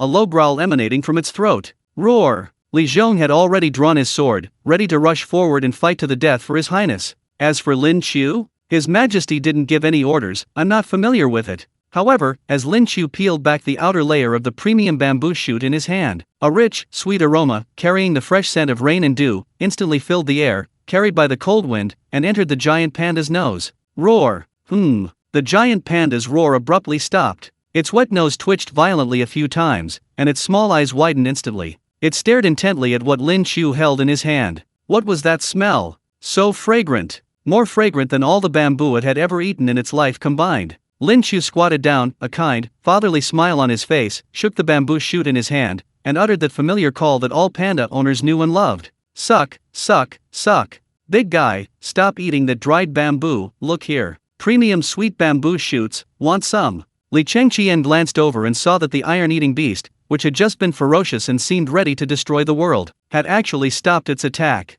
It threw away the rotten bamboo in its hand, swallowed like a chubby little boy tempted by delicious food, then, on all fours, with its rear end sticking up, it tentatively walked towards Lin Qiu step by step. Where was the slightest trace of ferocity in its eyes? It was clearly filled with the word docile. This is actually possible? Li Qiangqian and Li Zhong exchanged a glance, both seeing deep confusion and existential doubt in each other's eyes. Could everything recorded in the ancient books be false? This iron-eating beast, could it really be a glutton? Chapter 46, Delicious Food Kidnaps the Giant Panda. Saizi and Tuanzi. Deep within the bamboo forest, a chilling wind whistled, but an eerie and awkward silence hung in the air. Just moments before, the iron-eating beast, which Li Qiangqian and the others had perceived as an ancient demon god capable of crushing iron with its jaws, was now sprawled on the ground, utterly unladylike. Its two thick, black-furred paws carefully cradled the translucent, crystal-clear, premium mountain sweet bamboo shoot, as if holding the most precious glass cup in the world. Crunch, gurgle. A crisp chewing sound rang out, followed by an extremely pleasant, even slightly infantile, nasal sound from the giant beast. Its once fierce eyes were now comfortably narrowed to slits, and its round body swayed happily from side to side with the rhythm of its chewing. Lin Qiu stood before it, a slow smile spreading across his lips. He slowly reached out, tentatively placing his hand on the large, furry head. Li Qiangqian, watching from a distance, nearly screamed in fright. The bows of several veteran guides were nearly fully drawn. However, the expected bloody scene of Lin Qiu's hand being bitten off did not occur. The giant beast merely twitched its ears, seemingly finding the human's massage techniques quite professional. Instead of resisting, it nuzzled its head against Lin Qiu's palm, emitting a soft, begging sound. A bamboo shoot was gone in a few bites. The giant panda licked its paws, its dark eyes instantly filled with longing. It twitched its nose, smelling the remaining bamboo shoots that Lin Qiu hadn't yet taken out. The next second, something even more speechless happened to Li Chengqian and the others. This legendary, incredibly strong beast, said to have fought alongside the warlord Qiu, suddenly lunged forward. Li Zhong's sword, only half drawn, froze in midair. The giant beast wasn't attacking, it had simply grabbed Lin Qiu's leg. Its two thick forelimbs gripped Lin Qiu's calves tightly, the entire bear clinging to his feet like a giant ornament. Its furry head rubbed against Lin Qiu's trousers, its clear black and white eyes looking at him with a wet gaze, clearly saying something. "Big brother, give me one more. Just one. You won't leave without it?" This. Li Chengqian, his finger trembling, pointed at the creature shamelessly acting cute, then turned to Li Zhong, whose face was ashen, his voice trembling. "Li Zhong, are you sure this thing is really the iron-eating beast from ancient texts, capable of tearing tigers and leopards apart?" Li Zhong was also utterly bewildered. If his memory served him right, ancient texts described the iron-eating beast as exceptionally ferocious, feeding on raw iron, and instantly killing any ordinary person who touched it. How did it become so docile in the hands of this man from Xinfan County? Could this Lin Qiu really possess sorcery? While Li Zhong was frantically conjuring up his imagination, Lin Qiu was so tightly held that he couldn't move, so he reluctantly pulled out another bamboo shoot and stuffed it into the creature's hands, while simultaneously rubbing its thick, carpet-like panda fur. "You know what, it's actually quite cuddly. Alright, stop rubbing against me, you're getting drool all over my pants. From now on, your whole family will follow me. You'll get all the tender bamboo shoots you need, understand?" Although this round, chubby panda couldn't understand human speech, the allure of bamboo shoots was still incredibly strong. It immediately released its hind leg, took the bamboo shoots, and obediently nodded as it ate, as if it truly understood. A rather amusing incident occurred during this time. Li Zhong thought historical records were incorrect and that pandas weren't actually dangerous, so he followed Lin Qiu's example and got some bamboo to provoke the mother panda with her cubs in her den. Then, if he hadn't been skilled in martial arts and dodged quickly, he would have been slapped to death by the protective mother panda. Even so, he broke his shoulder. Fortunately, the male panda, with its superior bamboo shoots, proved effective. Under its intimidation and Lin Qiu's countless bamboo shoot attacks, the beastman, never to be enslaved, finally chose to be provided with food and lodging. The return journey was destined to be a spectacle many would never forget. The warhorses dared not ride, they became agitated at the mere scent of pandas. Thus, a strange procession appeared in the overgrown weeds of the Western Hills hunting grounds. Lin Qiu led the way, holding a stick with half a bamboo shoot dangling from it as bait. Behind him followed a 2-meter-tall, round, black and white behemoth, waddling along with its pigeon-toed gait. Following them was a female giant panda, a size smaller than the creature, and 3 or 4 cubs. The most gluttonous of them all was extremely domineering,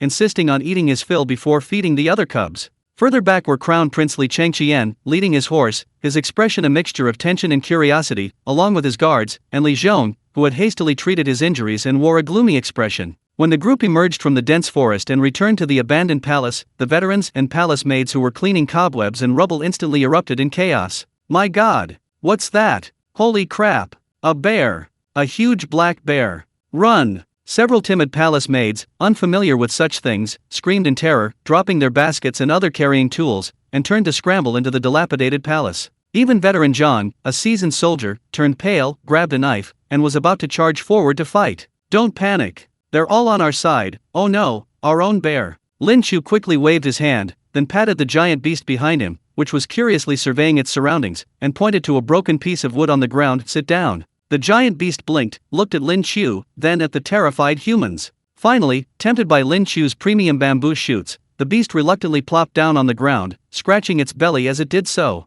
"Damn, this thing is really something. It's got some intelligence." This scene not only made everyone's jaws drop, but even Lin Qiu found it somewhat novel, thinking this thing was actually quite clever. "This beast is called a giant panda," Lin Qiu said with a straight face. "From now on, it will be the guardian beast of our West Mountain hunting ground. It likes to eat tender bamboo shoots, and it has a gentle temperament, so don't be afraid." "Giant panda?" Looking at the giant beast, all fat and curled up in a ball, everyone completely disregarded the idea that this thing was a benevolent creature. Just then, light footsteps approached. "Lin Qiu, Crown Prince, where did you go to play? Wah, you didn't take Sizi with you." Little Sizi, dressed in a delicate pink dress, clutching a half-eaten pastry, ran out of the palace gate, pouting. However, when her bright, watery eyes saw Tuan Tuan sitting on the ground, she froze instantly. Li Qingqian's heart tightened, fearing the giant beast might suddenly attack, and he was about to rush over and pick up his sister. "Sizi, don't go. It's dangerous, that's iron eating." Wow, what a big cat. Little Sizi didn't hear Li Qingqian's shouts at all. The moment she saw the adorable giant panda, her eyes instantly brightened like stars in the sky, her heartfelt affection impossible to hide. Under the horrified gazes of the crowd, the most noble little princess of the Tang Dynasty, with outstretched arms and short legs, pounced directly on the giant beast. Sizi, Li Chengqian and Li Zhong, along with the other guards, roared simultaneously. But it was too late. Little Sizi had already reached the giant panda. Without hesitation, she hugged its thick, furry neck, burying her face in its thick black and white fur, and took a deep breath. So soft. So warm. It smells like sunshine. Time seemed to freeze at that moment. The beast, which had been begging for food, was suddenly hugged by this tiny creature, and instinctively tried to swing its paws. But just as its paws were about to touch Sizi's back, it suddenly stopped. It twitched its wet black nose and sniffed Sizi. Lin Qiu fed it another tender bamboo shoot from behind. Even Lin Qiu was startled and broke out in a cold sweat.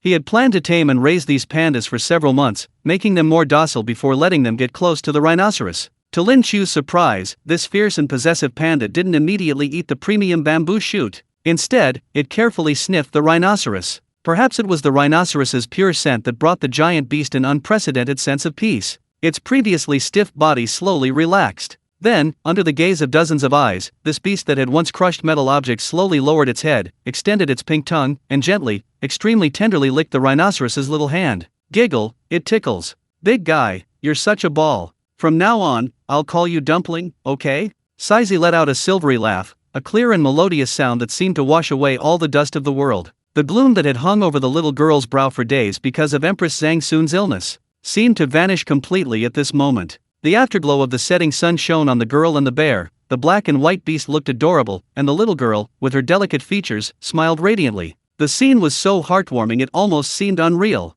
Everyone breathed a sigh of relief, except for Lin Qiu and Li Chengqian, whose expressions were somewhat off. Chapter 47, Li Zhong's Secret Letter. Divine Chicken Stew with Mushrooms. Inside the carriage. The atmosphere between Lin Qiu and Li Chengqian was tense. Li Chengqian looked at Lin Qiu, his eyes resolute. Fortunately, this iron-eating beast understands human nature and, for some reason, favors little Sizi. Jiniang is not only my sister, but also the apple of father and mother's eye. Lin Qiu, even if you let me be killed by that iron-eating beast, I wouldn't blink an eye, but, Chengqian, I admit it was my fault this time. Lin Qiu leaned against the fur-lined carriage, looking listless and dispirited. I shouldn't have been so bold. I'm a little scared now. If that little beast had suddenly gone berserk, little Sizi would have been dead. Whoosh! Whoosh! Whoosh! A sudden gust of cold wind blew in from outside. Li Tai angrily picked up the blueprints for the curved plow from the table, glaring furiously at Lin Qiu and Li Chengqian. Why? Even I, the king, can't get close to that iron-eating beast.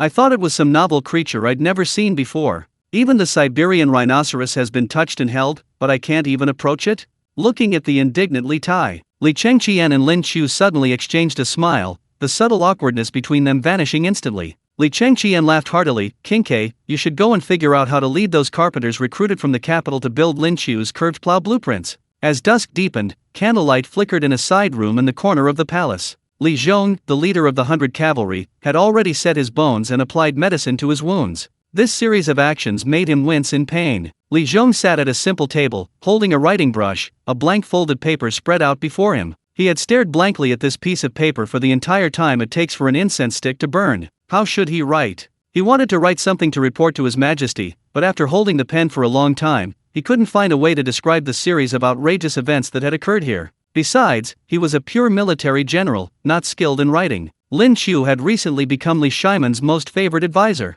Your subject witnessed a group of iron-eating beasts at the Lishan hunting grounds. One of them was enormous and exceptionally ferocious. It was later tamed by the man of Lin County, and then by Princess Jiniang.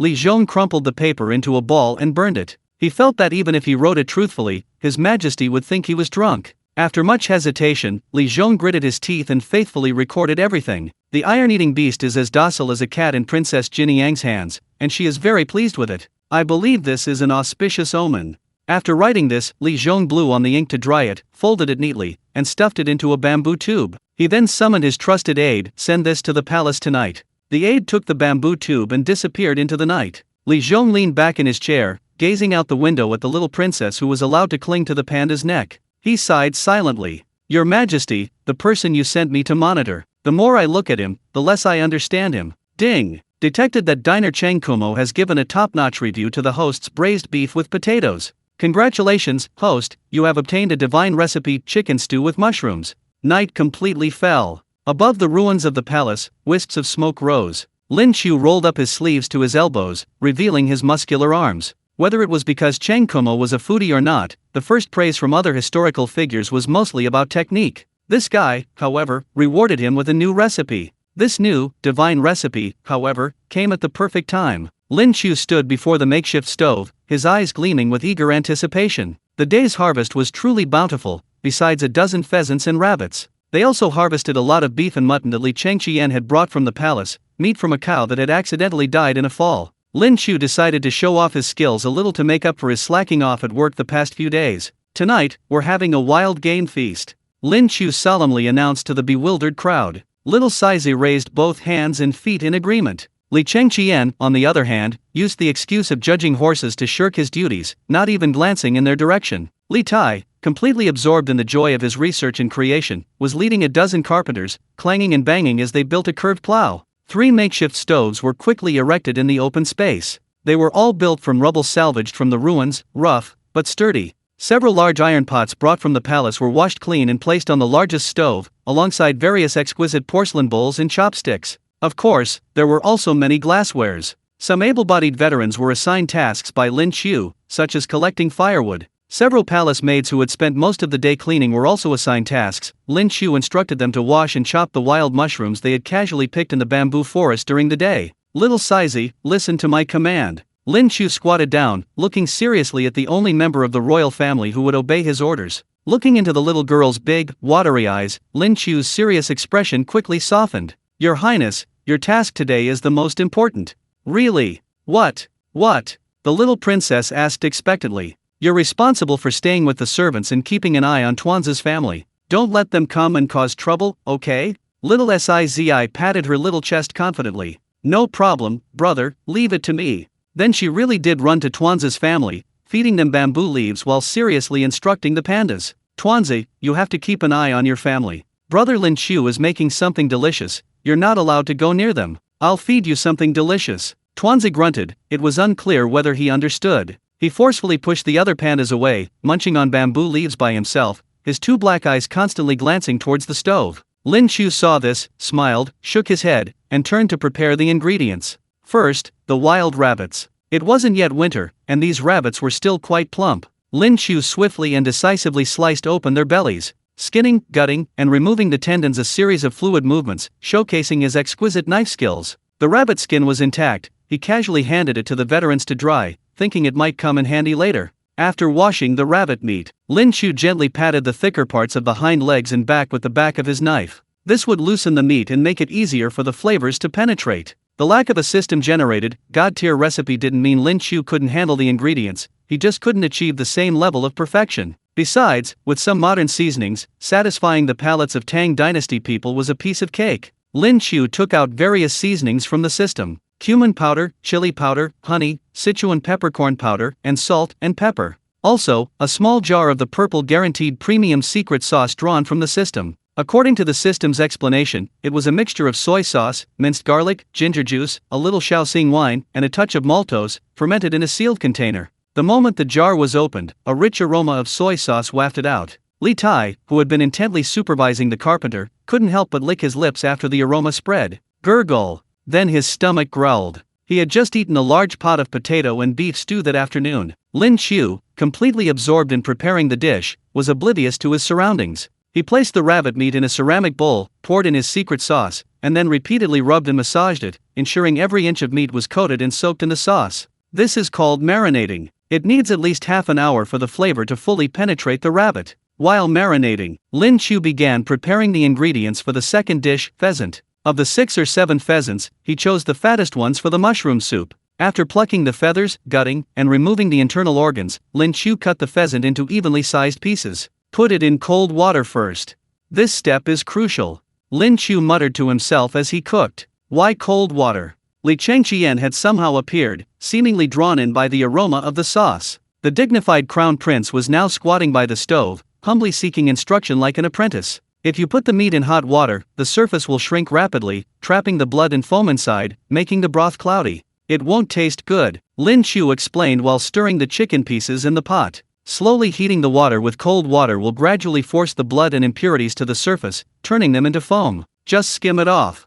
Oh. Li Changqian feigned understanding, though in reality he was completely clueless and didn't understand what Lin Qiu was saying. He didn't really want to understand either. However, after making his presence known to Lin Qiu, he felt perfectly justified, as if he had participated in Lin Qiu's culinary creation, and happily went back to playing with his horses. The water gradually heated up, and grayish-brown blood and foam rose to the surface. Lin Qiu carefully skimmed it off repeatedly with a spoon until the broth was clear. Remove the blanched chicken pieces and rinse them again with stream water to remove any remaining scum, ensuring a truly clear broth. Then, the earthenware pot comes into play. This old earthenware pot, brought from the prince's palace, has thick walls and excellent heat retention. Pour in the cool mountain spring water, add the prepared chicken pieces, and chopped wild mushrooms, milky white termite mushrooms, brownish-brown porcini mushrooms, and a few golden chanterelles. Add a few slices of crushed ginger and 7 or 8 red dates. Bring it to a boil over high heat. In no time, steam begins to bubble from the edge of the lid. The unique, wild aroma of the mushrooms and the meaty fragrance of the pheasant mingle together, spreading with the steam.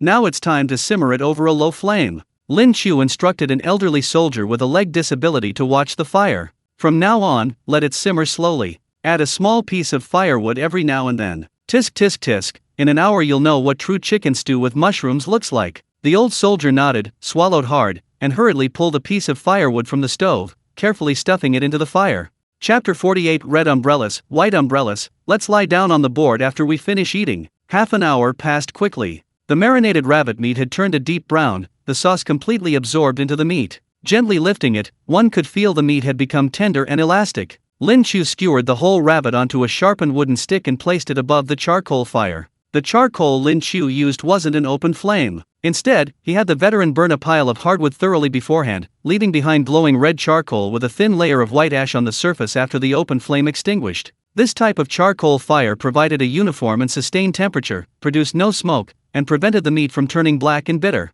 Without modern tools, this was the best Lin Qiu could do. The moment the rabbit meat was placed on the fire, a soft sizzle sounded. The sauce, upon contact with the heat, began to slowly tighten on the outermost layer, locking in the juices. Lin Qiu slowly turned the wooden stick with one hand, ensuring the rabbit meat was heated evenly, while the other hand dipped the rabbit meat in the prepared honey water. He lightly brushed a layer onto the surface of the rabbit meat. The honey, encountering the high temperature of the charcoal fire, quickly caramelized, sizzling and releasing a sweet, caramelized aroma that filled the air. Then came the cumin. When the cumin powder and a little salt and pepper were mixed together and evenly sprinkled onto the honey-brushed rabbit meat, the cumin seeds exploded in the heat, releasing a strong, exotic aroma that intertwined with the sweet and caramelized honey and the savory sauce. The aroma could be smelled for miles around the entire camp. Li Tai suddenly stood up. He closed his eyes, his nose twitching uncontrollably, his body involuntarily drawn towards the source of the fragrance. And it wasn't just Li Tai. Everyone's eyes were drawn to the enticing aroma.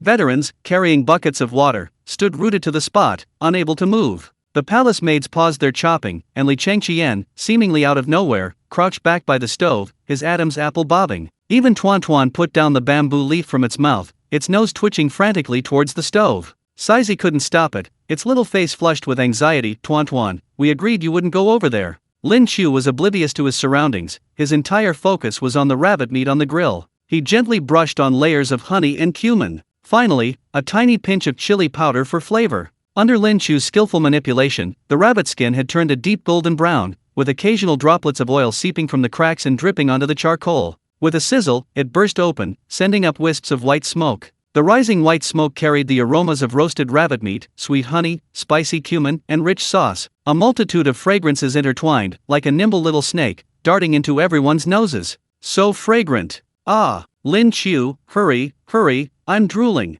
Li Tai jumped around like a monkey. Lin Qiu finally removed the roasted rabbit from the fire. He placed it on a clean bluestone slab and sliced it evenly. The outer layer was a crisp, golden brown crust, thin and crunchy with every bite. The inner layer, however, was tender, white rabbit meat, glistening with juices. The cooking was perfect. Lin Qiu tasted a small piece himself, then his eyes narrowed in bliss. One bite, and the outermost layer is charred and fragrant, the middle layer is savory and salty, and the innermost layer is the natural sweetness of the meat juices. The three textures intertwine and blend together, creating distinct layers that make for an incredibly satisfying meal. Not bad. If I had a god-tier recipe, this dish would probably score over 90 points. The seasoned gourmet Lin Qiu praised himself. Then he arranged the evenly cut rabbit meat in a large ceramic dish, and finally sprinkled a thin layer of cumin and salt and pepper. Phew, the roasted rabbit is finally ready.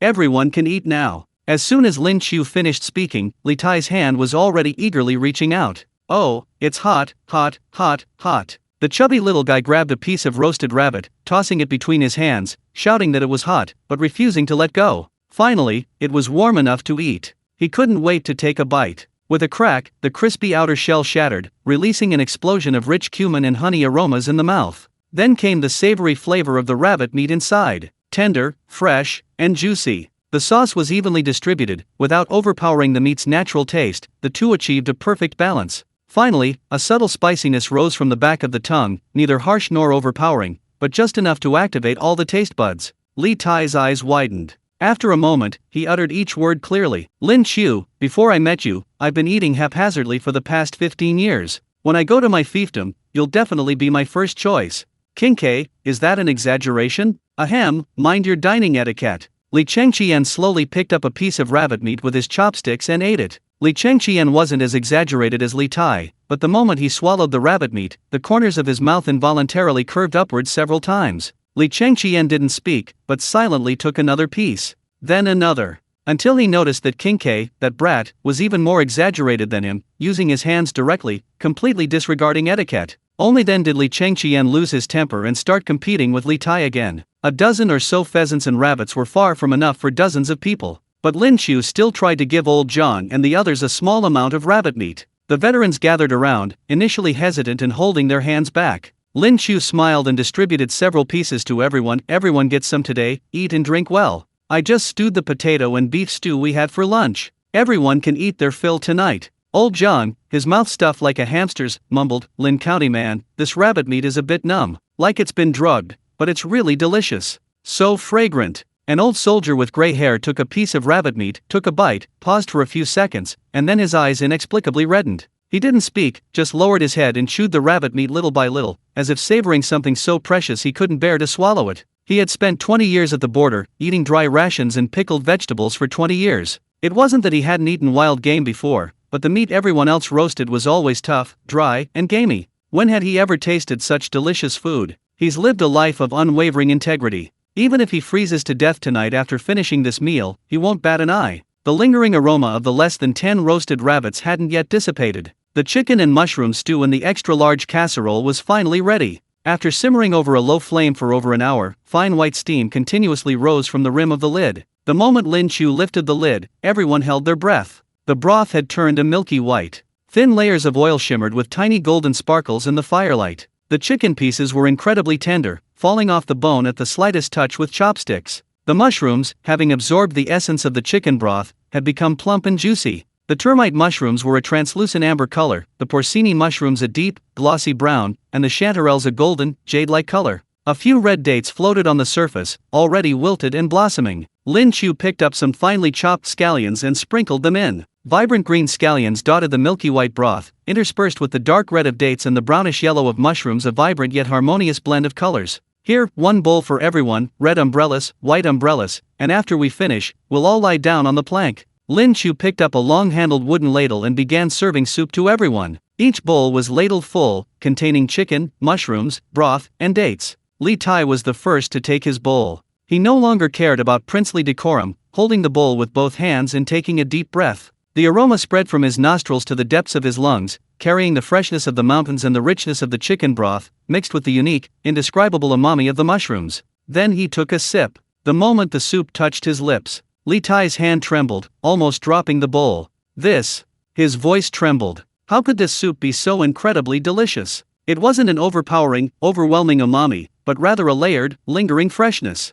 First came the rich, mellow base of the chicken broth, followed by the wild, fresh flavor of the mushrooms, then the subtle sweetness of the red dates, and finally, the perfect touch of spiciness from the ginger slices, perfectly settling all the flavors together, preventing them from dispersing. Instead, they intertwined into a complete, intoxicating umami taste. Li Tai's voice was slightly hoarse from the heat. The imperial chefs in the palace have also made soup with mushrooms, but compared to this, it's simply Li Tai couldn't find the right words, but everyone present understood. Li Chengqian picked up his bowl, blew on the steam rising from the surface of the soup, and sipped it slowly. After a long pause, he put down his bowl and said softly, "The soup is indeed many times better than what the imperial kitchen makes. I'll have to let mother try it sometime. Sigh, I wonder if father ate well today." Li Qingqian's voice was very soft, almost carried away by the night breeze. No one responded. He silently picked up his bowl and ate the remaining half bowl of chicken and mushroom stew. Sai's bowl was served separately by Lin Qiu. It contained less of the oil floating on the surface of the casserole and more dates.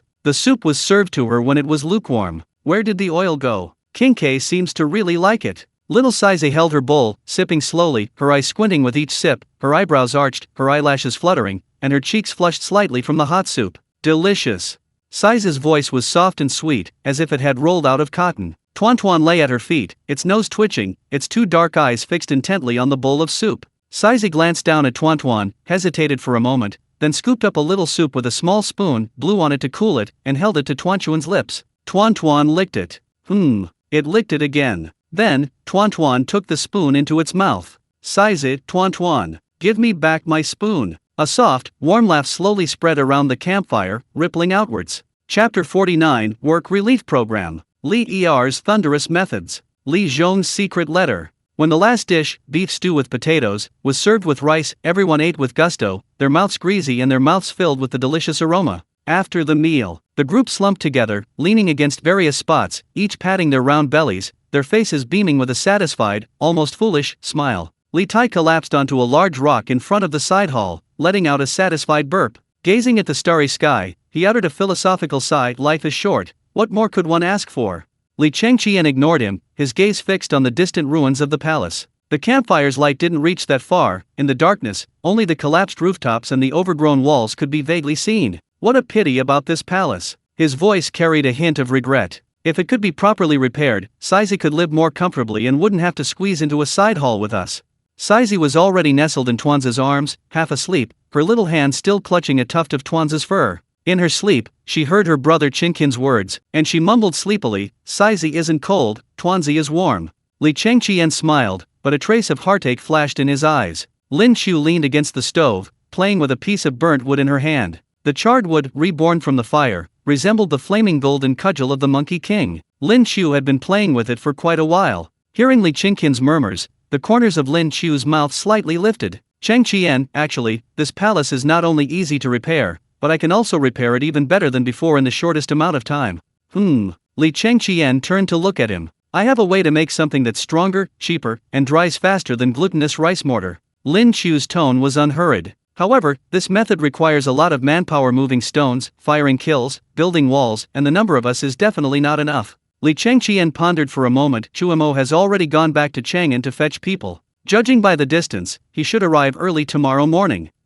If all else fails, there have been quite a few refugees gathering near Chang'an recently." Lin Qiu casually placed the charred wooden stick, its flame extinguished, against the wall and stroked his chin. "I originally planned to use work relief as a form of charity. Recruiting more refugees to work for us, it would be a good deed." Li Chengqian didn't understand what work relief as a form of charity meant, but he roughly understood part of Lin Qiu's meaning. To hire refugees to work in the dead of winter? That's just forced labor. Li Chengqian instantly turned pale with fright. "I don't want to see a bunch of refugees forced into rebellion, then attacking Chang'an, only for father to have us all executed to quell the anger. Forced labor is involuntary and mandatory work, without wages or room and board. If you do it like that, it's no wonder they rebel. Work for relief programs provide wages and room and board." Lin Qiu rolled his eyes at Li Chengqian. He didn't bother explaining further. Sometimes, with these stubborn types, it's best to just let them see the results. Lin Qiu stood up, dusted off his hands, and called out to the veterans. "Gentlemen, don't rest after you've eaten. Come with me tonight, I need your help with some small tasks." A few able-bodied veterans, along with some attendants, were ordered by Lin Qiu to go to a small hillside not far away. There were large areas of exposed limestone formations there. Lin Qiu had noticed them during the day when they left the vicinity of the palace while hunting. "I need these stones tomorrow. When you get up in the morning, bring me back as many as you can, the more the better." The veterans and attendants didn't understand, but they all followed Lin Qiu, filling baskets to the brim with stones, and returned to the side hall 100 meters away. The night grew deeper. The group, having worked all day, gradually went to rest. The campfire was reduced to a faint glow. On the bed in the side hall, Saizi was already fast asleep, her small body curled up beside Tuanzi's furry belly, her breathing rising and falling like some kind of wondrous chord. Li Changqian went over and gently covered his sister with his outer robe. Tuanzi opened one eye to peek at him, then quietly closed it again after confirming there was no threat. Ever since Lin Qiu secretly gave Saizi a lot of top-grade bamboo shoots, this guy has been clinging to Saizi, neglecting even his own family, a complete scumbag. Ding! Congratulations, host, for completing your daily task. Gain 2 points of strength plus 2 points of recovery. Lin Qiu clenched his fist, looking at the small mountain of limestone piled outside the hall. Starlight fell on his face, flickering. A slight smile played on his lips. This carefree feeling was quite nice. Night fell over the sky. Taiji Palace, Ganlu Hall. The candlelight flickered, illuminating Li Shiman's slightly weary face. On the table sat a lotus-leaf chicken, still covered in mud. Empress Zhangsun sat opposite Li Shiman, personally peeling away the dried, cracked outer layer of mud from his chicken. Her movements were clumsy, clearly indicating she had learned from others how Lin Qiu prepared Beggar's chicken. Now, she had spent considerable time trying to replicate Lin Qiu's culinary techniques. As for the taste of the Beggar's chicken, Empress Zhangsun herself hadn't yet tasted it. Your Majesty, please try my cooking and see how it compares to that Lin County lad's. Empress Zhangsun smiled and handed him an open lotus leaf. After eating Empress Zhangsun's Beggar's chicken, Li Shiman was silent for 2 seconds before slowly saying, "Delicious." For some reason, Li Er's mind involuntarily recalled the trembling, glistening, richly colored braised pork from a few days ago. He subconsciously swallowed, continuing to praise, made by Guanyanbi herself, "It is naturally excellent, I find it very comforting." While saying this, Li Er's hands remained still. Empress Zhangsun could easily see Li Er's listless expression. She pursed her lips and said nothing more. She seemed to think of Li Changqian and the others because of Lin Qiu. Zhangsun sighed, her eyes filled with worry. "I've been feeling anxious these past few days." Changqian, Qingke, and Xiao Saizi went to the Western Hills hunting grounds with Lin Qiu. That place has been abandoned for a long time. I don't know if the little ones are eating and drinking well, or if they'll catch a cold. Li Shiman, adhering to the principle of not wasting food, ate some overcooked, slightly burnt chicken while gently comforting them. "I released them from the capital precisely to let them escape those noisy controversies. Rest assured, I've dispatched Li Zhong with 100 cavalrymen to secretly protect you. Safety is absolutely no problem." Just as he finished speaking, hurried footsteps sounded outside the hall. "Your Majesty, an urgent report from the 100 cavalrymen." Empress Zhangsun, upon hearing this, was about to rise to avoid suspicion, but Li Shiman grabbed her arm, saying, "Guanyanbi, you and I are husband and wife, there's no need for this. Besides, this matter is likely related to Changqian. Please listen." A guard in black entered the hall, knelt on one knee, and presented a bamboo tube with both hands. "Your Majesty, the shadow guards who were ordered to strike have returned to the city. Several Turkic spies and a few Goryeo agents who were hiding in Chang'an, attempting to create unrest and gather intelligence on glass, salt, and other secrets, were all executed half an hour ago, with none escaping. Furthermore..." The guard hesitated for a moment, then presented a list. "These are irrefutable pieces of evidence found on those individuals, proving that several grand counselors accepted bribes and colluded with foreign powers." Bang! Empress Zhangsun, upon hearing this, erupted in anger even before Li Shiman. She slammed her hand heavily on the table, causing the cups and saucers to rattle. "Have these grand counselors fallen for money? Have they gone mad?" Empress Zhangsun's beautiful eyes trembled with anger. At today's court assembly, they publicly rebuked His Majesty for indulging Qingqian's extravagance. That's one thing. They didn't even understand the proper etiquette. Except for Chancellor Fang and my brother, even Wei Zhang, the guy who remonstrates to the death every day, remained silent. Where did they get the audacity to accept bribes and jump out like this? They dared to criticize Qingqian's extravagance, saying he was comparable to King Zhou and Ji, even calling for the removal of the crown prince. Empress Zhangsun grew angrier with each word, her eyes filled with a fierce, protective gaze. How could they know what suffering Changqian, Qingke, and the Baron of Lin County are enduring for the sake of the Tang Dynasty? They're probably starving and freezing, a bunch of parasites who deserve to die. Starving is probably impossible. Li Shiman was also initially filled with anger, but seeing Empress Zhangsun's protective, lioness-like demeanor, the gloom in his heart dissipated considerably, and Li Er couldn't help but chuckle softly. "Guanyanbi, you've just recovered from a serious illness, don't be angry. Some of those jumping around are genuinely foolish, while others are stepping stones thrown out by aristocratic families. They merely want to know the purpose of my recent series of actions and my various covert maneuvers. Tomorrow, I will dismiss and exile those truly treacherous idiots." As Li Er spoke, he casually opened the secret letter sent by Li Zhong. At first, Li Shiman's expression was very tense. But as he read, his expression became extremely strange, and finally, he couldn't help but clap his hands and laugh. Chapter 50: Cheng Kumo and the Other Playboys. A bowl of clear soup noodles soothes a restless heart. Ha ha ha. Brilliant. This Lin Qiu is truly my lucky general. Empress Chang Soon, bewildered, took the secret letter and read it, then was completely stunned. Her beautiful eyes widened. Little Sizey actually tamed Qiu's mount, the iron-eating beast? And now he's playing with that giant beast. If Li Zhong hadn't never been one to flatter, I would have thought he was joking. Li Shimon's eyes gleamed. The iron-eating beast being tamed by the royal family in ancient texts, this is an extremely auspicious omen. According to Li Zhong's research, these iron-eating beasts were presented to the royal family by various regions of the previous dynasty and then migrated to the western mountains. This Lin Qiu not only gave me a series of auspicious items, but he even created a divine beast for me. Truly a lucky general. Empress Chang Soon's focus differed from Li Er's. That iron-eating beast is extremely ferocious. What if little Sizey and Kincaid get injured? Li Zhong said in his letter that the iron-eating beast is as docile as a cat, only gentle when close to Lin Qiu and the rhinoceros. It must be a divine beast with a spirit. Nothing will happen, Guanyanbi, please don't worry. Li Zhong's secret letter says that Lin Qiu's infrastructure construction is short-handed, and that fool from the Chang family is thinking of calling in reinforcements. Li Er pondered for a moment, then offered his blessings to the 100 kneeling guards below. Give Li Zhong a secret edict, instructing him to continue protecting them covertly. By the way, quietly tell the Lu family duke that I've approved his little devil's plan to lead people to help. Not only have I approved it, but I'll also let those idle second-generation rich kids go along and temper their tempers. The sky was just beginning to lighten, the distant mountain ridges just beginning to glow with the pale gold of the rising sun. Lin Qiu, empowered by the system, possessed astonishing recovery abilities. A short nap left him feeling refreshed and full of energy. When he got up to wash up, Sizey was still curled up next to Tuanzi, fast asleep, the two breathing in perfect sync. A sudden burst of hoofbeats, comparable to a minor earthquake, and a cacophony of voices erupted. Lin Qiu, draped in a sheepskin coat, pushed open the gates of the dilapidated palace.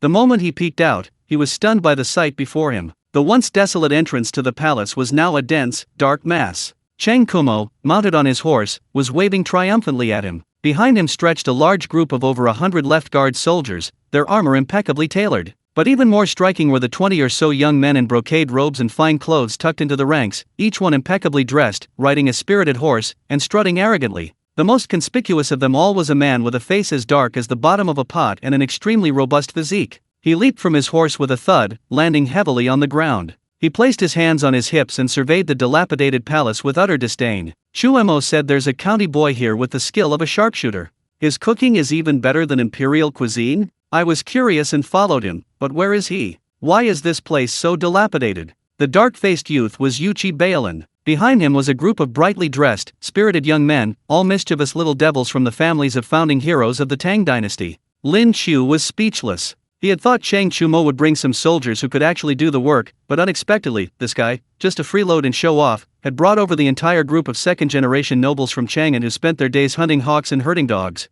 This isn't construction work. This is clearly a group of huskies on a spring outing and destroying the house along the way. If you want food, you have to work first.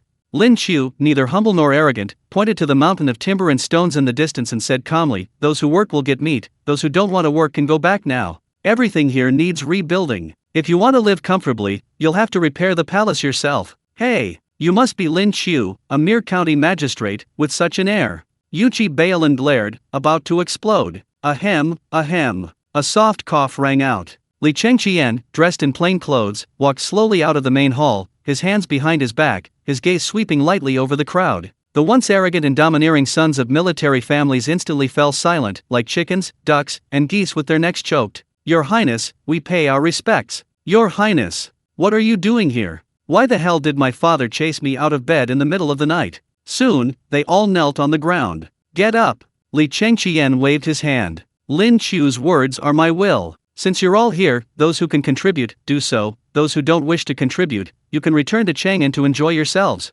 Chang Kumo, standing nearby, whispered to Yuchi Baolin, "Brother Baolin, I really didn't lie to you, the food was truly delicious. Just bear with it, you'll see after you finish the work."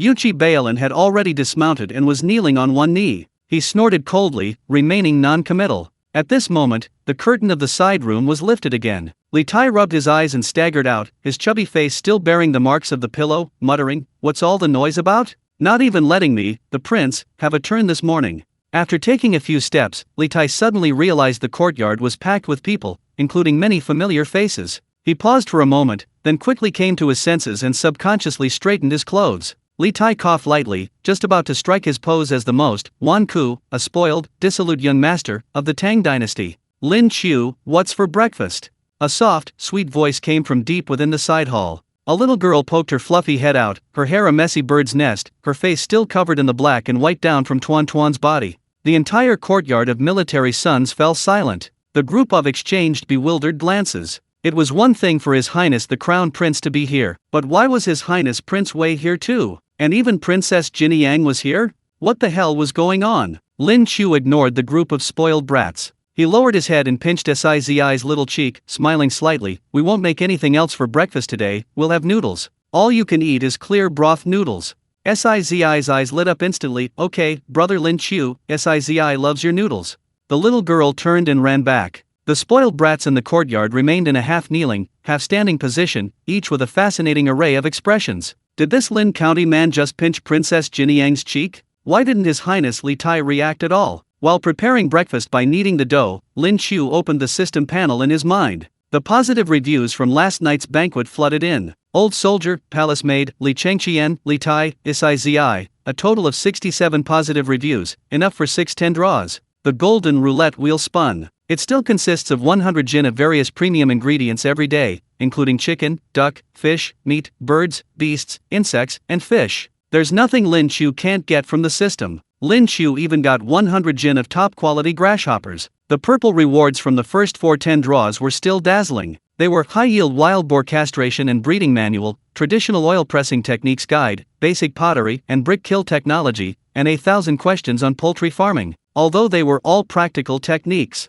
you'd think the system was telling Lin Qiu to give up his chef identity and become a farmer. Ding! Congratulations, host, you've obtained a divine recipe, spicy oil noodles. Ding! Congratulations, host, you've obtained a new divine recipe, mapo tofu. After 2 golden flashes, Lin Qiu's lips curled into a slight smile. He calmly closed the system and began kneading, mixing, and letting the dough rest. After the dough had rested, Lin Qiu rolled it into an almost transparent sheet, and with a few swift cuts, silvery noodles spread out. Noodles were cooked in boiling water, then rinsed in cold water, topped with piping hot clear broth, sprinkled with chopped scallions, and drizzled with sesame oil. Soon, a bowl of clear broth noodles was ready. No toppings, no side dishes, utterly simple and vegetarian. Lin Qiu followed the same method, quickly preparing a pot of clear broth noodles for 7 or 8 people. In no time, bowls of fragrant clear broth noodles were placed before everyone. Chapter 51, The Cement Miracle. The curved plow is made. Li Tai's excitement. The so-called clear broth noodles are simply plain noodles. A simple bowl of plain noodles, the broth clear as amber, the noodles silvery white as silk, garnished with bright green scallions. It smells really good. Yuchi Bailin hesitated before taking the large bowl Lin Qiu handed him, and picked up a mouthful of plain noodles. As the noodles, coated in clear broth, entered his mouth, Yuchi Bailin's eyes widened in astonishment. Chewy. Smooth. The most amazing thing was the broth, seemingly light, it was actually incredibly flavorful to the core, the rich aroma of lard mixed with the fragrance of scallions, sliding down his throat, warming his entire stomach. Huff, huff. Yuchi Bailin silently picked up the bowl, and in less than 10 seconds, he had emptied the bowl, broth and noodles alike. With a thud, Yuchi Bailin put down the bowl, his dark face flushed red, and finally, he blurted out what he was saying. Another bowl. Fang Yai slowly ate the clear broth noodles in his mouth, tears already streaming down his face in a daze. This taste reminds me of my deceased mother. Even the sons of noble families like Yuchi Bailin thought it was delicious. Needless to say, the old soldiers who often ate only coarse food were even more delighted. One young soldier licked the last drop of soup from his bowl, his eyes red with tears. Lin Qiu worked for almost half an hour to feed the 200-plus men. After they were full and satisfied, Lin Qiu's infrastructure grand project officially began. While the second-generation playboys like Chang Kuma were unreliable, the 200 Ziuawa Guard soldiers, well-fed and watered, worked like diligent oxen. Following Lin Qiu's instructions, Chang Kuma gave the order. Truckloads of limestone and clay were quickly hauled over. Come on, everyone who hasn't been working, come over here. In front of the dilapidated, drafty walls of the palace, tiles scattered everywhere. Lin Qiu stood before a pile of stones and began a unique lesson. The students for this lesson were a group of newly arrived second-generation nobles of the Tang Dynasty. Lin Qiu made no attempt to hide his demonstration of the homemade cement formula. He directed some able-bodied veterans and left guard soldiers to crush limestone. Then, they mixed the limestone with clay in a specific ratio, dug a makeshift kiln on the spot, and used the considerable amount of coal they had brought to calcine it at a high temperature. The resulting clinker was then mixed with slag, and the soldiers ground it into a dusty powder using stone mills. Lin Qiu, you've been working on this for ages, and all you've got is this pile of dirt. Li Tai squatted by the kiln, looking at the messy gray powder with disgust. This stuff can't even build a house. It's not even as good as the mud from my back garden. Just wait and see. Lin Qiu mixed the powder with river sand and water to make a kind of mortar, which he then applied to the cracks in the collapsed wall on the east side. It should be ready in about an hour. An hour later, the mortar had changed from dark gray to light grayish white, and its surface had hardened like stone. Done! Lin Qiu's lips curled into a slight smile as he beckoned to Yuchi Bailin, the only nobleman carrying limestone. Brother Yuchi, pick up the sledgehammer and smash this here. Hey, don't worry if you break it. Yuchi Bailin naively thought Lin Qiu was forgiving him and giving him a chance to prove himself. To impress the crown prince, he spat, swung the heavy hammer with all his might, and smashed it down on the wall. Bang! A deafening crash shook everyone's ears. Scrap metal flew everywhere, dust billowed. Everyone thought the wall was completely collapsed. However, when the dust settled, everyone's breath caught in their throats. The once sturdy blue bricks had been shattered by the hammer blow, even cracking into several pieces, and the wall was half collapsed. But the layer of dusty cement connecting the bricks remained perfectly intact. The cement seemed to have grown onto the bricks, firmly holding the fragments together. Even under the heavy blow of the hammer, not a single white mark was left on the surface. It was harder than stone. This is impossible. Li Chengqian jumped up from the ground in shock. Ignoring the dirt, he lunged forward and tried to pry at the cement with his hands. It wouldn't budge, as if cast from iron. Li Zhong, the leader of the 100 cavalry, who had been standing by watching coldly, gripped his sword tightly, his pupils shrinking to pinpoints. As a soldier, he instantly realized the terrifying power of this thing. He had seen Lin Qiu operate it from the very beginning. Not only did Lin Qiu not use the extremely expensive method of mixing glutinous rice and clay, but he used only river water, mud, sand, and stone ash. Yet, he had produced an effect no less effective than clay. Low cost, easy to produce. If this stuff were used to build city walls on a large scale, wouldn't it be impregnable? Even if the Turks' horses broke their hooves, they wouldn't be able to shake the Tang Dynasty's borders an inch. Li Zhong's gaze towards Lin Qiu completely changed. This guy is no cook. He's clearly a reincarnation of the Mahist master. Thinking back to the curved plow he was working on with Prince Wei, and how Prince Wei and his craftsmen had almost finished it yesterday evening, Li Zhong secretly took several deep breaths. No, this news must be sent back to the palace immediately, to His Majesty. Just as everyone was marveling at the incredible properties of the cement they had created, and Li Zhong was about to write in his little notebook again, a sudden commotion erupted in the camp. Hey, don't chew on that. That's a newly tied wooden frame. Ancestor. That bamboo is for building shelters to protect you from the wind and rain, not for you to eat. Where's Princess Ai? Your monster has escaped. Lin Qiu turned around and saw the giant iron-eating beast that Si called Tuanzi, leading its cubs. It swaggered into the construction site and began gnawing on a bamboo shed, completely oblivious to everyone else. Yuchi Bailin, the burly man with thick eyebrows and large eyes who had just been smashing walls with a sledgehammer, was startled and let out a strange scream upon seeing the giant panda. He moved with the agility of a black bear, almost leaping onto a nearby pile of stones. Damn it! A black bear! Protect the prince! Someone, come quickly! Your Highness, you must leave. This humble servant will cover your retreat. Hiss! Yuchi, you idiot, that's an iron-eating beast, Chiyu's mount. Give me my weapon. I'm going to capture this big spotted bear alive. Fang Yiai, Chang Kumo, and the others reacted differently. Some were terrified, while others, like Chang Kumo, were reckless second-generation rich kids who even dared to challenge the legendary Mount of Chu. Lin Qiu laughed heartily. Li Chengqian watched, speechless, rubbing his forehead. He simply didn't want to admit that many of these people were related to him, and some might even become his future generals and ministers. Chang Kumo's wish to personally intervene ultimately failed. Because before the ferocious beast and its offspring could wreak havoc on the makeshift wooden and bamboo sheds, a soft reprimand rang out before everyone. Tuanzi, don't cause trouble. Little Size ran over angrily, patting Tuanzi's head. The servants are all working, you're not allowed to interfere.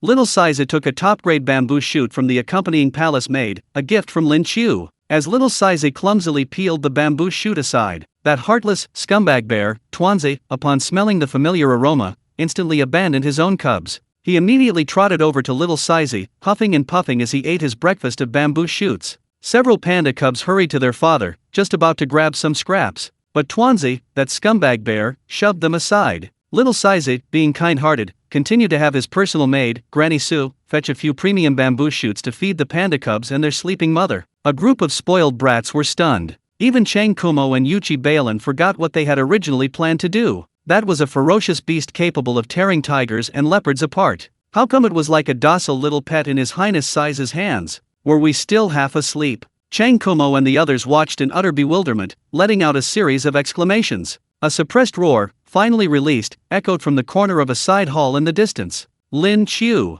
it's done! Ha ha ha! I made it! We actually made this curved plow according to your blueprints. Li Tai's excited roar cracked with excitement. Everyone looked in the direction of the sound and saw Li Tai and several carpenters excitedly pushing a finely crafted, curved wooden farm implement. At this moment, Prince Wei, Li Tai, was nowhere to be seen with any trace of his princely dignity. His once magnificent silk robe was now covered in curled wood shavings, and his hair was strewn with fine yellowish-white dust. Because he had worked so hard, his chubby face was covered in sweat, which clung to the wood shavings, making him look like a dirty little carpenter. Yet, comical, yet radiating an unprecedented energy. Chang Kumo and his group of spoiled rich kids were even more astonished by Wei Wang's appearance. Was this really the same biggest playboy in the capital they knew? So this is reformation. There's no need to become a craftsman and ruin yourself. At this moment, the excited Li Tai didn't care what others thought. He laughed heartily and naturally. Lin Qiu, my first curved shaft plow is finally complete for you. Lin Qiu looked at Li Tai, covered in sawdust but smiling sincerely, and patted him heavily on the shoulder. Awesome, truly amazing. Come on, let's find a place and test this thing's effectiveness. Li Tai readily agreed. Li Chengqian also quietly abandoned his BMW training project and slowly followed Lin Qiu and the others to a nearby wasteland. Chapter 52, Plowing Experiment. AE8 plow drifts through corners. The sun hung high in the sky, blindingly bright. But in the approaching winter weather, it wasn't hot, only offering a slight warmth. The Western Hills hunting grounds had no shortage of wasteland. The once bustling area near the Imperial Palace was now eerily quiet, all eyes fixed on a so-called experimental field. Prince Wei, Li Tai, stood by the field's edge, his hands gripping the handle of a strangely shaped curved plow tightly. His brocade robe was unrecognizable, covered in sawdust and sweat stains, and his chubby face was as dirty as a wildcat's. Although he and his craftsmen had painstakingly carved this curved plow according to the blueprints, he had absolutely no confidence in it. Could this thing really achieve the effects described in Lin Qiu's blueprints? Scholars, farmers, artisans, and merchants.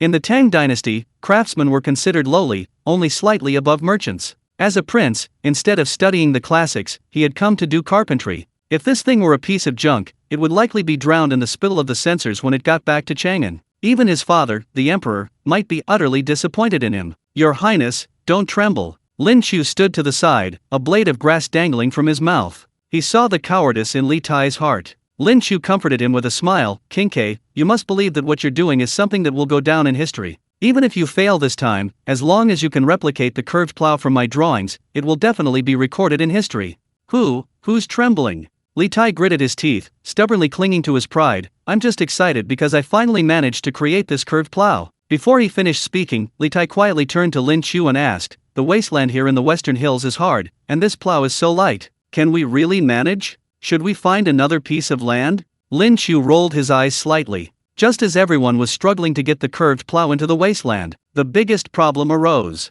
The hunting grounds were full of warhorses, but there were no oxen. Warhorses were wild and untamed, only docile oxen could be driven by humans. Let me try. A loud shout broke the deadlock. Yuchi Bailin, shirtless and revealing a muscular physique like an iron tower, strode forward. He pounded his chest, the sound echoing loudly. My father said I'm a natural at farming. This plow doesn't look heavy, I can pull it all by myself without an ox.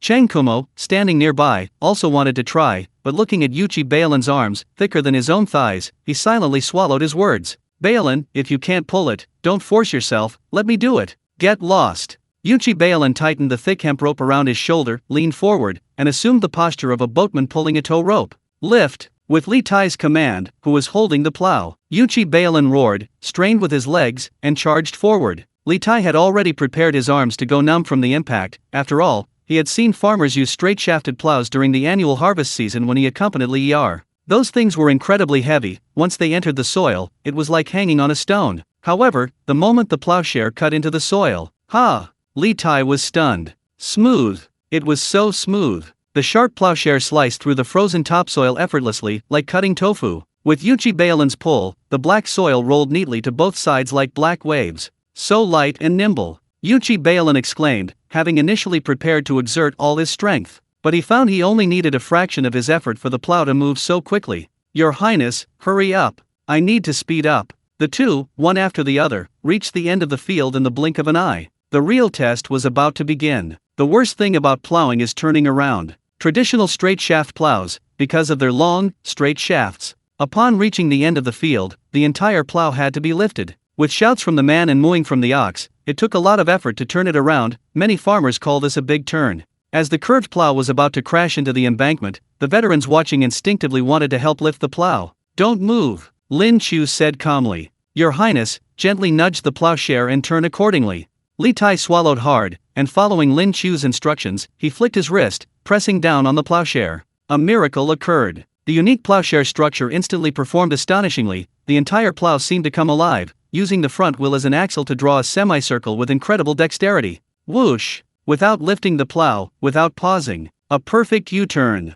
Like an AE-86 daringly and stylishly navigating a drainage ditch, the entire process was incredibly smooth and elegant. Lin Qiu stood not far away, watching the scene, raising an eyebrow slightly. For some reason, Lin Qiu suddenly thought of a famous meme. Uncle Xia Shu was going to speed up. Turned around? Li Tai, the true driver of the curved plow, stared blankly at the plowshare, now aligned with the new furrow, his face filled with disbelief. In less than the time it takes for an incense stick to burn, an acre of wasteland was neatly turned over. When Yu Chi Bailin stopped, panting, there was a deathly silence. Then, several of the oldest veterans walked over, trembling. Most of them were from farming families in Guangzhou, truly good men, who had fought their whole lives, but also farmed their whole lives. One veteran, who had lost several fingers, knelt down with a thud. He used his remaining finger to scoop up the black soil turned over by the curved plow. His remaining finger was trembling violently. The clods of earth were turned over deeply, broken and fine. Anyone who farms regularly knows, if crops are planted in this soil, the roots will grow extremely deep,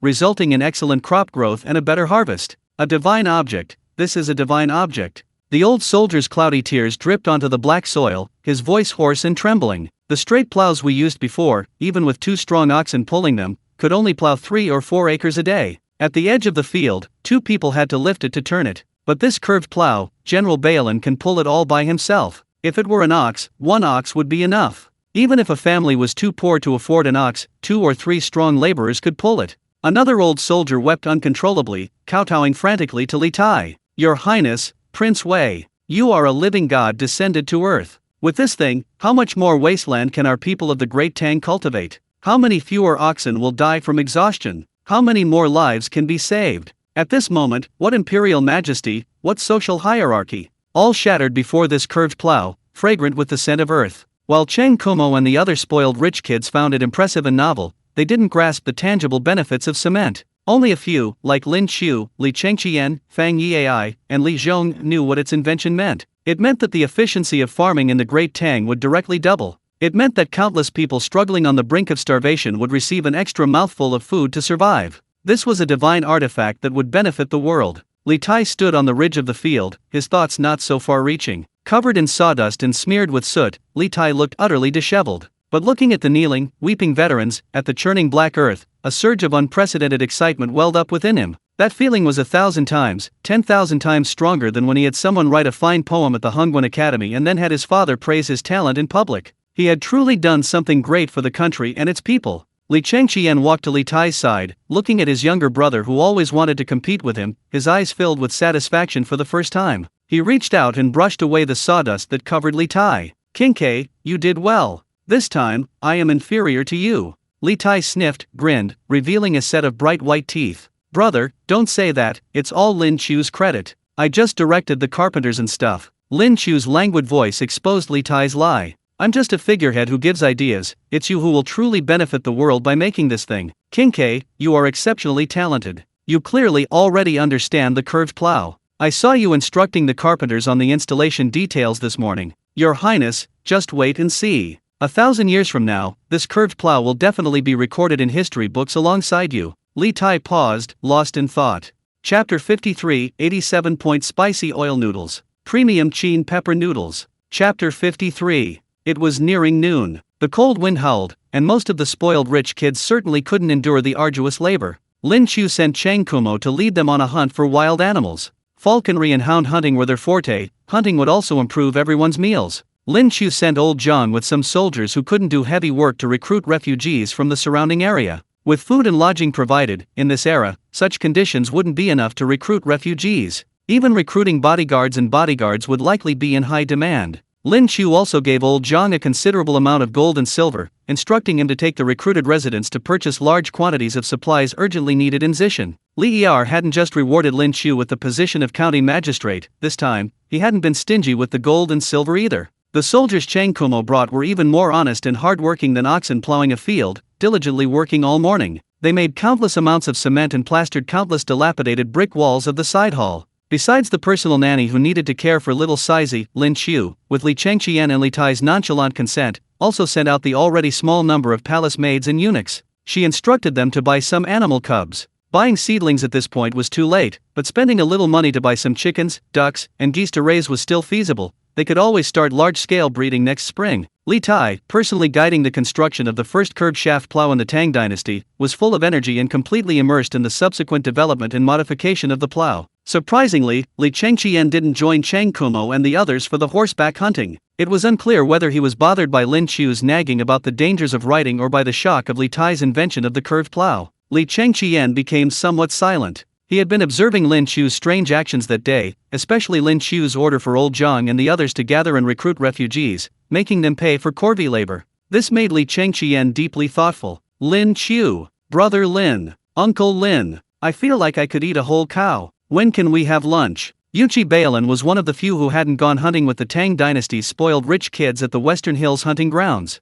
He had spent most of the day carrying cement and stones with the soldiers. At this moment, he was slumped on the ground, panting heavily, his stomach growling like thunder. Alright, everyone, thank you for your hard work. Chang Kumo and the others probably won't be back until tonight. Let's have lunch first. Lin Qiu rolled up his sleeves and walked towards the several specially made large pots. Perhaps worried about Li Changqian and the others' meals, the food service department had sent a large amount of ingredients Lin Qiu needed this morning, along with several seemingly eager-to-learn chef apprentices. They were there to apprentice and assist Lin Qiu, and some of them even looked like familiar imperial chefs. They followed Lin Qiu's instructions exactly what to do. Lin Qiu only learned from Li Changqian that these were people sent by Empress Zhang Sun, so he felt relieved and comfortable using them. Tisk tisk tisk. Watching the diligent imperial chefs chopping and preparing ingredients, Lin Qiu felt a sense of refreshment. He shook his head slightly. It hadn't been that long, people couldn't even empathize with themselves from days ago. So, with a heavy smile, suppressing the urge to laugh, Lin Qiu unhesitatingly ordered his apprentices around.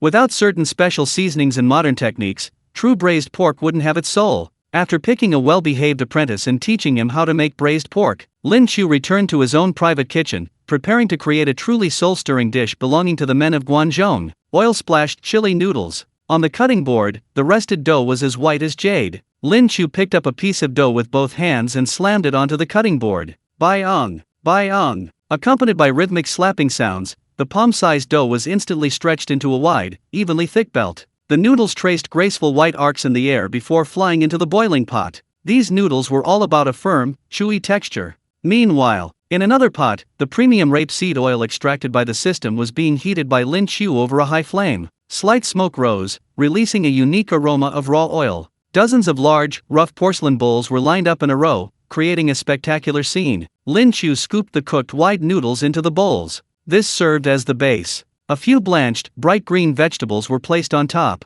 Then came the moment of infusion. Lin Qiu retrieved the jar of premium chin pepper noodles from his system space. This wasn't the pungent, spicy dogwood of the Tang Dynasty, nor was it ordinary chili pepper, it was chin pepper, improved by the system. Its color was a bright, fiery red, its aroma rich and mellow, spicy yet not harsh, its fragrance penetrating to the core. A thick layer of bright red chili powder is piled on top of the noodles. Then a layer of finely chopped garlic and scallions is added, followed by a sprinkle of salt and Sichuan peppercorn powder. Ah, so fragrant, so delicious. Lin Qiu hummed a tune that was difficult to decipher, lifting a smoking hot oil ladle with one hand. His wrist moved swiftly across the dozens of large bowls, like a master calligrapher splashing ink. Sizzle! The scalding hot oil was poured over the red chili powder and white garlic. The sound was like the most beautiful melody in the world. The original seasonings, under the influence of the hot oil, instantly burst forth with an irresistible aroma. The caramelized chili oil, the sizzling garlic, the fresh scent of scallions, mixed with the rich flavor of rapeseed oil, instantly transformed into an invisible hook, fiercely seducing the souls of everyone present. Finally, a swirl of premium aged vinegar was drizzled on top. Sizzle! As the tangy aroma rose, the bowl of oil-splashed noodles was finally ready. Ding! Congratulations, host, for creating an 87-point divine-level oil-splashed chicken noodle dish. There were no tables or chairs. In the open space of the West Mountain hunting grounds, a dozen of the Tang Dynasty's top second-generation nobles and hundreds of the most elite soldiers were completely disregarding their decorum. They all imitated the veterans, holding bowls larger than their faces, and half-squatting on the ground. This was the highest etiquette for eating noodles in Guangzhou. Squatting to eat is the most delicious way. Slurp! Li Qiu, completely lacking any princely decorum, squatted on a large rock, picked up a 2-foot-long wide noodle, and slurped it into his mouth in one go. The moment it entered his mouth, the aroma of chili oil, the tang of aged vinegar, the spiciness of minced garlic, all combined with the chewy texture of the noodles, exploded in his mouth. Hoo-hoo! So good! This is so satisfying! Li Qiu was sweating profusely from the spiciness, but he couldn't stop eating. He felt every pore on his body open up with the spiciness. The fatigue of the entire day seemed to have been completely washed away by this bowl of noodles. This is how noodles should be eaten. It's so satisfying. Don't grab it. That's my pickled garlic. Not far away, Yuchi Bailin and Fang Yiai almost got into a fight over a clove of pickled garlic to cut through the greasiness. Bailin, you big, dark-skinned bear. You've already eaten 3 cloves of pickled garlic. Leave some for me. Pa! This noodle dish is spicy and satisfying, but without the pickled garlic to balance it out, it's soulless. In a corner, Li Tai and the craftsman were eating with gusto, sweating profusely, exclaiming how delicious it was. A group of Guangzhou craftsmen exclaimed that they had never eaten such delicious noodles in their lives. Grandma Su held a slightly smaller bowl containing a mildly spicy, meat-filled version of chili oil noodles specially prepared by Lin Qiu. Although Xiao Saizi was frail, occasionally eating this kind of mildly spicy food was not only harmless but also beneficial for removing dampness. Ah! Xiao Saizi opened her mouth wide and swallowed a mouthful of minced meat and noodles. Her pink lips were stained with red oil, like she had applied lipstick. SSSSSS. Grandma Su, what kind of noodles are these? They smell so good. Delicious, flavorful, SSS. It's just a little spicy, but it warms up your body and tummy immediately after eating them. Grandma Su's eyes inexplicably became slightly moist. Before Lin Qiu arrived, His Highness Sizi was usually only able to eat a few bites before feeling full. However, since Lin Qiu became Sizi's personal chef, Sizi has had a much bigger appetite these past few days, and her body has become a bit rounder than before, despite her previously slender figure. Chapter 54, Wei Zheng's Fury. Isn't this exploiting the people? The next morning, in Chang'an, at the Taiji Palace. Although it wasn't a grand court assembly, the atmosphere in the Ganla Hall was strangely tense. Li Shiman, dressed in casual clothes, was enthusiastically trying on boots, clearly preparing to go out. Chang Sun Wuji and Fang Xianling, also dressed casually, looked relaxed. Only Wei Zheng, standing in the middle, had a stern face, his beard twitching with anger, as if he had just swallowed a fly. Your Majesty! You are of noble birth, how can you so easily believe such rumors from the streets? Wei Zheng, the Tang Dynasty's most notorious troll, stepped forward, his voice booming like a bell, making Li Shiman's ears ring. What cement comparable to rambling soil? What curved plow that can speed up farming several times over? It sounds like something out of a fairy tale. Wei Zheng paused slightly. This is clearly a farce of auspicious omens orchestrated by the young and ignorant crown prince and Prince Wei, deceived by Lin Qiu, or even a deliberate attempt by Lin Qiu to curry favor with His Majesty. Such incidents are rampant throughout the land. Recently, a governor even submitted a memorial claiming to have a phoenix as an auspicious omen to present to His Majesty. His Majesty likes auspicious omens, so naturally his ministers will follow suit. Li Shiman rubbed his temples helplessly. Shanchang, I'll just go and see for myself. If it's truly a hoax, I'll punish them. Absolutely not. Wei Zheng straightened his neck, speaking with righteous indignation. If His Majesty goes and finds only chaos upon arrival, what will become of the imperial family's reputation? What will become of His Majesty's dignity? With that, Wei Zheng abruptly flicked his sleeve, his expression righteous and awe-inspiring. If Your Majesty insists on going. Your Majesty, I am willing to investigate the truth first. If Lin Qiu truly dares to take this opportunity to waste resources and deceive Your Majesty, this old minister will certainly use this head to smash against a pillar of the Western Hills Palace today, to remonstrate with you to the death. Li Shiman's lips twitched. He silently exchanged a glance with Fang Xianling. Both saw the helplessness in each other's eyes. Look, this stubborn old man is at it again. However, Li Er thought for a moment, and it might be good to send this meticulous censor to the Western Hills hunting grounds. Wei Zheng is intolerant of even the slightest imperfection. If even he can't find fault, that would be a true auspicious sign. Very well. Since Minister Wei is so sincere, then I grant your request. Li Shiman suppressed a smile. Please investigate thoroughly, even if you turn the Western Hills upside down. If Cheng Qian and King Ke have overstepped their bounds, you may punish them severely for me. Wei Zheng gladly accepted the order. Just outside Chang'an, the cold wind was like a knife. Wei Zheng did not ride in a sedan chair, but instead rode an old donkey, accompanied only by 2 attendants, along the official road towards the Western Hills. This winter was exceptionally cold. A few days ago, many counties in the Tang Dynasty suffered from famine. Along the official road, ragged refugees, families in tow, could be seen everywhere. They huddled under sheltered earthen slopes, shivering with cold, their eyes numb. They were all refugees who had fled from other places. Looking at this scene, Wei Zheng's heart ached. Behind the red gates, meat and wine go to waste, while on the roads, the frozen dead lie scattered. What auspicious omens your majesty seeks at the Western Hills. The suffering of the people is the most important thing. Just as he was lamenting this, Wei Zheng suddenly noticed a strange phenomenon. These refugees didn't crowd the gates of Chang'an as usual to beg for porridge. Instead, they came in groups, some even rushing impatiently towards the Western Hills, where Wei Zheng had been traveling. Young men, where are you going? Wei Zheng stopped a man carrying a tattered bedding roll.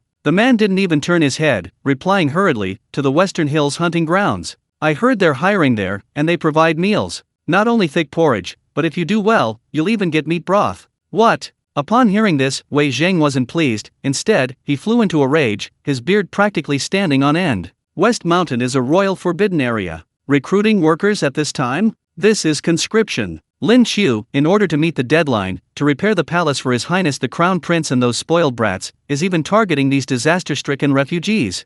This is taking advantage of a disaster. This is tyranny. Tyranny. Wei Zheng trembled with rage. He could almost see countless starving, powerless disaster victims being whipped to death in the cold winter. Wei Zheng smacked the donkey's rump hard and instructed his attendants, quick, we must go to West Mountain. If we're too late, these little fellows might cause a catastrophe. Half an hour later, Wei Zheng arrived breathlessly at the outskirts of the West Mountain hunting grounds. He expected to see a scene of carnage, overseers wielding whips, people crying out in despair. However, the scene before him stunned him. A large area had been cleared from the once desolate ground. Although there were many people, 400 or 500 refugees in total, there was not a trace of chaos. Everyone lined up obediently in several long queues, without pushing or shoving, without any shouting. At the very front of the queue was a newly built cement platform. A young boy wearing a blue cotton-padded jacket held a megaphone made of rolled-up sheet metal and was shouting loudly at the crowd. The voice, though distorted by the metal sheet, remained exceptionally clear, carrying an undeniable air of authority.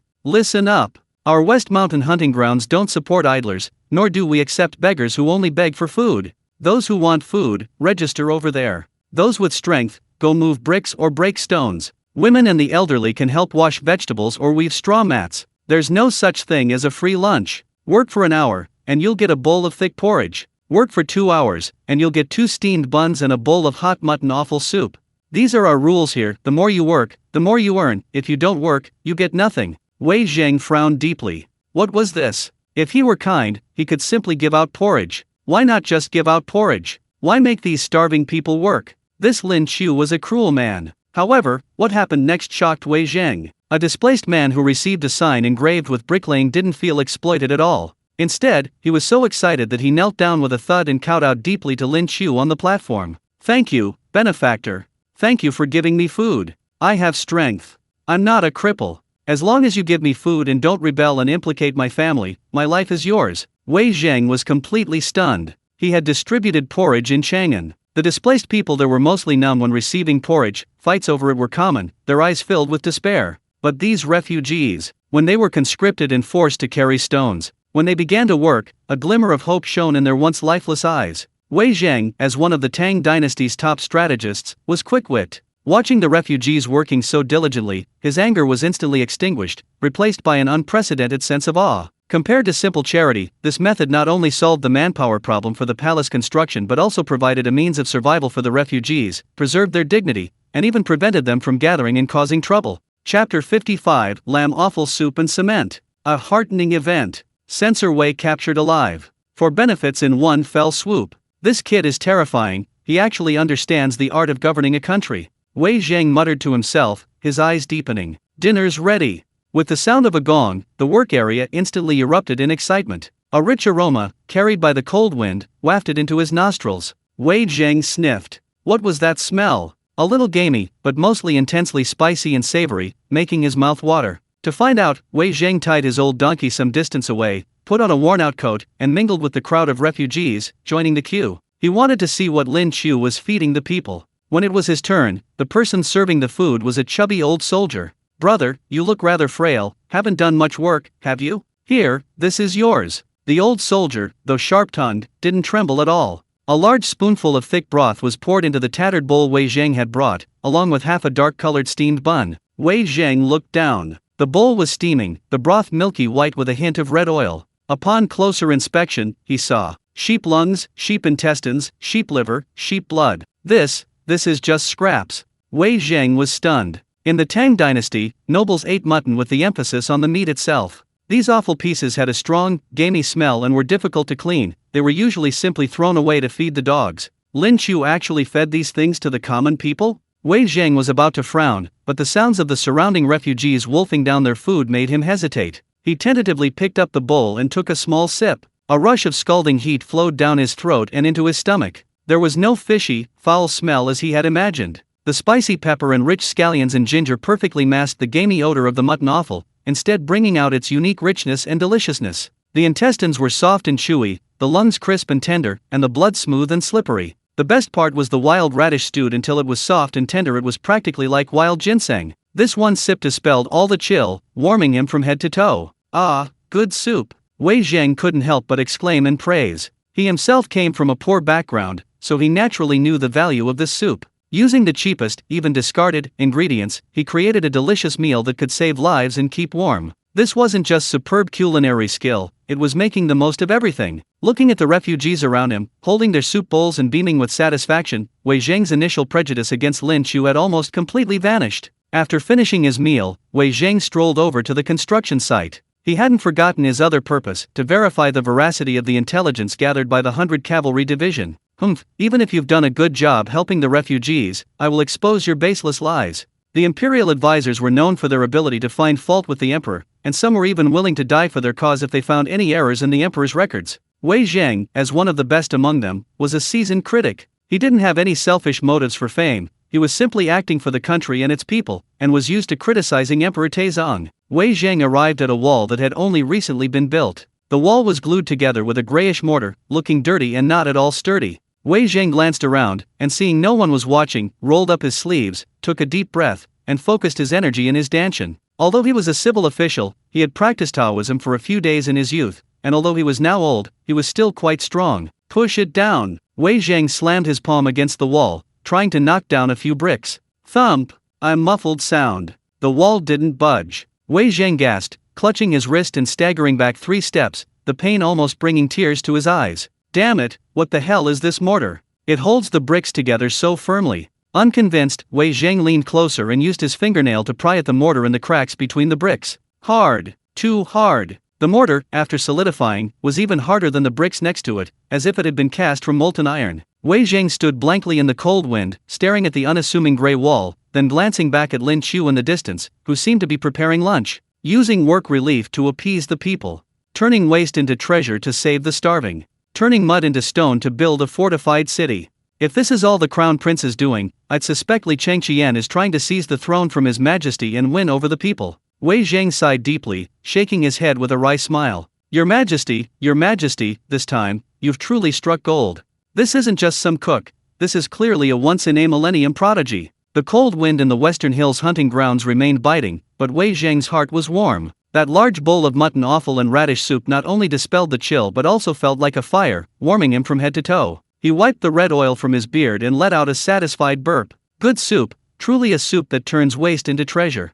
Despite his admiration, Wei Zhang didn't forget his mission. Although he couldn't find fault with the work for relief program and the mutton soup, his eyes, renowned throughout the Tang Dynasty for their critical eye, habitually sought to find flaws. The old remonstrating official couldn't stand not finding fault. His gaze fell on the carpentry shed not far away. There, the recently famous curved plow sat quietly. The surrounding craftsmen and soldiers had all gone to eat and rest. This was the time when vigilance was at its lowest. Wei Zhang looked around, and seeing that no one was paying attention to him, he pulled his tattered straw hat down, hunched his shoulders, and stealthily approached. As a member of the Tang Dynasty's top think tank, he was also quite knowledgeable about agriculture. He circled the curved plow twice, sometimes touching the curved plowshare, sometimes squatting down to tap the unique plowshare structure, muttering to himself. He even pulled out a small notebook he always carried with him. It was his usual notebook for recording Li Erhe's complaints, no, his remonstrances. Wei Zhang wanted to draw the complete structure of the curved plow to study later. However, to those unaware of the truth, his earnest study looked simply shifty-eyed and suspicious.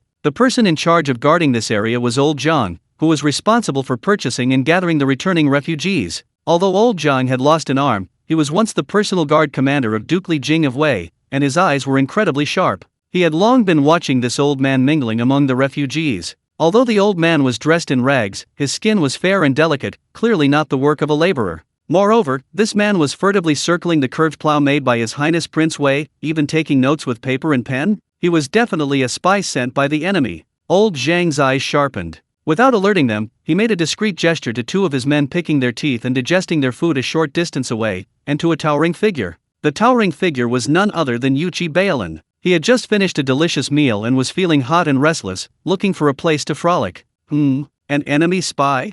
Yuchi Baolin could also read some military-coded hand signals. Upon seeing Old Zhang's gesture, Yuchi Baolin's eyes lit up. Following Old Zhang's gesture, he saw a lecherous old man groping on the curved plow. How dare you! Stealing auspicious omens right under my nose? Old Zhang didn't even have time to speak. Yuchi Baolin was furious. He rolled up his sleeves and charged forward with a roar. Like a black bear about to pounce, he instantly closed in on Wei Zhang. Wei Zhang was engrossed in watching, just about to reach out and test the plow's flexibility. Suddenly, a gust of wind swept in. You old thief! Where do you think you're going? A furious shout, like a bolt from the blue. Before Wei Zhang could react, he felt two large, iron-like hands grip his shoulders tightly. Then, a tremendous force struck. Thump! The dignified chancellor and grand counselor of the Tang Dynasty, Wei Zhang, was shoved into the mud like a chick by Yuchi Baolin's masterful grappling technique. Ouch! Wei Zhang cried out in pain, his mouth full of mud, his beard bristling with rage.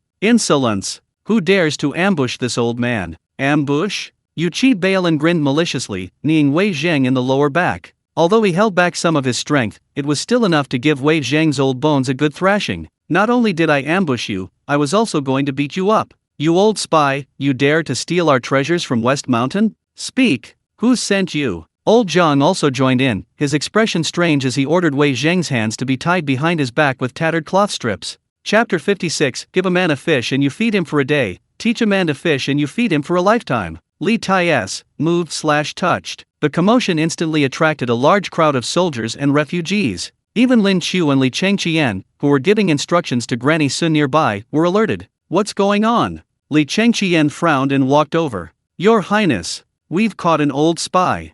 Yuchi Baolin boasted triumphantly. He lifted Wei Zhang, covered in mud and with disheveled hair, like a chicken. This old fellow was sneaking around drawing blueprints for a curved plow, and I caught him red-handed. Let me go. This is an insult to scholarship. An insult to scholarship. Wei Zhang trembled with rage, struggling desperately. His once upright face was now covered in soot and grease, making him look utterly comical. Lin Qiu had initially wanted to praise Yuchi Baolin, but when he saw the old spy's face in the daylight, his expression darkened. Lin Qiu glanced at Old Zhang, who was nodding and winking at him, then quietly retreated behind the crowd. Li Chengqian was completely stunned, as if struck by lightning. That familiar voice, that familiar goatee, this familiarity? Wait, that unfamiliar dark face. Isn't this the very same Wei Zhang, the imperial censor who gave even his father a headache? Wei, Lord Wei. Li Qingqian's voice trembled, he nearly jumped up in fright. Quick! Let go! It's imperial censor Wei Zhang. Yuchi Baolin hesitated, scratching his head. Your Highness, even if this old man is Wei Zhang, it won't work. He's here to spy on us. His Highness Prince Wei recently gave instructions that even if His Majesty himself. Li Chengqian rushed forward and kicked Yuchi Baolin in the backside. As the crown prince, I command you, untie me now. Oh woo, okay. Even in his rage, Li Chengqian still retained some of the majesty of Emperor Taizong, Li Shiman. Yuchi Baolin, as if seeing Li Shiman himself, was terrified, his hand trembling so much he nearly dropped Wei Zhang again. Old Zhang quickly stepped forward to straighten Wei Zhang, brushing off the dirt and patting him on the back, his movements extremely obsequious and natural. Wei Zhang was finally free. He shakily straightened his crooked hair ornament, then wiped the mud from his face, which was so black it looked like ink could drip from it. He took a deep breath, glaring at the one-armed, crippled Old Zhang and Yuchi Baolin, the simpleton from the Duke of Yi's family. Wei Zhang wanted to curse, but felt it would be unbecoming of a scholar to do so in public. Finally, after a long pause, Wei Zheng could only force out a single sentence. A brat. Two brutes. Yuchi Bailin smiled sheepishly. He didn't realize Wei Zheng was insulting him, instead, he thought Wei Zheng was praising him. The word brutes. In the military camp, it sounded like a very positive compliment, a word Yuchi Bailin had loved since childhood. After a chaotic commotion, the misunderstanding was finally cleared up. Wei Zheng stopped pretending and revealed his identity. Although his appearance was disheveled, his air of authority as a high-ranking official, often daring to directly remonstrate with the emperor, remained. He pushed aside Li Qingqian's support and walked straight to Lin Qiu, who had retreated to the back of the crowd. His eyes were sharp as knives. Lin Qiu, Baron of Lin County. Wei Zheng said in a deep voice, I admit, you've managed this Western Hills hunting grounds remarkably well, turning the impossible into reality. Very impressive. But regarding your methods of gathering refugees, there's something I don't understand. Lin Qiu bowed respectfully, please speak, Lord Wei. Wei Zheng pointed to the refugees who, though well-fed, were still carrying stones to build walls in the cold wind. In the past, the court always opened granaries to distribute food during disasters, allowing the people to recuperate. But you, taking advantage of their misfortune, forced them to build a palace for you. Even though you gave them food, isn't this taking advantage of their vulnerability? Aren't you afraid the people will harbor resentment? This question was sharp. Li Chengqian nodded silently beside him. This was also something he had never understood. This was a clash between traditional Confucian benevolent governance and the pragmatic approach of Lin Qiu's descendants. The surrounding air fell silent. Li Chengqian looked at Lin Qiu nervously, afraid he would contradict the stubborn old man. Lin Qiu smiled. He didn't directly argue, but pointed to the eyes of the refugees. Lord Wei, look into their eyes. If the court directly distributes porridge, they kneel to receive it, eat it, but where will their next meal be? They will continue to kneel and wait, and as they wait, their backbone will soften, and they will become lazy bones who only know how to ask for handouts. Lin Qiu's voice wasn't loud, but every word was firm and resolute. Food given as charity, no matter how delicious, will never taste truly good, because it's bought with dignity. But the food they earn through hard work, even if it's just ordinary rice, flour, or steamed buns, even if they eat bran and wild vegetables, it's all earned with their own hands. That's the difference. Lin Qiu randomly picked a man carrying bricks from the crowd and asked, Brother, are you tired? Do you hate me? The man was initially startled, but upon seeing it was Lin Qiu, he quickly waved his hand. Lord Lin, what are you saying? I'm overjoyed. I can earn a living through my own labor, and I feel at peace. Unlike begging at the city gates, where even a single extra bowl of porridge would send me shooing away like a dog. Here, as long as I work, I get meat and food. I'm so grateful. Lin Qiu turned to Wei Zheng, his gaze intense. Lord Wei, it's better to weave a net than to stand by the river and envy the fish. Doesn't that mean, give a man a fish and you feed him for a day, teach a man to fish and you feed him for a lifetime? I give them more than just food, I give them the will to live. In Chang'an, if the refugees go to collect porridge every day without any ambition, they'll still be refugees after the famine. But this group is different. They've honed their strength and skills here. They might become the best craftsmen in the Tang Dynasty, or kill workers, or I might teach them other ways to make a living. Wei Zheng was stunned. He looked at the simple, hard-working migrants who toiled tirelessly, requiring no oversight yet working 100 times harder than those conscripted laborers. Then he looked at Lin Qiu, whose eyes were clear and resolute. Lin Qiu's words struck Wei Zheng's heart like heavy hammer blows. After a long silence, Wei Zheng sighed deeply, his anger vanishing, replaced by profound respect. He took a step back and bowed deeply to Lin Qiu. What a wonderful saying, give a man a fish and you feed him for a day, teach a man to fish and you feed him for a lifetime. A single conversation with the man from Lin County is worth 10 years of study. I was narrow-minded.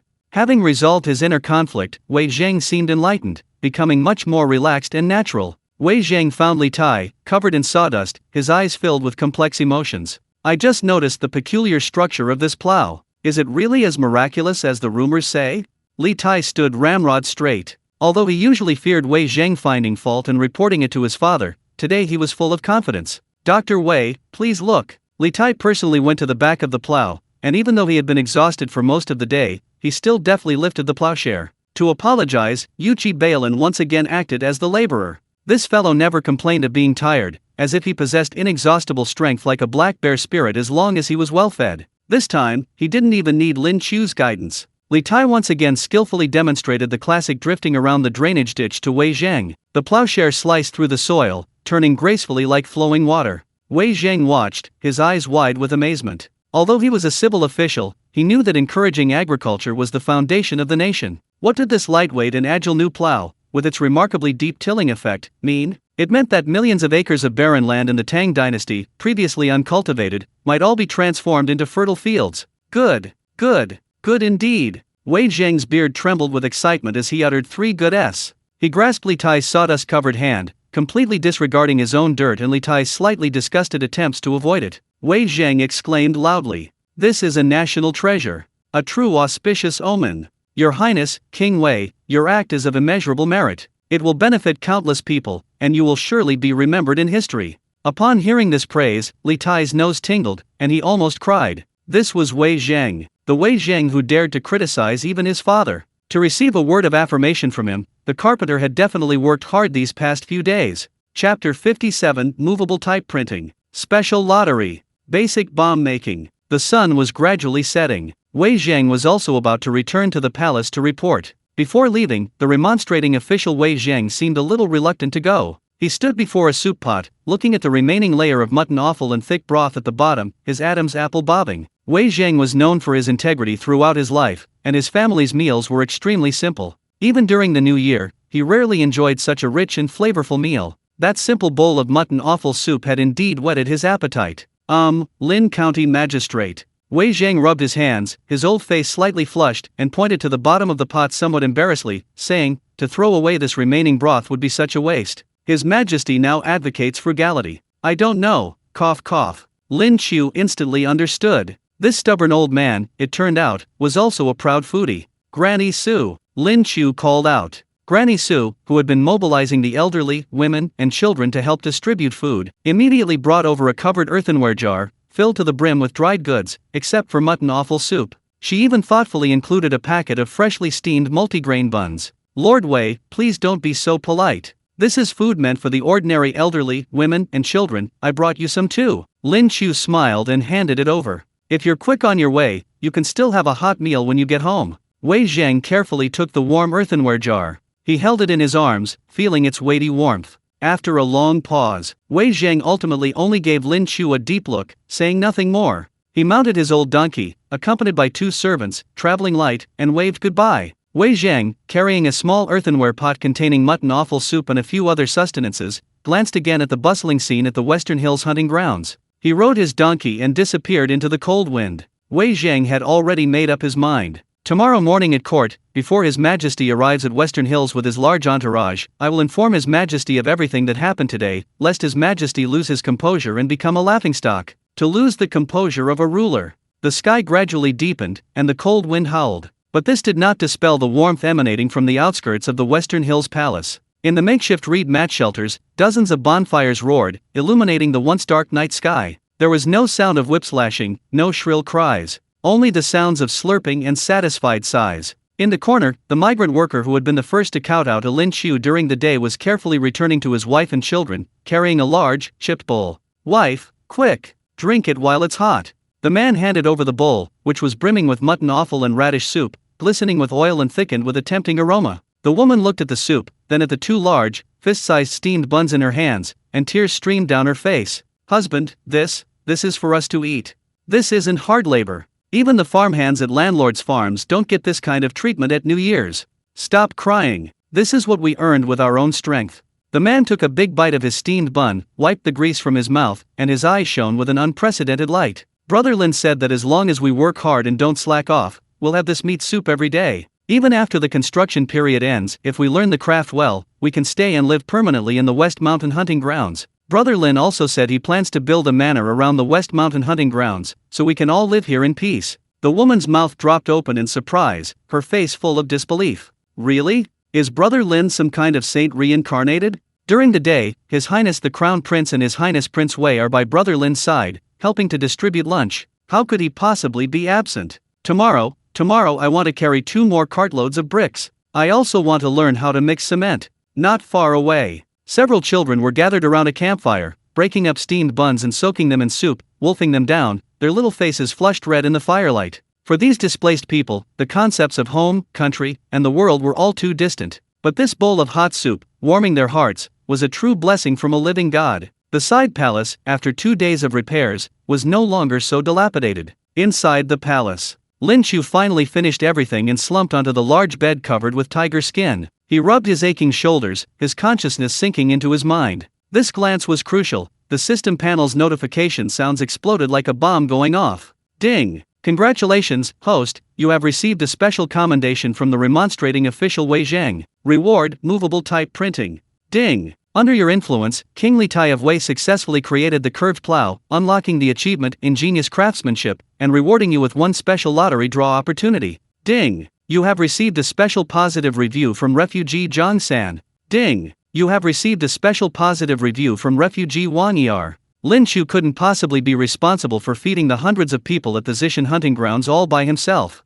He only did what he could, and randomly distributed a small portion to the refugees. Although a special positive review from a single refugee was only worth 10 system points, the combined income from so many refugees was still a considerable sum. Adding in Wei Zhang and Li Tai, the two big spenders, today's harvest was quite good, especially the movable type printing. During the Zhenguan era in which Lin Qiu lived, the mainstream printing method in the Tang Dynasty was still woodblock printing. Woodblock printing was extremely rigid, somewhat similar to some modern hand-carved tombstones. Each page of the book had to be carved in reverse on the wooden block by a craftsman. If a single character was carved incorrectly, the entire block was ruined. Using woodblock printing, it could take several years to complete a copy of the Analects. Furthermore, this type of printing block could only print one book at a time, and after printing, it would simply gather dust in the warehouse. In contrast, movable type printing could break the monopoly of knowledge held by certain powerful families. Movable type printing involves making each character into an individual small square, known as a type mold.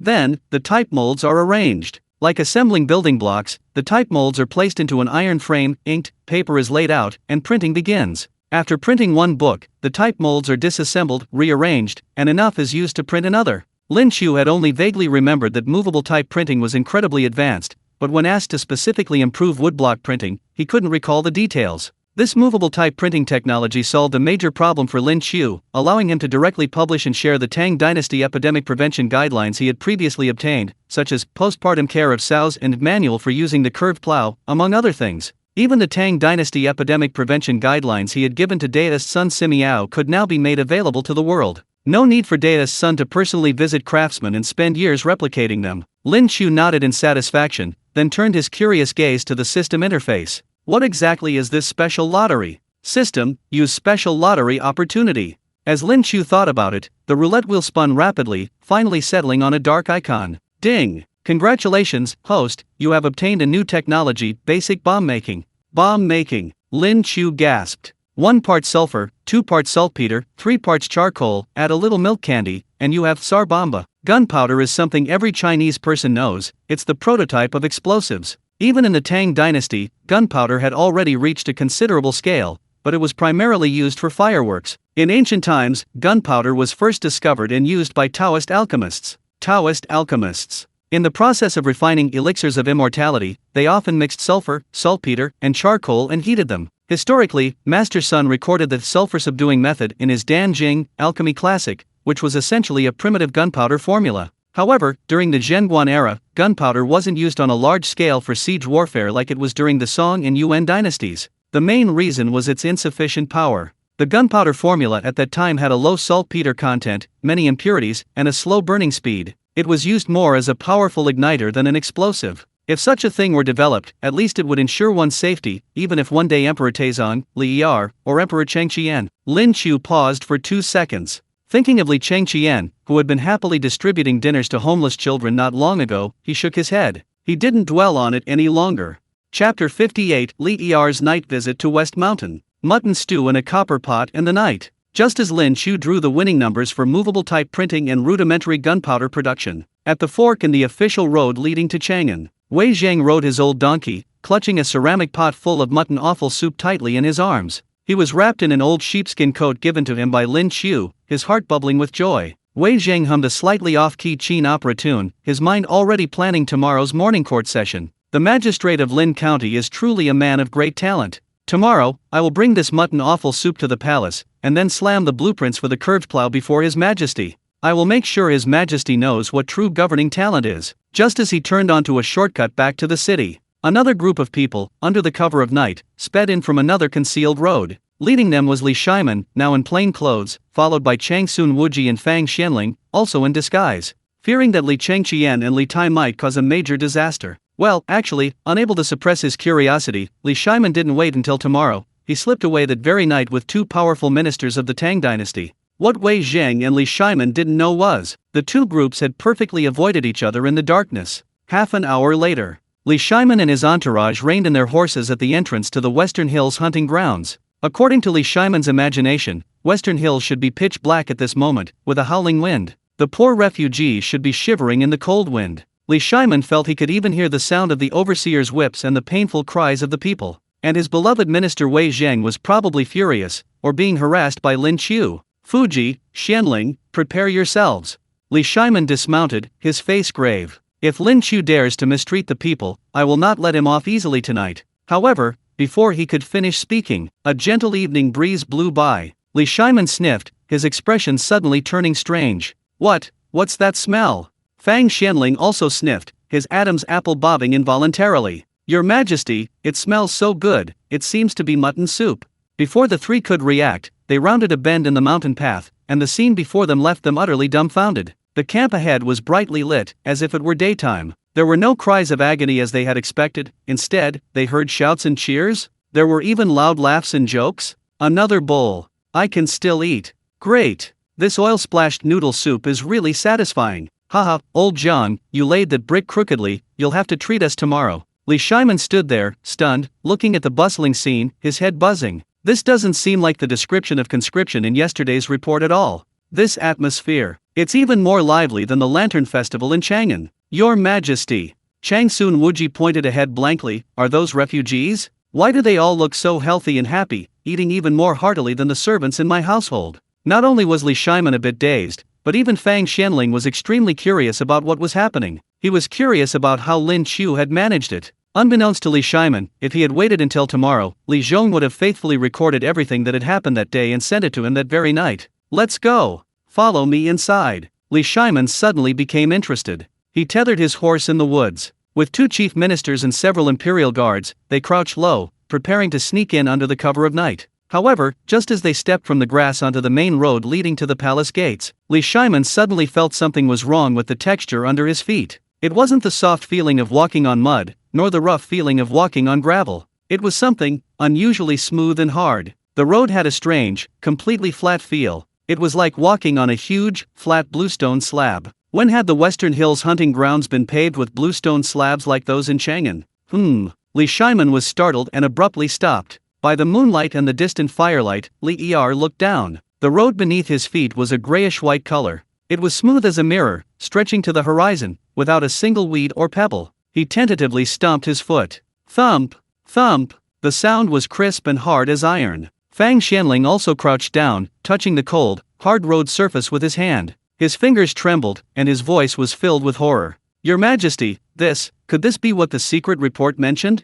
Turning mud into stone. Li Shiman stood on the newly paved, dried cement road. Looking at the brightly lit Western Hills hunting grounds in the distance, his anger had long since dissipated, replaced by a deep sense of shock and bewilderment. Lin Qiu was only released from the palace 2 days ago. How many tricks has he pulled behind my back? Could he really be, as Cheng Qian said, a disciple of a celestial being descended to earth? At the Western Hills Palace, the night was deep, the cold wind like a knife, swirling withered leaves outside the window with a strange, howling sound. However, just a wall away, in the side hall, a completely different scene unfolded. In the outer hall, the group of veterans who had served with Lin Qiu all day, along with the elite 100 cavalry who had just been relieved of their posts. At this moment, they were gathered around several large iron pots, eating with great enthusiasm. Although the mutton wasn't cut as finely as in the inner palace, the portions were generous and filling. A sip of strong liquor followed by a bite of meat, accompanied by the sounds of drinking games, created a lively atmosphere, almost like New Year's. Inside the inner palace, the atmosphere was even more cozy, even a bit warm. The doors and windows were tightly shut,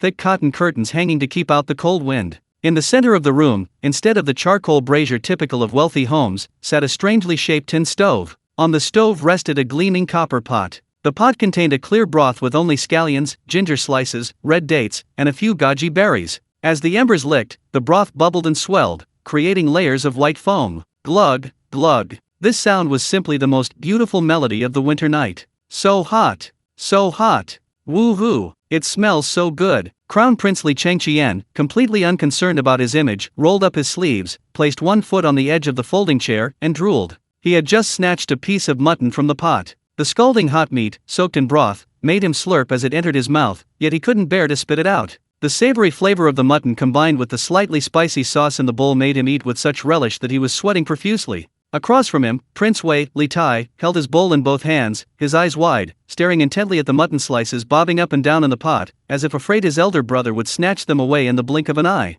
You see, this was mutton personally sliced by Lin Qiu, far more refined than the mutton eaten by those outside. The mutton was a beautiful mix of red and white, thin as cicada wings, almost translucent under the light. It only needed a 3 count to cook. Once the color changed, it was done, melting in his mouth, incredibly tender. Lin Qiu, brother Lin, Sizi wants some meat too. Little Sizi, sitting beside Lin Qiu, swung her short legs and called out in a childish voice. All right, your highness, please open your mouth. Lin Qiu smiled and picked up a slice of freshly cooked mutton, rolling it in a special sesame sauce dish. This sesame sauce was made by finely grinding roasted sesame seeds. It was also mixed with chive blossoms, fermented bean curd, and sesame oil, resulting in an incredibly rich flavor. The mutton, coated in sauce, was fed to Xiao Saizi. Xiao Saizi happily squinted her eyes, her cheeks puffed out, like a little hamster hoarding food in winter. Adorable Xiao Saizi. Lin Qiu, I want more. Okay, don't rush, eat slowly, don't choke.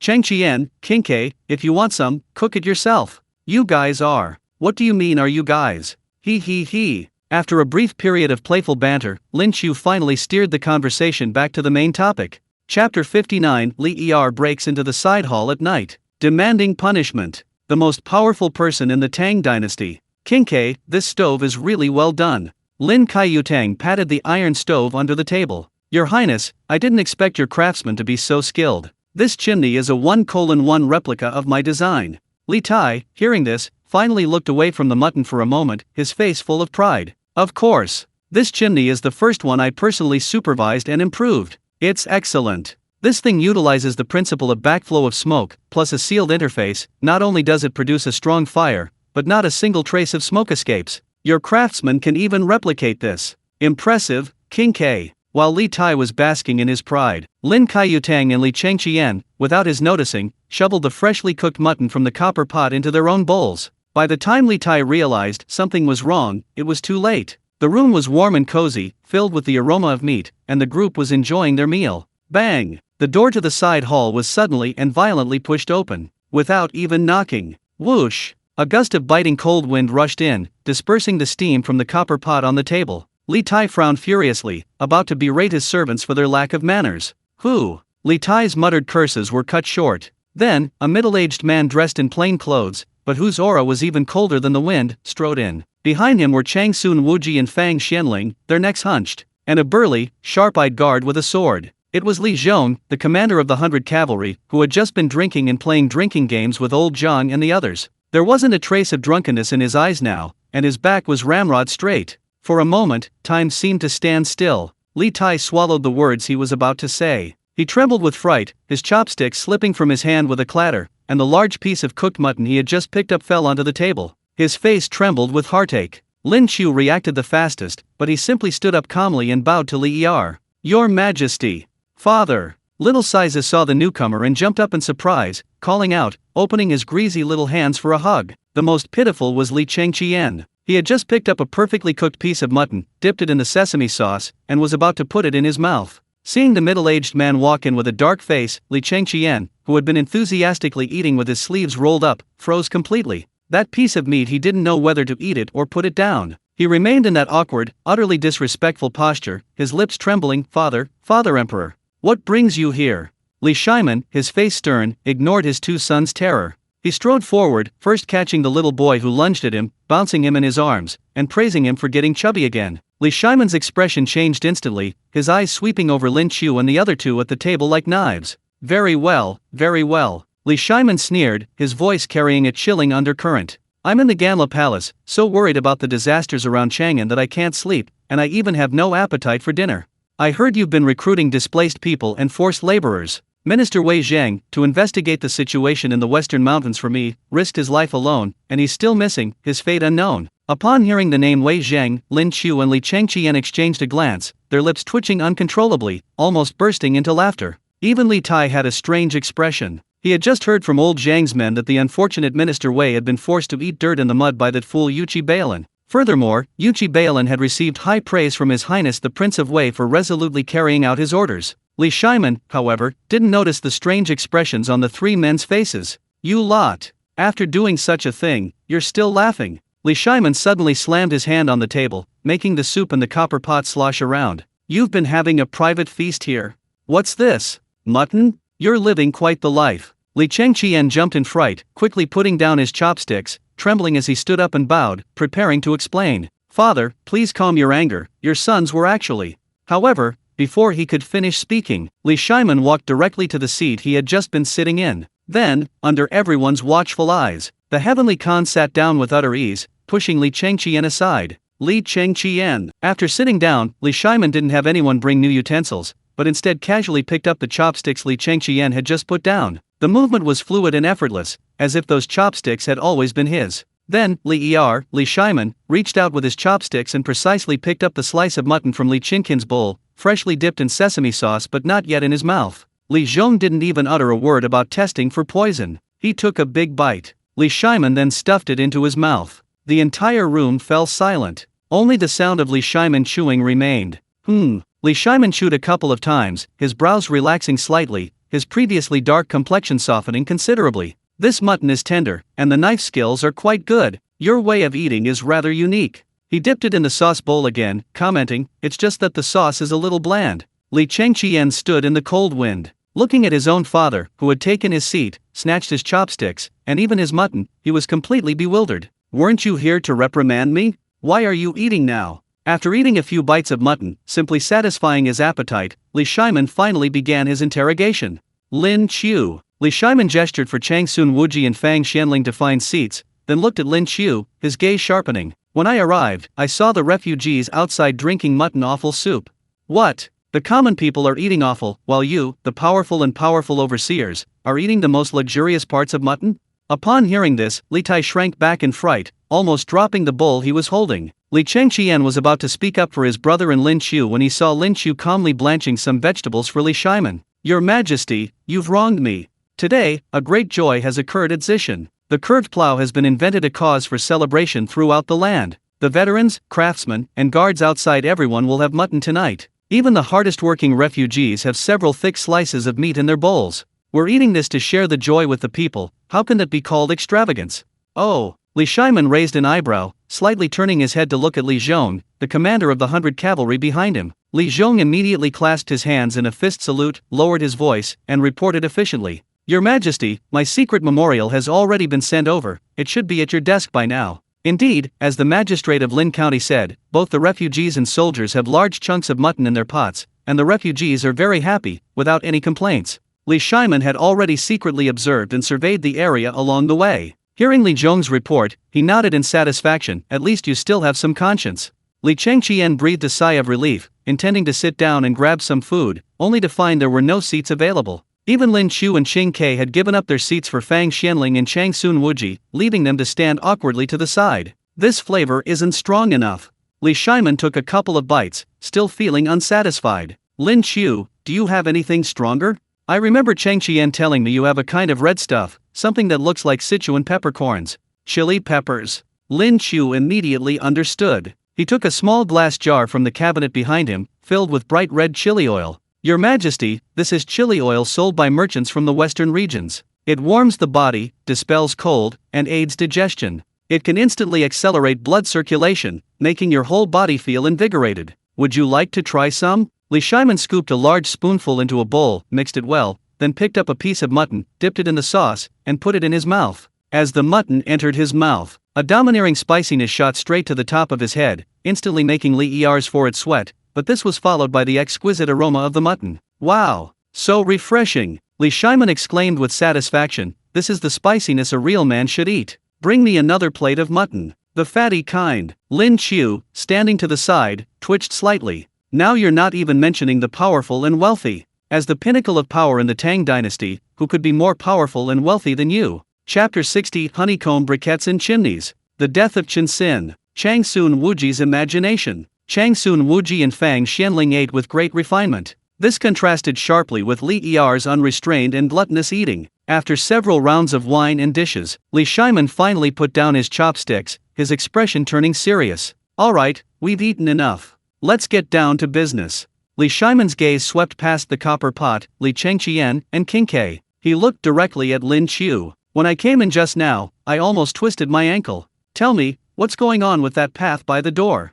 I had my guards tested with their finely forged iron swords, and they managed to chip the blades, leaving only a white mark on the ground. That stuff looks like mud. How come it's harder than a slab of bluestone? Lin Qiu said solemnly, Your Majesty, this substance is called cement, made from a mixture of sand, gravel, and stone ash. It's cheaper and stronger than a mixture of glutinous rice and clay. With this, the infrastructure of our great Tang will undergo a revolutionary change. This substance can not only pave roads, allowing carriages to travel 1,000 miles a day without hindrance, it can also easily build cities. Once cement hardens, it becomes as solid as a rock within a day or two, and even ordinary catapults can hardly damage it. Furthermore, this stuff can be used to build river embankments, and can even, to a certain extent, permanently prevent floods. Build cities, build roads, build river embankments. A glint flashed in Li Shiman's eyes. As the Tang Dynasty's emperor, known for his military prowess, he instantly grasped the military applications of this so-called cement paving. If we use this to pave the Qin Strait Road, wouldn't our Tang cavalry be able to go anywhere?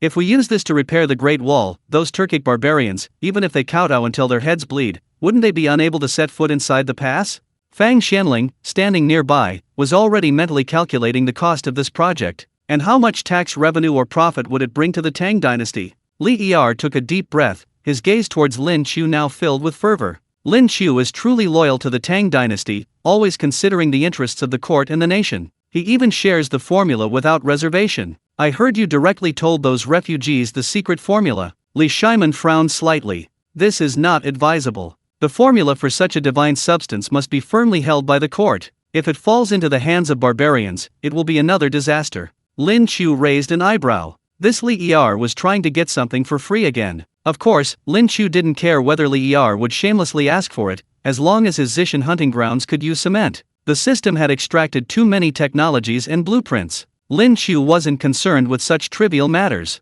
Besides, an opportunity that Li Shiman would shamelessly ask for was something even the most powerful and wealthy would beg for. Fang Xianling suddenly spoke slowly, inquiring about some matters related to cement. Lin Qiu and this legendary prime minister, known for his strategic thinking and decisive actions, briefly discussed the cost details of cement. Li Yi, listening intently, nodded repeatedly, increasingly impressed by the brilliance of cement. Suddenly, Li Shiman changed the subject, pointing to the stove chimney inside the room. Speaking of which, what is this thing? There's no charcoal brazier in this room, yet it's so warm, and there's not a trace of smoke. I just looked at it. The black coal briquettes burning in this stove don't seem to be charcoal, but rather the same coal that poisoned Guanyanbi, right? I remember Master Sun and Lin Qiu saying that ventilation is needed to avoid the fire poison. Why didn't you open the windows when I came in? Father, this is the masterpiece of your son and Lin Qiu. Before Lin Qiu could speak, Li Tai couldn't help but step forward proudly to claim credit. Father, this is the honeycomb briquette that Lin Qiu came up with to improve the coal.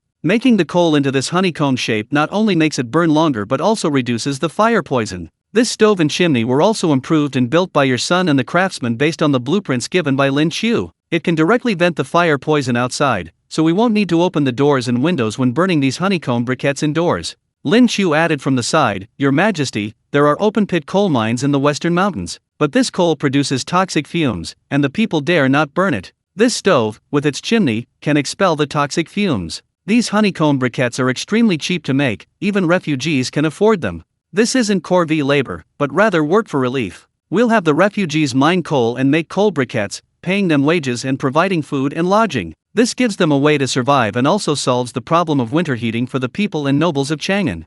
It's a win-win situation. Li Shiman listened, remaining silent for a long time. Looking at the stove burning with a faint blue flame, feeling the warmth emanating from it, a huge weight was finally lifted from his heart. Over the years, whenever snowstorms struck, countless people were instantly displaced, and ordinary families could freeze to death in the cold winter. If these two things could be widely adopted, these are clearly two more national policies for stabilizing the country. Li Shiman turned his head, his gaze falling on his two sons. Li Chengqian remained standing obediently, his behavior somewhat presumptuous, but his eyes were clear. Although Li Tai had some sawdust on him, his spirit and energy were far superior to that of the chubby little boy who only knew how to study. At this moment, Li Zhong quietly stepped forward from behind. He secretly whispered a detailed report about the curved plow, which was already included in a secret memorial, to Li Er. Not bad. Li Shiman nodded slightly, a rare smile appearing on his face. It seems Lin Qiu, you weren't taking those two rascals to cause trouble in the Western Hills. He looked at Li Tai, his tone gentle. Kinke, you've worked hard too. Carpentry is a lowly profession, you don't need to care about such things.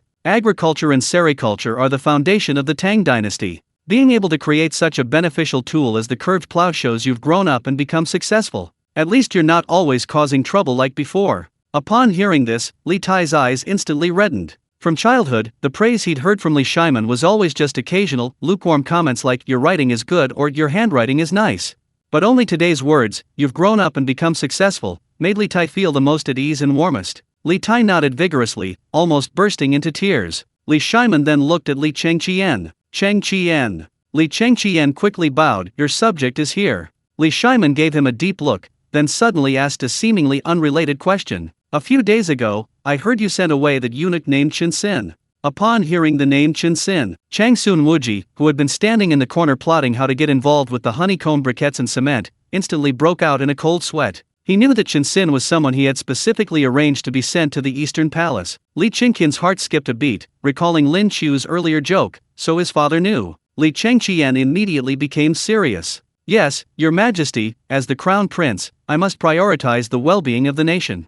That eunuch who served as tutor overstepped his bounds, so I sent him to the palace of the rhinoceros, to be served by the head eunuch. Well done. A hint of approval flashed in Li Shiman's eyes. Quite decisive. That's more like my son. It's just that, Chengqian, as the Crown Prince, you've been too lenient. I've already taken care of these trivial matters for you. Li Chengqian's back was suddenly covered in sweat. Thinking of Chinsin, who was even more charming than the most beautiful courtesan in Chang'an. For some reason, even though Li Chengqian had already stopped caring, he still felt a pang of heartache and regret. Fang Xianling stepped forward at the opportune moment, praising the Crown Prince for being tolerant and benevolent, a model for the Great Tang Dynasty. This flattery made Li Shiman, overjoyed. Only Changsun Wuji secretly wiped the cold sweat from his brow, his gaze towards Li or Lin Qiu becoming even more complex. Li Shiman's methods were well known, Changsun Wuji had witnessed them many times since the Suanyu Gate incident. As for Chen Xian, Changsun Wuji had heard that it seemed Lin Qiu had been sent away in anger after a casual conversation with the Crown Prince.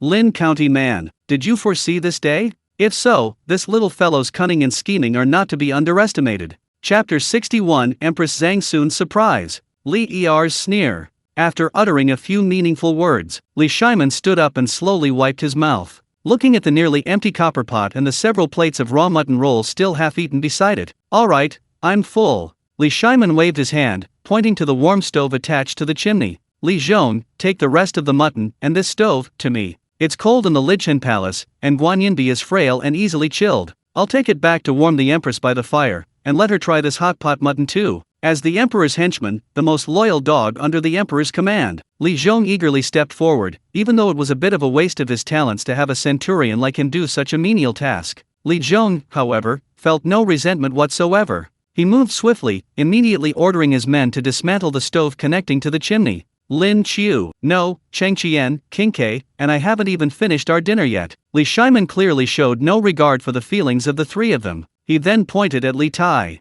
Kinke, send 10,000 of these honeycomb-shaped coal briquettes to the palace tomorrow. And that curved plow, bring it to the main hall for the morning court session tomorrow. Finally, he glanced at Crown Prince Li Chengqian, who had been standing to the side swallowing hard. Li Shiman patted his shoulder and said earnestly, Chengqian, don't stand there, sit down and eat. You've worked hard these past few days. Li Chengqian was moved to tears. Thank you, father. He plopped down in the chair still warm from his father's touch, picked up his chopsticks, and looked at the table. Besides the still bubbling broth, not even a single scallion remained. As the lackey Li Zhong directed his men to carry away the copper pot, Li Chengqian didn't even have a chance to try and salvage the remaining broth. Li Chengqian. His father didn't seem to be there to praise them, it looked more like he was there to confiscate their property. Li Shiman, accompanied by Changsun Wuji and Fang Xianling, directed Li Zhong's 100 cavalrymen to carry the stove and the mutton boxes, and left satisfied, leaving the three people in the room looking at each other blankly. Lin Qiu sighed and patted the Crown Prince's shoulder comfortingly. It's all right, Your Highness, we can go and steal old Zhang's copper pot.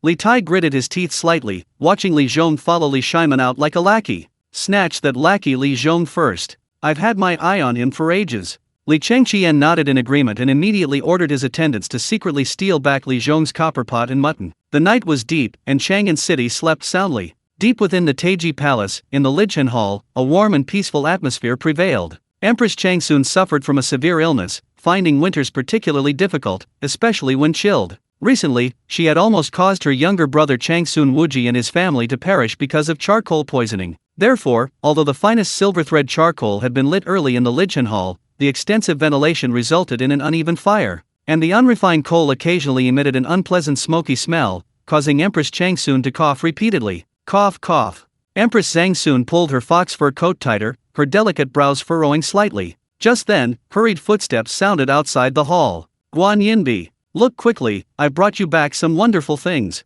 Accompanied by a hearty laugh, Li Shiman strode in. Behind him, several strong imperial guards chugged and carried a strangely shaped iron stove. On the stove sat a brass pot, emitting a rich aroma. Before leaving, Li Shiman's gluttonous nature reached its peak. He not only took the stove and pot, but also brought along several of Li Tai's most skilled carpenters and chimney builders from the western hills. He planned to have them replicate and build a chimney for ventilation in the side hall of the Lichen Hall that very night. Your Majesty, this is. Empress Changsun stared in astonishment at the lump of iron burning with a ghostly blue flame. This is called a honeycomb briquette stove. It's a new contraption those rascals from Zishan came up with. It's a miracle for keeping warm, Li Shiman said, rubbing his hands excitedly, and personally directed the guards to set up the stove. In less than the time it takes for an incense stick to burn, the fire was blazing. A miracle occurred. The seemingly black honeycomb briquettes not only didn't emit a single pungent, poisonous wisp of smoke, but instead continuously emitted a steady and intense heat. And the previously somewhat chilly Lichen Hall quickly warmed up, soon becoming as warm as spring. Empress Changsun felt the chill in her body dissipate,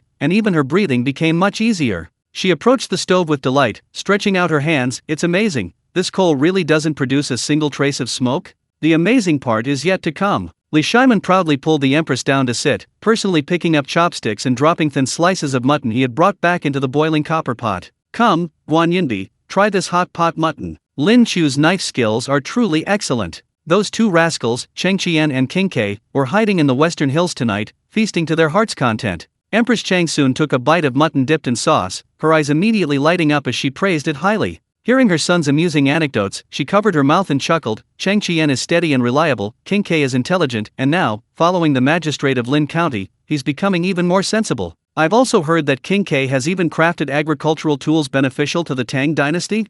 If that's true, that's a great achievement. Li Shiman ate heartily, munching on mutton and sipping wine from his glass. A smug look appeared on his face. Guan Yinbi, in just 2 or 3 days over at Zishan, they've made quite a name for themselves. Tomorrow morning at court, there will surely be many officials and censors accusing them of wasting public resources and manpower. Li Shiman sneered, patting the warm iron stove. I've already prepared everything. When the time comes, I'll use these smokeless honeycomb briquettes and the new farming tools made by King Ke to shut those people up. I want them to see that my son, the one I've chosen, is not the decadent, pleasure-seeking good-for-nothing they claim. The next morning, just as dawn was breaking, inside the Taiji Hall, the solemn and dignified court assembly officially began. This winter's extreme cold has caused significant disasters around Chang'an. Not only have many livestock frozen to death, but a large number of people have also been displaced. The imperial court is struggling to provide disaster relief, with the national treasury's funds being spent like water, yet still falling far short of expectations. Under these circumstances, certain highly sensitive and poorly informed officials and censors finally could no longer remain silent. I have a memorial to present. A censor strode forward from the ranks, holding his imperial tablet, and proclaimed loudly, Your Majesty, Guangzhou is currently suffering from a snow disaster, and the people are displaced. The court should be focusing on increasing revenue, reducing expenditure, and allowing the people to recuperate. However, I heard yesterday that His Highness the Crown Prince and His Highness the Prince of Wei are undertaking a large-scale construction project at the Western Hills hunting grounds, recruiting displaced people as laborers to build their temporary palace. Such opportunistic and wasteful actions, taking advantage of the people's misfortune, have truly chilled the hearts of the people. As soon as this censor opened fire, several other censors and officials stepped forward, their criticisms directed at Lin Qiu. I second that. That Lin County magistrate was nothing more than a lowly kitchen handyman, not even a proper imperial chef. He only gained favor through his culinary skills, yet he dared to bewitch the prince. He even forced His Highness, the Prince of Wei, to condescend to the lowly profession of carpentry. Such a treacherous official is a scourge to the nation and its people, a disgrace to the imperial dignity. He should be severely punished as a warning to others. Instantly, the court was filled with indignation. Many officials, unaware of the full story, nodded in agreement, finding it utterly outrageous and absurd. And Li Shiman, seated high on his dragon throne? Far from anger, he leaned back calmly, picked up a cup of hot tea, slowly blew away the foam, and took a sip. Looking down at the spittle-flecked censers, Li Shiman sneered inwardly. Jump as much as you want. The higher you jump now, the harder you'll fall when I slap the evidence in your faces. Being an emperor has its difficulties. He can't just drag every censor or civil official who speaks out against him, can he? That would be an act of tyranny even more cruel than that of King Zhou of Shang. Chapter 62 Censor-in-Chief, Lord Wei, are you insane? Li Shiman adds insult to injury. The censors and officials launched into a tirade. Li Shiman surveyed the room, but noticed the most crucial figure was missing. He turned his gaze to Wei Zhang, who stood at the forefront of the civil officials, eyes closed in contemplation. Strange, why isn't that stubborn old Niu Xiancheng speaking today?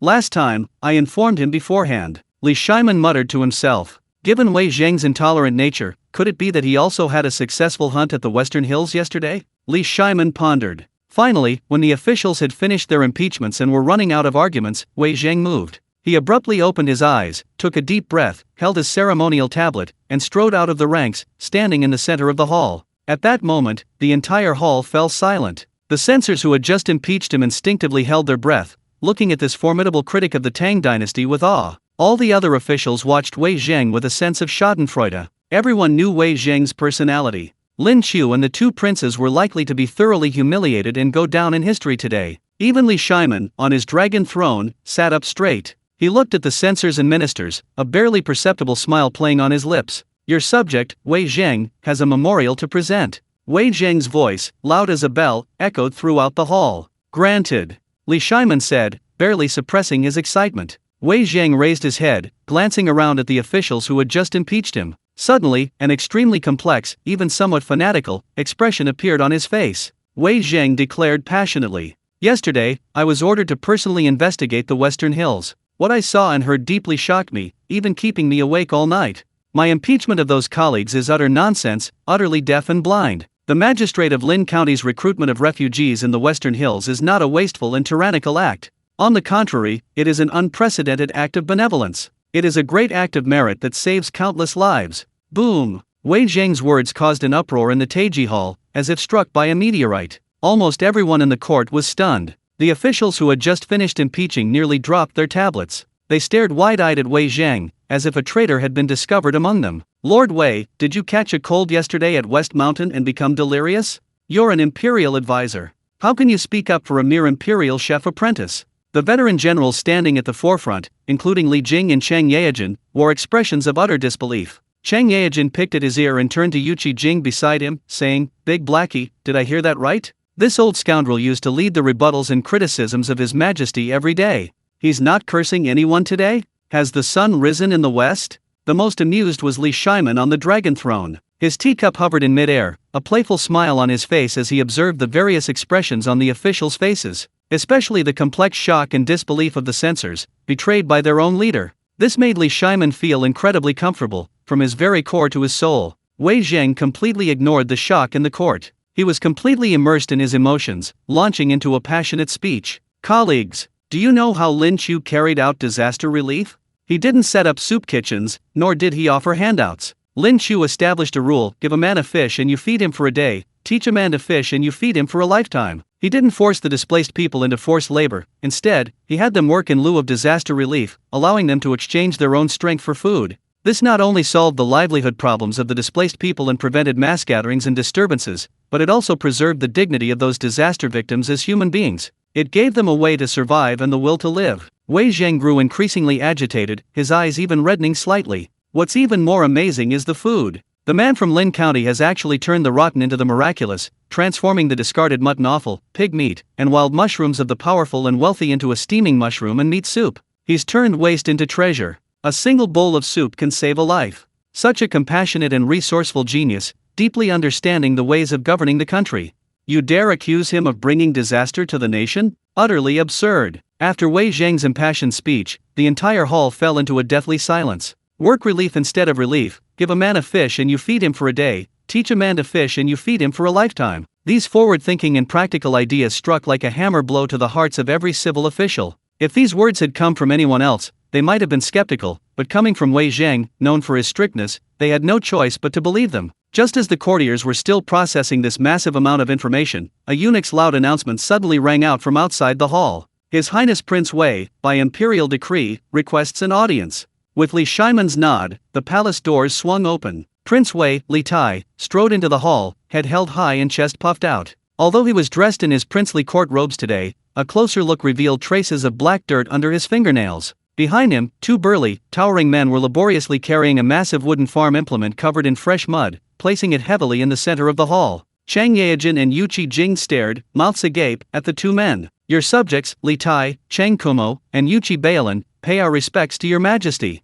The three men bowed respectfully. Then Li Tai rose and pointed to the curved shaft plow, his expression proud. Father, this is the result of my and Lin County Baron's days of arduous work in the Western Mountains. Amidst the shocked and bewildered gazes of the court officials, Li Tai transformed into a highly professional product manager, beginning a detailed explanation of the curved shaft plow. My lords, please look. This plow is called the curved shaft plow. Our great Tang used to use straight shaft plows, which were cumbersome and required 2 oxen to pull, making turning difficult. But this plow, following Lin County Baron's suggestion, has had its straight shafts changed to curved shafts, and a plowshare added to the plowshare. This modification not only makes the plow lighter and more agile, allowing it to be pulled by a single ox or even by manpower. It can even turn around on the spot. Deep plowing and meticulous cultivation, saving time and effort. My own testing shows that using this plow to till the land is more than 3 times faster than before. Hiss! A collective gasp filled the hall. The Tang Dynasty placed great importance on agriculture, and many of the military generals present had personally tilled the land. Every year during the planting season, Emperor Taizong, Li Shimon, would personally lead his officials to cultivate the fields not as a theatrical performance, thus everyone knew the true value of the curved shaft plow Li Tai had mentioned. The Minister of Revenue, Dai Zhou, and the Minister of Works, Duan Lun, were practically drooling with envy. They wished they could pounce on the plow and take a bite out of it. Seizing the opportunity, Wei Zheng immediately jumped in to provide the highest official endorsement. Your Majesty, I witnessed His Highness Prince Wei's demonstration yesterday. His Highness Prince Wei's words are true. If this artifact can be widely adopted throughout the land, the Tang Dynasty could gain millions more acres of arable land, and grain production would surely double. This is truly a blessing for the people. This is a national treasure. His Highness Prince Wei's tireless research into this divine artifact is a blessing for the Tang Dynasty. Those officials who initially impeached Li Tai for doing the lowly profession of carpentry now felt their faces burning with shame, wishing they could disappear into the ground. What this carpenter Prince Wei created was more beneficial to the country and its people than all their lifetimes of writing memorials. Emperor Li Shimon, sitting on the dragon throne, watched Wei Zheng and Li Tai effortlessly debating the assembled officials, feeling utterly satisfied. Your Majesty's virtue. Li Shimon waved his hand, beginning to personally lead this final act. At Li Er's behest, the chief eunuch Wang De immediately directed several junior eunuchs to carefully carry a burning honeycomb briquette stove into the main hall and place it before the assembled officials. A wave of smokeless heat swept over them, instantly dispelling the chill in the hall. Under the bewildered gazes of the officials, Li Shimon slowly rose, his arms clasped behind his back. His imperial dominance was immediately revealed. Chapter 63, Water-Powered Stone Mill. Divine Millet Porridge. Monk Xianzang. Well said, Minister Wei. But the surprises Lin Qiu and Qing Ke have brought me don't end there. Gentlemen, look at what's in this furnace. This is honeycomb briquettes, made from toxic coal from Zishan through a special process. They're non-toxic, smokeless, and extremely inexpensive. Furthermore, they've created chimneys that can prevent the poison from the fire. I have decided to fully launch the Zishan coal mine and honeycomb briquette mining and production plan that Lin Qiu mentioned. Let the displaced people work as labor relief to mine and process coal. Once this is widely adopted, not only will the displaced people have food, but this winter, no one in Chang'an will freeze to death because they can't afford charcoal. Li Shimon's words resounded like thunder in the ears of his ministers. The divine agricultural tool, the curved plow, using mutton offal and pork as food, improved, smokeless, and inexpensive winter charcoal, labor relief. This series of combined measures completely stunned all the officials. The officials who had previously impeached the emperor were filled with shame, wishing they could disappear into the floor. Officials from the Ministry of Revenue and the Ministry of Works trembled with excitement. They wished these things were done by their subordinates, wished Lin Qiu were one of their officials. It was Chang Sun Wuji who first stepped forward, shouting, "Heaven bless the Tang Dynasty. His Majesty is wise." The next moment, all the civil and military officials, including Wei Zhang and Li Tai, knelt down in unison. A thunderous roar echoed throughout the Taiji Hall. Heaven bless the Tang Dynasty. His Majesty is wise. Heaven bless the Tang Dynasty. His Majesty is wise. Ding! Congratulations to the host for exceeding the daily task requirement.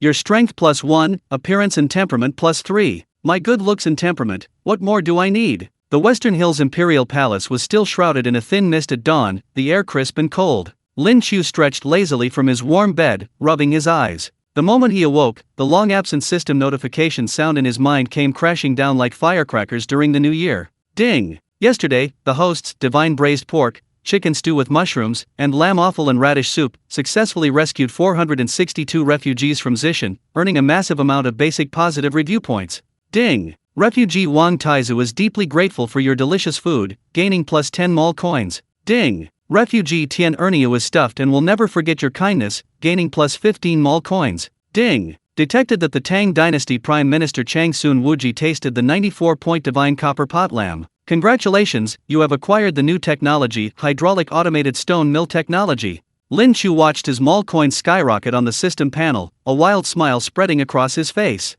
This is the right way to use the system. No amount of reputation or power can compare to a diner's heartfelt, positive review. Those meals yesterday not only filled the refugees' stomachs but also completely boosted his positive review points. Chang Sun Wuji later became even more famous after tasting his copper pot mutton stew for the first time. It also led Lin Qiu to acquire the water mill automation technology.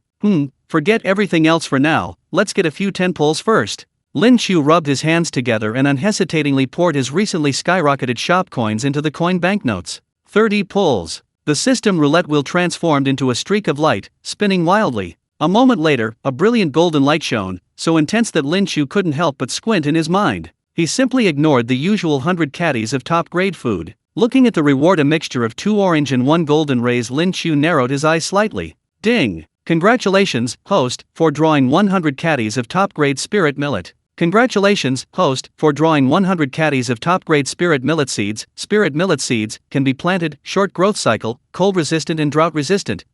Ding! Congratulations, host, for drawing a new divine level recipe, obtaining divine millet porridge. Divine millet porridge, golden in color, rich in rice oil, extremely mild, can repair the spleen and stomach damage of severely hungry individuals, strengthen the body's foundation, dispel cold and warm the body. Note, this porridge has a crafting success rate of over 90%, making it an unparalleled tonic for those recovering from serious illness or those who are weak and afraid of the cold. Seeing the several purple and gold items he had just drawn, Lin Qiu's eyes lit up. This reward couldn't be more timely. Although the refugees had eaten and drunk well yesterday, their digestive systems were already weak from long-term hunger and cold. Eating greasy and spicy food every day would only make them too weak to handle the nourishment. This divine millet porridge was practically a lifesaver tailor-made for them, and it could even be taken to the palace to treat Empress Zhang Sun's ailment. Tisk tisk tisk, doing a good deed while racking up some positive reviews. Lin Qiu immediately jumped out of bed, threw on some clothes, and headed straight for the kitchen. 100 jin of top-grade spirit millet was far from enough. Now that he had plenty of shop coins, Lin Qiu didn't hesitate to exchange for several thousand jin. After all, the system's storage space seemed limitless as long as it was for storing ingredients. Lin Qiu poured the faintly fragrant millet into the boiling iron pot. No complicated spices or tedious procedures were needed. Lin Qiu simply used his culinary eye to precisely control the heat, stirring slowly in one direction with a large spoon. At certain moments, he would change the direction and heat, stirring again, and so on. In less than half an hour, a unique, fragrant aroma of grains rose from the pot. The aroma wafted out of the kitchen, carried by the wind throughout the entire camp. This aroma wasn't as strong as roasted meat, but carried a rich, primal fragrance originating from the depths of the earth. One whiff of it brought a sense of peace and warmth to the heart. Ding! Congratulations, host, you have successfully created a 91-point divine millet porridge. In the large pot, the originally clear water had turned into a thick, golden porridge. Most remarkably, a thick, glistening layer of rice oil had condensed on the surface of the porridge.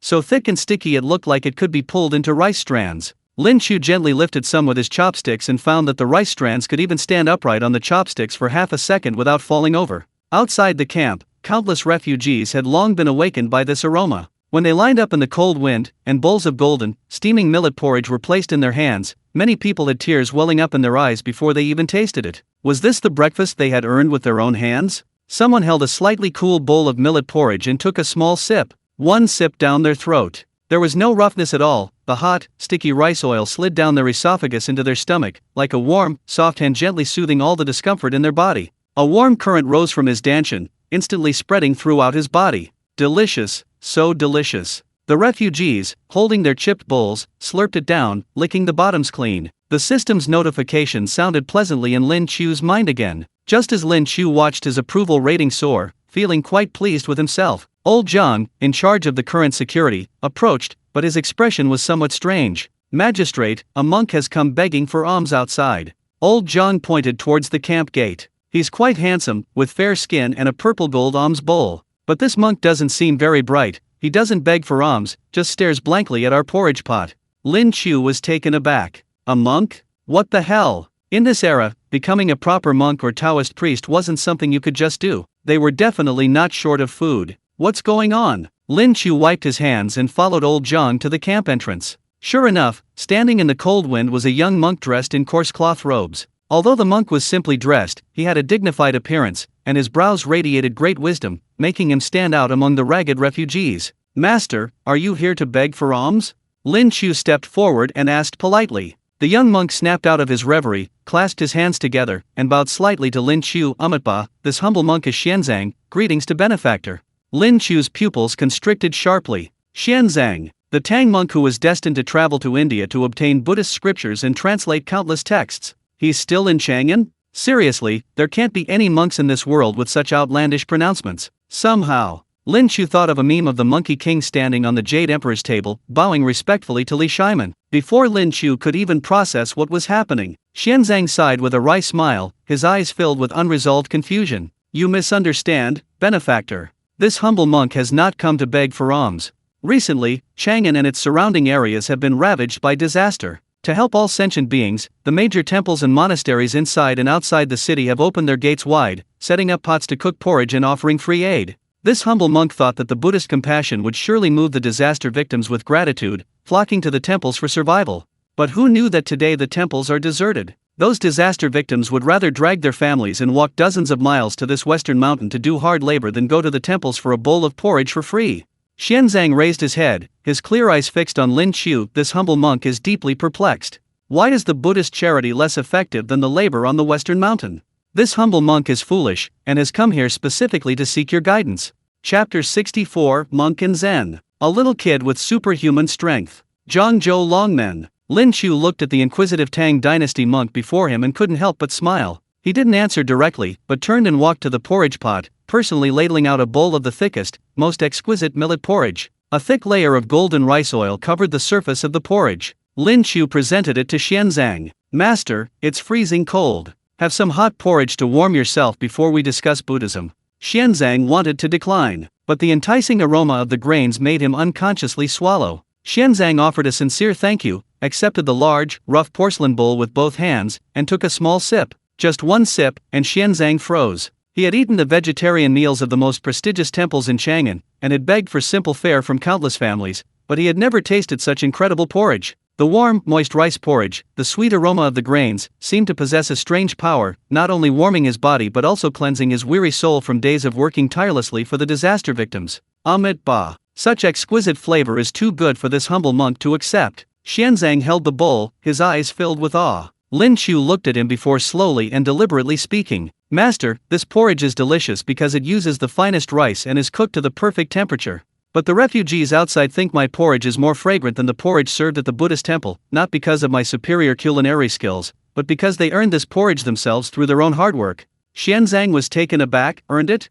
Yes. Lin Qiu pointed to the refugees in the distance, who, having eaten and drunk their fill, were now busily carrying bricks and mixing cement. Buddhist porridge distribution is about giving. The disaster victims kneel on the ground to receive that bowl of porridge, thinking of themselves as useless, as beggars, feeling indebted. But at Zishan, giving is about receiving. I make them work, they exchange their sweat for grains and meat broth. When they eat it, their hearts are at peace, their spines are straight. Lin Qiu looked at Xianzang, his tone calm yet resolute. Buddha guides those with affinity. I let them guide themselves.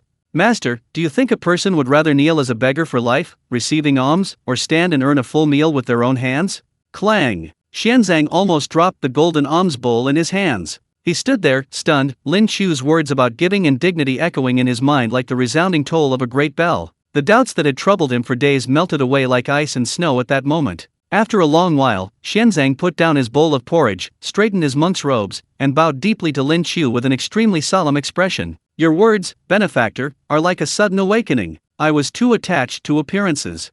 Your teachings are of great compassion and wisdom. I have learned much. Lin Qiu, what the hell I'm saying is, you can't just freeload off my porridge. How dare you not help? You've learned my lesson. Just as Lin Qiu and Xianzang were engaged in a philosophical and zen-like exchange, a series of extremely discordant noises suddenly came from the direction of the granary in the palace's kitchen. Stop! Thief! Stop him! This kid is as slippery as an eel. Lin Qiu and Xianzang turned to look. The usually composed and experienced old Zhang was now furiously chasing after a teenager. The boy, no more than 15 or 16 years old, wore a thin, patched-up t-shirt, his lips turning purple from the cold in the dead of winter. But he clutched two hard, cold, coarse grain buns tightly to his chest, and his movements were surprisingly agile, leaping and bounding through the cluttered camp. Two strong, elite cavalrymen immediately flanked him from both sides, intending to subdue him. Boy, get down! But instead of flinching at the two elite soldiers' attempts to capture him, the boy, like an enraged tiger cub, suddenly crouched down and, with incredible force, slammed his shoulder into the ground.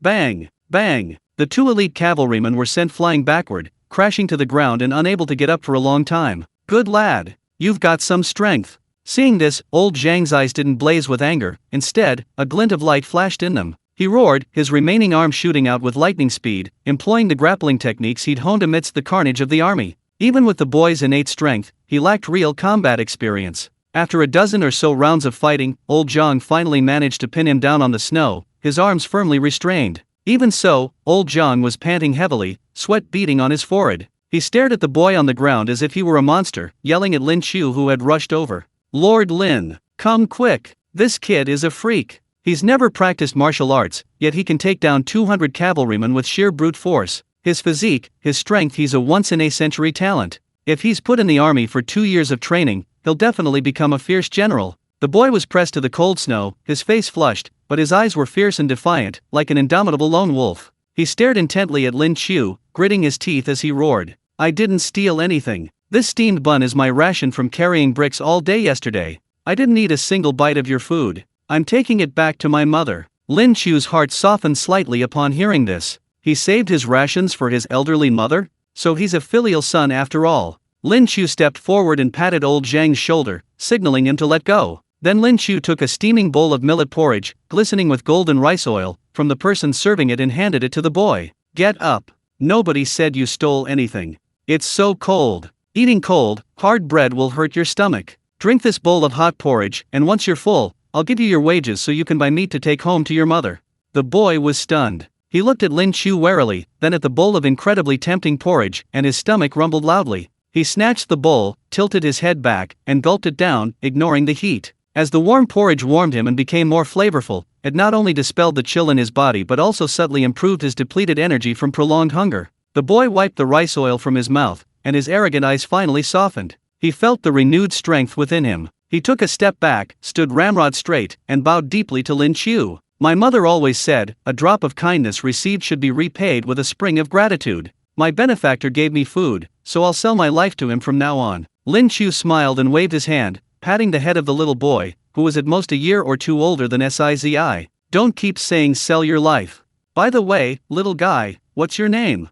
The boy raised his head, his voice booming and clear. I'm from Longmen in Zhangzhou. My name is Shueli, courtesy name Rongui. What the heck? You said your name. Lin Qiu stared dumbfounded at the ragged, stubborn little boy before him. He felt his breath catch in his throat. Shueli? Courtesy name Rongui. The same Shui Rongui, the legendary military genius of the Tang Dynasty who, in real history, wielded a white robe and halberd, pacified the Tianqian Mountains with 3 arrows, and repelled 10,000 enemies by removing his hat, striking fear into the hearts of countless foreign tribes. Dude, what the hell are you doing here in my Zishan? Just for a bowl of rice porridge, you're willing to risk your life for me? Is this right? This isn't right, is it? Seriously? Chapter 65, a god-level Mapo tofu with a 93-point score. Fresh, fragrant, spicy, and numbing. Shui Rongui enjoyed it to the fullest. 7 or 8-year-old Shui Rongui stood ramrod straight. His small face, chapped and cracked from the cold wind, was etched with a determination beyond his years, and his eyes shone with an astonishing light. However, just as he swore allegiance to Lin Qiu, even with a touch of solemnity, gurgle, gurgle, gurgle, a rumbling sound suddenly came from beneath Shui Ronggui's stomach. It was exceptionally clear in the quiet, cold weather. The atmosphere froze instantly. Shui Ronggui's previously defiant face instantly turned bright red, almost bleeding. He awkwardly clutched his stomach, wishing he could dig a hole in the snow and bury himself. Ahem, well, my benefactor, that porridge was delicious. I'm actually full. Shui Rongui stammered, I just don't know why I've always gotten hungry so easily since I was little, I'm sorry. Lin Qiu looked at the embarrassed future military genius of the Tang Dynasty and almost burst out laughing. A half-grown boy, eating his father out of house and home. Especially for a freak like him, with superhuman strength and energy consumption far exceeding that of ordinary people? A bowl of millet porridge couldn't possibly fill his stomach. Alright, stop clutching your stomach. Since you said you'd risk your life for me. As the head of the household, I can't let my brother work on an empty stomach. Lin Qiu smiled and patted Shui Li's thin shoulder, then turned and walked towards his own stove. Wait a moment, I'll make sure you eat your fill today. Lin Qiu didn't actually expect to subdue the still childish Shui Li. Blessed with various system rewards, he had even drawn the gunpowder recipe. Perhaps by the time Shui Rongui grows up, we'll already be in the age of firearms. Personal martial prowess might not be so important in the future. Looking at this energetic and filial little guy, only a year or two older than Xiao Saizi, Lin Qiu genuinely wanted to cook him a meal, to make sure he ate well and was full. Inside the newly built small kitchen in the side hall, Lin Qiu's consciousness sank into the system, directly extracting the top-grade ingredients needed for the divine mapo tofu recipe he had previously drawn but hadn't had a chance to make. Other ingredients were too complicated and slow to prepare. After heating the large iron wok, Lin Qiu ladled in a spoonful of top-grade rapeseed oil extracted by the system. When the oil was about 70% hot, Lin Qiu poured in finely chopped top-grade minced beef. With a sizzle, the minced beef quickly changed color and released its oil under the hot oil, releasing a rich, crispy meaty aroma that instantly filled the air. Then, the main event began. Lin Qiu grabbed a handful of the system-provided premium chin chili powder and several spoonfuls of secret recipe fermented bean paste and added them to the pot. As he stirred with the large spoon, the originally clear oil instantly turned a vibrant, translucent red, and an intensely tempting, spicy aroma exploded outwards. Cough cough, what if it's a little pungent? But it smells so good. The veterans and refugees who hadn't yet dispersed couldn't help but swallow hard at the smell. The aroma was simply top-notch, a subtle spiciness with a fragrant aftertaste that wafted straight into their noses. In the small kitchen, Lin Qiu continued adding broth. After boiling, he pushed the cubed, tender white tofu into the bubbling red oil broth. Glug glug. The red oil bubbled and simmered, the white tofu rising and falling in the broth, absorbing the rich aroma of the beef and the vibrant red of the chili peppers. A few moments later, the mapo tofu was almost ready. Before serving, Lin Qiu thickened the broth with a light cornstarch slurry, sprinkled on some freshly ground, premium scallions, and ground Sichuan peppercorns. The cold system notification sounded again. Ding! Congratulations, host, for creating a 93-point god-level mapo tofu. Lin Qiu inhaled the enticing, slightly spicy aroma, a slight smile playing on his lips. Come on, Shui Rongui, come and eat. Lin Qiu used a large, rough porcelain bowl, bigger than his face, to first fill the bottom with a generous amount of white rice, then ladled 2 large spoonfuls of piping hot mapo tofu, broth and all, and piled it completely on top of the rice. Red chili oil dripped through the gaps in the snow-white rice grains, steam rising. Eat up. Don't be shy.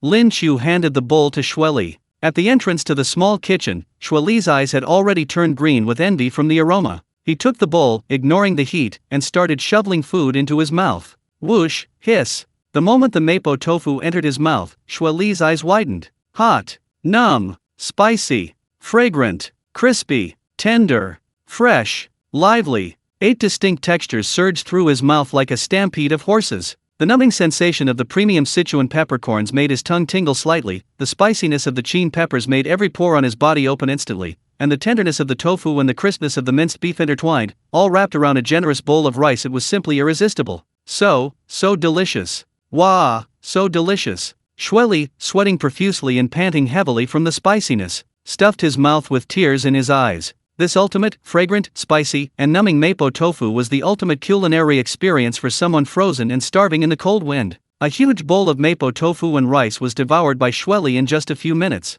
Brother Lin, can I still eat? Shui Rongui licked the rim of his bowl, looking at Lin Qiu expectantly, even changing his address from benefactor to the affectionate brother Lin Qiu. Lin Qiu's lips twitched slightly. I knew you could eat, but I never imagined you could eat this much. There's some in the pot, help yourself. And that was it. Under the astonished gazes of everyone present, this skinny, teenage boy devoured 7 large bowls of rice with the mapo tofu and the warm pot of rice beside it. Finally, he wiped the bottom of the pot clean with a multigrain steamed bun before letting out a long, satisfied burp and slumping contentedly on the doorstep. Full of food and drink, his blood was surging. Shweli felt an inexhaustible surge of energy. Brother Lin Qiu, from now on, I'll listen to you. If you tell me to go east, I'll never go west. If you tell me to chase chickens, I'll never. Before he could finish, Xue Ronggui's aura suddenly weakened. Brother Lin Qiu, your cooking is so delicious. I even forgot to bring my mother the multigrain buns, could you? Seeing Xue Ronggui's shy expression, old Zhang, the first-class soldier, burst into laughter.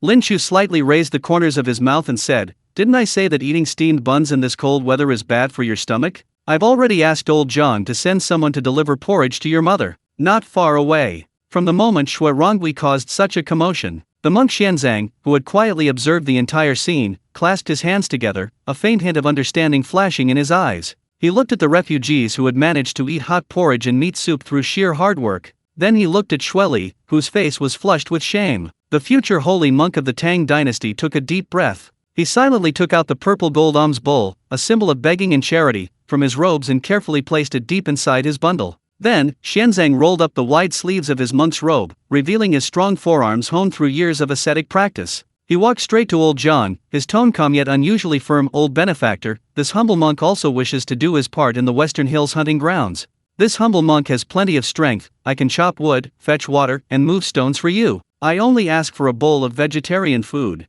Old Zhang looked at Xianzang, a slight glint of disdain flashing in his eyes. Besides aristocratic families, the most ruthless exploiters of the common people in the Tang Dynasty were Taoist temples and Buddhist monasteries. They possessed vast tracts of land and levied exorbitant rents on ordinary people. In recent years, under the oppressive rule of His Majesty the Tang Emperor, the conflict between Taoism and Buddhism had intensified. Although Xianzang was no longer a key figure in Buddhism, he was still somewhat well known within the Buddhist faction. Our Lingxian man is so noble, a saint-like figure. Work relief.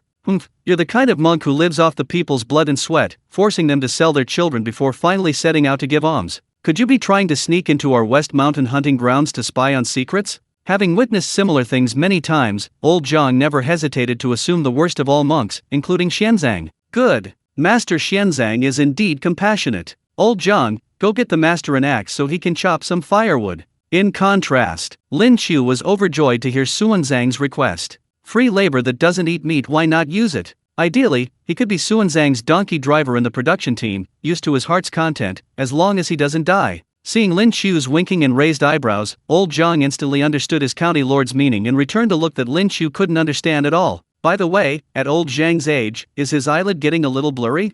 Chapter 66, Is this guy really 8? Blowing bubble pots. Just as Xianzang, the future eminent Buddhist monk, was being assigned hard labor by Lin Qiu, a burst of hearty laughter suddenly erupted outside the camp. Ha ha ha, what a lucky day. We just had an audience with His Majesty this morning with the Prince of Wei. A casual hunt in the Western Hills on the way back, and we even managed to kill a sow weighing over 300 jin and 6 or 7 piglets. Brother Lin Qiu will cook wild boar meat for us tonight. Cheng Kumo, Yuchi Bailin, and a group of second-generation nobles skilled in falconry and hound hunting rode into the camp on tall horses. Their horses were laden with game, and they swaggered in. Following them was a carriage loaded with wild boar meat that reeked of blood. As soon as they entered the Western Hills training ground, Cheng Kumo and Yuchi Bailin immediately sensed something was amiss. He spotted Shweli carrying stones. Lin Qiu forbade ordinary boys from doing any strenuous labor. They were only required to gather firewood and perform simple tasks, or tend to the young chickens, ducks, and geese that Lin Qiu had recently purchased at a high price from Chang'an. Old Zhang, where did this wild boy come from?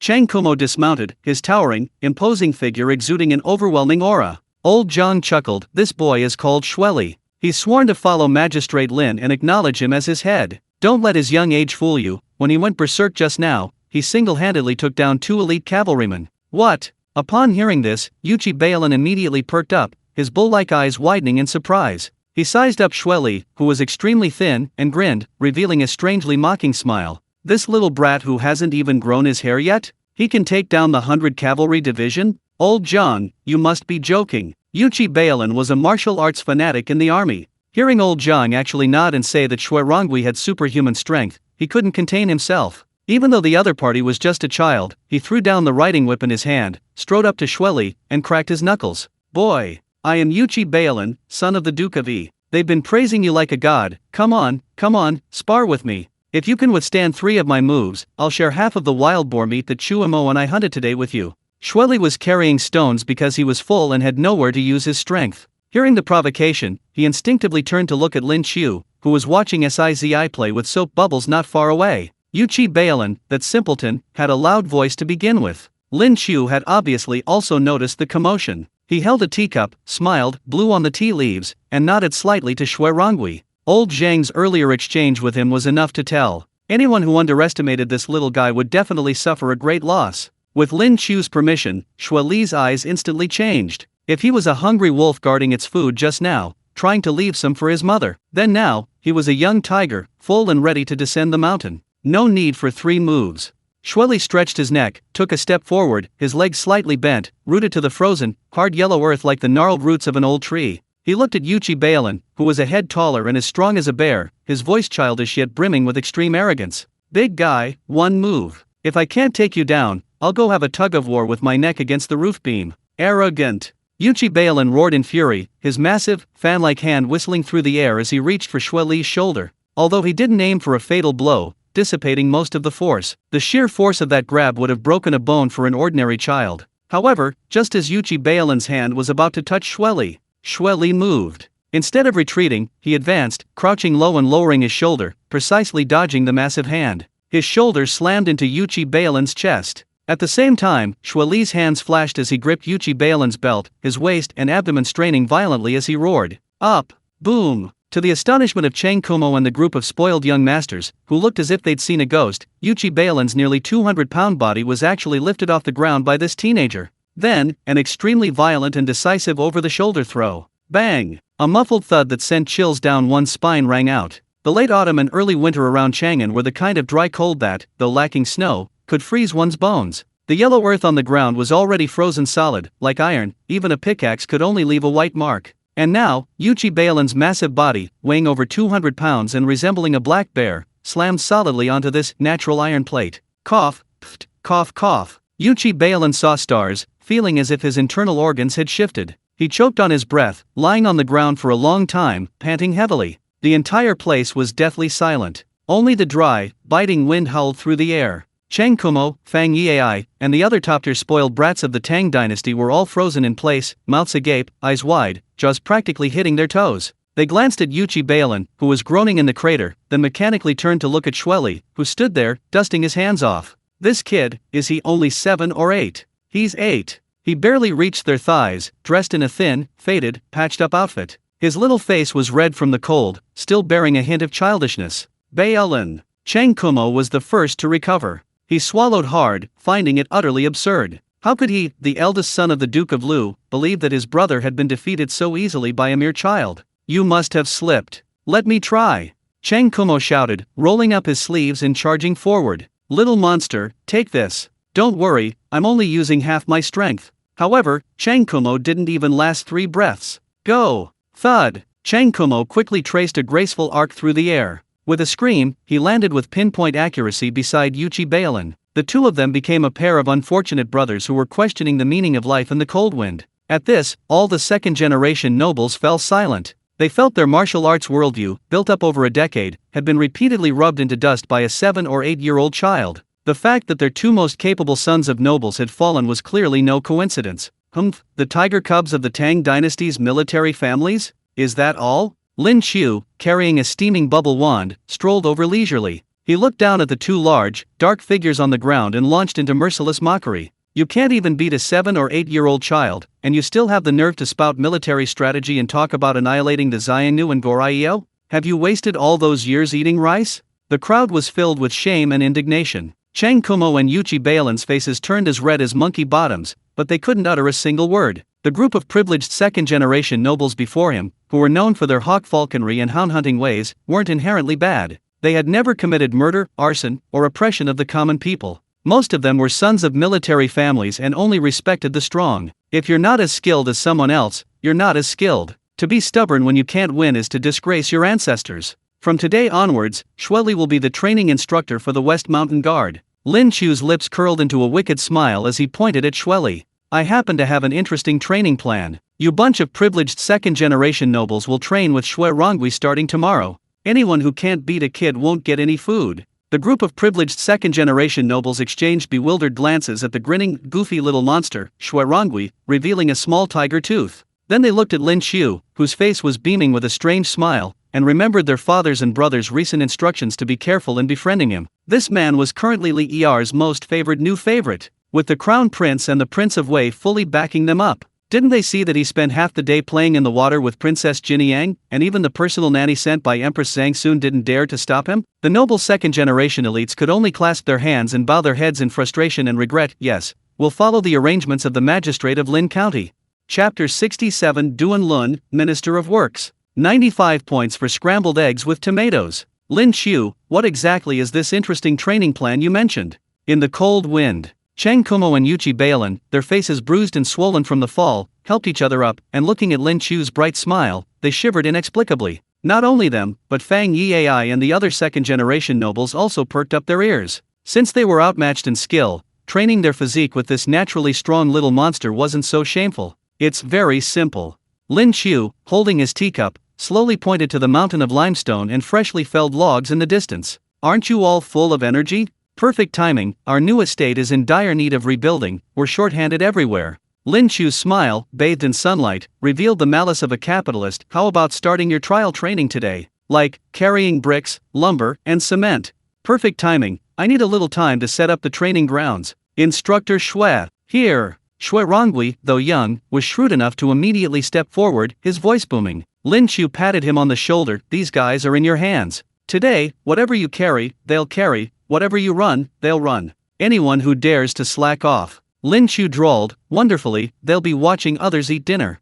What? Make us do hard labor. Yuchi Bailin's eyes widened, about to erupt. Xue Rongui silently walked to the pile of logs, bent down, and without even taking a breath, hoisted 2 heavy logs, each as thick as a thigh, onto his shoulders. His small frame contrasted sharply with the massive logs. Generals, follow me. Xue Rongui said expressionlessly, then, carrying the 2 giant logs, ran briskly towards the construction site. Is this even human? Is this guy 8 years old? Chang Kumo gasped, glancing at Yuchi Bailin. He then looked at the teapot Lin Qiu was holding, gritted his teeth, and said, let's do it. Everyone, you're all going to work with me, old Chang. If we can't beat them, fine, but can we adults lose to a kid in a strength contest? If I don't dare to compete, I'll lose face. Chang Kumo then began to move. These top-tier playboys, who usually swaggered around Chang'an, living a life of luxury, could only grimace as they removed their expensive robes and laboriously began moving stones and logs. Dust billowed across the western hills hunting grounds.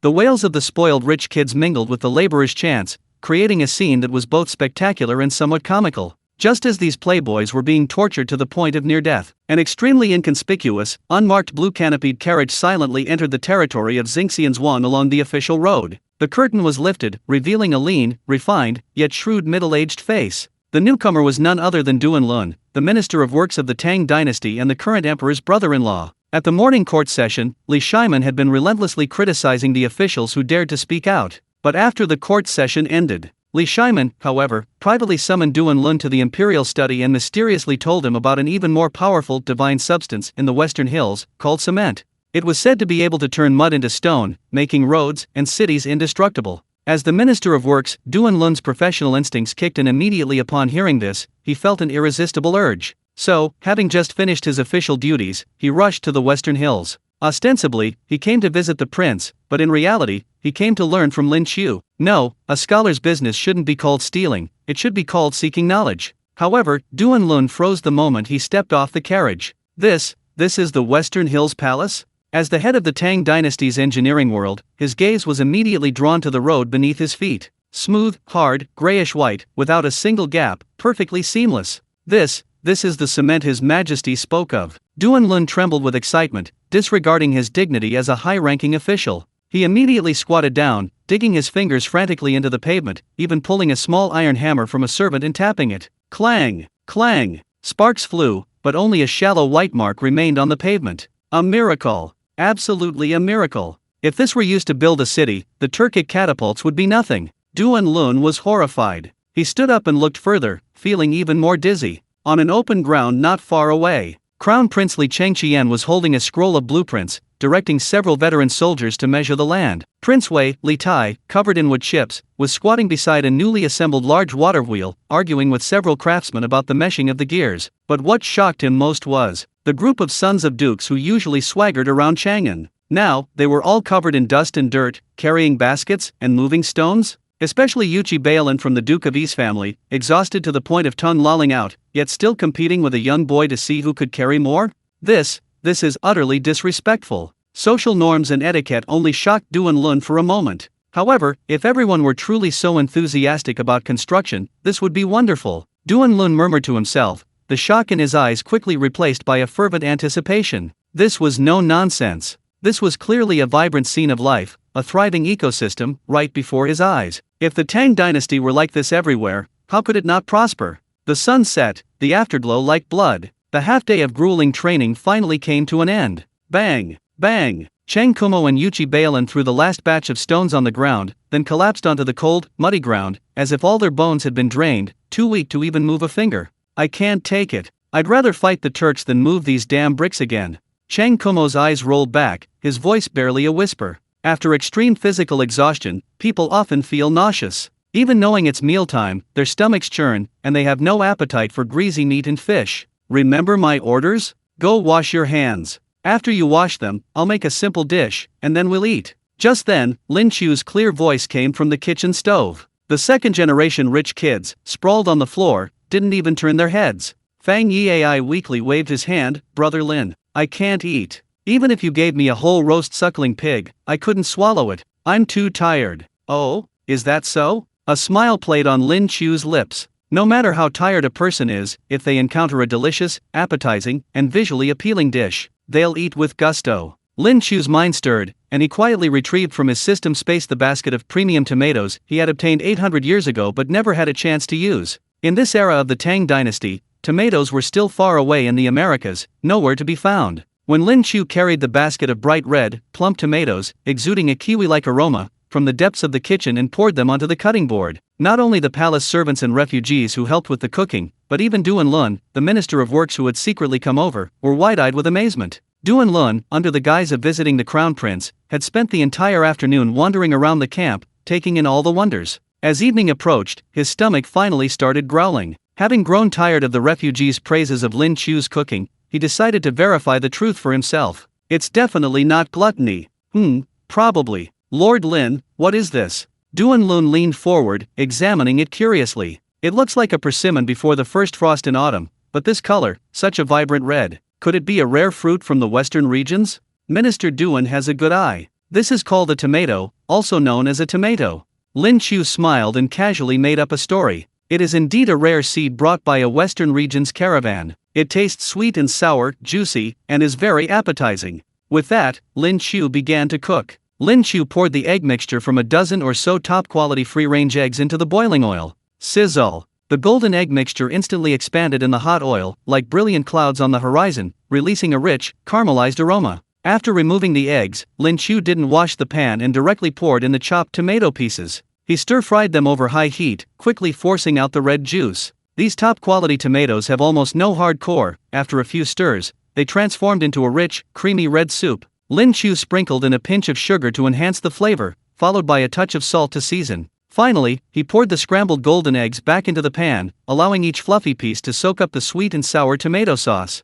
With a swift flick of his wrist, he sprinkled in a handful of bright green scallions for the finishing touch. Ding! Congratulations, host, you have created a 95-point divine-level scrambled eggs with tomatoes. A crisp system notification sounded. Chapter 68 High Yield, Cold-Resistant Cotton Seeds. Cold Weapon Forging Blueprints. An enticing aroma of delicious food slowly spread throughout the air. It wasn't the greasy smell of oil, but an alluring sweet fragrance that instantly made your mouth water. In short, it smelled so good it made you dizzy. Hungry.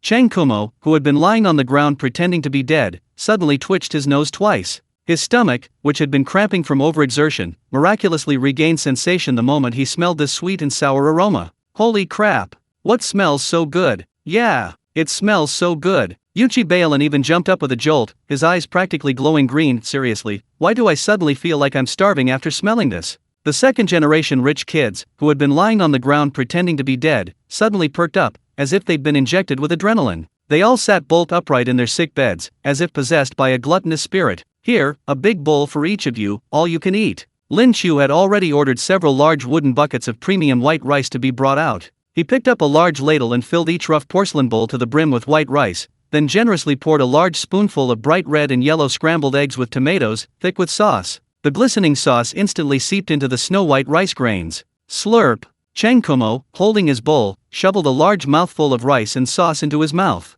The natural sweet and sour taste of the tomatoes and the rich, oily aroma of the eggs blended perfectly on his tongue. The eggs were incredibly tender, soaked in the sweet and sour tomato sauce. And that slightly tangy flavor, like autumn leaves swept away by a gentle breeze, instantly swept away their fatigue. It's so delicious. Chang Kumo roared indistinctly, these hawthorns are absolutely amazing. Sweet and sour, with this rice, I could eat 10 bowls. Lin Qiu personally ladled a large bowl of white rice for Duan Lun. Then he scooped up a large spoonful of rich, red broth tomato and egg stir-fry, covering the rice completely. The red broth slowly seeped into the white rice grains, dyeing each grain an enticing orange red. Minister Duan, would you like to try some? Lin Qiu handed him chopsticks. Duan Lun took the bowl, his Adam's apple bobbing as he looked at the unfamiliar dish. He didn't stand on ceremony, picked up the spoon, stirred it, and scooped a large spoonful of rice and vegetables into his mouth. The moment it entered his mouth, Duan Lun's eyes widened. The sweet and sour tomatoes, the oily, caramelized eggs, and the soft, sweet rice intertwined perfectly in his mouth.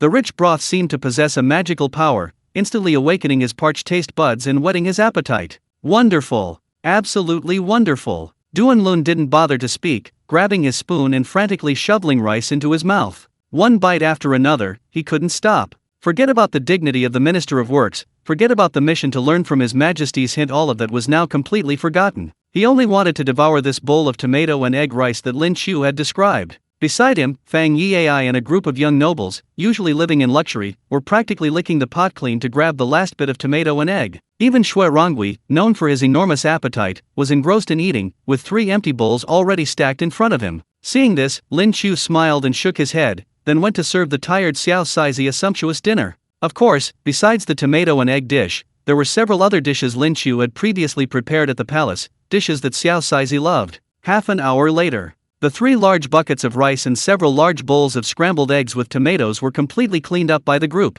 Even the sauce at the bottom of the plates was licked clean by Chang Kumo. Burp, so satisfying. Everyone patted their round bellies. Fang Yai, who had been slightly obsessive about cleanliness that morning, now leaned against the wall without any manners, his face beaming with happiness. Duan Lun, having eaten and drunk his fill, also put down his empty bowl. For some reason, he felt a slight blush creeping onto his face. Having eaten and drunk his fill, he finally remembered the real purpose of his trip. He walked up to Lin Qiu, rubbed his hands together, and coughed twice, somewhat embarrassed. Ahem, Lin Qiu, oh, I've come here on His Majesty's orders.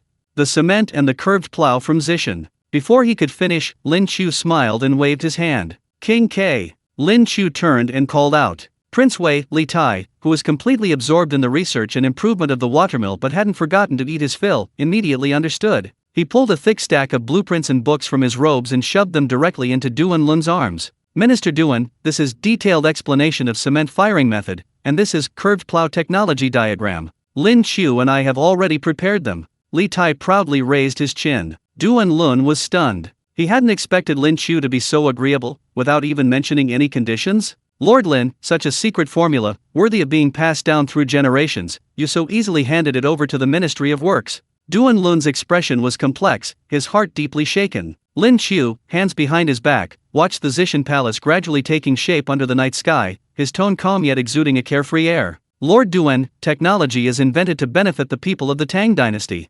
Hidden away, it's just a pile of waste paper. Only by handing it over to the Ministry of Works for widespread dissemination can it become a formidable fortress against foreign enemies, and food for the people. Damn it! It would be a miracle if he didn't covet something that Li Er had his eye on. Fine, consider it a gift to this ignorant, petty Emperor Li Er. Lin Qiu turned around and smiled broadly at the Minister of Works. Please take it, sir. There's no need to be secretive or feel embarrassed. Just don't forget that this is the hard work of His Highness Prince Wei and the craftsmen. Duan Lun gripped the blueprints tightly, his body trembling slightly. He looked at the young Lin Qiu before him, then at the crown prince beside him, now stripped of his ostentation and radiating a worldly air, and the much more composed Prince Wei. At this moment, the Minister of Works, who had spent decades navigating the treacherous waters of court life, stepped back, solemnly straightened his robes, and bowed deeply to Lin Qiu. Lin Qiu's heart is as vast as the sea. I, on behalf of the Ministry of Works and the people of the land, thank you for your righteousness.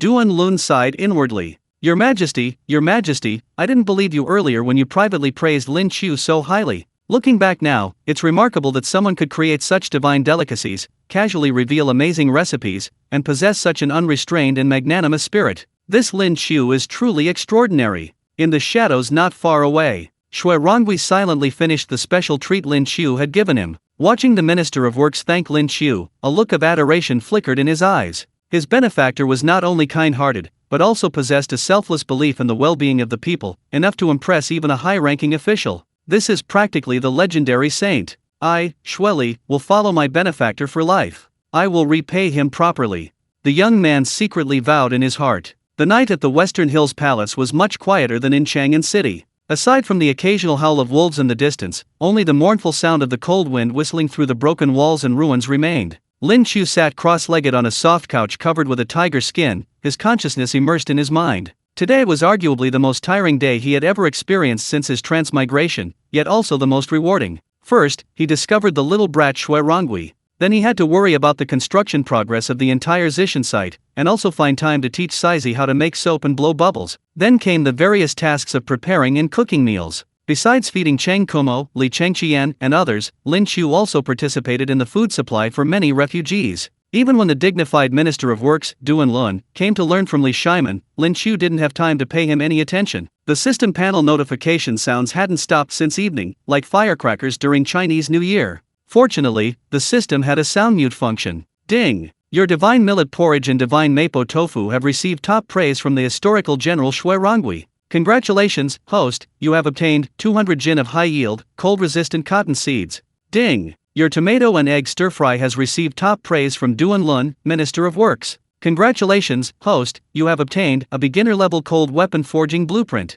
Looking at the series of rewards flashing with golden and purple light, Lin Qiu couldn't suppress the smile on his face. Cotton seeds. Holy crap, I finally got these. Lin Qiu looked at the 200 jin of dark seeds in his system space and excitedly slapped his thigh. In this Tang Dynasty, although coal could solve the problem of indoor heating, people couldn't exactly strap a stove to their bodies when they went out, could they? The reason why those powerful families were able to control the imperial court was due to their control over salt, iron, and grain. A large part of the reason is that they monopolized the business of furs and silk for keeping warm. In winter, ordinary people could only wear tattered clothes stuffed with reeds and scraps of hemp. A slight gust of wind could freeze them to death. But with cotton, this thing is a strategic resource that could truly change the basic livelihood of an entire era. This is simply a game changer. Haha, that old fox Chang Sun Wuji, and those powerful clans of the 5 clans and 7 noble families. Tisk tisk tisk, your good days of monopolizing and enslaving the people are coming to an end. Lying in bed, Lin Qiu happily planned his upcoming series of schemes before quickly falling into a deep sleep. Chapter 69, The Difficulties Caused by the 5 Clans and 7 Noble Families. Lin Qiu's counterattack. Lin Qiu slept soundly through the night and had a good dream. The next morning, just as dawn was breaking, Lin Qiu was awakened by a series of urgent bangings on the door. County man, something terrible has happened. Old Zhang's rough voice was filled with barely suppressed anger and anxiety. Lin Qiu threw on his clothes and pushed open the door, a gust of cold wind hitting him. What is it, old Zhang? Tell me slowly. Old Zhang's only remaining arm was gripping the hilt of a knife tightly, his knuckles white, his eyes bloodshot. The supply has stopped. The whole supply has stopped. This morning, the brothers we sent to haul stones and timber around Chang'an came back empty-handed. Those mine owners and timber merchants would rather pay us 10 times the penalty for breach of contract than sell us even a single stone or a single piece of timber. Lin Qiu frowned. Why? Is the money too little? It's not about the money. Old Zhang spat on the ground through gritted teeth. I found out that some powerful families in Chang'an have spoken. The Lu family of Fanyang, the Wang family of Taiyuan, the Zheng family of Sengyang. They've joined forces and declared that anyone who dares to do business with us in Zishan is going against these powerful families and can forget about ever living in Guangzhou again. Just then, Master Xianzang hurried over from the direction of the refugee camp. This usually dignified monk now had a furrowed brow and deep worry in his eyes. Amitba, benefactor Lin, it's not just that supplies have been cut off. Xianzang sighed. This morning, some extremely malicious rumors suddenly began to circulate among the refugees. Rumors? Lin Qiu sneered. Yes, Xianzang nodded. Some people are spreading rumors among the refugees that the honeycomb briquettes we burn in Xishan are extinction coal, that burning them will cause people to be childless, or even die suddenly. Some even say that this palace is a forbidden place used to imprison a vixen. Once it's completed, all the refugees will be killed to silence them, buried alive as funerary sacrifices. Now the camp is in a state of panic. Dozens of refugees haven't even dared to eat breakfast, they've already packed their bedding and are trying to escape. Bang! Just as Xianzang finished speaking, a loud crash came from not far away. Chang Kumo, shirtless, kicked over a large wooden barrel used for mixing cement, yelling angrily, "These aristocratic scum! Sons without an anus, bastards!" Chang Kumo's eyes widened like copper bells as he turned and roared at the equally enraged Yuchi Bailin, "Grab your weapons! Call Xiao Swezi, and come with me to lead the troops to smash those heartless mine owners' shops. I want to see if their aristocratic mouths are tougher, or if my Chang Kumo's spear is tougher. Count me in." Li Chengqian had also appeared at some point. This crown prince of the Tang Dynasty was now ashen-faced, his fists clenched, his eyes blazing with murderous intent. Lin Qiu, I, and Xing Ke have been working hard in Xishan for the well-being of the people, and these parasites of the nation not only don't help, but they're also hindering us? Do they really think my sword, as the crown prince, is useless? It was clear that these hot-blooded second-generation rich kids were about to stage a scene of youthful shame and unsheathed swords. Stop right there. Lin Qiu's cold shout, like a thunderbolt, instantly brought the agitated crowd to a halt. A chillingly mocking smile played on Lin Qiu's lips. Leading troops to smash shops? Killing people? Lin Qiu looked at Li Chengqian and Chang Kumo. And then? Tomorrow, the censors of Chang'an will have your memorials piled high on His Majesty's desk. Saying the crown prince is arrogant and domineering, allowing his troops to commit violence, saying the sons of noble families are preying on the people. Throwing you all into prison? This is exactly what those old foxes from the aristocratic families want. They want to provoke you make a mistake, and then conveniently shut down everything in our western hills. Damn it! It's probably because some technology has touched the core of their industrial interests, like salt mines, coal mines, etc. And those aristocratic families don't dare to directly attack Li Shiman, so they're using me, a nobody, as a warning to others. Lin Qiu's eyes grew increasingly cold. Li Shiman wasn't a monkey, and I'm not a chicken. Li Chengqian took a deep breath, suppressing his anger, but still felt resentful. Are we just going to let them smear us and cut off our livelihood? Trying to play dirty tricks on me? Lin Qiu sneered. When it comes to playing dirty tricks, these so-called aristocratic families are ancient relics.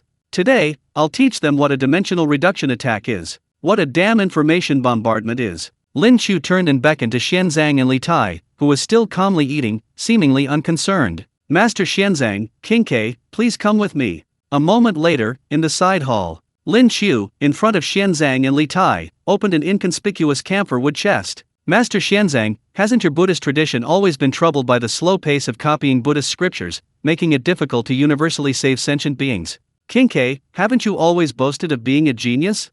Lin Qiu pointed to the densely packed, square-shaped blocks of clay with reversed characters in the box, and the gridded iron plate beside them. A devilish smile crept across his lips. This thing is called movable type printing. With it, forget about copying Buddhist scriptures, I can make the rumors fabricated by this aristocratic family become the talk of the town in Chang'an within half a day. Xianzang and Li Tai curiously leaned closer. Lin Qiu didn't waste any words and immediately began a demonstration. He skillfully selected the necessary characters from thousands of clay-type molds and quickly arranged them within the iron frame. Then, he fixed them with resin and wax, and flattened them with a wooden board. He picked up an ink brush and evenly applied a layer of thick ink to the type molds. Finally, a sheet of fine Xian paper was laid down, and gently pressed and smoothed with a clean, soft brush. Unfurl. Lin Qiu pinched a corner of the Xian paper and suddenly lifted it. A clear, fragrant sheet of the first Xishan rumor-busting daily of the Tang Dynasty was instantly born. Hiss! Li Tai gasped. His brilliant, engineering-minded brain instantly processed the information. Looking at the box of typefaces that could be easily disassembled and reassembled, Li Tai trembled with excitement.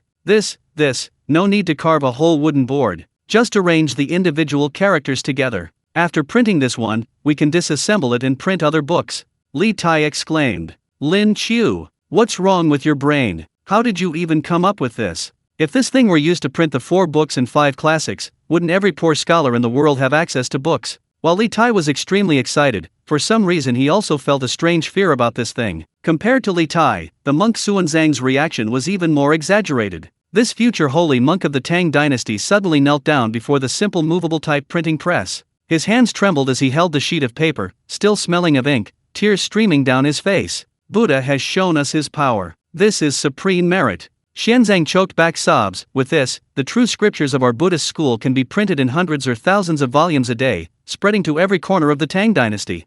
Benefactor Lin, what you're printing isn't just paper, you're printing the wisdom of all living beings. Lin Qiu quickly helped Xianzang up, saying somewhat impatiently, Master Xianzang, save your words of gratitude for now. I saw you yesterday, you truly worked diligently alongside ordinary people, eating simple meals. Now, I would like to invite you to become the first editor-in-chief of our great Tangzishan daily.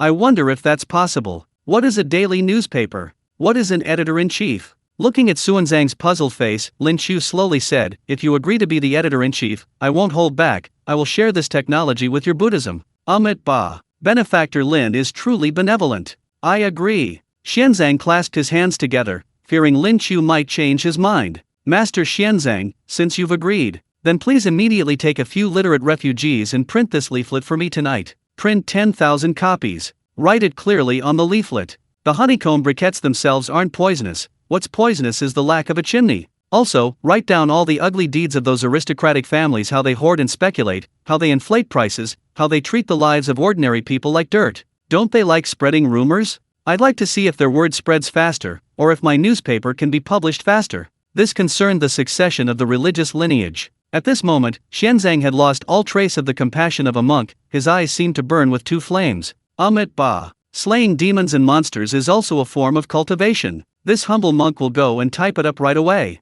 This humble monk is also somewhat literate. I can write a scathing denunciation that will surely expose those evil spirits. Xianzang, holding the blueprints and molds replicated by Lin Qiu, looked menacing and went to organize his men. Tisk tisk tisk, Lin Qiu, with just a few words, you've made even a compassionate monk like Xianzang so murderous. Truly a sin, a sin. After recovering from her shock, King K teased Lin Qiu from the side. Lin Qiu's face remained icy. This is nothing. Facing these deeply rooted aristocratic families, one wrong move and you'll be crushed to pieces, devoured without a trace. King K, go and quietly summon Cheng Qian for me. I have something to discuss with him. Chapter 70-91. Kung Pao Chicken. Zishan rumor debunking daily released. A moment later, Li Tai secretly pulled Li Chengqian along to the newly built glass greenhouse in the West Mountain hunting grounds. Lin Qiu, what's wrong? Why are you being so secretive? Li Chengqian was a little confused. Shouldn't the most important thing right now be dealing with those annoying aristocratic families causing trouble?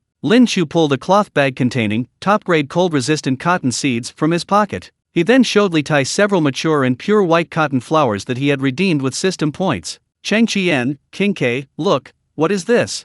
Li Chengqian, puzzled, reached out and touched the cotton. It was extremely soft and warm to the touch, even more comfortable than the finest silk. What is this? It's so soft and warm. This is called cotton, also known as white cotton. Lin Qiu's smile faded, his expression turning serious. The powerful clans are deeply entrenched, even His Majesty sometimes finds them troublesome but dares not touch them. Why dare they cut off our supplies? It's simply because they think our Zishan hunting grounds pose no threat, and they want to give His Majesty a warning. They monopolize many industries, including furs and cloth for warmth. They feel they've cut off the lifeline of countless people for the winter.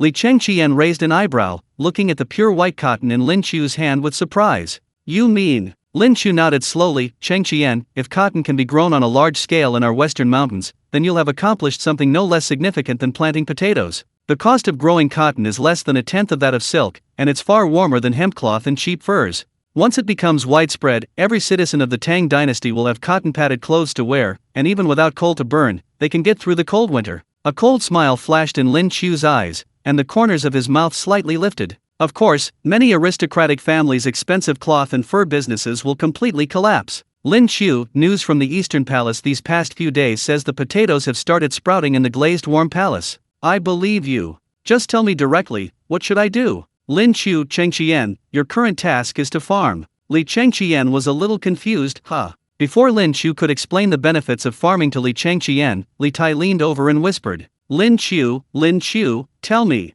what can I do? Lin Qiu glanced at King K, who had been working hard on watermill technology recently but was still quite chubby. You should eat less. Li Tai, near noon. Although Lin Qiu had made countermeasures, the shadow of the supply shortage still loomed over the camp. Because no new limestone was being delivered, the cement kiln had stopped operating. Chang Kumo, Yuchi Bailin, and the other migrants, who had spent the morning doing odd jobs, all seemed somewhat dejected and anxious. Brother Lin, making cement requires that special limestone you mentioned. There's no stone around here anymore, so what are we going to do this afternoon? Chang Kumo squatted by the stove, looking like a wilted eggplant. Never mind what we do for now. Let's eat. Lin Qiu, seeing these somewhat disheartened men, knew what they needed most right now. Morale is something that can't be achieved through grand pronouncements, you need direct stimulation. Old Zhang, have someone slaughter all those fat pheasants and rabbits that Chang Kumo and his men hunted in the mountains yesterday. Lin Qiu rolled up his sleeves, deciding to unleash a new weapon of mass destruction.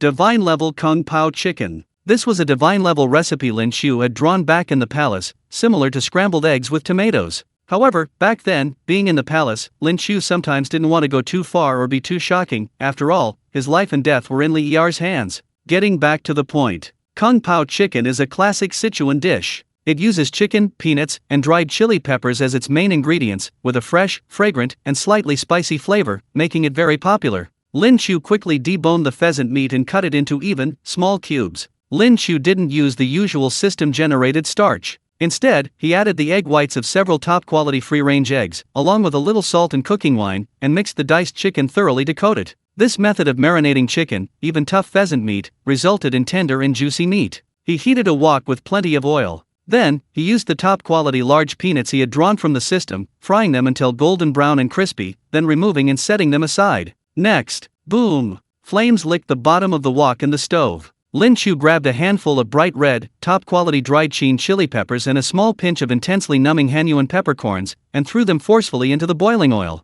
Sizzle! In just 2 or 3 seconds, the dried chilies rapidly turned from red to dark red under the high temperature, and an extremely unique, charred and spicy aroma instantly burst forth. It wasn't just simple spiciness, but a pungent aroma with a slightly charred fragrance. In an instant, everyone near the small kitchen inhaled the aroma. Cough, cough, cough. It's so pungent. Lin Qiu, what did you use that chili pepper to cook? It smells so good. Outside the small kitchen, Chang Kumo, who had been looking somewhat dejected, suddenly sniffed, his eyes lighting up instantly. Lin Qiu ignored Chang Kumo, following the divine recipe provided by the system, watching the progress bar of the eye of gourmet food at the corner of his eye. Now, Lin Qiu swiftly poured the marinated chicken pieces into the wok with a whoosh. The chicken pieces quickly turned white and separated under the hot oil. Then, Lin Qiu grabbed some chopped scallions and threw them into the wok, simultaneously picking up the previously prepared soul-stirring sauce. This sauce contained the key to divine Kung Pao chicken, the lychee flavor. It was made by mixing the acidity of premium aged vinegar, sugar, soy sauce, etc., in a golden ratio, and then adding a little cornstarch slurry. Sizzle! The moment the sauce was poured into the pan, the sweet and sour sauce quickly gelatinized under the high heat, coating every piece of chicken. At the same time, the previously fried spicy and numbing aroma was perfectly neutralized and enhanced by this sweet and sour flavor. A Kung Pao chicken dish, not only visually appealing but also incredibly fragrant, was successfully prepared. Ding! Congratulations, host, you have successfully made a Kung Pao chicken dish with a score of 91. Glug, glug, glug. The sound of crisp swallowing echoed around the small kitchen. Everyone's restlessness, anxiety, and confusion vanished instantly in the face of this incredibly tempting aroma. My goodness, Lin Qiu, what did you make? It smells so good. Having received some subtle pointers from Lin Qiu, Li Chengqian, who was preparing to focus on farming, arrived at the small kitchen door sometime earlier. He stared at Lin Qiu's freshly made Kung Pao chicken, his Adam's apple bobbing rapidly. Is it lunchtime? Wow, it smells so good. Li Tai also licked his nose and practically floated over. Little Sizey, who had been spending her mornings setting up new homes for the children and her afternoons blowing bubbles with soapy water, also came over. Lin Qiu, it smells so good. Sizey is a little hungry. Your Highness, please don't be so rude. I'll make you a less spicy version later. This is called Kung Pao chicken. Lin Qiu flicked his wrist, pouring crispy fried peanuts into the pan, quickly stir-frying them a couple of times, and then it was ready to serve. Several large, rough porcelain basins were filled with glistening, oily, and tempting Kung Pao chicken. What are you all standing there for? Bring out the cooked rice, dinner's ready. Lin Qiu roared. Oh woo-oo. Chang Kumo let out a non-human, monkey-like howl and was the first to rush forward. He scooped a large bowl full of glistening rice, then used a large spoon to scoop up half a bowl of Kung Pao chicken and slammed it over the rice. The bright red lychee chili sauce instantly soaked into the rice. Chang Kumo didn't care about the heat and shoveled a huge mouthful into his mouth. Crunch! The crispy peanuts crackled between his teeth. Ugh! Chang Kumo's eyes widened suddenly, and tears involuntarily streamed down his face. It's fucking delicious. The chicken was so tender it almost didn't need chewing, and the peanuts were incredibly crunchy. The best part was the taste. The first taste was a sweet and sour lychee flavor, followed by the subtle numbing sensation of Sichuan peppercorns and the fragrant spiciness of cheen peppers dancing on the tongue. Finally, a rich aroma of scallions and charred notes lingered in the mouth after swallowing. This incredibly complex flavor profile, paired with rice, was simply an absolute culinary killer. Awesome! So awesome! Yuchi Bailin gasped from the spiciness, yet he couldn't stop eating, one bite after another. For this food alone, those powerful families are nothing. Lin County man, don't be afraid, I'll gnaw on this rock from Zishan even if I have to. Throughout the camp, from the high and mighty crown prince to the lowest-ranking refugees and veterans, everyone was holding large bowls, enjoying the delicious food on their plates. Li Chengqian, eating the incredibly appetizing Kung Pao chicken, was sweating profusely, exclaiming how delicious it was. The refugees ate the rice, rabbit, and mutton from their bowls. What supply shortages! What rumors of powerful families! Faced with such delicious food, all were completely wiped out. After they had eaten and drunk their fill, Lin Qiu slammed the first batch of nearly 1,000 copies of the Zishan rumor-busting daily, which Xianzang and his men had worked overtime to print, even skipping lunch, onto the table. Are you all full? Lin Qiu looked around. Full. Whether they were a few veterans or spoiled rich kids, they all roared in unison, their momentum unstoppable. Good. Lin Qiu pointed in the direction of Chang'an City, a cold glint in his eyes. Instructor Shui, take the guards and get these leaflets. This afternoon, I want every market, every tea house, every wall in Chang'an, the capital of the Tang Dynasty, plastered with our articles. Those powerful families want to destroy us? Then we'll overturn their tables. Let them see what a devastating blow from our Western Hills hunting grounds looks like. Yes, sir. Shui Rongui hoisted the thick stack of leaflets onto his shoulder, and, leading Cheng Kumo and his throng of boisterous second-generation nobles, mounted their horses. The group, like tigers descending a mountain, galloped towards Chang'an. Chapter 71 Public Opinion Overwhelms. Special Obstacle Course. Chang'an City, East Market. The cold wind was still biting, but the streets and alleys were unusually bustling today. The top-tier second-generation rich kids of the Tang Dynasty, who usually only knew how to ride wildly and hunt with hawks and hounds, were today doing something unprecedented: distributing leaflets. Although they didn't understand what Lin Qiu meant by distributing leaflets, the task he assigned them was truly novel, unprecedented in the history of the Tang Dynasty. Come, don't miss it. The freshly printed rumor-busting daily from Zishan. Cheng Kumo sat astride his tall horse, waving a stack of papers that smelled of ink. Yuchi Bailin, Fang Yiai, and others, along with a squad of left-guard soldiers, blocked several main intersections, but instead of beating people or smashing shops, they distributed leaflets to passers-by in an extremely civilized and friendly manner. Most of the people were illiterate and looked at each other blankly, but Lin Qiu had already anticipated this. Shui Rongui dismounted, followed by a dozen or so impoverished scholars hired for a pittance. Fellow villagers, listen up. One of the scholars cleared his throat, pointed to the easily understood illustration of a chimney venting tobacco on the leaflet, and began to read aloud. Western mountain honeycomb briquettes are a miraculous way to keep warm, benefiting the country and its people. They burn extremely well and are inexpensive. As for the so-called poisonous gas, simply adding a sheet metal chimney to the stove to vent the gas outdoors ensures complete safety. The scholar paused, his tone becoming indignant and impassioned. However, certain powerful families in Chang'an, to protect their exorbitant profits from charcoal, maliciously hoard and speculate, driving up charcoal prices, treating the lives of ordinary people like dirt. Now they're spreading rumors and trying to cut off Zishan's livelihood, letting you all freeze to death this winter. These words initially caused a deathly silence in the crowd, then instantly erupted into a cacophony of voices. I knew it. My relative tried those honeycomb briquettes. As long as you leave a crack in the window, they're fine. Adding a chimney would definitely make it safer. Those damned charcoal merchants. Yesterday, the price of a pound of charcoal went up by 3 copper coins. They're trying to kill us. The powerful clans are too greedy. Let's go. Let's settle accounts with them. Once the people's anger is ignited, it's terrifying. The Chang'an residents and refugees, who had initially been incited by rumors and pointing fingers at Zishan, instantly turned their anger towards them. The angry crowd surged like a tidal wave towards the various charcoal and timber shops opened by the Wang family of Taiyuan and the Lu family of Fanyang in Chang'an. Spit and rotten vegetable leaves rained down on them. The shopkeepers, terrified, scrambled to close their doors and cowered inside, trembling. A war of words, fought without gunfire, was instantly shattered by Lin Qiu's modern, disruptive approach to public opinion, dismantling the so-called censorship of the aristocratic families. Meanwhile, in the Taiji Palace, in the imperial study, A copy of the Zishan rumor-busting daily was respectfully presented to Li Shiman by Li Zhong, the commander of the 100 Cavalry. Besides Li Shiman, the upright and incorruptible Wei Zheng, and Kong Yingde, the chancellor of the Imperial Academy and a renowned Confucian scholar, were also present in the imperial study. Your Majesty, this is the leaflet that has caused such a stir in Chang'an today, Li Zhong reported in a low voice. His Highness the Crown Prince and His Highness the Prince of Wei have hired many scholars from humble backgrounds to read it aloud in the streets. The people are outraged, and the shops of the aristocratic families are almost besieged. Li Shiman picked up the paper, intending to see how these young rascals had written such an abusive piece, but after just one glance, his expression froze. Kong Yingde and Wei Zheng, standing nearby, also curiously gathered around. With just one glance, Kong Yingde, a renowned scholar and a pillar of the Confucian school, trembled violently, nearly pulling out his beard. This handwriting. Kong Yingde stared intently at the square, neat, and perfectly uniform characters on the leaflet, his voice trembling and distorted. Your Majesty, this is definitely not handwritten. This is clearly printed. Wei Zheng also gasped, so uniform, and according to Commander Li, tens of thousands of copies were distributed in Chang'an within half a day. How many superior woodblocks and skilled engravers must have been used? Where did the Western Hills hunting grounds get such resources and manpower? In the Tang Dynasty, woodblock printing was not only expensive, but a single mistake in carving a single character rendered the entire block unusable, and carving a single book often took months or even years. Li Shiman frowned, looking at Li Zhong. Li Zhong, what exactly is going on?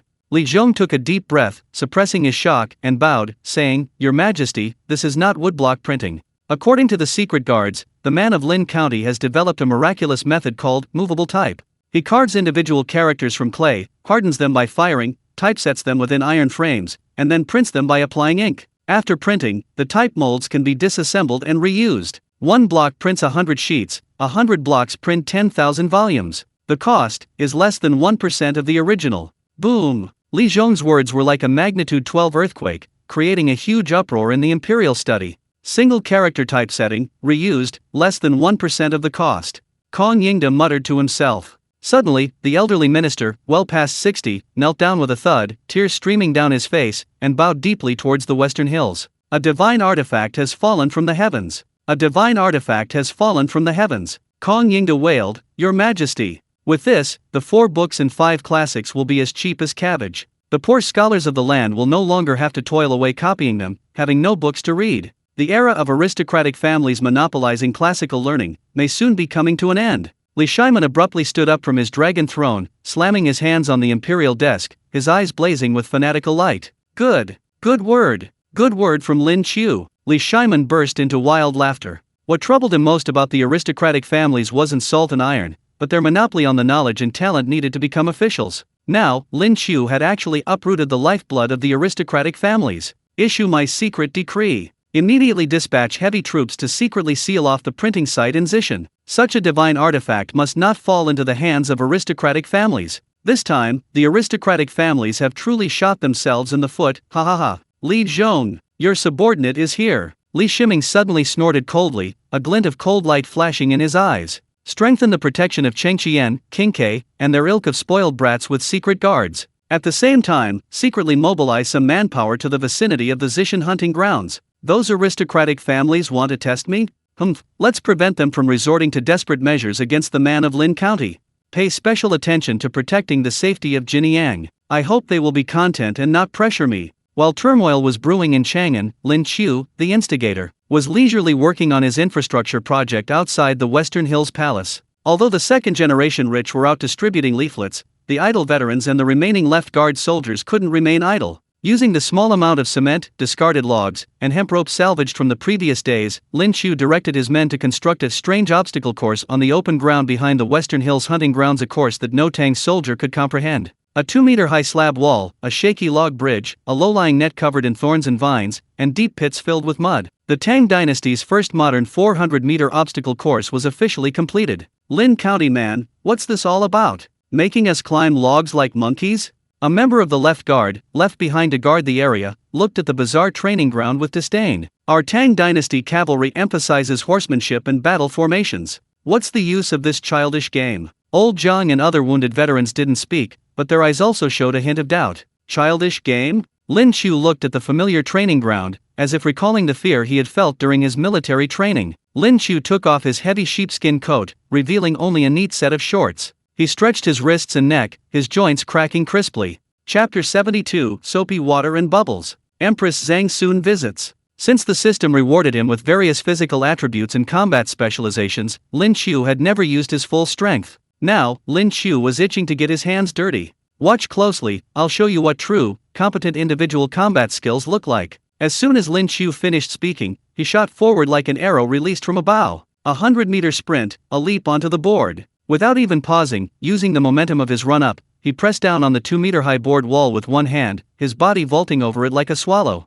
Crossing the log bridge, leaping over the low wall. Reaching the low stake net covered in thorns, he suddenly leaped into the mud, using both hands and feet, like a gecko flying close to the ground, emerging in the blink of an eye, then leaping over the deep pit. The entire sequence of movements was fluid and seamless, without any unnecessary steps. Fast, ruthless, and accurate. When Lin Qiu calmly walked back to the starting point, all the soldiers and veterans were stunned. Less than 2.5 minutes. Such explosive power, agility, and coordination were simply unheard of. This speed, if used for a siege assault or a night raid in the dense forest, Zhou Yuvai, the guard captain, swallowed hard, cold sweat already beading on his forehead. He was an expert too, instantly recognizing the terrifying improvement this obstacle course would bring to actual combat. Lin Qiu took the towel handed to him by Granny Su, wiped his hands, and pointed to the obstacle course. From today onwards, the soldiers and guards on duty will practice 10 times a day, fully armed. Anyone who dares to fall will have their dinner halved. Ah! Instantly, a chorus of wails and screams erupted over the West Mountain hunting grounds. Watching the arrogant soldiers flounder in the mud, questioning their existence, Lin Qiu nodded in satisfaction and strolled back to the inner courtyard. When those rich kids return, they'll be in for a world of hurt. Inside the palace courtyard, the sun shone brightly, and a gentle breeze blew. Compared to the constant groans outside, this place was practically paradise. Lin Qiu, brother. Blow another one. Blow a bigger one. Little Sizey, wearing a pink jacket, ran around the courtyard like a joyful butterfly. The fierce iron-eating beast, Tuanzi, followed behind her with its pigeon-toed gait. Lin Qiu sat on a stone bench, holding a ceramic basin. This was primitive soap water he had made using the soap-making technique rewarded by the system, a mixture of lye extracted from pig pancreas and wood ash, along with some lard and plum blossom juice. Although it hadn't completely solidified into soap, the soapy water was perfect for blowing bubbles. Lin Qiu picked up a hollow reed, dipped it in the soapy water, took a deep breath, and slowly blew. Whoosh! A transparent bubble, about the size of a watermelon, floated shakily into the air, its surface shimmering with iridescent colors under the winter sunlight.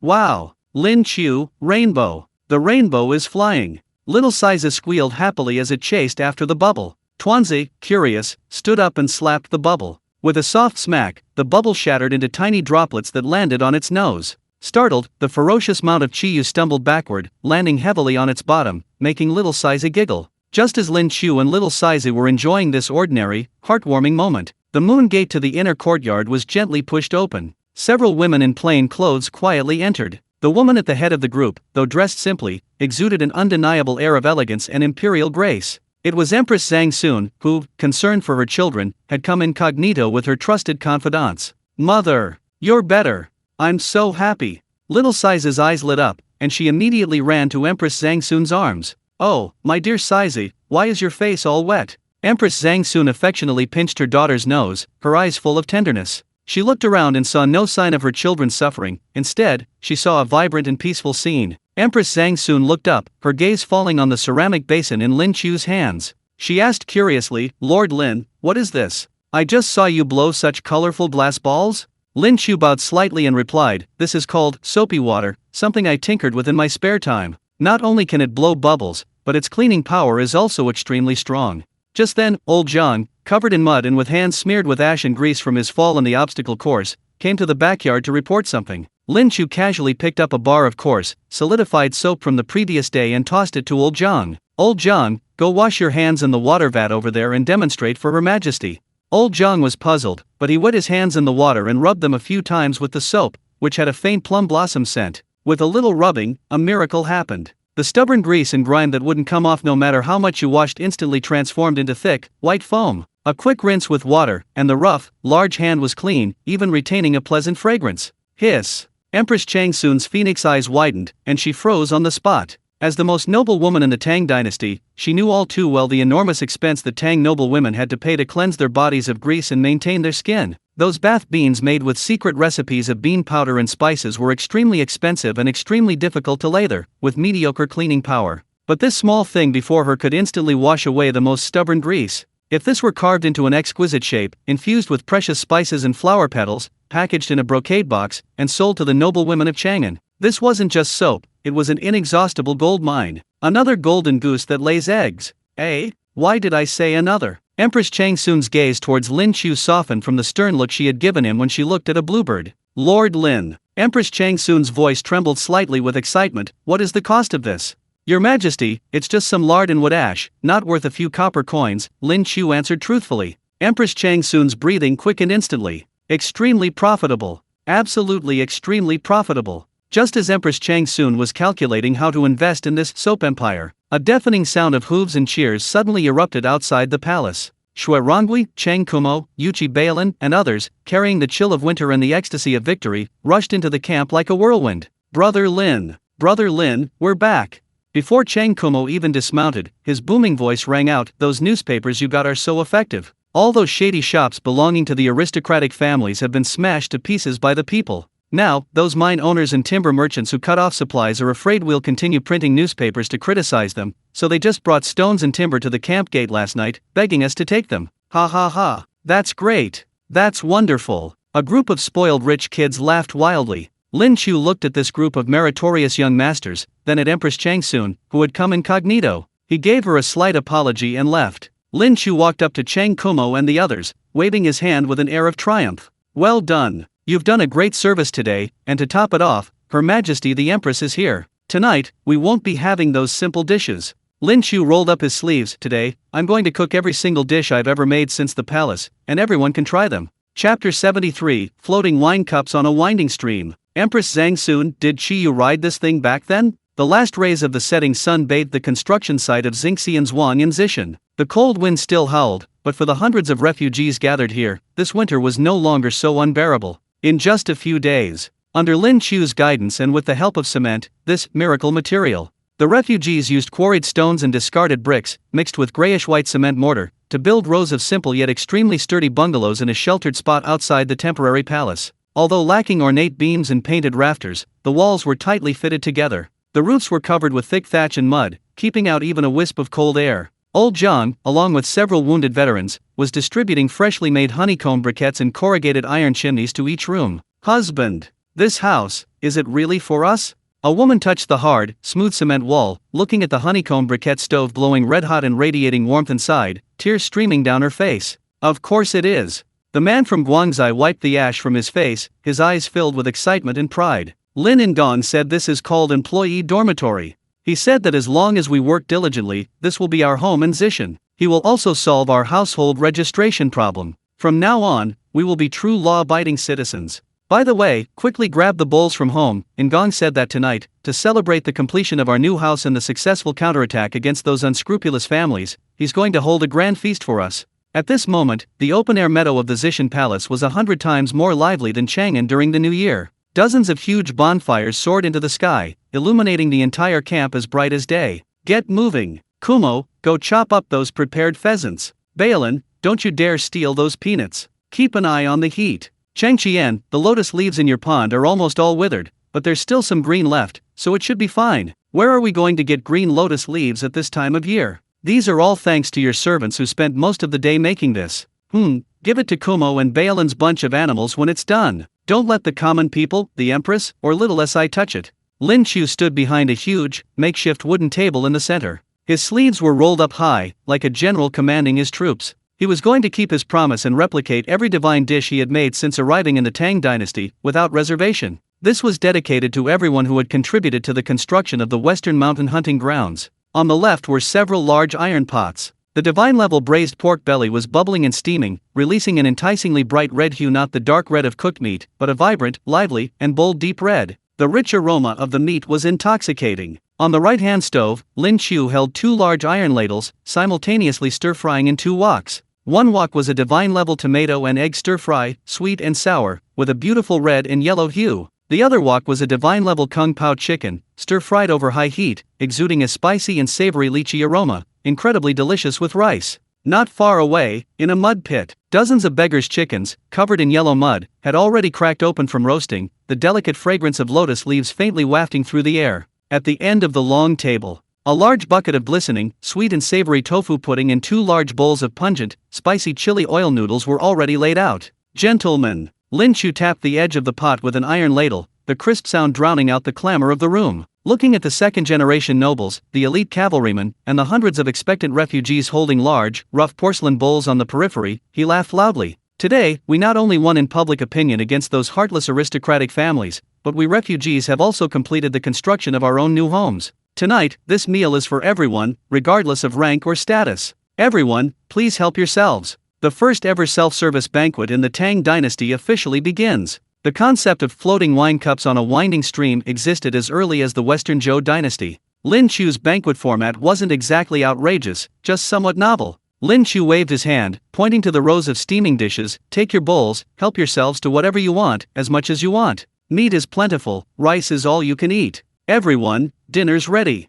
"Oh woo-woo!" Chang Kumo was the first to howl like a wolf, rushing forward with a bowl bigger than his face. He headed straight for the lotus leaf chicken he'd been drooling over. Because Li Changqian had secretly told him that this was the best dish, and Lin Qiu had specifically forbidden them, the privileged kids, from eating it. "So, don't push. Leave me a serving of lotus leaf chicken too, and a serving of kung pao chicken with peanuts, absolutely amazing." Yu Qi Bailin pushed his way through the crowd like a black bear. Shui Rongui, this pure glutton, was even more ruthless and taciturn. Holding a beggar's chicken leg in his left hand and a large bowl of rice topped with braised pork and scrambled eggs with tomatoes in his right, he squatted by the campfire and devoured the food. The refugees on the periphery ate, tears welling in their eyes with gratitude. Lin Qiu had specially ordered several of the largest pots to be used to stew large amounts of potato and beef and braised pork, filled with large chunks of marbled fat and lean meat. For ordinary people who often went hungry, and even on occasional luxuries, could only afford millet, fermented black beans, vinegar, and chicken, fish, or pork,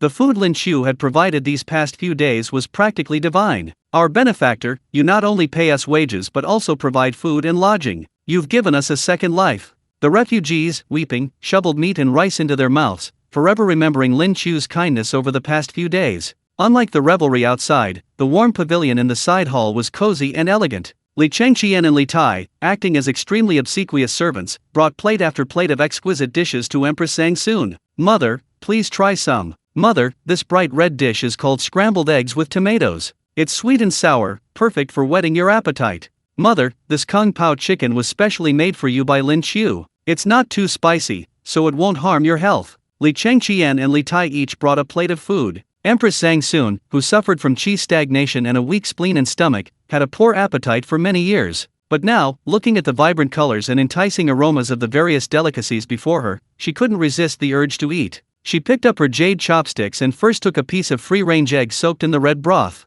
The moment it entered her mouth, the sweet and sour taste of the tomato and the rich flavor of the egg blended perfectly on her tongue. That incredibly refreshing and appetizing sensation instantly awakened her dormant taste buds.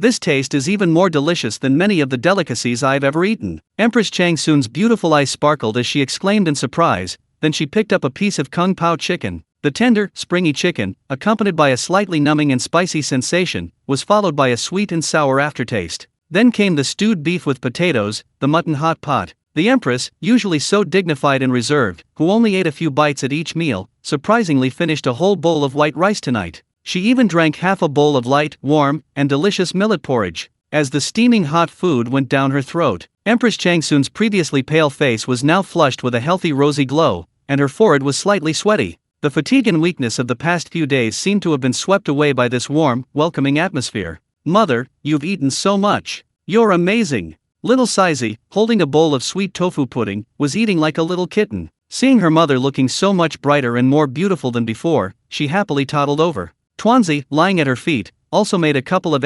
sounds and crunched on a bamboo shoot. Although Empress Chang Sun had read the information about Sizey and the iron-eating beast sent by the 100 Cavalry, she was still startled when she actually saw Tuanzi. But after she took the fresh bamboo shoots from the nanny and fed them to the iron-eating beast family, witnessing their adorable, silly antics as they fought over the food, Empress Zhang Sun was no longer worried. These silly, adorable creatures wouldn't hurt the rhinoceros. Did she really ride this thing into battle? Looking at the dumpling, belly up and munching on bamboo shoots, Empress Zhang Sun, for the first time in her life, began to consider how much credibility some mythological and historical facts actually held. Chapter 74, The Grandson's Night Talk. The first appearance of soap. As night deepened, the revelry gradually subsided. Inside and outside the Western Hills Palace, people were everywhere, patting their round bellies and lounging in sheltered spots, burping contentedly. Lin Qiu washed his hands and was about to return to his room to tally his gains from the system that evening when Su Mama quietly invited him into the inner hall of a side palace. Inside the warm pavilion, the stove fire blazed brightly. Empress Changsun had dismissed Li Chengqian and Li Tai, leaving only 2 trusted palace maids. At this moment, she had shed the amiable elder demeanor she displayed at the meal. She had reverted to the shrewd and authoritative figure she was, the empress, the supreme manager of the Tang Dynasty's imperial treasury. "This humble subject greets your majesty," Lin Qiu said, bowing respectfully. "No need for formalities, Lin Qiu, the county magistrate. Please sit." Empress Changsun looked at the thin yet spirited young man before her, a hint of undisguised admiration flashing in her eyes. "I thoroughly enjoyed this banquet tonight. You've taken excellent care of Sai's health, and with Chengqian and King K's help, you've created national treasures like cement and the curved plow. His Majesty and I owe you a tremendous favor." "Your Majesty is too kind. This is simply my duty," Lin Qiu replied politely. At the same time, he had a bad feeling. Sure enough, Empress Zhangsun smiled slightly, then abruptly changed the subject, cutting to the chase. "Lin Qiu, let's be frank. Besides visiting my children, I've come today because I'm particularly interested in 2 things you possess." She held up 2 slender fingers, her gaze fixed intently on Lin Qiu. "First, the soap you use to blow bubbles for Saiza during the day. Secondly, there's that black, glass-like dish you made a few days ago, called pine flower century egg." Lin Qiu's heart skipped a beat, thinking to herself, here it comes. Empress Changsun sighed softly. The Tang Dynasty is currently in dire need of reconstruction, and His Majesty has even cut back on palace expenses to fund disaster relief. The imperial treasury is empty, and as the Empress, I must share His Majesty's burden.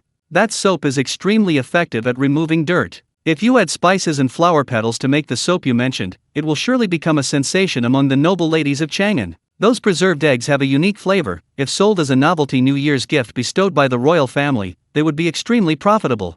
Empress Zhangsun looked at Lin Qiu, her tone tinged with seriousness. "I intend to manage these 2 businesses in the name of the royal treasury. You will be in charge. Materials, craftsmen, sales, and even dealing with future resistance from powerful clans will all be borne by me and the imperial treasury.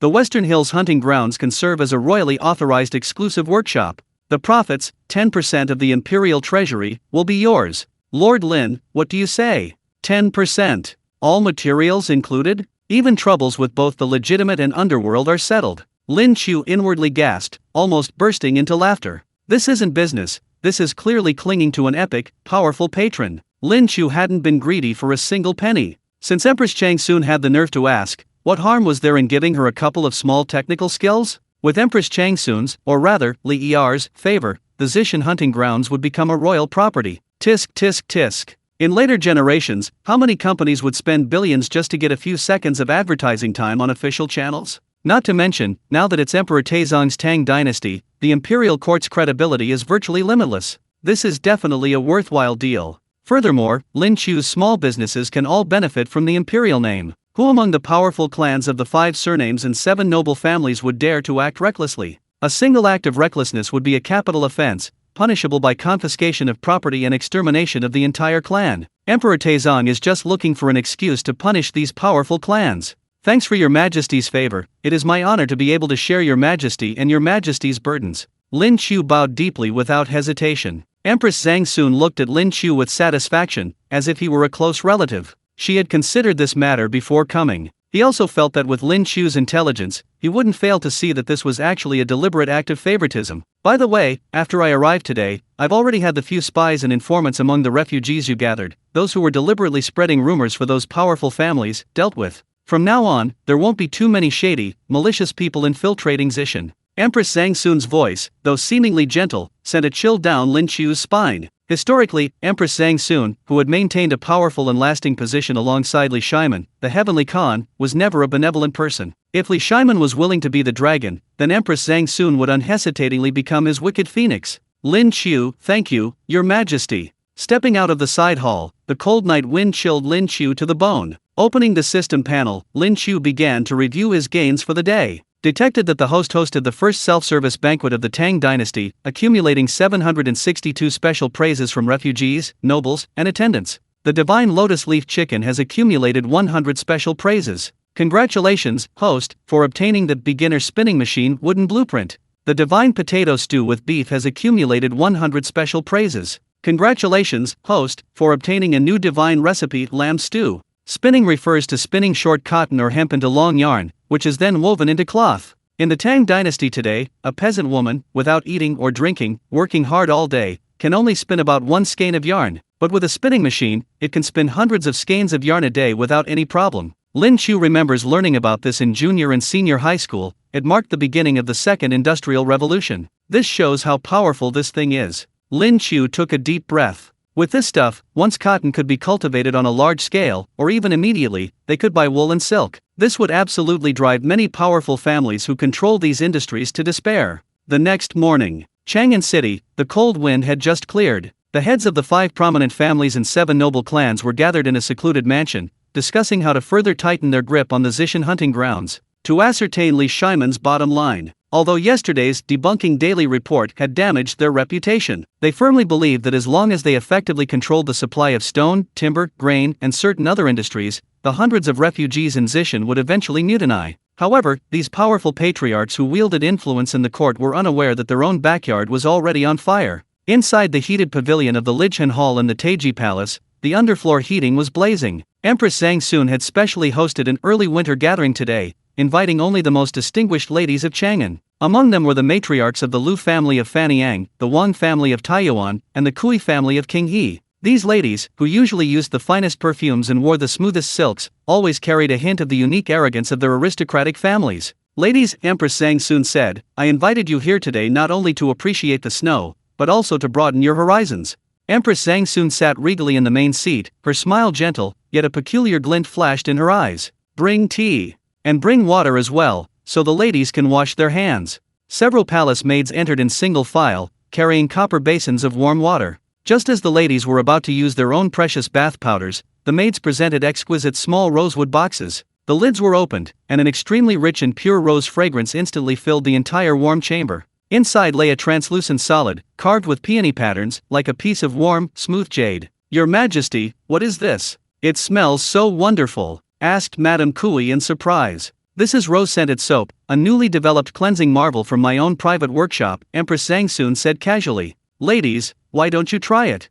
The ladies, somewhat skeptical, with their hands and gently rubbed the soap. A miracle occurred instantly. A rich, delicate white lather emerged, instantly washing away any remaining residue and dust from their hands. After rinsing and drying them with water, the ladies were astonished to find their hands had become fair and radiant, without any dryness. Moreover, their hands were imbued with a delightful rose fragrance, as if it had seeped into their skin like rouge, lingering for a long time. This is more than 100 times better than the finest bath beans from the western regions. The matriarch of the Lu family of Fanyang exclaimed, holding her hands and gently inhaling the fragrance of roses, clearly captivated. Chapter 75, Soap for 10,000 Coins. The Method of Body Tempering. Chang Yaojin and Yu Qi Jinged. A woman's intuition told them that this was absolutely a supreme treasure for skin care. While they were still reveling in the soap's allure, the palace maids brought out bowls of steaming hot porridge. The porridge was garnished with finely chopped lean meat and a translucent substance, black as glass with wondrous snowflake-like patterns on its surface. This is preserved egg and lean meat porridge, a unique delicacy created exclusively by our workshop.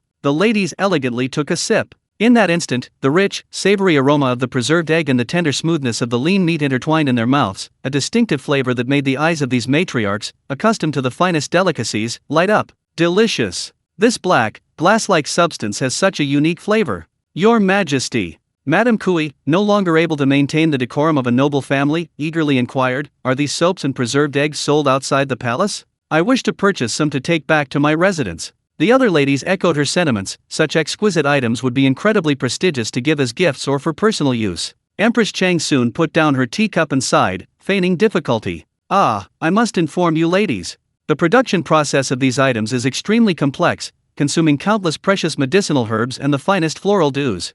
Even my royal workshops, working day and night, can only produce 500 bars of soap and 1,000 preserved eggs per month. What? Only that much? The noble women exclaimed anxiously. Scarcity increases value. Empress Zhang soon smiled slightly, delivering her fatal blow. Those present today are all my close sisters, so I will make an exception. This finest rose-scented soap, 10 strings of cash apiece. Preserved eggs, 10 for 1 string of cash. Pre-orders are welcome, first come, first served. The standard currency of the Tang Dynasty was copper coins, primarily Kaiwan Bao. The imperial court decreed that 1,000 copper coins strung together with a rope constituted 1 string. 10 strings of coins, or 10 strings of copper coins, totaling 10,000 copper coins. Many people may not have a clear understanding of what 10,000 copper coins means. In the early years of the Zhenguan era, after the suppression of the previous dynasty's internal strife, there was extreme deflation and money was at its most valuable. Prices were extremely low at that time. A dough, a unit of dry measure, of rice cost only 5 wen, a unit of currency. 10,000 wen could buy 200 shi, a unit of dry measure, of rice, equivalent to 25,000 jin, a unit of weight, of rice in later times, which is roughly equivalent to 70,000 to 80,000 yuan in modern currency. This was a huge sum of money, enough for ordinary people to buy land and settle down. 10 strings of cash for a bar of soap. To ordinary people, this would be outright robbery. But for these aristocratic matriarchs, who were so wealthy they only had money left, what did money matter? Face and unique efficacy were paramount. I'll order 100 bars of soap, and 200 preserved eggs. Madame Lu was the first to shout, afraid they'd be gone if she was late. Madame Kui, order 150 bars. Send someone back to the manor immediately to get the cash. Watching these aristocratic matriarchs go into a frenzy to buy the limited edition soap and preserved eggs, Empress Changsun's smile grew even brighter. At the same time, she gained a new appreciation for Lin Qiu's business acumen and some of his advice. Meanwhile, while Empress Changsun was gathering the aristocratic matriarchs, in a quiet Taoist temple in the south of Chang'an City, the two most renowned fortune tellers and deist masters of the Tang Dynasty, Yuan Tiangang and Li Chunfeng, sat facing each other, sipping tea and discussing deist principles. Master, something terrible has happened. A young deist apprentice rushed into the Sanking Hall, panting, clutching a stack of brand new papers tightly in his arms. He tumbled and crawled to the two masters. What kind of panic is this? A deist should remain calm even if Mount Tai collapses before him. Yuan Tiangang frowned slightly. No, master. Look outside. The young apprentice was almost in tears. Those bald monks at the Great Xia temple, they've gone completely mad. They've somehow obtained tens of thousands of copies of the Diamond Sutra and the Heart Sutra today, and they're distributing them for free to the people on Zuk Street. What? For free? Tens of thousands of copies? Upon hearing this, Li Chunfeng nearly spat out the tea he had just drunk. In this era where copying books was as precious as gold, had the Buddhist sect unearthed a treasury from the previous dynasty? How dare you be so wasteful? Yuan Tiangang snatched the scriptures from the young Taoist boy's arms. After just one glance, this venerable Taoist master, with his otherworldly air, widened his eyes like copper bells and gasped sharply. This handwriting, this layout, absolutely perfect, the ink even and clear. Yuan Tiangang's hands trembled as he spread out several scriptures for comparison. This is definitely not handwritten, nor is it ordinary woodblock printing. Such a terrifying printing speed, if the Buddhist sect uses this to spread its teachings throughout the world. Within 3 years, will the Taoist sect still have a place in our great Tang? Li Chunfeng also realized the seriousness of the situation. His face turned deathly pale. Senior brother, it's my fault. Yesterday's incident caused quite a stir. I forgot to tell you, who was cultivating in seclusion at the Taoist temple. This printing press isn't in Buddhism, but in the Western Hills hunting grounds outside the city. It was created by that newly appointed magistrate of Xinfan County, Lin Qiu. That monk Xianzang, being so close, even wrote a scathing denunciation of the powerful clans for that magistrate Lin Qiu yesterday. Junior brother, why didn't you tell me sooner? Upon hearing this, Yuan Tiangang flicked his whisk and jumped up, completely abandoning any semblance of his sagely demeanor. What nonsense about Taoism! Prepare the horses. Quickly, prepare the horses. We'll sell everything we own, even pawn the thousands of acres of land near this Taoist temple. We have to go to the Western Hills. We beg that Magistrate Lin Qiu to print tens of thousands of copies of the Tao Te Ching for our Taoist sect. If we're too late, won't all the believers in the Tang Dynasty be robbed by those bald monks? Just as Chang'an City was thrown into chaos by Lin Qiu's casual use of soap and movable type printing, at the makeshift obstacle course in Xingxian's Wan, Zishan, several uninvited guests arrived. 2 exceptionally fine warhorses stopped at the edge of the course. 2 burly middle-aged men with imposing presences and full beards dismounted. The newcomers were none other than Cheng Yaojin, the Duke of Lu, and Yu Qi Jingde, the Duke of Yi. These 2 old robes, upon hearing that their precious son, the son of a duke, was being dragged around by Lin Qiu and Zishan to carry bricks and run through mud pits, and even recently being treated like a monkey by a 7 or 8-year-old child, couldn't sit still any longer and came to visit. While ostensibly visiting, they were secretly pleased that the two of them had carried the curved plow with the Prince of Wei at court the other day. Those two brats finally learned to do something serious. So, filled with curiosity, the two secretly went to the Western Hills hunting grounds after the court assembly. Behind the palace, in a makeshift obstacle course, a group of spoiled rich kids were being trained to the point of ecstasy. Looking at the strange equipment, Chen Yaojin frowned furiously. "Lin Qiu, you brat! Hand over my son, Chu Mo." Chen Yaojin roared, "My son is for killing enemies, not for playing dumb in this mud pit." Yu Qigong echoed with a dark face, "Exactly. What kind of broken planks and ditches are these? It's like playing house." Lin Qiu was reclining in a chair, drinking hot tea. Seeing these two top-tier tough guys of the Tang Dynasty, he remained calm, simply smiling as he stood up. "We are deeply honored by the arrival of the two dukes. We have failed to greet you properly." Lin Qiu pointed ahead. "Whether this is child's play or not, you two are seasoned generals, it's obvious at a glance." "Shui Rongui, oops, Instructor Shui, you demonstrate for these two old generals."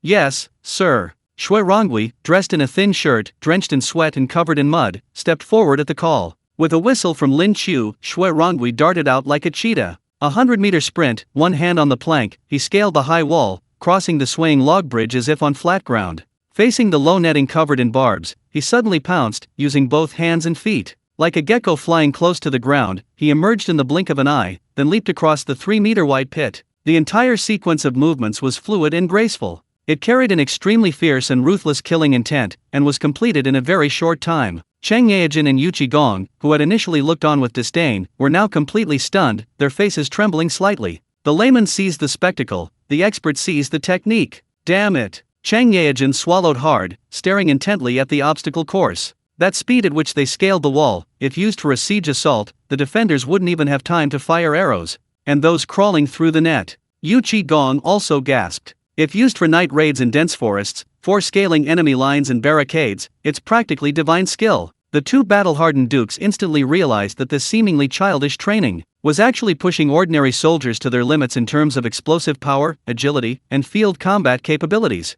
"Good lad. You've got some skills." Cheng Yaojin, itching for a fight, the old man's temper flared, and he promptly took off his outer cloak, rolled up his sleeves, and shouted, "Hey, you charcoal-headed guy, dare to have a go at me? Let's see who runs faster." "Afraid of you." Yu Qigong excitedly took off his clothes as well. The two top veteran generals of the Tang Dynasty, like two playful old men, charged into the obstacle course. However, their ideals were far from reality. This modern, specialized obstacle course demanded an extremely high level of physical coordination. Although the two dukes possessed immense strength, while vaulting over the low obstacle nets, their unfamiliarity with the techniques caused them to both fall flat on their faces in the mud, smearing their faces with black mud. "Ouch! Old Cheng, you stepped on my leg." "Nonsense! You pulled my belt." Watching the two dukes rolling around and cursing each other in the mud, Cheng Kumo and Yuchi Bailin, who had just finished training, covered their faces, wishing they could disappear into the ground. So embarrassing. Although they'd fallen and looked rather disheveled, the two dukes' eyes were filled with ecstatic joy as they scrambled out of the mud. A divine skill. This is the legendary body forging method from the immortals. Cheng Yaojin wiped the mud from his face and gave Lin Qiu a thumbs up. "Lin boy. I, old Cheng, am impressed. My son, Kumo, is yours now. Go ahead and do whatever you want. Just don't kill him." Cheng Kumo's face darkened, and he was about to say something. Gurgle. Cheng Yaojin's stomach growled with hunger. Old Cheng didn't think much of it, but his son, young Cheng, his face turned from dark to flushed red, like a damn chameleon. Utterly amusing. Chapter 76, 95 points for stewed goose in an iron pot. Iron refining and steelmaking method. Ding. Congratulations, host, on successfully completing a 10-pull. You have obtained 100 jin of premium leeks. Ding. Congratulations, host, on successfully obtaining 100 jin of premium soybeans.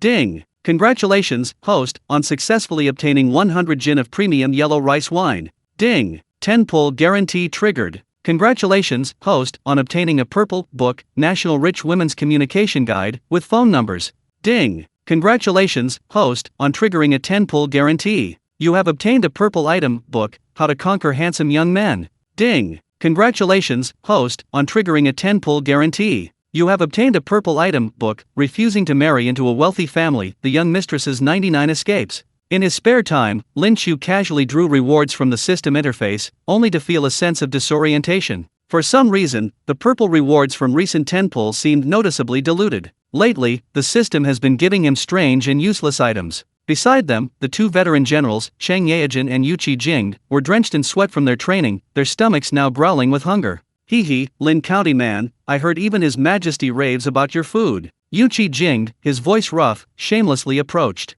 Ding! Congratulations to the host for triggering the guaranteed reward in a tentpole, obtaining the purple book, Middle-Aged Man's Guide to Health Preservation. Ding! Congratulations to the host for drawing a golden recipe, God-level iron pot stewed goose. Ha! The last draw was golden. Lin Qiu, in a daze, closed the system interface for the last draw, and found another God-level recipe. Lin Qiu had originally planned to make mutton stew, but then he thought, iron pot stewed goose would be much more appealing. Generals, you've arrived at just the right time. It's a cold day, and I've got a new dish I'm about to try out. You two are in for a treat. Lin Qiu walked to the center of the courtyard behind the side hall. He had an enormous iron pot set up and some firewood added, making sure it burned brightly. Old Zhang and his men had bought quite a few chickens, ducks, and geese when they came from the capital. But Lin Qiu personally used the top-quality fat goose, a reward from the system. Of course, there were also imperial chefs sent by Li Er to learn cooking from Lin Qiu, but Lin Qiu assigned them to assist him, and they all used ordinary geese. The iron pot was heated, and large chunks of fat goose meat were added to the cold oil. He stir-fried it over high heat, quickly rendering the goose fat, creating an enticing sizzling sound. Immediately, Lin Qiu grabbed a handful of scallions, ginger, garlic, star anise, and dried chili peppers and tossed them into the pot, followed by the most essential seasonings,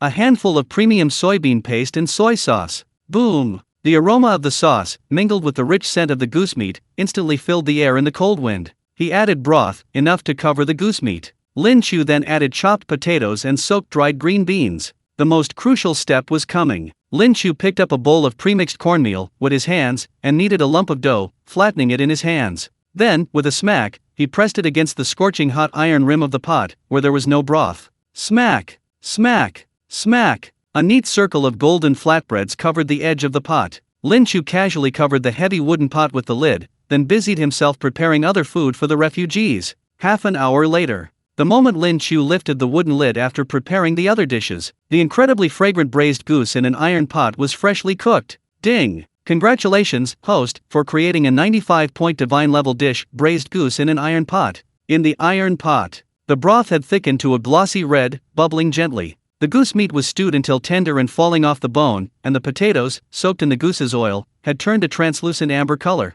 The cornbread around the edge of the pot, its lower half submerged in the broth, absorbing the meaty aroma, while its upper half was roasted golden and crispy by the pot's walls. My goodness! Cheng Yaojin, not even bothering to wash the mud off his hands, reached out his large, fan-like hand, grabbed a piping hot cornbread, and tore off a large piece of goose leg, slick with gravy. He took a bite. Crunch! The cornbread was crispy and crunchy. Slurp! The tender goose meat and savory sauce exploded in his mouth. The chewy dried beans, the soft, mealy potatoes, mixed with the sweet aroma of the cornbread. This incredibly simple collision of carbohydrates and oil was a devastating surprise for these rough-and-tumble soldiers. Delicious! I've never eaten such a satisfying meal in my life. Cheng Yaojin ate with his mouth full of oil, panting from the heat, but he couldn't stop. Yu Qi, disregarding his image, picked up a large iron ladle, scooped up a spoonful of rich broth, and stuffed it into his mouth, his eyes wide with delight. Lin Qiu frowned slightly, feeling a slight unease at Cheng Yaojin's unwashed hands.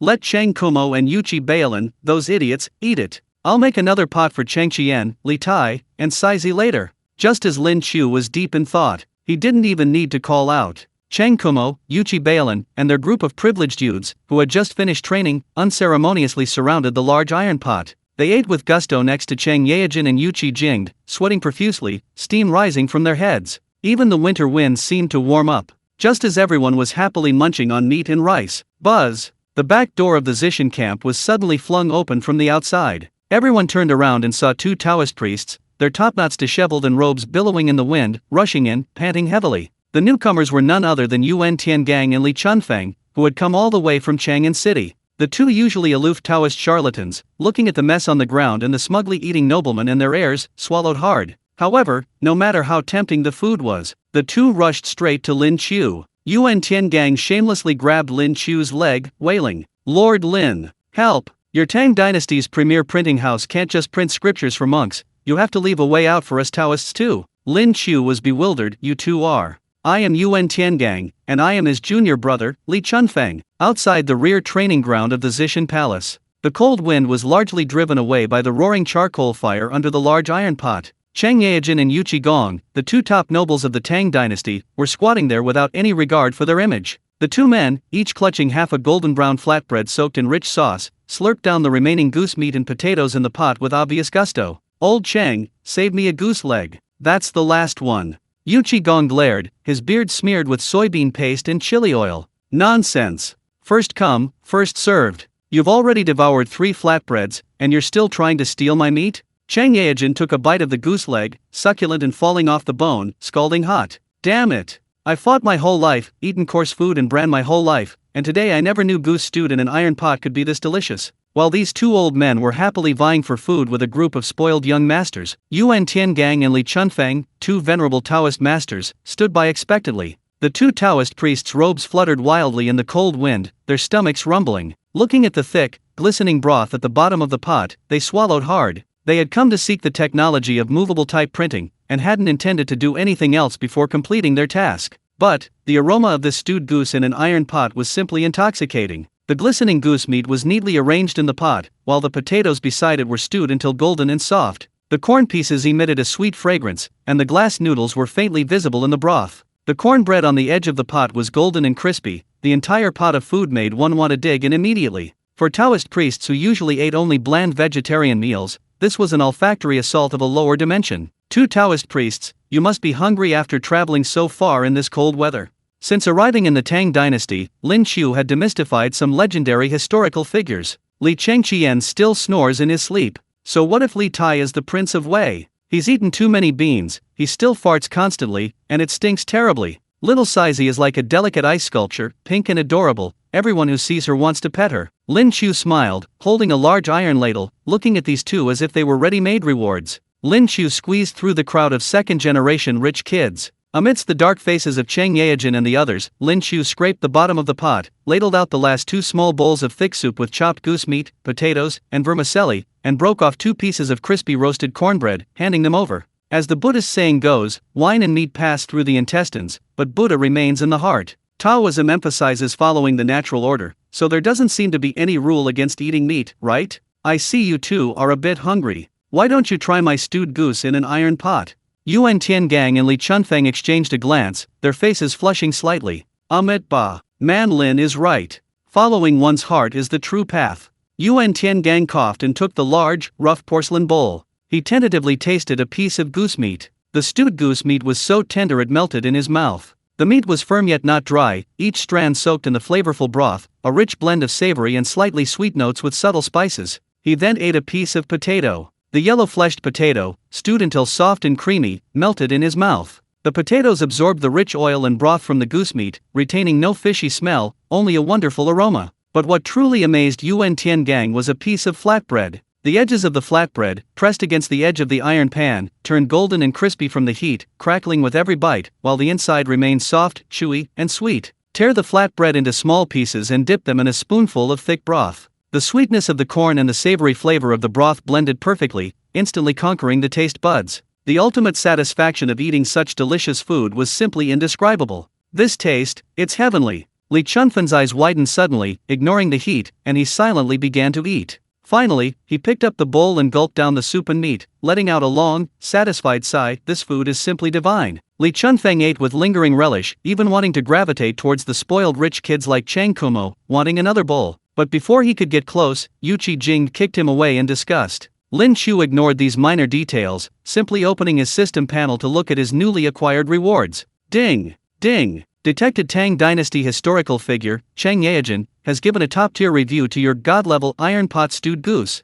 Ding! Detected Tang Dynasty historical figure, Yu Qijing, has given a top-tier review to god-level iron pot stewed goose. Congratulations, host, for obtaining the core industrial technology, primary blast furnace ironmaking and steelmaking method, with accompanying steelmaking blueprints. Congratulations, host, for obtaining the geographical atlas distribution map of hidden high-quality iron mines in Guangzhou, Tang Dynasty. Lin Qiu's heart skipped a beat. Steel, the backbone of the Industrial Revolution. With this, the hydraulic machinery, firearms, and even the indestructible farm tools and weapons in his mind were no longer castles in the air. Li Chengqian often complained to Lin Qiu in private that Emperor Taizong, Li Er, was constantly worried that the swords of the Tang Dynasty were prone to dulling, resulting in a huge waste of national treasury funds every year. Before Lin Qiu could recover from his elation, the system notification sounded again. Chapter 77, The Convex and Concave Mirror. The betrayal between the head and mistress of a powerful family. Ding! Detected that Yuan Tiangang, director of the Imperial Observatory of the Tang Dynasty, has given a top-notch review to the divine-level dish, Iron Pot Stewed Goose.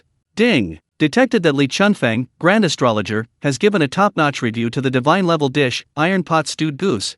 Congratulations, host, for acquiring new technology, optical glass formula and grinding processes for concave/convex lenses. Congratulations, host, for acquiring new technology, non-toxic silver plating method for mirrors. Holy crap!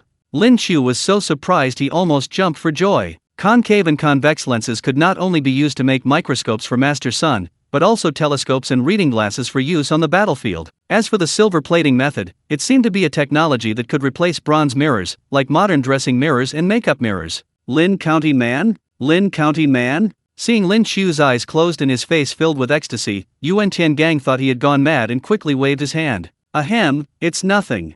Lin Qiu snapped out of his reverie, looking at the two top charlatans of the Tang Dynasty before him, and his smile faded. You two have traveled a long way to get here. What brings you here? You couldn't have just come here specifically to mooch a meal of stewed goose from my iron pot, could you? Yuan Tiangang blushed, quickly pulling Li Chunfeng to stand up straight, and said seriously, Mr. Lin, I'll be frank. Those diamond sutras that Master Xianzang distributed in Chang'an today, were they written by you? Indeed. Lin Qiu nodded. That novel woodblock printing method is said to be called movable type printing. Li Chunfeng wrung his hands anxiously. Lord Lin, the Buddhist sect is powerful. If they use this divine tool to spread their scriptures, the Daoist sect will be in danger. Our Daoist sect is willing to offer a large sum of money, no, even a large amount of Daoist temple land to obtain this technology, just to print more copies of the Tao Te Ching and the Zhuangzi. Seeing the two Daoist leaders, their eyes practically red with anxiety, Lin Qiu's lips curled into a sly smile. I can lend you the movable type printing technology privately. Upon hearing this, Yuan Tiangang and Li Chunfeng were overjoyed and were about to thank him. But Lin Qiu's tone shifted abruptly, holding up a finger. I won't take your money, nor your land. I need your Daoist sect to do one thing for me. What is it? Magistrate, please give your orders. Help me make a special kind of glass. Glass. Yuan Tiangang was somewhat bewildered, not quite understanding Lin Qiu's meaning. Did he mean glass? Lin Qiu stared at these two of the Tang Dynasty's top chemists. In the Tang Dynasty, Daoist alchemists were the most fuel-intensive and also the most sensitive to temperature control. I have a formula for extremely transparent glass, requiring extremely high furnace temperatures and pure raw materials. As long as your Daoist alchemists can help me make it and polish it to the curvature I want. Lin Qiu pulled out a convex lens sketch he had just drawn using the system's memory transfer. Not only will I give you free access to movable type printing, but I'll also gift you a celestial artifact capable of drawing in heavenly fire. Drawing in heavenly fire. Yuan Tiangang and Li Chunfeng gasped in astonishment. They had been refining pills for years. If they could draw in the sun's true fire at will, it would be an unparalleled stroke of luck. It's a deal. I'll immediately send word to all my fellow disciples in Chang'an who know alchemy, and summon them to West Mountain. Fearing Lin Qiu might change his mind, Yuan Tiangang immediately made the decision and, along with Li Chunfeng, rushed towards Chang'an. They had secured these two free high-level researchers from the Daoist section. Lin Qiu turned to look at Cheng Yaojin and Yu Qigong, who were still licking the bottom of their pots, and a group of well-fed second-generation nobles. My lords, you've had your fill of meat, and you've seen the training grounds. Lin Qiu looked at them with a half-smile. What do you think of the training results these past few days with my few dozen remaining soldiers from Zishan and a bunch of noble sons? Cheng Yaojin wiped his mouth and gave a thumbs-up, impeccable. Your training ground is practically a military training manual. I, old Cheng, plan to have one like that when I get back to the left guard. And what if I told you that I also plan to equip every single infantryman from my Zishan with a steel sword that can cut through iron like mud and withstand 100 cuts? Lin Qiu's voice was soft, yet it struck the two lords like a thunderclap. You, what did you say? Yu Qigong suddenly stood up, staring intently at Lin Qiu like an enraged black bear. He drew his nicked, long-time-used sword from his waist. This treasured sword, which had been with him for many years, even after being repaired by several master swordsmiths, was now riddled with marks and nearly broken. Young Lin, you can't just eat anything, you can't say anything. Pig iron in the Tang Dynasty is brittle, and good steel is forged by craftsmen through countless hammer blows. It's as precious as gold. How can you possibly give every person in your western mountain a sword? do you mean you have to pay a high price? Chang Yaojin suddenly grabbed Lin Qiu's arm and whispered in his ear, Lin Qiu, kid, I'm only reminding you because I like you. You're so close to Chang'an? Why did you spend so much money on such fine swords? Be careful, His Majesty might dislike you and chop you down. Lin Qiu didn't waste any words and turned to walk into an abandoned blacksmith shop. He picked up a piece of pig iron ingot and a rough blueprint of the steelmaking method that the system had just given him, and slapped it on Yu Qigong's chest. Generals, you've misunderstood. I found a way to reduce forging costs, so that every soldier in my Tang Dynasty can possess a weapon as tough and sharp as the steel blade in General Yu Qi's hand. Yu Qi-jing's face was full of disbelief. General Yu Qi, do you dare to make a bet with me? Lin Qiu's eyes burned. Give me 10 days, and I'll build a furnace here in the Western Hills. 10 days later, I'll forge you a sword from a piece of scrap iron. If it can cleave your 100 refined sword in one strike. From now on, for the safety of Xishan, you'll select some left guard soldiers who have already returned home. Good lad, you're glaring at us here. What if you can't cut it? Chang Yaojin stared wide-eyed from the side. If you can't cut it, Xishan will pay for you to have movable-type military manuals engraved for your army free of charge. From now on, all the new and exciting things from Xishan will be free for the rest of your lives, free to eat, free to take, and free to use. Fine. Yu Qigong laughed angrily, slamming his precious sword heavily into the ground. I'll take your bet. 10 days later, I'll bring the officers and soldiers of the left guard, along with some elite soldiers who have already retired home, to see the sword. I'd like to see how you, little fellow, forge a divine weapon that can cut through iron like mud. Chang'an City, the Lu family mansion in Fanyang, study. Although it was already noon, the study was brightly lit despite its dim lighting. Lu Mingyuan, the head of the Lu family, sat upright in a grand chair, holding a cup of fine pre-Qingming tea, a confident, cold smile playing on his lips. Below him sat several elderly men in plain clothes, all heads or leaders of powerful clans such as the Wang family of Taiyuan and the Zheng family of Xingyang. Gentlemen, the decision we just made was made 2 days ago. Lu Mingyuan put down his teacup, his tone grim. That brat Lin Qiu's movable type printing has caused a frenzy of insults throughout Chang'an. It's utterly rebellious. He's digging up our ancestral graves. But we can't openly oppose him, lest we anger the common people of the land. Haven't we already joined forces with our old friends in the court today, using the pretexts of the gathering of refugees in Xishan being suspected of rebellion and unauthorized movement of rocks damaging the dragon vein, to collectively pressure His Majesty? As long as we cut off his supplies, and then force His Majesty to exile him to the malaria-ridden Lingnan region, then everything in Xishan, including that movable type printing technology, will ultimately fall into our hands, won't it? Several family heads stroked their beards and laughed heartily, raising their cups in unison. Brother Lu, your insight is brilliant. That brat Lin Qiu is nothing but a cook. Does he really think he can turn the world upside down? May everything go smoothly in the court, and after tomorrow, may such a man be no more in Chang'an. Just as this group of aristocratic elders were celebrating, seemingly already seeing the dawn of victory, the door to the secret study was suddenly flung open with a bang. Lu's accountant and strategist tumbled in like a bouncy ball. His face was deathly pale, his hat had fallen off, and he knelt on the ground, wailing, Master! Something terrible has happened. The storeroom has been robbed. Lu Mingyuan frowned and shouted sternly, what kind of behavior is this, all this panic? There are several distinguished guests here. Speak, what happened to the storeroom? Was it burgled? No thieves. The accountant swallowed hard, his fingers trembling as he held up one finger. It was Madam went to the palace this morning, and just after she returned, she led men to open the storeroom and took away 10,000 strings of copper coins. And she took away 3 whole cartloads of top-quality shoe brocade. Lu Mingyuan's mouthful of tea sprayed directly onto the face of the Wang family head opposite him. How much? 10,000 strings. Chapter 78, The Pain of Powerful Clans. Li Shiman roars to the sky. Lu Mingyuan's eyes nearly popped out of their sockets. Although the Lu family of Fanyang was wealthy and powerful, the Tang Dynasty was currently short of copper coins. This was several months' worth of monthly allowance saved from the treasury. What did she do with so much money? Was she going to buy half of Zuck Street? Lu Mingyuan no longer cared about maintaining the decorum of a noble family. He pushed open the door and rushed to the backyard. The accountant, watching the other heads of the noble families struggling to suppress their laughter, slowly said, Gentlemen, it's not just our ladies who came back for money.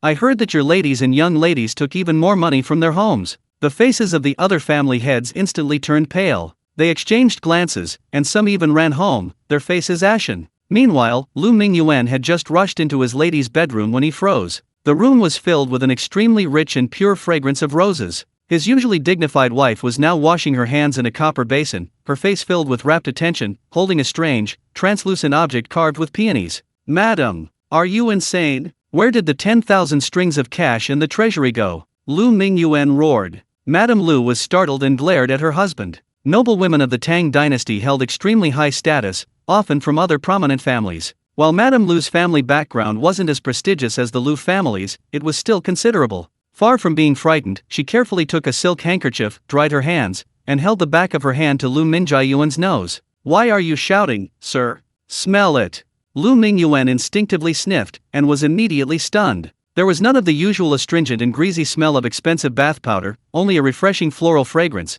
and his wife's hands looked even whiter and smoother than usual. What is this? This is rose-scented soap, a top-quality product made in the Empress's private workshop. Madame Lu said excitedly, pointing to several exquisite food boxes on the table, and these preserved eggs with pine blossom patterns. The taste is absolutely exquisite.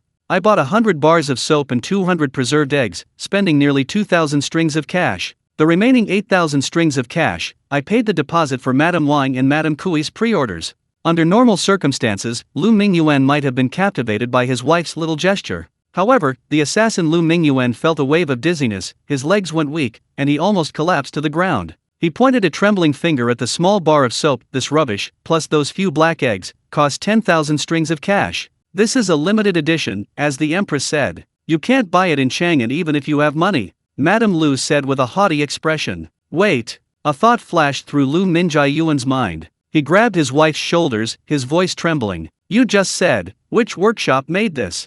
The Zishan Royal Workshop. I heard it was that Lin Qiu from Xinfen County who made it. Boom! Lu Mingyuan's vision went black. He felt a sharp pain in his chest, almost spitting out blood. I risked my life in the previous dynasty, almost falling out with the royal family, just to cut off Zishan's resources. And you, this spendthrift woman, have been sending my entire fortune, cartload after cartload, to Zishan in the backyard.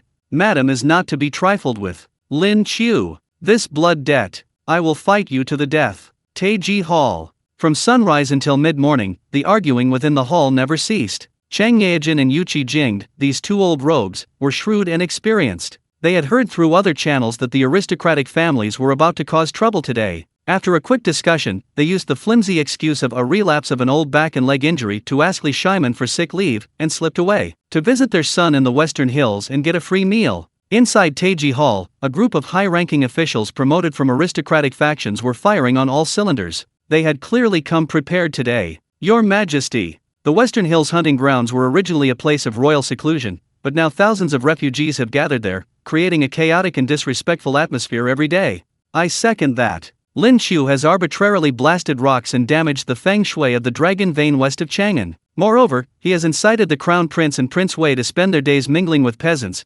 engaging in the lowly trade of carpentry. He is simply bringing disaster to the country and its people. We implore your Majesty, for the sake of the Tang Dynasty, to immediately disband the Western Hills camp, and to reassign Lin Qiu, who has bewitched your Majesty, to Lingnan. Reassigning him to Lingnan, it sounds nice. In this era, being reassigned to Lingnan was practically equivalent to exile. Li Shiman sat upright on his dragon throne, looking at the large group of kneeling aristocratic officials below, his face icy. He knew that Lin Qiu and his men were doing real work at Western Hills, but facing the deeply entrenched and powerful clans of the 5 clans and 7 noble families in the court, even Li Shiman, the Heavenly Khan, could not arbitrarily raise his sword. Regarding the Western Hills, I have my own plan. I have noted what you, my esteemed ministers, have said. We will discuss it later. Court adjourned. Li Shiman, suppressing his overwhelming rage, didn't even wait for the eunuch to announce court adjourned, and stormed out. Damn it! They're all bastards. Li Shiman, his face dark, strode into the inner palace, heading straight for the Lichen Hall. Those old scoundrels, relying on their many disciples and former officials, do they really think my sword isn't sharp? Do they really think I wouldn't dare to kill their dogs? Li Er was about to vent his frustrations to Empress Zhang soon. However, just as he stepped over the threshold of the Lichen Hall, Li Shiman stopped, nearly tripping over a heavy mahogany chest. Ouch! Your Majesty, be careful. Several eunuchs were huffing and puffing, carrying boxes into the imperial treasury, their brows slick with sweat. The box lids weren't fully closed, and the gleaming copper coins and snow-white silver ingots inside shone with a captivating luster. Li Shiman was stunned. He looked around. The entire courtyard of the Lichen Hall was piled high with all sorts of boxes, and cartloads of the finest shoe brocade and silk. Several accountants from the inner palace were working feverishly on their abacuses. What's going on? Has the Empress had the national treasury moved to the inner palace? Li Shiman was completely bewildered. Your Majesty, I greet you. Empress Zhang soon emerged from the warm pavilion, beaming, holding a thick account book in her hand, which she handed to Li Shimen with a smile. Your Majesty, this is not money from the national treasury. It is a deposit from the private treasury that was sent by the matriarchs of various noble families and the wives and children of some ministers at today's early winter gathering. Li Shimen suspiciously took the account book and stared at it intently. The Lu family of Fanyang purchased 100 bars of soap and 200 preserved eggs, with a deposit of 8,000 strings of cash. The Wang family of Taiyuan paid a deposit of 6,000 strings of cash. Li Shimen looked at the long, glaringly conspicuous list of aristocratic family names on the account book, then at the mountain of wealth piled up in the courtyard. His mind instantly flashed back to what he had just witnessed in the Taiji Hall. The ugly faces of the Lu and Wang family officials, their faces contorted with despair, as if the Tang Dynasty were about to perish. The two images collided violently in his mind. Li Shimen first gaped in astonishment, then an uncontrollable surge of wild joy erupted from his chest. Ha ha ha ha. Li Shimen laughed wildly, abandoning all imperial decorum, tears welling in his eyes. Good, good, good. Li Shimen slapped his thigh excitedly. These old bastards. In the previous dynasty, they held me hostage for a pittance of disaster relief funds, while their wives and daughters in the backyard begged to stuff mountains of gold and silver into my treasury. Lin Qiu, that kid, he's simply a genius. This money was earned, so satisfying. Li Er's pent-up frustration vanished, replaced by a feeling of pure bliss. Noble families? Holding me hostage? Let them hold me hostage. Once refined salt and glass are fully developed, I'll empty your coffers, and then let's see what you'll have left to be arrogant about. Chapter 79. Xianzang abuses his power for personal gain. Lin Qiu's double standards. The first water-powered mill in the Tang Dynasty. Inside the first movable-type printing press of the Tang Dynasty, at the Zishan hunting grounds, Lin Qiu frowned, holding a newly printed copy of the Zishan Daily. Master, isn't that a bit unfair? Lin Qiu pointed to the densely packed small characters in the corners and even the gaps of the newspaper, looking at the monk Xianzang beside him, who stood with his hands clasped together, looking completely innocent. I asked you to print a newspaper to popularize science and debunk chimney myths, and you've crammed every single gap in the text with excerpts from the Heart Sutra? This is some kind of advertisement that won't appear for years in later times. And you, this seemingly honest and unassuming Buddhist master, why does it look so familiar? Xianzang chanted a Buddhist prayer and replied solemnly, Amitba, benefactor linear. Since the people want to read the newspaper, wouldn't it be perfect to also read a few lines of scripture to cleanse their souls? My actions satisfy your needs and also help Buddhism. It's truly a great act of kindness. Lin Qiu's lips twitched slightly. Good heavens, the first marketing genius in the Tang Dynasty who understands inserting personal agendas and product placement has been born. This won't do. The Zishan printing house is the core institution for him to control the Tang Dynasty's public opinion and cultural output. He absolutely cannot let Buddhism monopolize it. Although Emperor Taizong wouldn't let it completely control this thing, but no matter what, he can't let Buddhism encroach on it. Just as Lin Qiu was pondering a solution alone. Lin Qiu, what's so difficult about this?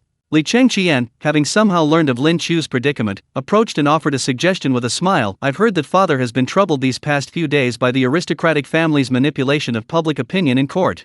If you were to petition father and invite the Grand Master of the Imperial Academy, the great Confucian scholar Kong Yingde, to oversee the printing press, wouldn't everything be resolved? Master Kong's lifelong wish was to break the intellectual monopoly of the aristocratic families. What was your term again? Knowledge monopoly. Father will absolutely support you. Lin Qiu's eyes lit up, a brilliant idea. Lin Qiu immediately wrote a secret memorial and had it sent to the palace by fast horse. Afterwards, Lin Qiu quickly returned to find Xianzang, adopting an expression of extreme grief and compassion. Master. Lin Qiu sighed deeply. Xianzang was taken aback. Why do you sigh, benefactor? I sigh for you. Lin Qiu pointed to the mountain of printing blocks. Master, your Buddhist teachings are profound, haven't you seen through this yet? You are fixated on the quantity of Buddhist scriptures printed, going to great lengths to cram words into the gaps. This has led you astray and into a demonic obsession. Xianzang shuddered, a hint of confusion flashing in his eyes. True Buddhism isn't on paper, it resides in the human heart. Lin Qiu launched into his master of deception mode. Look at those refugees outside, carrying bricks in the cold wind. Can their suffering be alleviated by a few sheets of paper? Master, you should let go of your attachments, travel more among the people, and seek the true path to liberation. But where should I go? Lin Qiu casually made up a story. Go to the fields and talk to the old farmers, go to the brick kilns and discuss Buddhism with the craftsmen, even go to India to seek a more profound universal Buddhist teaching. Xianzang stood there dumbfounded, his mind reeling. After a long pause, the future holy monk suddenly clasped his hands together and bowed deeply to Lin Qiu. Amitba, Your words are like a wake-up call, a sudden enlightenment. This humble monk almost suffered a chi deviation. This humble monk has indeed recently been somewhat possessed, clinging to these trivial matters. Having said this, Xianzang put down his carving knife, resolutely walked out of the printing bureau, and headed straight for the refugee camp. Watching Xuanzang's departing figure, the pity on Lin Qiu's face vanished instantly, replaced by a wicked grin of triumph. I don't care where you go wherever you want. Your advertising is too awesome, seriously hindering my performance as a modern person. Hurry, hurry, hurry. Lin Qiu waved his hand, directing the craftsman beside him, remove all the printing blocks that bald monk just carved. Quickly, typeset the books I just took out, like the Great Tang Epidemic Prevention Guide and Postpartum Care of Sows. Run the machines at full speed, print like crazy. The hypocritical Lin Qiu didn't notice that he had inadvertently included the book he'd been joking about at noon, the one about refusing to marry into a wealthy family, and the young mistress's 99 escapes among the official books as well. The sun set, its golden rays spilling onto the rushing river beside the western mountains. Boom! Crack! Crack! A deafening, rhythmic roar shattered the evening's tranquility. Prince Wei, Li Tai, sported dark circles under his eyes, even darker than a panda's, and was soaking wet. But at this moment, he was as excited as a madman. After finding Lin Qiu, he grabbed Lin Qiu's arm tightly and pointed at the enormous thing on the riverbank. It's done! Lin Qiu! Following your idea, I've stayed up all night for countless days and nights, and finally it's built. As the upstream sluice gate opened, the rushing river water, carrying immense force, crashed against the massive wooden wheel, as tall as a two-story building and covered in blades. The huge wooden wheel began to slowly turn, driving a thick drive shaft. The gears meshed, ingeniously transforming the horizontal water force into vertical mechanical force. Beside the wooden shed, a heavy wooden hammer, weighing several hundred pounds and encased in iron, was lifted by the gears, raised to its highest point, and then violently dropped. Bang! With a deafening crash, a piece of incredibly hard limestone below was instantly pulverized by this inhuman force, turning into stone powder needed for cement production. The wooden hammer rose and fell, endlessly repeating its work. The migrants who had been toiling away all day, smashing stones, were stunned by this sight. They dropped their hammers and erupted in thunderous cheers. Heaven has smiled upon us. The Dragon King is helping us with the work. We don't have to keep smashing stones until our hands bleed. Lin Qiu gazed at the simple yet awe-inspiring first water-powered mill of the Tang Dynasty, his heart filled with emotion. He couldn't help but exclaim, King K, you are truly amazing. Even if you had the blueprints, to be able to build this thing in such a short time is incredible. The appearance of the water-powered mill represented a glimmer of dawn before the industrialization of the Tang Dynasty. The shackles of human strength were finally torn open by the power of machinery on this barren land of Xishan. Lin Qiu turned to look at Li Tai, who was so excited he was almost fainting. King K, you are a hero of the Tang Dynasty. Lin Qiu solemnly patted his shoulder. Come on, back to camp. Tonight I'll personally cook you your favorite food. A good reward for you, to give you a good boost of brain power. Upon hearing about food, Li Tai's eyes, which had been almost closed, instantly widened, and saliva involuntarily dripped from his mouth. Chapter 80, Rewarding Li Tai. Lin Qiu is being hunted down by the great Confucian scholar Kong Yingda. Inside a side hall of the Western Hills Palace, several braziers of charcoal fire warmed the room. Glug, glug. In the center of the room, a gleaming copper pot sat atop an iron stove. At the bottom of the pot, clear broth swished and bubbled with scallions, ginger slices, and red dates, releasing a pure, fresh aroma. Prince Wei, Li Tai, was now a far cry from his former princely self. He washed the mud and sawdust from his face, neglecting even to comb his hair, staring intently at the plates of mutton on the cutting board like a starving ghost. Lin Qiu stood before the cutting board, a razor-thin knife in his hand. The premium mutton, extracted by the system, was sliced as thin as paper, its red and white marbling even slightly translucent in the candlelight. With a flash of the knife, slices of mutton were arranged neatly like snowflakes on a celadon plate. King K, stop looking. Your drool's practically dripping into the pot. Lin Qiu pushed several plates of sliced mutton in front of Li Tai, then handed him a bowl of richly seasoned sesame sauce, garnished with vibrant green chive blossoms and slightly reddish fermented bean curd. Lin Qiu gently slapped away Li Qingqian's eager hands. King K, you eat first, get the water-milled mutton. Li Tai impatiently picked up a piece of mutton with his chopsticks and plunged it directly into the boiling broth. 1, 2, 3, 7, 8. He silently counted to 8, and the slice of meat instantly turned from red to white, slightly curling up. Li Tai quickly scooped it out, rolled it vigorously in the sesame sauce, ensuring every inch was coated, and then stuffed it into his mouth. Ouch! Hiss! Li Tai hissed, burning his throat, but couldn't bear to spit it out. The tender, non-gamey mutton, when combined with the rich, creamy sesame sauce, instantly dispelled the chill from his days of labor by the icy river. The sheer satisfaction of the slightly scalding mutton made every pore of Li Tai's body relax and rejuvenate.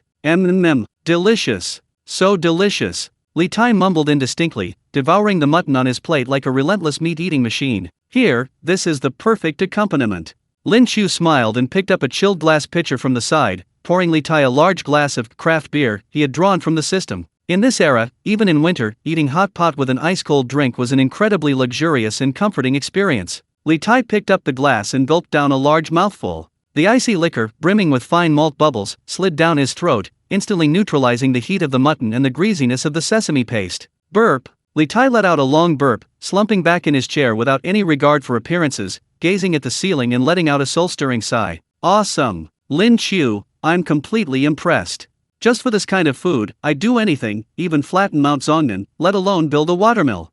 Li Chengqian glanced at King K with disdain, remaining silent as he quietly heated his mutton. You said it yourself, don't go back on your word. Lin Qiu, having scalded himself a piece of meat, said with a smile, once the water wheel is running smoothly, we'll need your highness Prince Wei to figure out how to connect this water power to the spinning machine and the blacksmith's hammer.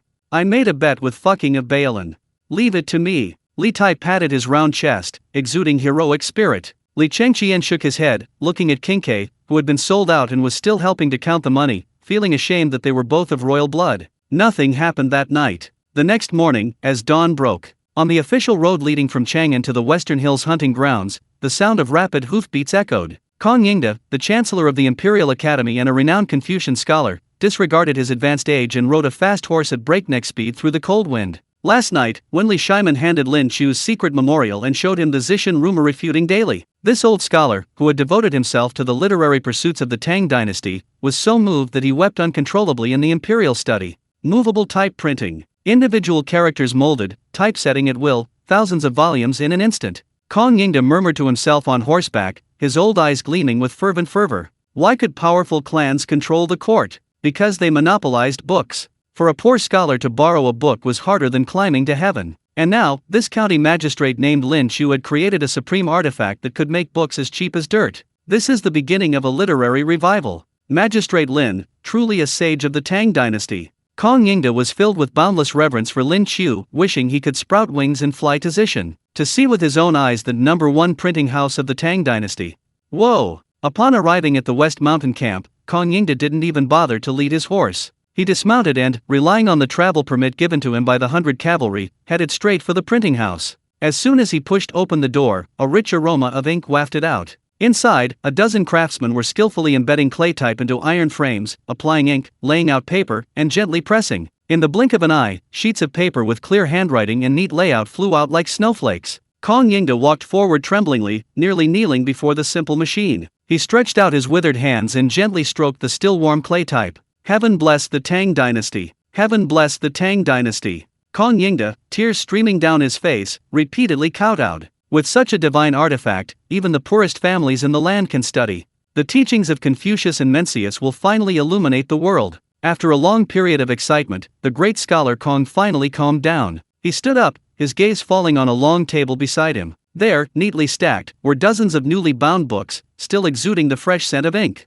These must be the first batch of world-shaking works printed by the men of Lin County using this divine artifact. With a pilgrim's reverence, Kong Yingde wiped his hands on his clothes and carefully picked up the top booklet. The cover was blank, presumably due to a rushed production. Kong Yingde took a deep breath and, with utmost reverence, opened the first page. He couldn't wait to read Lin Qianman's masterpiece, perhaps a lost agricultural policy book or a groundbreaking treatise on governance. However, when Kong Yingde's gaze fell upon the clear, regular script characters, his expression instantly froze. Kong Yingde rubbed his eyes, thinking he was seeing things, and brought his face closer to the paper. This damned woman dares to disregard my orders. He pinched her delicate chin, a cruel yet playful glint in his eyes, a wicked smile curling at the corner of his lips. Woman, you're playing with fire. Tears welled in her eyes, she stubbornly turned her head away. Your Highness, even if you have my body, you won't have my heart. Silence. Deathly silence filled the printing office. Only the soft rustling of the ink brushes on the paper. Kong Yingde stood frozen, his mind reeling as if 1,000 mythical beasts were stampeding through his head, shattering his worldview.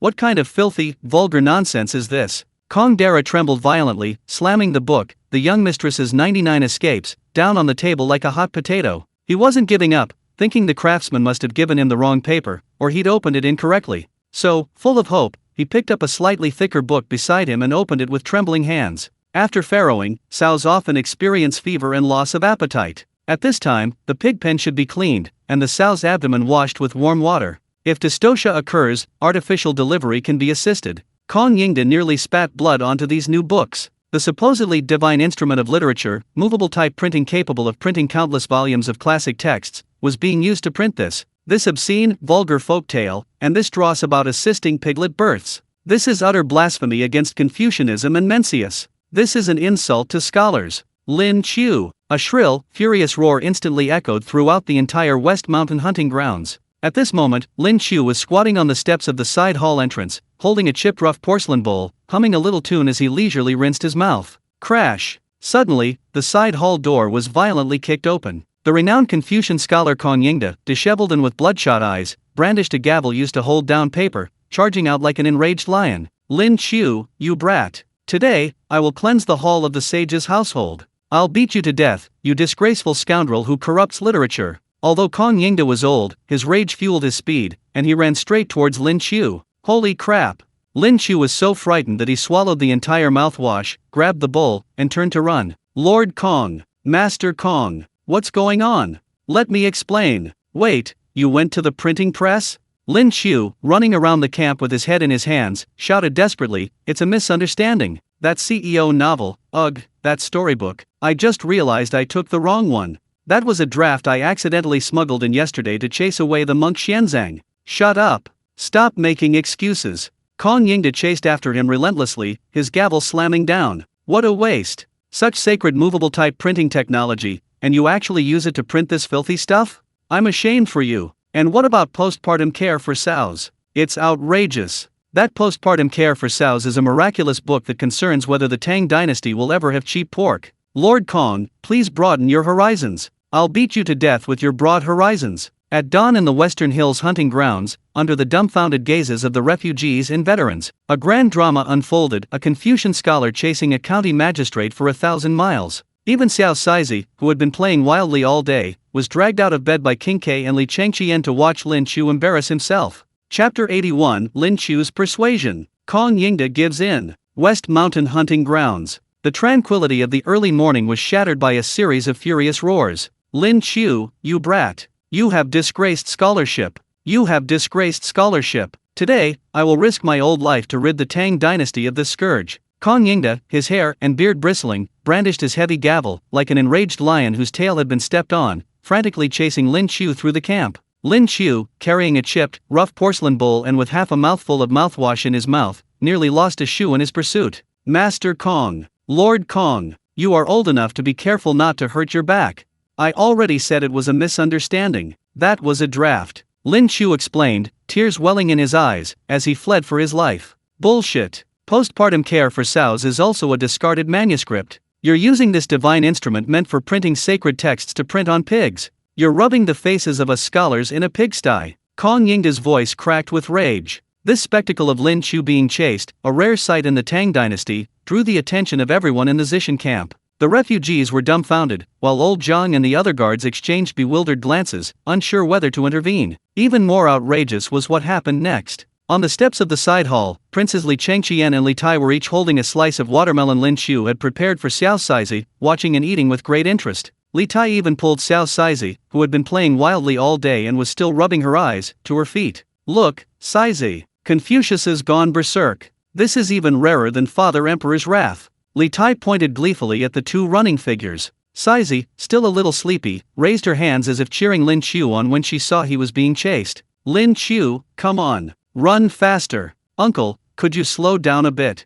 Saizi covered her mouth with both hands, shouting loudly. The little dumpling at her feet made two sounds, seemingly cheering him on, but actually reminding its little master that it was hungry again. Finally, Lin Qiu was cornered in a dead end in the side hall. Run! Run again! Kong Yingde, panting, blocked their escape route, raising his gavel to bring it down. Stop! Lin Qiu swallowed hard, rinsing his mouth, and shouted. He stopped running, his playful demeanor vanishing. He suddenly rose higher, a sharp aura emanating from him. If it really came down to a fight, Lin Qiu, with his martial arts skills, could probably take down this old man with one hand. Lord Kong, you keep accusing me of disgracing scholarship and defiling the teachings of the sages. Lin Qiu stared directly into the eyes of this renowned Confucian scholar, his voice booming. Then let me ask you, can the teachings of Confucius and Mencius allow a sow in the Tang Dynasty to give birth to 5 piglets in one litter? You're vulgar. You're just spouting nonsense. Kong Yingda's beard trembled with rage. Governing a country should be based on benevolence, righteousness, propriety, wisdom, and trustworthiness.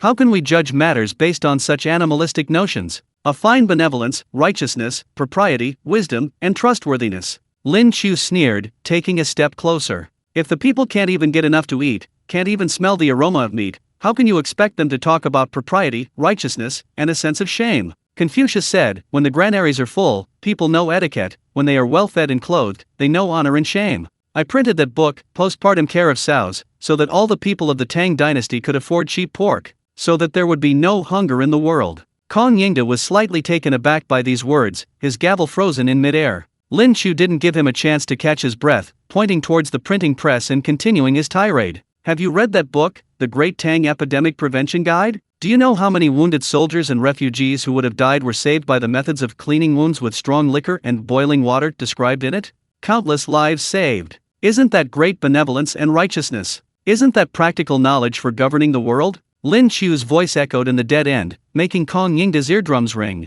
Those things you scholars consider ingenious tricks and lowly professions. The water-powered mills and curved plows that King K created are roaring by the river outside. They can double the Tang Dynasty's grain production and prevent refugees from starving. Lin Qiu picked up a twig from the ground and quickly drew a row of Arabic numerals on the frozen mud, then wrote down a series of equations, a multiplication table. Lord Kong, please take a look at this. Lin Qiu pointed to the numbers on the ground and explained the object. This is a method of counting from the far west. If you use the Tang Dynasty's cumbersome accounting books, calculate how many accounts and how many days it takes for the national treasury to circulate its annual taxes. With my method, it only takes 3 days to sort out the taxes of the entire realm.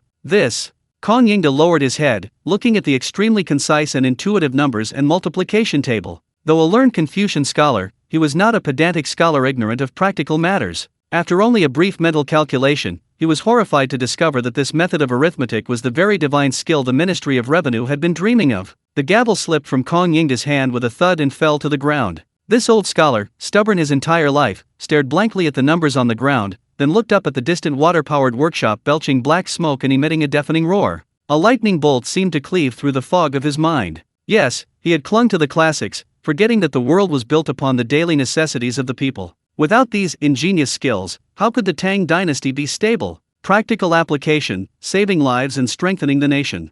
Kong Yingda murmured to himself, his old face, initially flushed with anger, now pale with shame. After a long while, amidst the astonished gazes of Li Chengqian, Li Tai, and others who had rushed over to witness the spectacle, this revered scholar, a pillar of the state, actually straightened his disheveled clothes, took 2 steps back, and bowed deeply to the boy before him, who appeared to be no more than 15 or 16 years old. Man of Lin County, I apologize, it was I who was rigid and short-sighted. Kong Yingda's voice carried a hint of weariness, but even more so, a profound and enlightened understanding. Man of Lin County's learning is not merely an ordinary skill, but a practical skill for the survival of people and the strengthening of the nation. I have learned much. Oh, Master Kong, you flatter this junior. Seeing the old man soften, Lin Qiu quickly stepped forward and helped him up. His face regained its smug smile. As long as you don't hit me on the head with that block of wood, we can talk anything. Kong Yingda gave a wry smile, then his eyes hardened with determination. Rest assured, Magistrate Lin, I will take over the printing bureau immediately according to His Majesty's decree.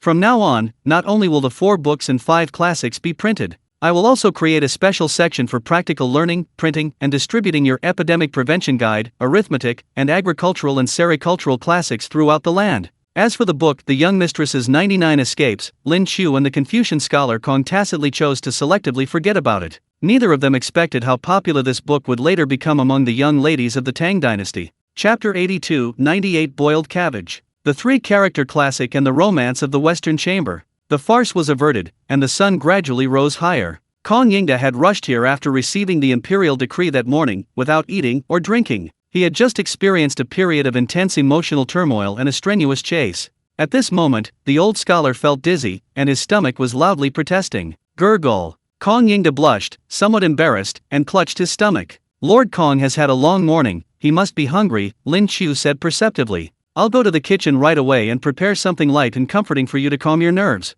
With that, Lin Qiu plunged into his private kitchen. For this old Confucian scholar who valued exquisite food and meticulous preparation and championed moderation and balance, braised pork and oil-splashed noodles were clearly too strong. Tofu pudding was far too simple. Lin Qiu pondered for a moment, then unleashed a divine-level dish from his system's inventory that had never had a chance to shine. Divine-level recipe: boiled cabbage in clear broth. The name of this dish sounds utterly unappealing, but in later generations, it was a true national banquet dish, representing the pinnacle of Sichuan cuisine's fresh, clear, mellow, and rich flavor. On the surface, it sounds like simply blanching cabbage in boiling water. However, making this dish is far from simple. The most time-consuming part is simmering the broth. But with the system's support, Lin Qiu directly obtained a premium broth made by simmering precious ingredients such as top-grade old hen, pork ribs, dried scallops, and ham over a low flame for several hours. However, the broth was still slightly cloudy. Lin Qiu finally chopped fresh chicken breast, mixed it with cold water, and then poured it into the simmering broth. Soon, a miraculous scene unfolded. The minced chicken cocooned rapidly under the high temperature, becoming like a sponge. It absorbed all the impurities, oil, and foam from the broth. Lin Qiu scooped out the minced chicken with a slotted spoon. The originally murky and thick broth was now as clear and transparent as boiled water, without a trace of oil. But just a whiff of it. The incredibly rich and delicious aroma, a blend of the essence of over a dozen top-quality ingredients, was simply irresistible. Then, Lin Qiu took out a top-grade Chinese cabbage specially supplied by the system, selecting only the tender, jade-yellow heart. He used a silver needle to carefully prick countless tiny holes in the heart and placed it in a white porcelain bowl. Finally, he poured spoonfuls of the boiling water broth over the cabbage heart. Hot broth seeped through the needle hole into the cabbage heart. The tightly closed cabbage heart, aroused by the heat, slowly unfurled like a lotus emerging from the water in the clear broth. Ding! Congratulations, host, you have created a 98-point divine-level boiled cabbage soup. When this bowl of clear broth, containing only a single cabbage heart, was placed before Kong Yingde, Kong the scholar was stunned. He looked at the simple, boiled cabbage-like dish in the bowl, then at Lin Qiu, and couldn't help but mutter to himself. I said I wanted it to be light, but this is way too light. Not even a speck of oil? Lord Kong, please try this boiled cabbage soup. Lin Qiu smiled without saying a word. Kong Yingde, with a hint of doubt, picked up the white porcelain spoon, scooped up a spoonful of clear broth, and put it in his mouth. Boom! The moment the broth touched his taste buds, Kong Yingde's eyes widened, his pupils contracting sharply. This was no ordinary boiled water. This seemingly light broth contained an unimaginable richness and umami. The freshness of the chicken, the richness of the ribs, the seafood flavor of the dried scallops, and the savory aroma of the ham exploded in his mouth in layers, yet without the slightest greasiness.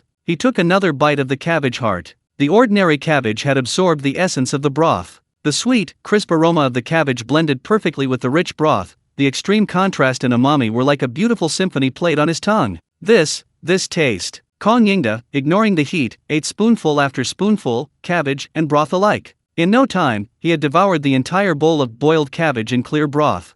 After finishing a bowl of hot soup, the old scholar's forehead was slightly sweaty, and he felt refreshed throughout his body, his previous fatigue and hunger completely swept away. Kong Yingde looked at the empty white porcelain bowl, sighed deeply, his eyes filled with awe. It may seem like plain water, but it actually gathers the essence of all things, clear to the bottom, yet profoundly rich. Kong Yingde gazed intently at Lin Qiu. This dish is balanced and harmonious, truly embodying the gentlemanly spirit of Confucianism. Lin Qiu smiled slightly, concealing his accomplishment. Master Kong, cooking is like pursuing knowledge.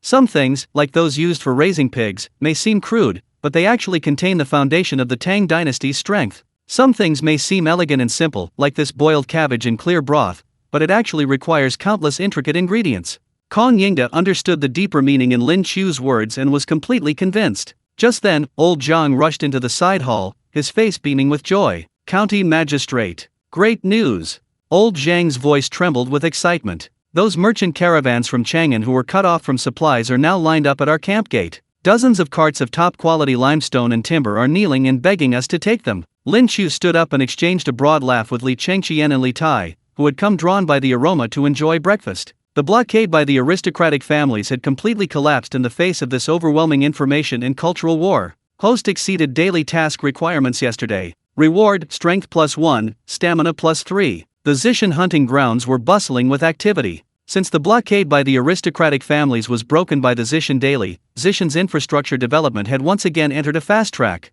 Old Zhang led his guards to the camp gate to receive the mountains of limestone and timber. After tasting the boiled cabbage in clear broth, Li Chengqian and King Ke were full of praise. One threw himself into the planting industry, and the other into a scientific research project. Lin Qiu was left alone. After a simple breakfast, he stood at the entrance of the side hall, stretching lazily. His consciousness naturally sank into the system panel in his mind. The boiled cabbage in clear broth, coupled with that far-fetched discourse on practical application of knowledge, had completely won over the renowned Confucian scholar Kong Yingde. System, excellent result. And while you're at it, give me all the in-game currency I've been saving. Lin Qiu rubbed his hands together, silently chanting in his mind. Ding! Historical figure detected. Kong Yingde, Chancellor of the Imperial Academy, has given the host's divine boiled cabbage a top rating. Hidden achievement, literary and moral admiration achieved. Starting to calculate rewards. Congratulations to the host for obtaining Tang Dynasty edition of 9-year compulsory education enlightenment gift pack, including extant 3-character classic, junior high school mathematics I, junior high school physics I. Congratulations to the host for obtaining high-yield crop, sweet potato seedlings times 200 jin.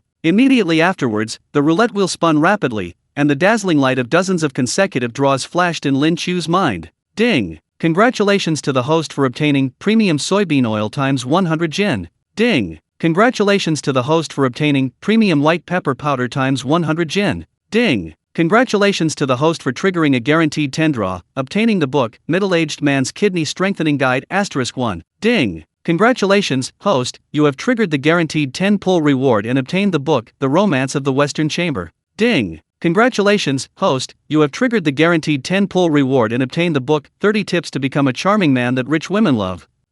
What kind of random books are these 10 pull rewards? Lin Qiu has always admired those who transmigrate to ancient times and memorize all the knowledge in books, without the system's help. If you asked him to solve a sin or cos function now, he'd be sweating bullets and crying for help. Lin Qiu quietly put some of these books, which Confucius considered heretical and unorthodox, into a corner of his bedroom. With these books he'd never read before, at least he wouldn't be bored in the middle of the night. Chapter 83, 2 New Recipes. Chang Li and the Princess's Visit. Ding! Congratulations, host, you have obtained a new divine level recipe, divine level spicy soup. Ding! Congratulations, host, you have obtained a new divine level recipe, divine level fried dough sticks. Just as Lin Qiu was lost in thought, 2 more golden lights flashed. His luck wasn't bad at all. After nearly 100 draws, he had once again won gold. Spicy soup plus fried dough sticks.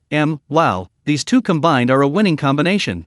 Lin Qiu looked at the 2 divine level recipes that had finally appeared and couldn't help but swallow hard. On a cold winter morning, if he could have a bowl of spicy and rich spicy soup, paired with a freshly fried, golden, and crispy fried dough stick, he wouldn't trade it for anything. Inside the first printing house of Zishan, Kong Yingde was clumsily but extremely earnestly learning how to use typesetting molds under the guidance of a craftsman. After the farce that morning, he had completely settled down here. He even made a makeshift bed on the floor, intending to sleep in the printing house that night. Master Kong, you're truly dedicated. Lin Qiu strolled in, hands behind his back, and casually slammed 3 books he had just retrieved from the system space and bound into volumes onto the workbench in front of Kong Yingde. Look at this. This is a new project I specially prepared for our Zishan printing house. Kong Yingde put down the tweezers in his hand and picked up the thin booklet on top with a puzzled look. He opened to the first page. At birth, people are inherently good, their natures are similar, but their habits differ. After reading only the first 2 sentences, the great scholar Kong's eyes widened suddenly. His hands trembled slightly as he hurriedly turned the pages. If not taught, nature will change. The way to teach is to focus. Once, Mencius' mother chose her neighbors carefully.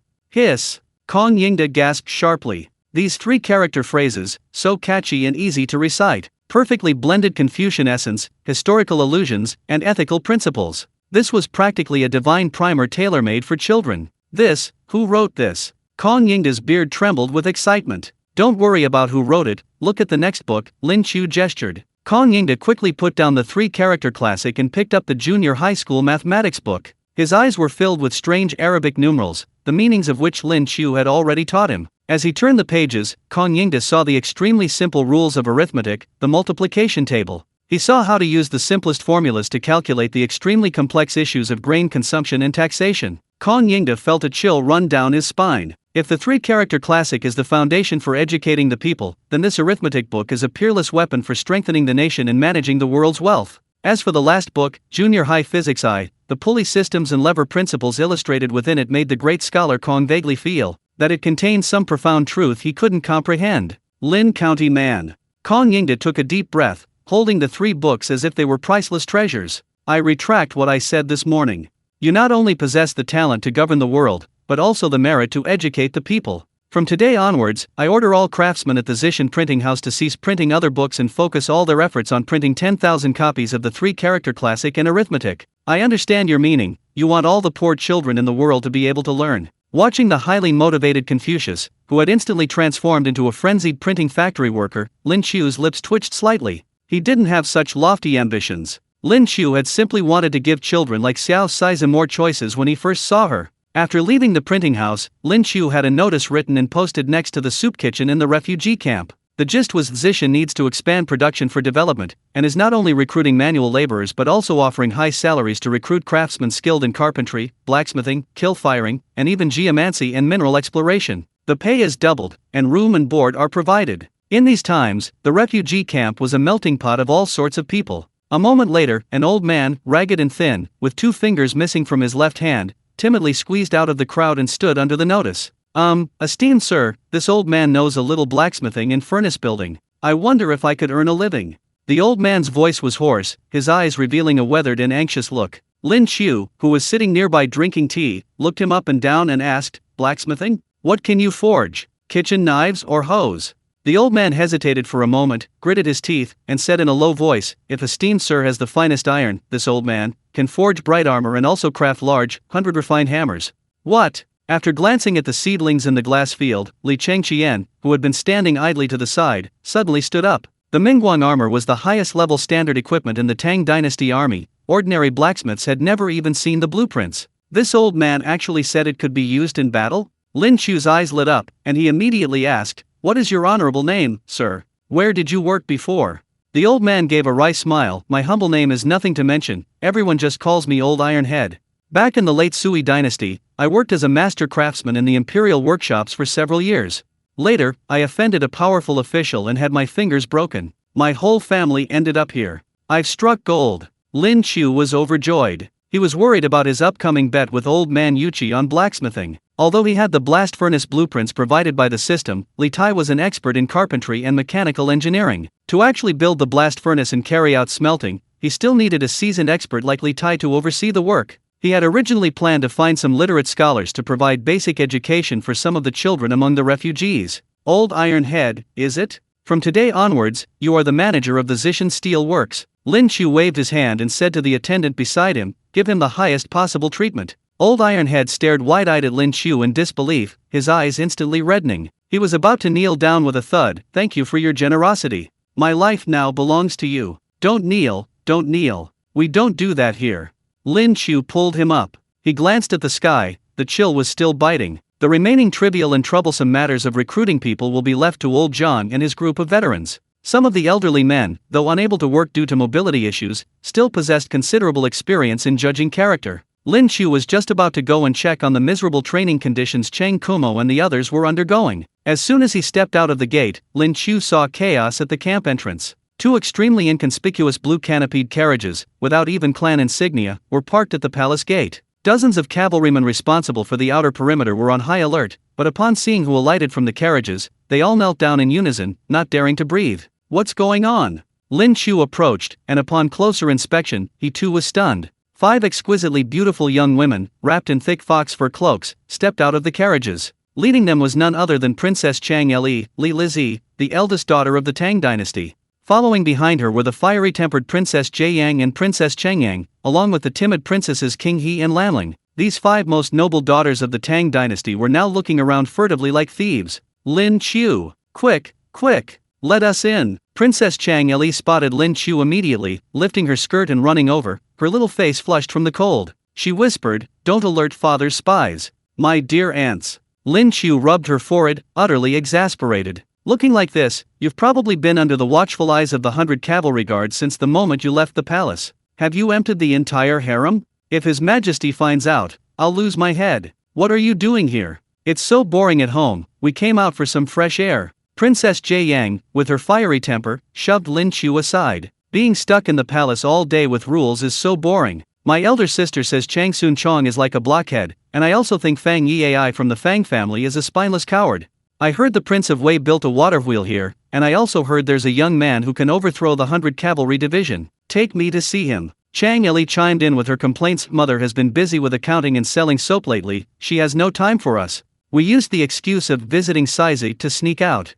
Just then, royal sister. A clear cheer came from the side hall. Chapter 84, What a Tragedy. The princess's brains have been corrupted. Little Saizi has been eating and playing well lately, and her body is much plumper than before. She rushed out like a child staring at a round, adorable face, followed by Tuanzi, the mount of Chu, who was walking with its toes pointing inwards. Saizi was clutching half a bamboo shoot. Wow, is this a giant panda? So cute. Gao Yang, Chang Li, and the others instantly forgot about Shui Rongui. The 5 princesses surrounded Tuanzi, petting and hugging it. Tuanzi was startled by the commotion, but eating the bamboo shoot Saizi offered and smelling the princess's pleasant fragrance, it simply lay sprawled out on the snow, letting them rub it around, making happy sounds. The sisters' reunion filled the palace with a lively chatter, like a forest of birds. All right, it's windy outside. Your highnesses, please go warm yourself by the fire in the side hall.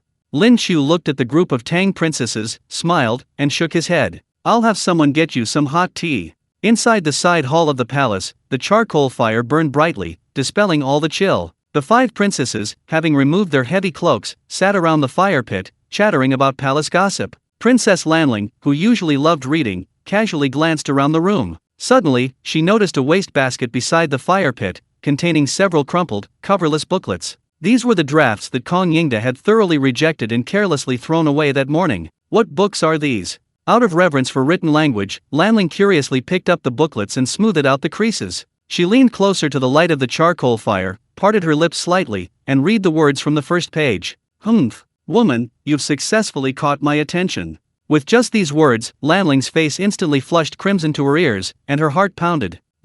What frivolous and arrogant words. Lanling, what are you reading? Why is your face so red? Chang Li and Gao Yang curiously leaned closer. Royal sister, look at the words in this book. Lanling shyly handed over the booklet. The 5 most noble young women of the Tang Dynasty huddled together, curious. In this era, women read only classics like admonitions for women and biographies of virtuous women, or at best, some romantic poems. They had never encountered anything like this from a 21st century modern online romance novel. A domineering prince's forced love and a substitute wife's red-eyed, waist-pinching trope. Hiss! Princess Chang Li gasped as she looked at the contents of the book. Damn it! Seeing her tears, my heart aches. Guards! Summon the imperial physician. If anything happens to her, I'll have the entire imperial hospital executed. He slammed her against the wall, a wicked smile playing on his lips, his eyes flashing with 3 parts mockery, 3 parts indifference, and 4 parts nonchalance. Let the Wang family go bankrupt. Boom! These abstract words and stories, which seem incredibly awkward to modern people, were, for these sheltered Tang Dynasty princesses, a cultural nuclear explosion on a completely different level.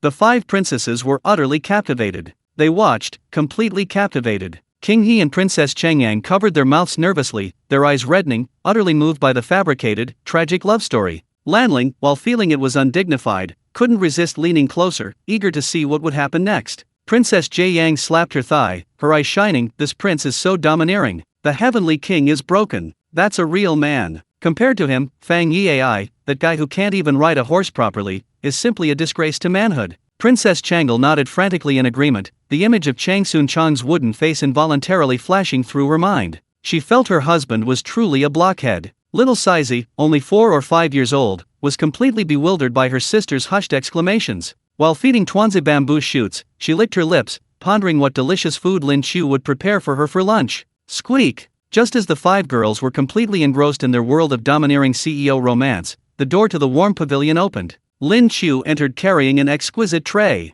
On the tray were several steaming cups of black tea, several translucent sugar figurines, and a bowl of soft, stewed rock sugar pears. Your Highnesses, the tea and snacks are here, please have a taste. Before Lin Qiu could finish speaking, she saw an extremely bizarre scene inside the room. Ah! Hearing the door open, the 5 princesses screamed in unison, like cats whose tails had been stepped on. They frantically hid the booklets behind their backs. Their faces flushed red, their eyes darting around, like truant children caught reading erotic books in a private school. Lin Qiu, with her sharp eyes, immediately spotted the familiar edges of the pages. Isn't this the discarded manuscript of The Young Mistress's 99 Escapes? Holy crap! Why didn't old man Kong burn this thing? Ahem! Lin Qiu's lips twitched wildly as he suppressed a laugh, placing the tray on the table and feigning ignorance, asking, "What's wrong with your Highnesses? Your cheeks are flushed? Is the charcoal fire in the room too strong? Are you hot? Princess Chang Eli and Princess Gao Yang, being the eldest and most domineering, were the boldest. Seeing that Lin Qiu had discovered them, they gritted their teeth and stopped hiding. Princess Gao Yang abruptly stood up, her fair cheeks still flushed, and strode confidently to Lin Qiu. Lin County man, you've come at the perfect time.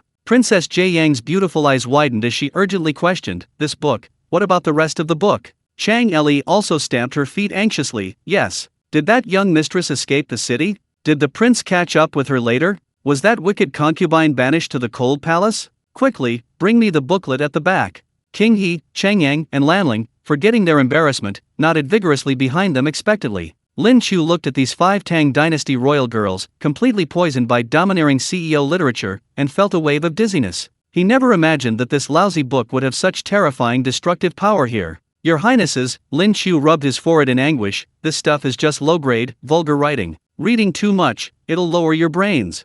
No way. I love reading this. Princess Jie Yang persisted, threatening with the authority of a royal woman, if you don't hand over the rest of the book today, I'll tell father that you deliberately hid these filthy books in Zishan, deliberately bullying us. Lin Qiu frowned slightly. At this moment, even Xiao Saizi joined in the fun, hugging Lin Qiu's leg and cheering, Lin Qiu, the sisters like it. Lin Qiu glanced at Lanling, her eyes flushed and lowered in embarrassment. Even this usually well-mannered and intelligent young lady had fallen for it. Lin Qiu sighed deeply, feeling like he had committed a terrible sin. Facing 5 pairs of large, expectant, watery eyes, Lin Qiu was ultimately defeated and could only walk heavily toward the printing house with a look of despair and hopelessness on his face. Chapter 85, Princess Jie Yang. You're crying in despair. Master's son has arrived. Inside a side hall of the Western Hill Palace, the atmosphere was incredibly oppressive. The 5 Tang princesses, who had just been arguing about the domineering prince, now sat in a row on stools, their backs ramrod straight, their faces contorted with bitterness. Before them, Kong Yingde, the chancellor of the Imperial Academy and a renowned Confucian scholar, paced back and forth, a ruler in hand, his face dark. This story began half an hour earlier. Lin Qiu rummaged through the waste paper basket and found a fragment of the manuscript of the young mistress's 99 escapes, to prevent these pampered princesses from being misled by love-struck fools and getting into trouble with Li Er. So Lin Qiu decided to take out the famous Romance of the Western Chamber, hoping to cleanse their eyes. Although Lin Qiu hadn't read it much, he had heard of its fame. It was said that Dream of the Red Chamber borrowed and paid homage to it in many ways. But when Lin Qiu saw Princess Jie Yang's particularly unruly and defiant demeanor, he felt a growing unease. It was common knowledge that Princess Jie Yang, because of her personality, would not only be involved in a rebellion but also be embroiled in a shocking scandal involving an affair with the monk Bianji. Of course, most importantly, Lin Qiu simply couldn't bring himself to like this unruly little girl. Saizi was much cuter, and Lanling was gentle and obedient. Since you've come to my Zishan, I should leave you with a unique mark on your lives. And so, Lin Qiu promptly handed over these princesses, who had just escaped from the palace, to Kong Yingde, who was working overtime at the printing press. Lord Kong, there's no rush to print the books. Lin Qiu had been trying to appease the great scholar with this, saying, those Tang princesses outside are bound by rigid rules in the palace every day, unaware of the hardships of ordinary people. They are the ones who most need your guidance and education using the 3-character classic. If they can understand the principles of practical application in life, then the book's educational merit will truly be proven. Confucius, the wise and virtuous scholar, deeply agreed, finding Lin Qiu's words reasonable. Therefore, he immediately grabbed his ruler and stormed into the side hall. This created a tense atmosphere in the side hall. Chang Eli, who had initially thought she was exempt from learning etiquette with her sister now that she was married, immediately sat obediently back in her chair after Kong Yingde struck her with the ruler. Lanling was always eager to learn this kind of novel knowledge, finding it like a timely rain. At the beginning of life, man is inherently good. This is the foundation of all things. Your Highness, please use the hardships of the common people to illustrate the principle that only when people are well-fed and clothed can they know honor and shame. Kong Yingde's voice boomed. Princess Jie Yang was on the verge of tears. She had originally intended to follow her elder sister to see that wild boy who was said to be able to single-handedly overturn the 100 cavalry guards and easily defeat Cheng Kumo and others. Who would have thought that running out of the palace would lead her head-on to this most severe Confucian scholar of the Tang Dynasty? If only she had stayed in the palace to listen to her mother's nagging. Princess Jie Yang, you're already crying. Lin Qiu stood outside the door, listening to Confucius's rhythmic lecture inside, and clapped his hands in satisfaction. But looking at the little girl with a long face, and the dumpling who had been kicked out of class by the great scholar Confucius and couldn't get any bamboo shoots, Lin Qiu felt a tiny pang of reluctance. Xiao Saizi's problem was health, her main priority right now was to recover. I'll treat Saizi well tonight. Lin Qiu muttered to himself, turning and walking towards the construction site by the river. Meanwhile, in a secluded tea house in Chang'an City, the heads of the 5 prominent families and 7 powerful clans were meeting again in secret. However, compared to the high spirits of the previous days, the atmosphere today was somewhat somber and oppressive. Empress Changsun's soap and preserved egg presale in the palace had dealt a resounding slap to the faces of the aristocratic families, especially the Lu family of Fanyang and the Wang family of Taiyuan, whose wives had practically emptied half of their storerooms. A humiliation beyond measure. A humiliation beyond measure. The Lu family head's face was ashen. He slammed his fist on the table. That Lin Qiu not only used some printing technology to print newspapers, ruining our reputation in the scholarly world, but now he even dares to scheme against our family's wealth.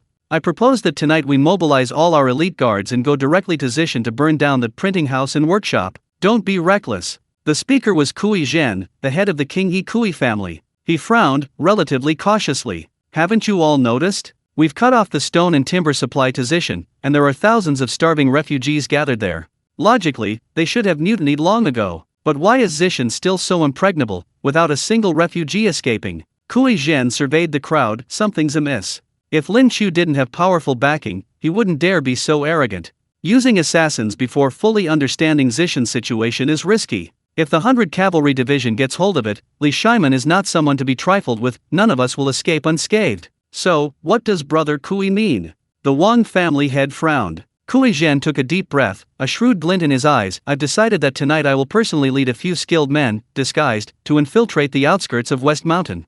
I want to see with my own eyes what kind of sorcery Lin Qiu has used in West Mountain to make those refugees follow him so devotedly. Outside the West Mountain hunting grounds, a blue donkey slowly made its way through the cold wind. On the donkey's back sat an elderly man with white hair and beard, possessing an air of otherworldly wisdom. He carried a large medicine chest. It was none other than Master Sun, who had just returned from practicing medicine and dispensing medicine in the surrounding areas outside Chang'an. These past few days, Master Sun had been in the countryside, using the strong liquor used to clean wounds and the burning acupuncture needles taught by Lin Qiu. He had practically pulled hundreds of refugees suffering from typhoid and festering sores back from the brink of death. He revered Lin Qiu's book, The Great Tang Epidemic Prevention Guide, as divine. He had just returned to Chang'an. He had heard about the sensational news from the newspapers published in Zishan that had caused in Chang'an. Sun Simiao didn't even return to his medicine hut. He rode straight there on his donkey. Young friend Lin. Where is young friend Lin? Sun Simiao shouted impatiently as soon as he entered the camp.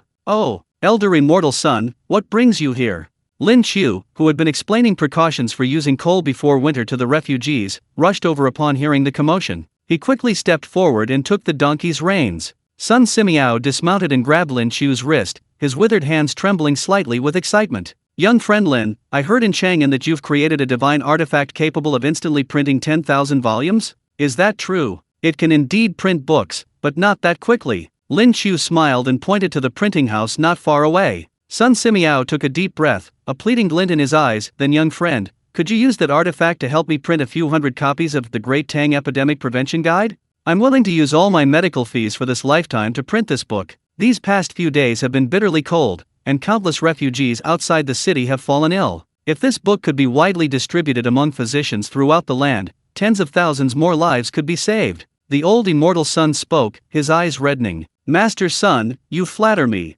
Lin Qiu's lips curled into a smile, and he pulled Sun Simiao straight to a storeroom in the printing house, forcefully pushing open the door. Clatter, clatter, clatter. Inside the warehouse, tens of thousands of brand new books, exuding the rich scent of ink, were neatly stacked. And in the most conspicuous spot, piled high like a small mountain, was the beautifully bound Great Tang Epidemic Prevention Guide. This is. Sun Simiao was stunned. Old immortal son, please rest assured, I foresaw a major epidemic after winter. Lin Qiu waved his hand generously. These first batch of 10,000 copies of the Epidemic Prevention Guide are for you, free of charge, distributed to medical clinics throughout the land. Sun Simiao looked at the mountain of medical books, then at the smiling young man before him. Tears finally streamed down his slightly cloudy old eyes.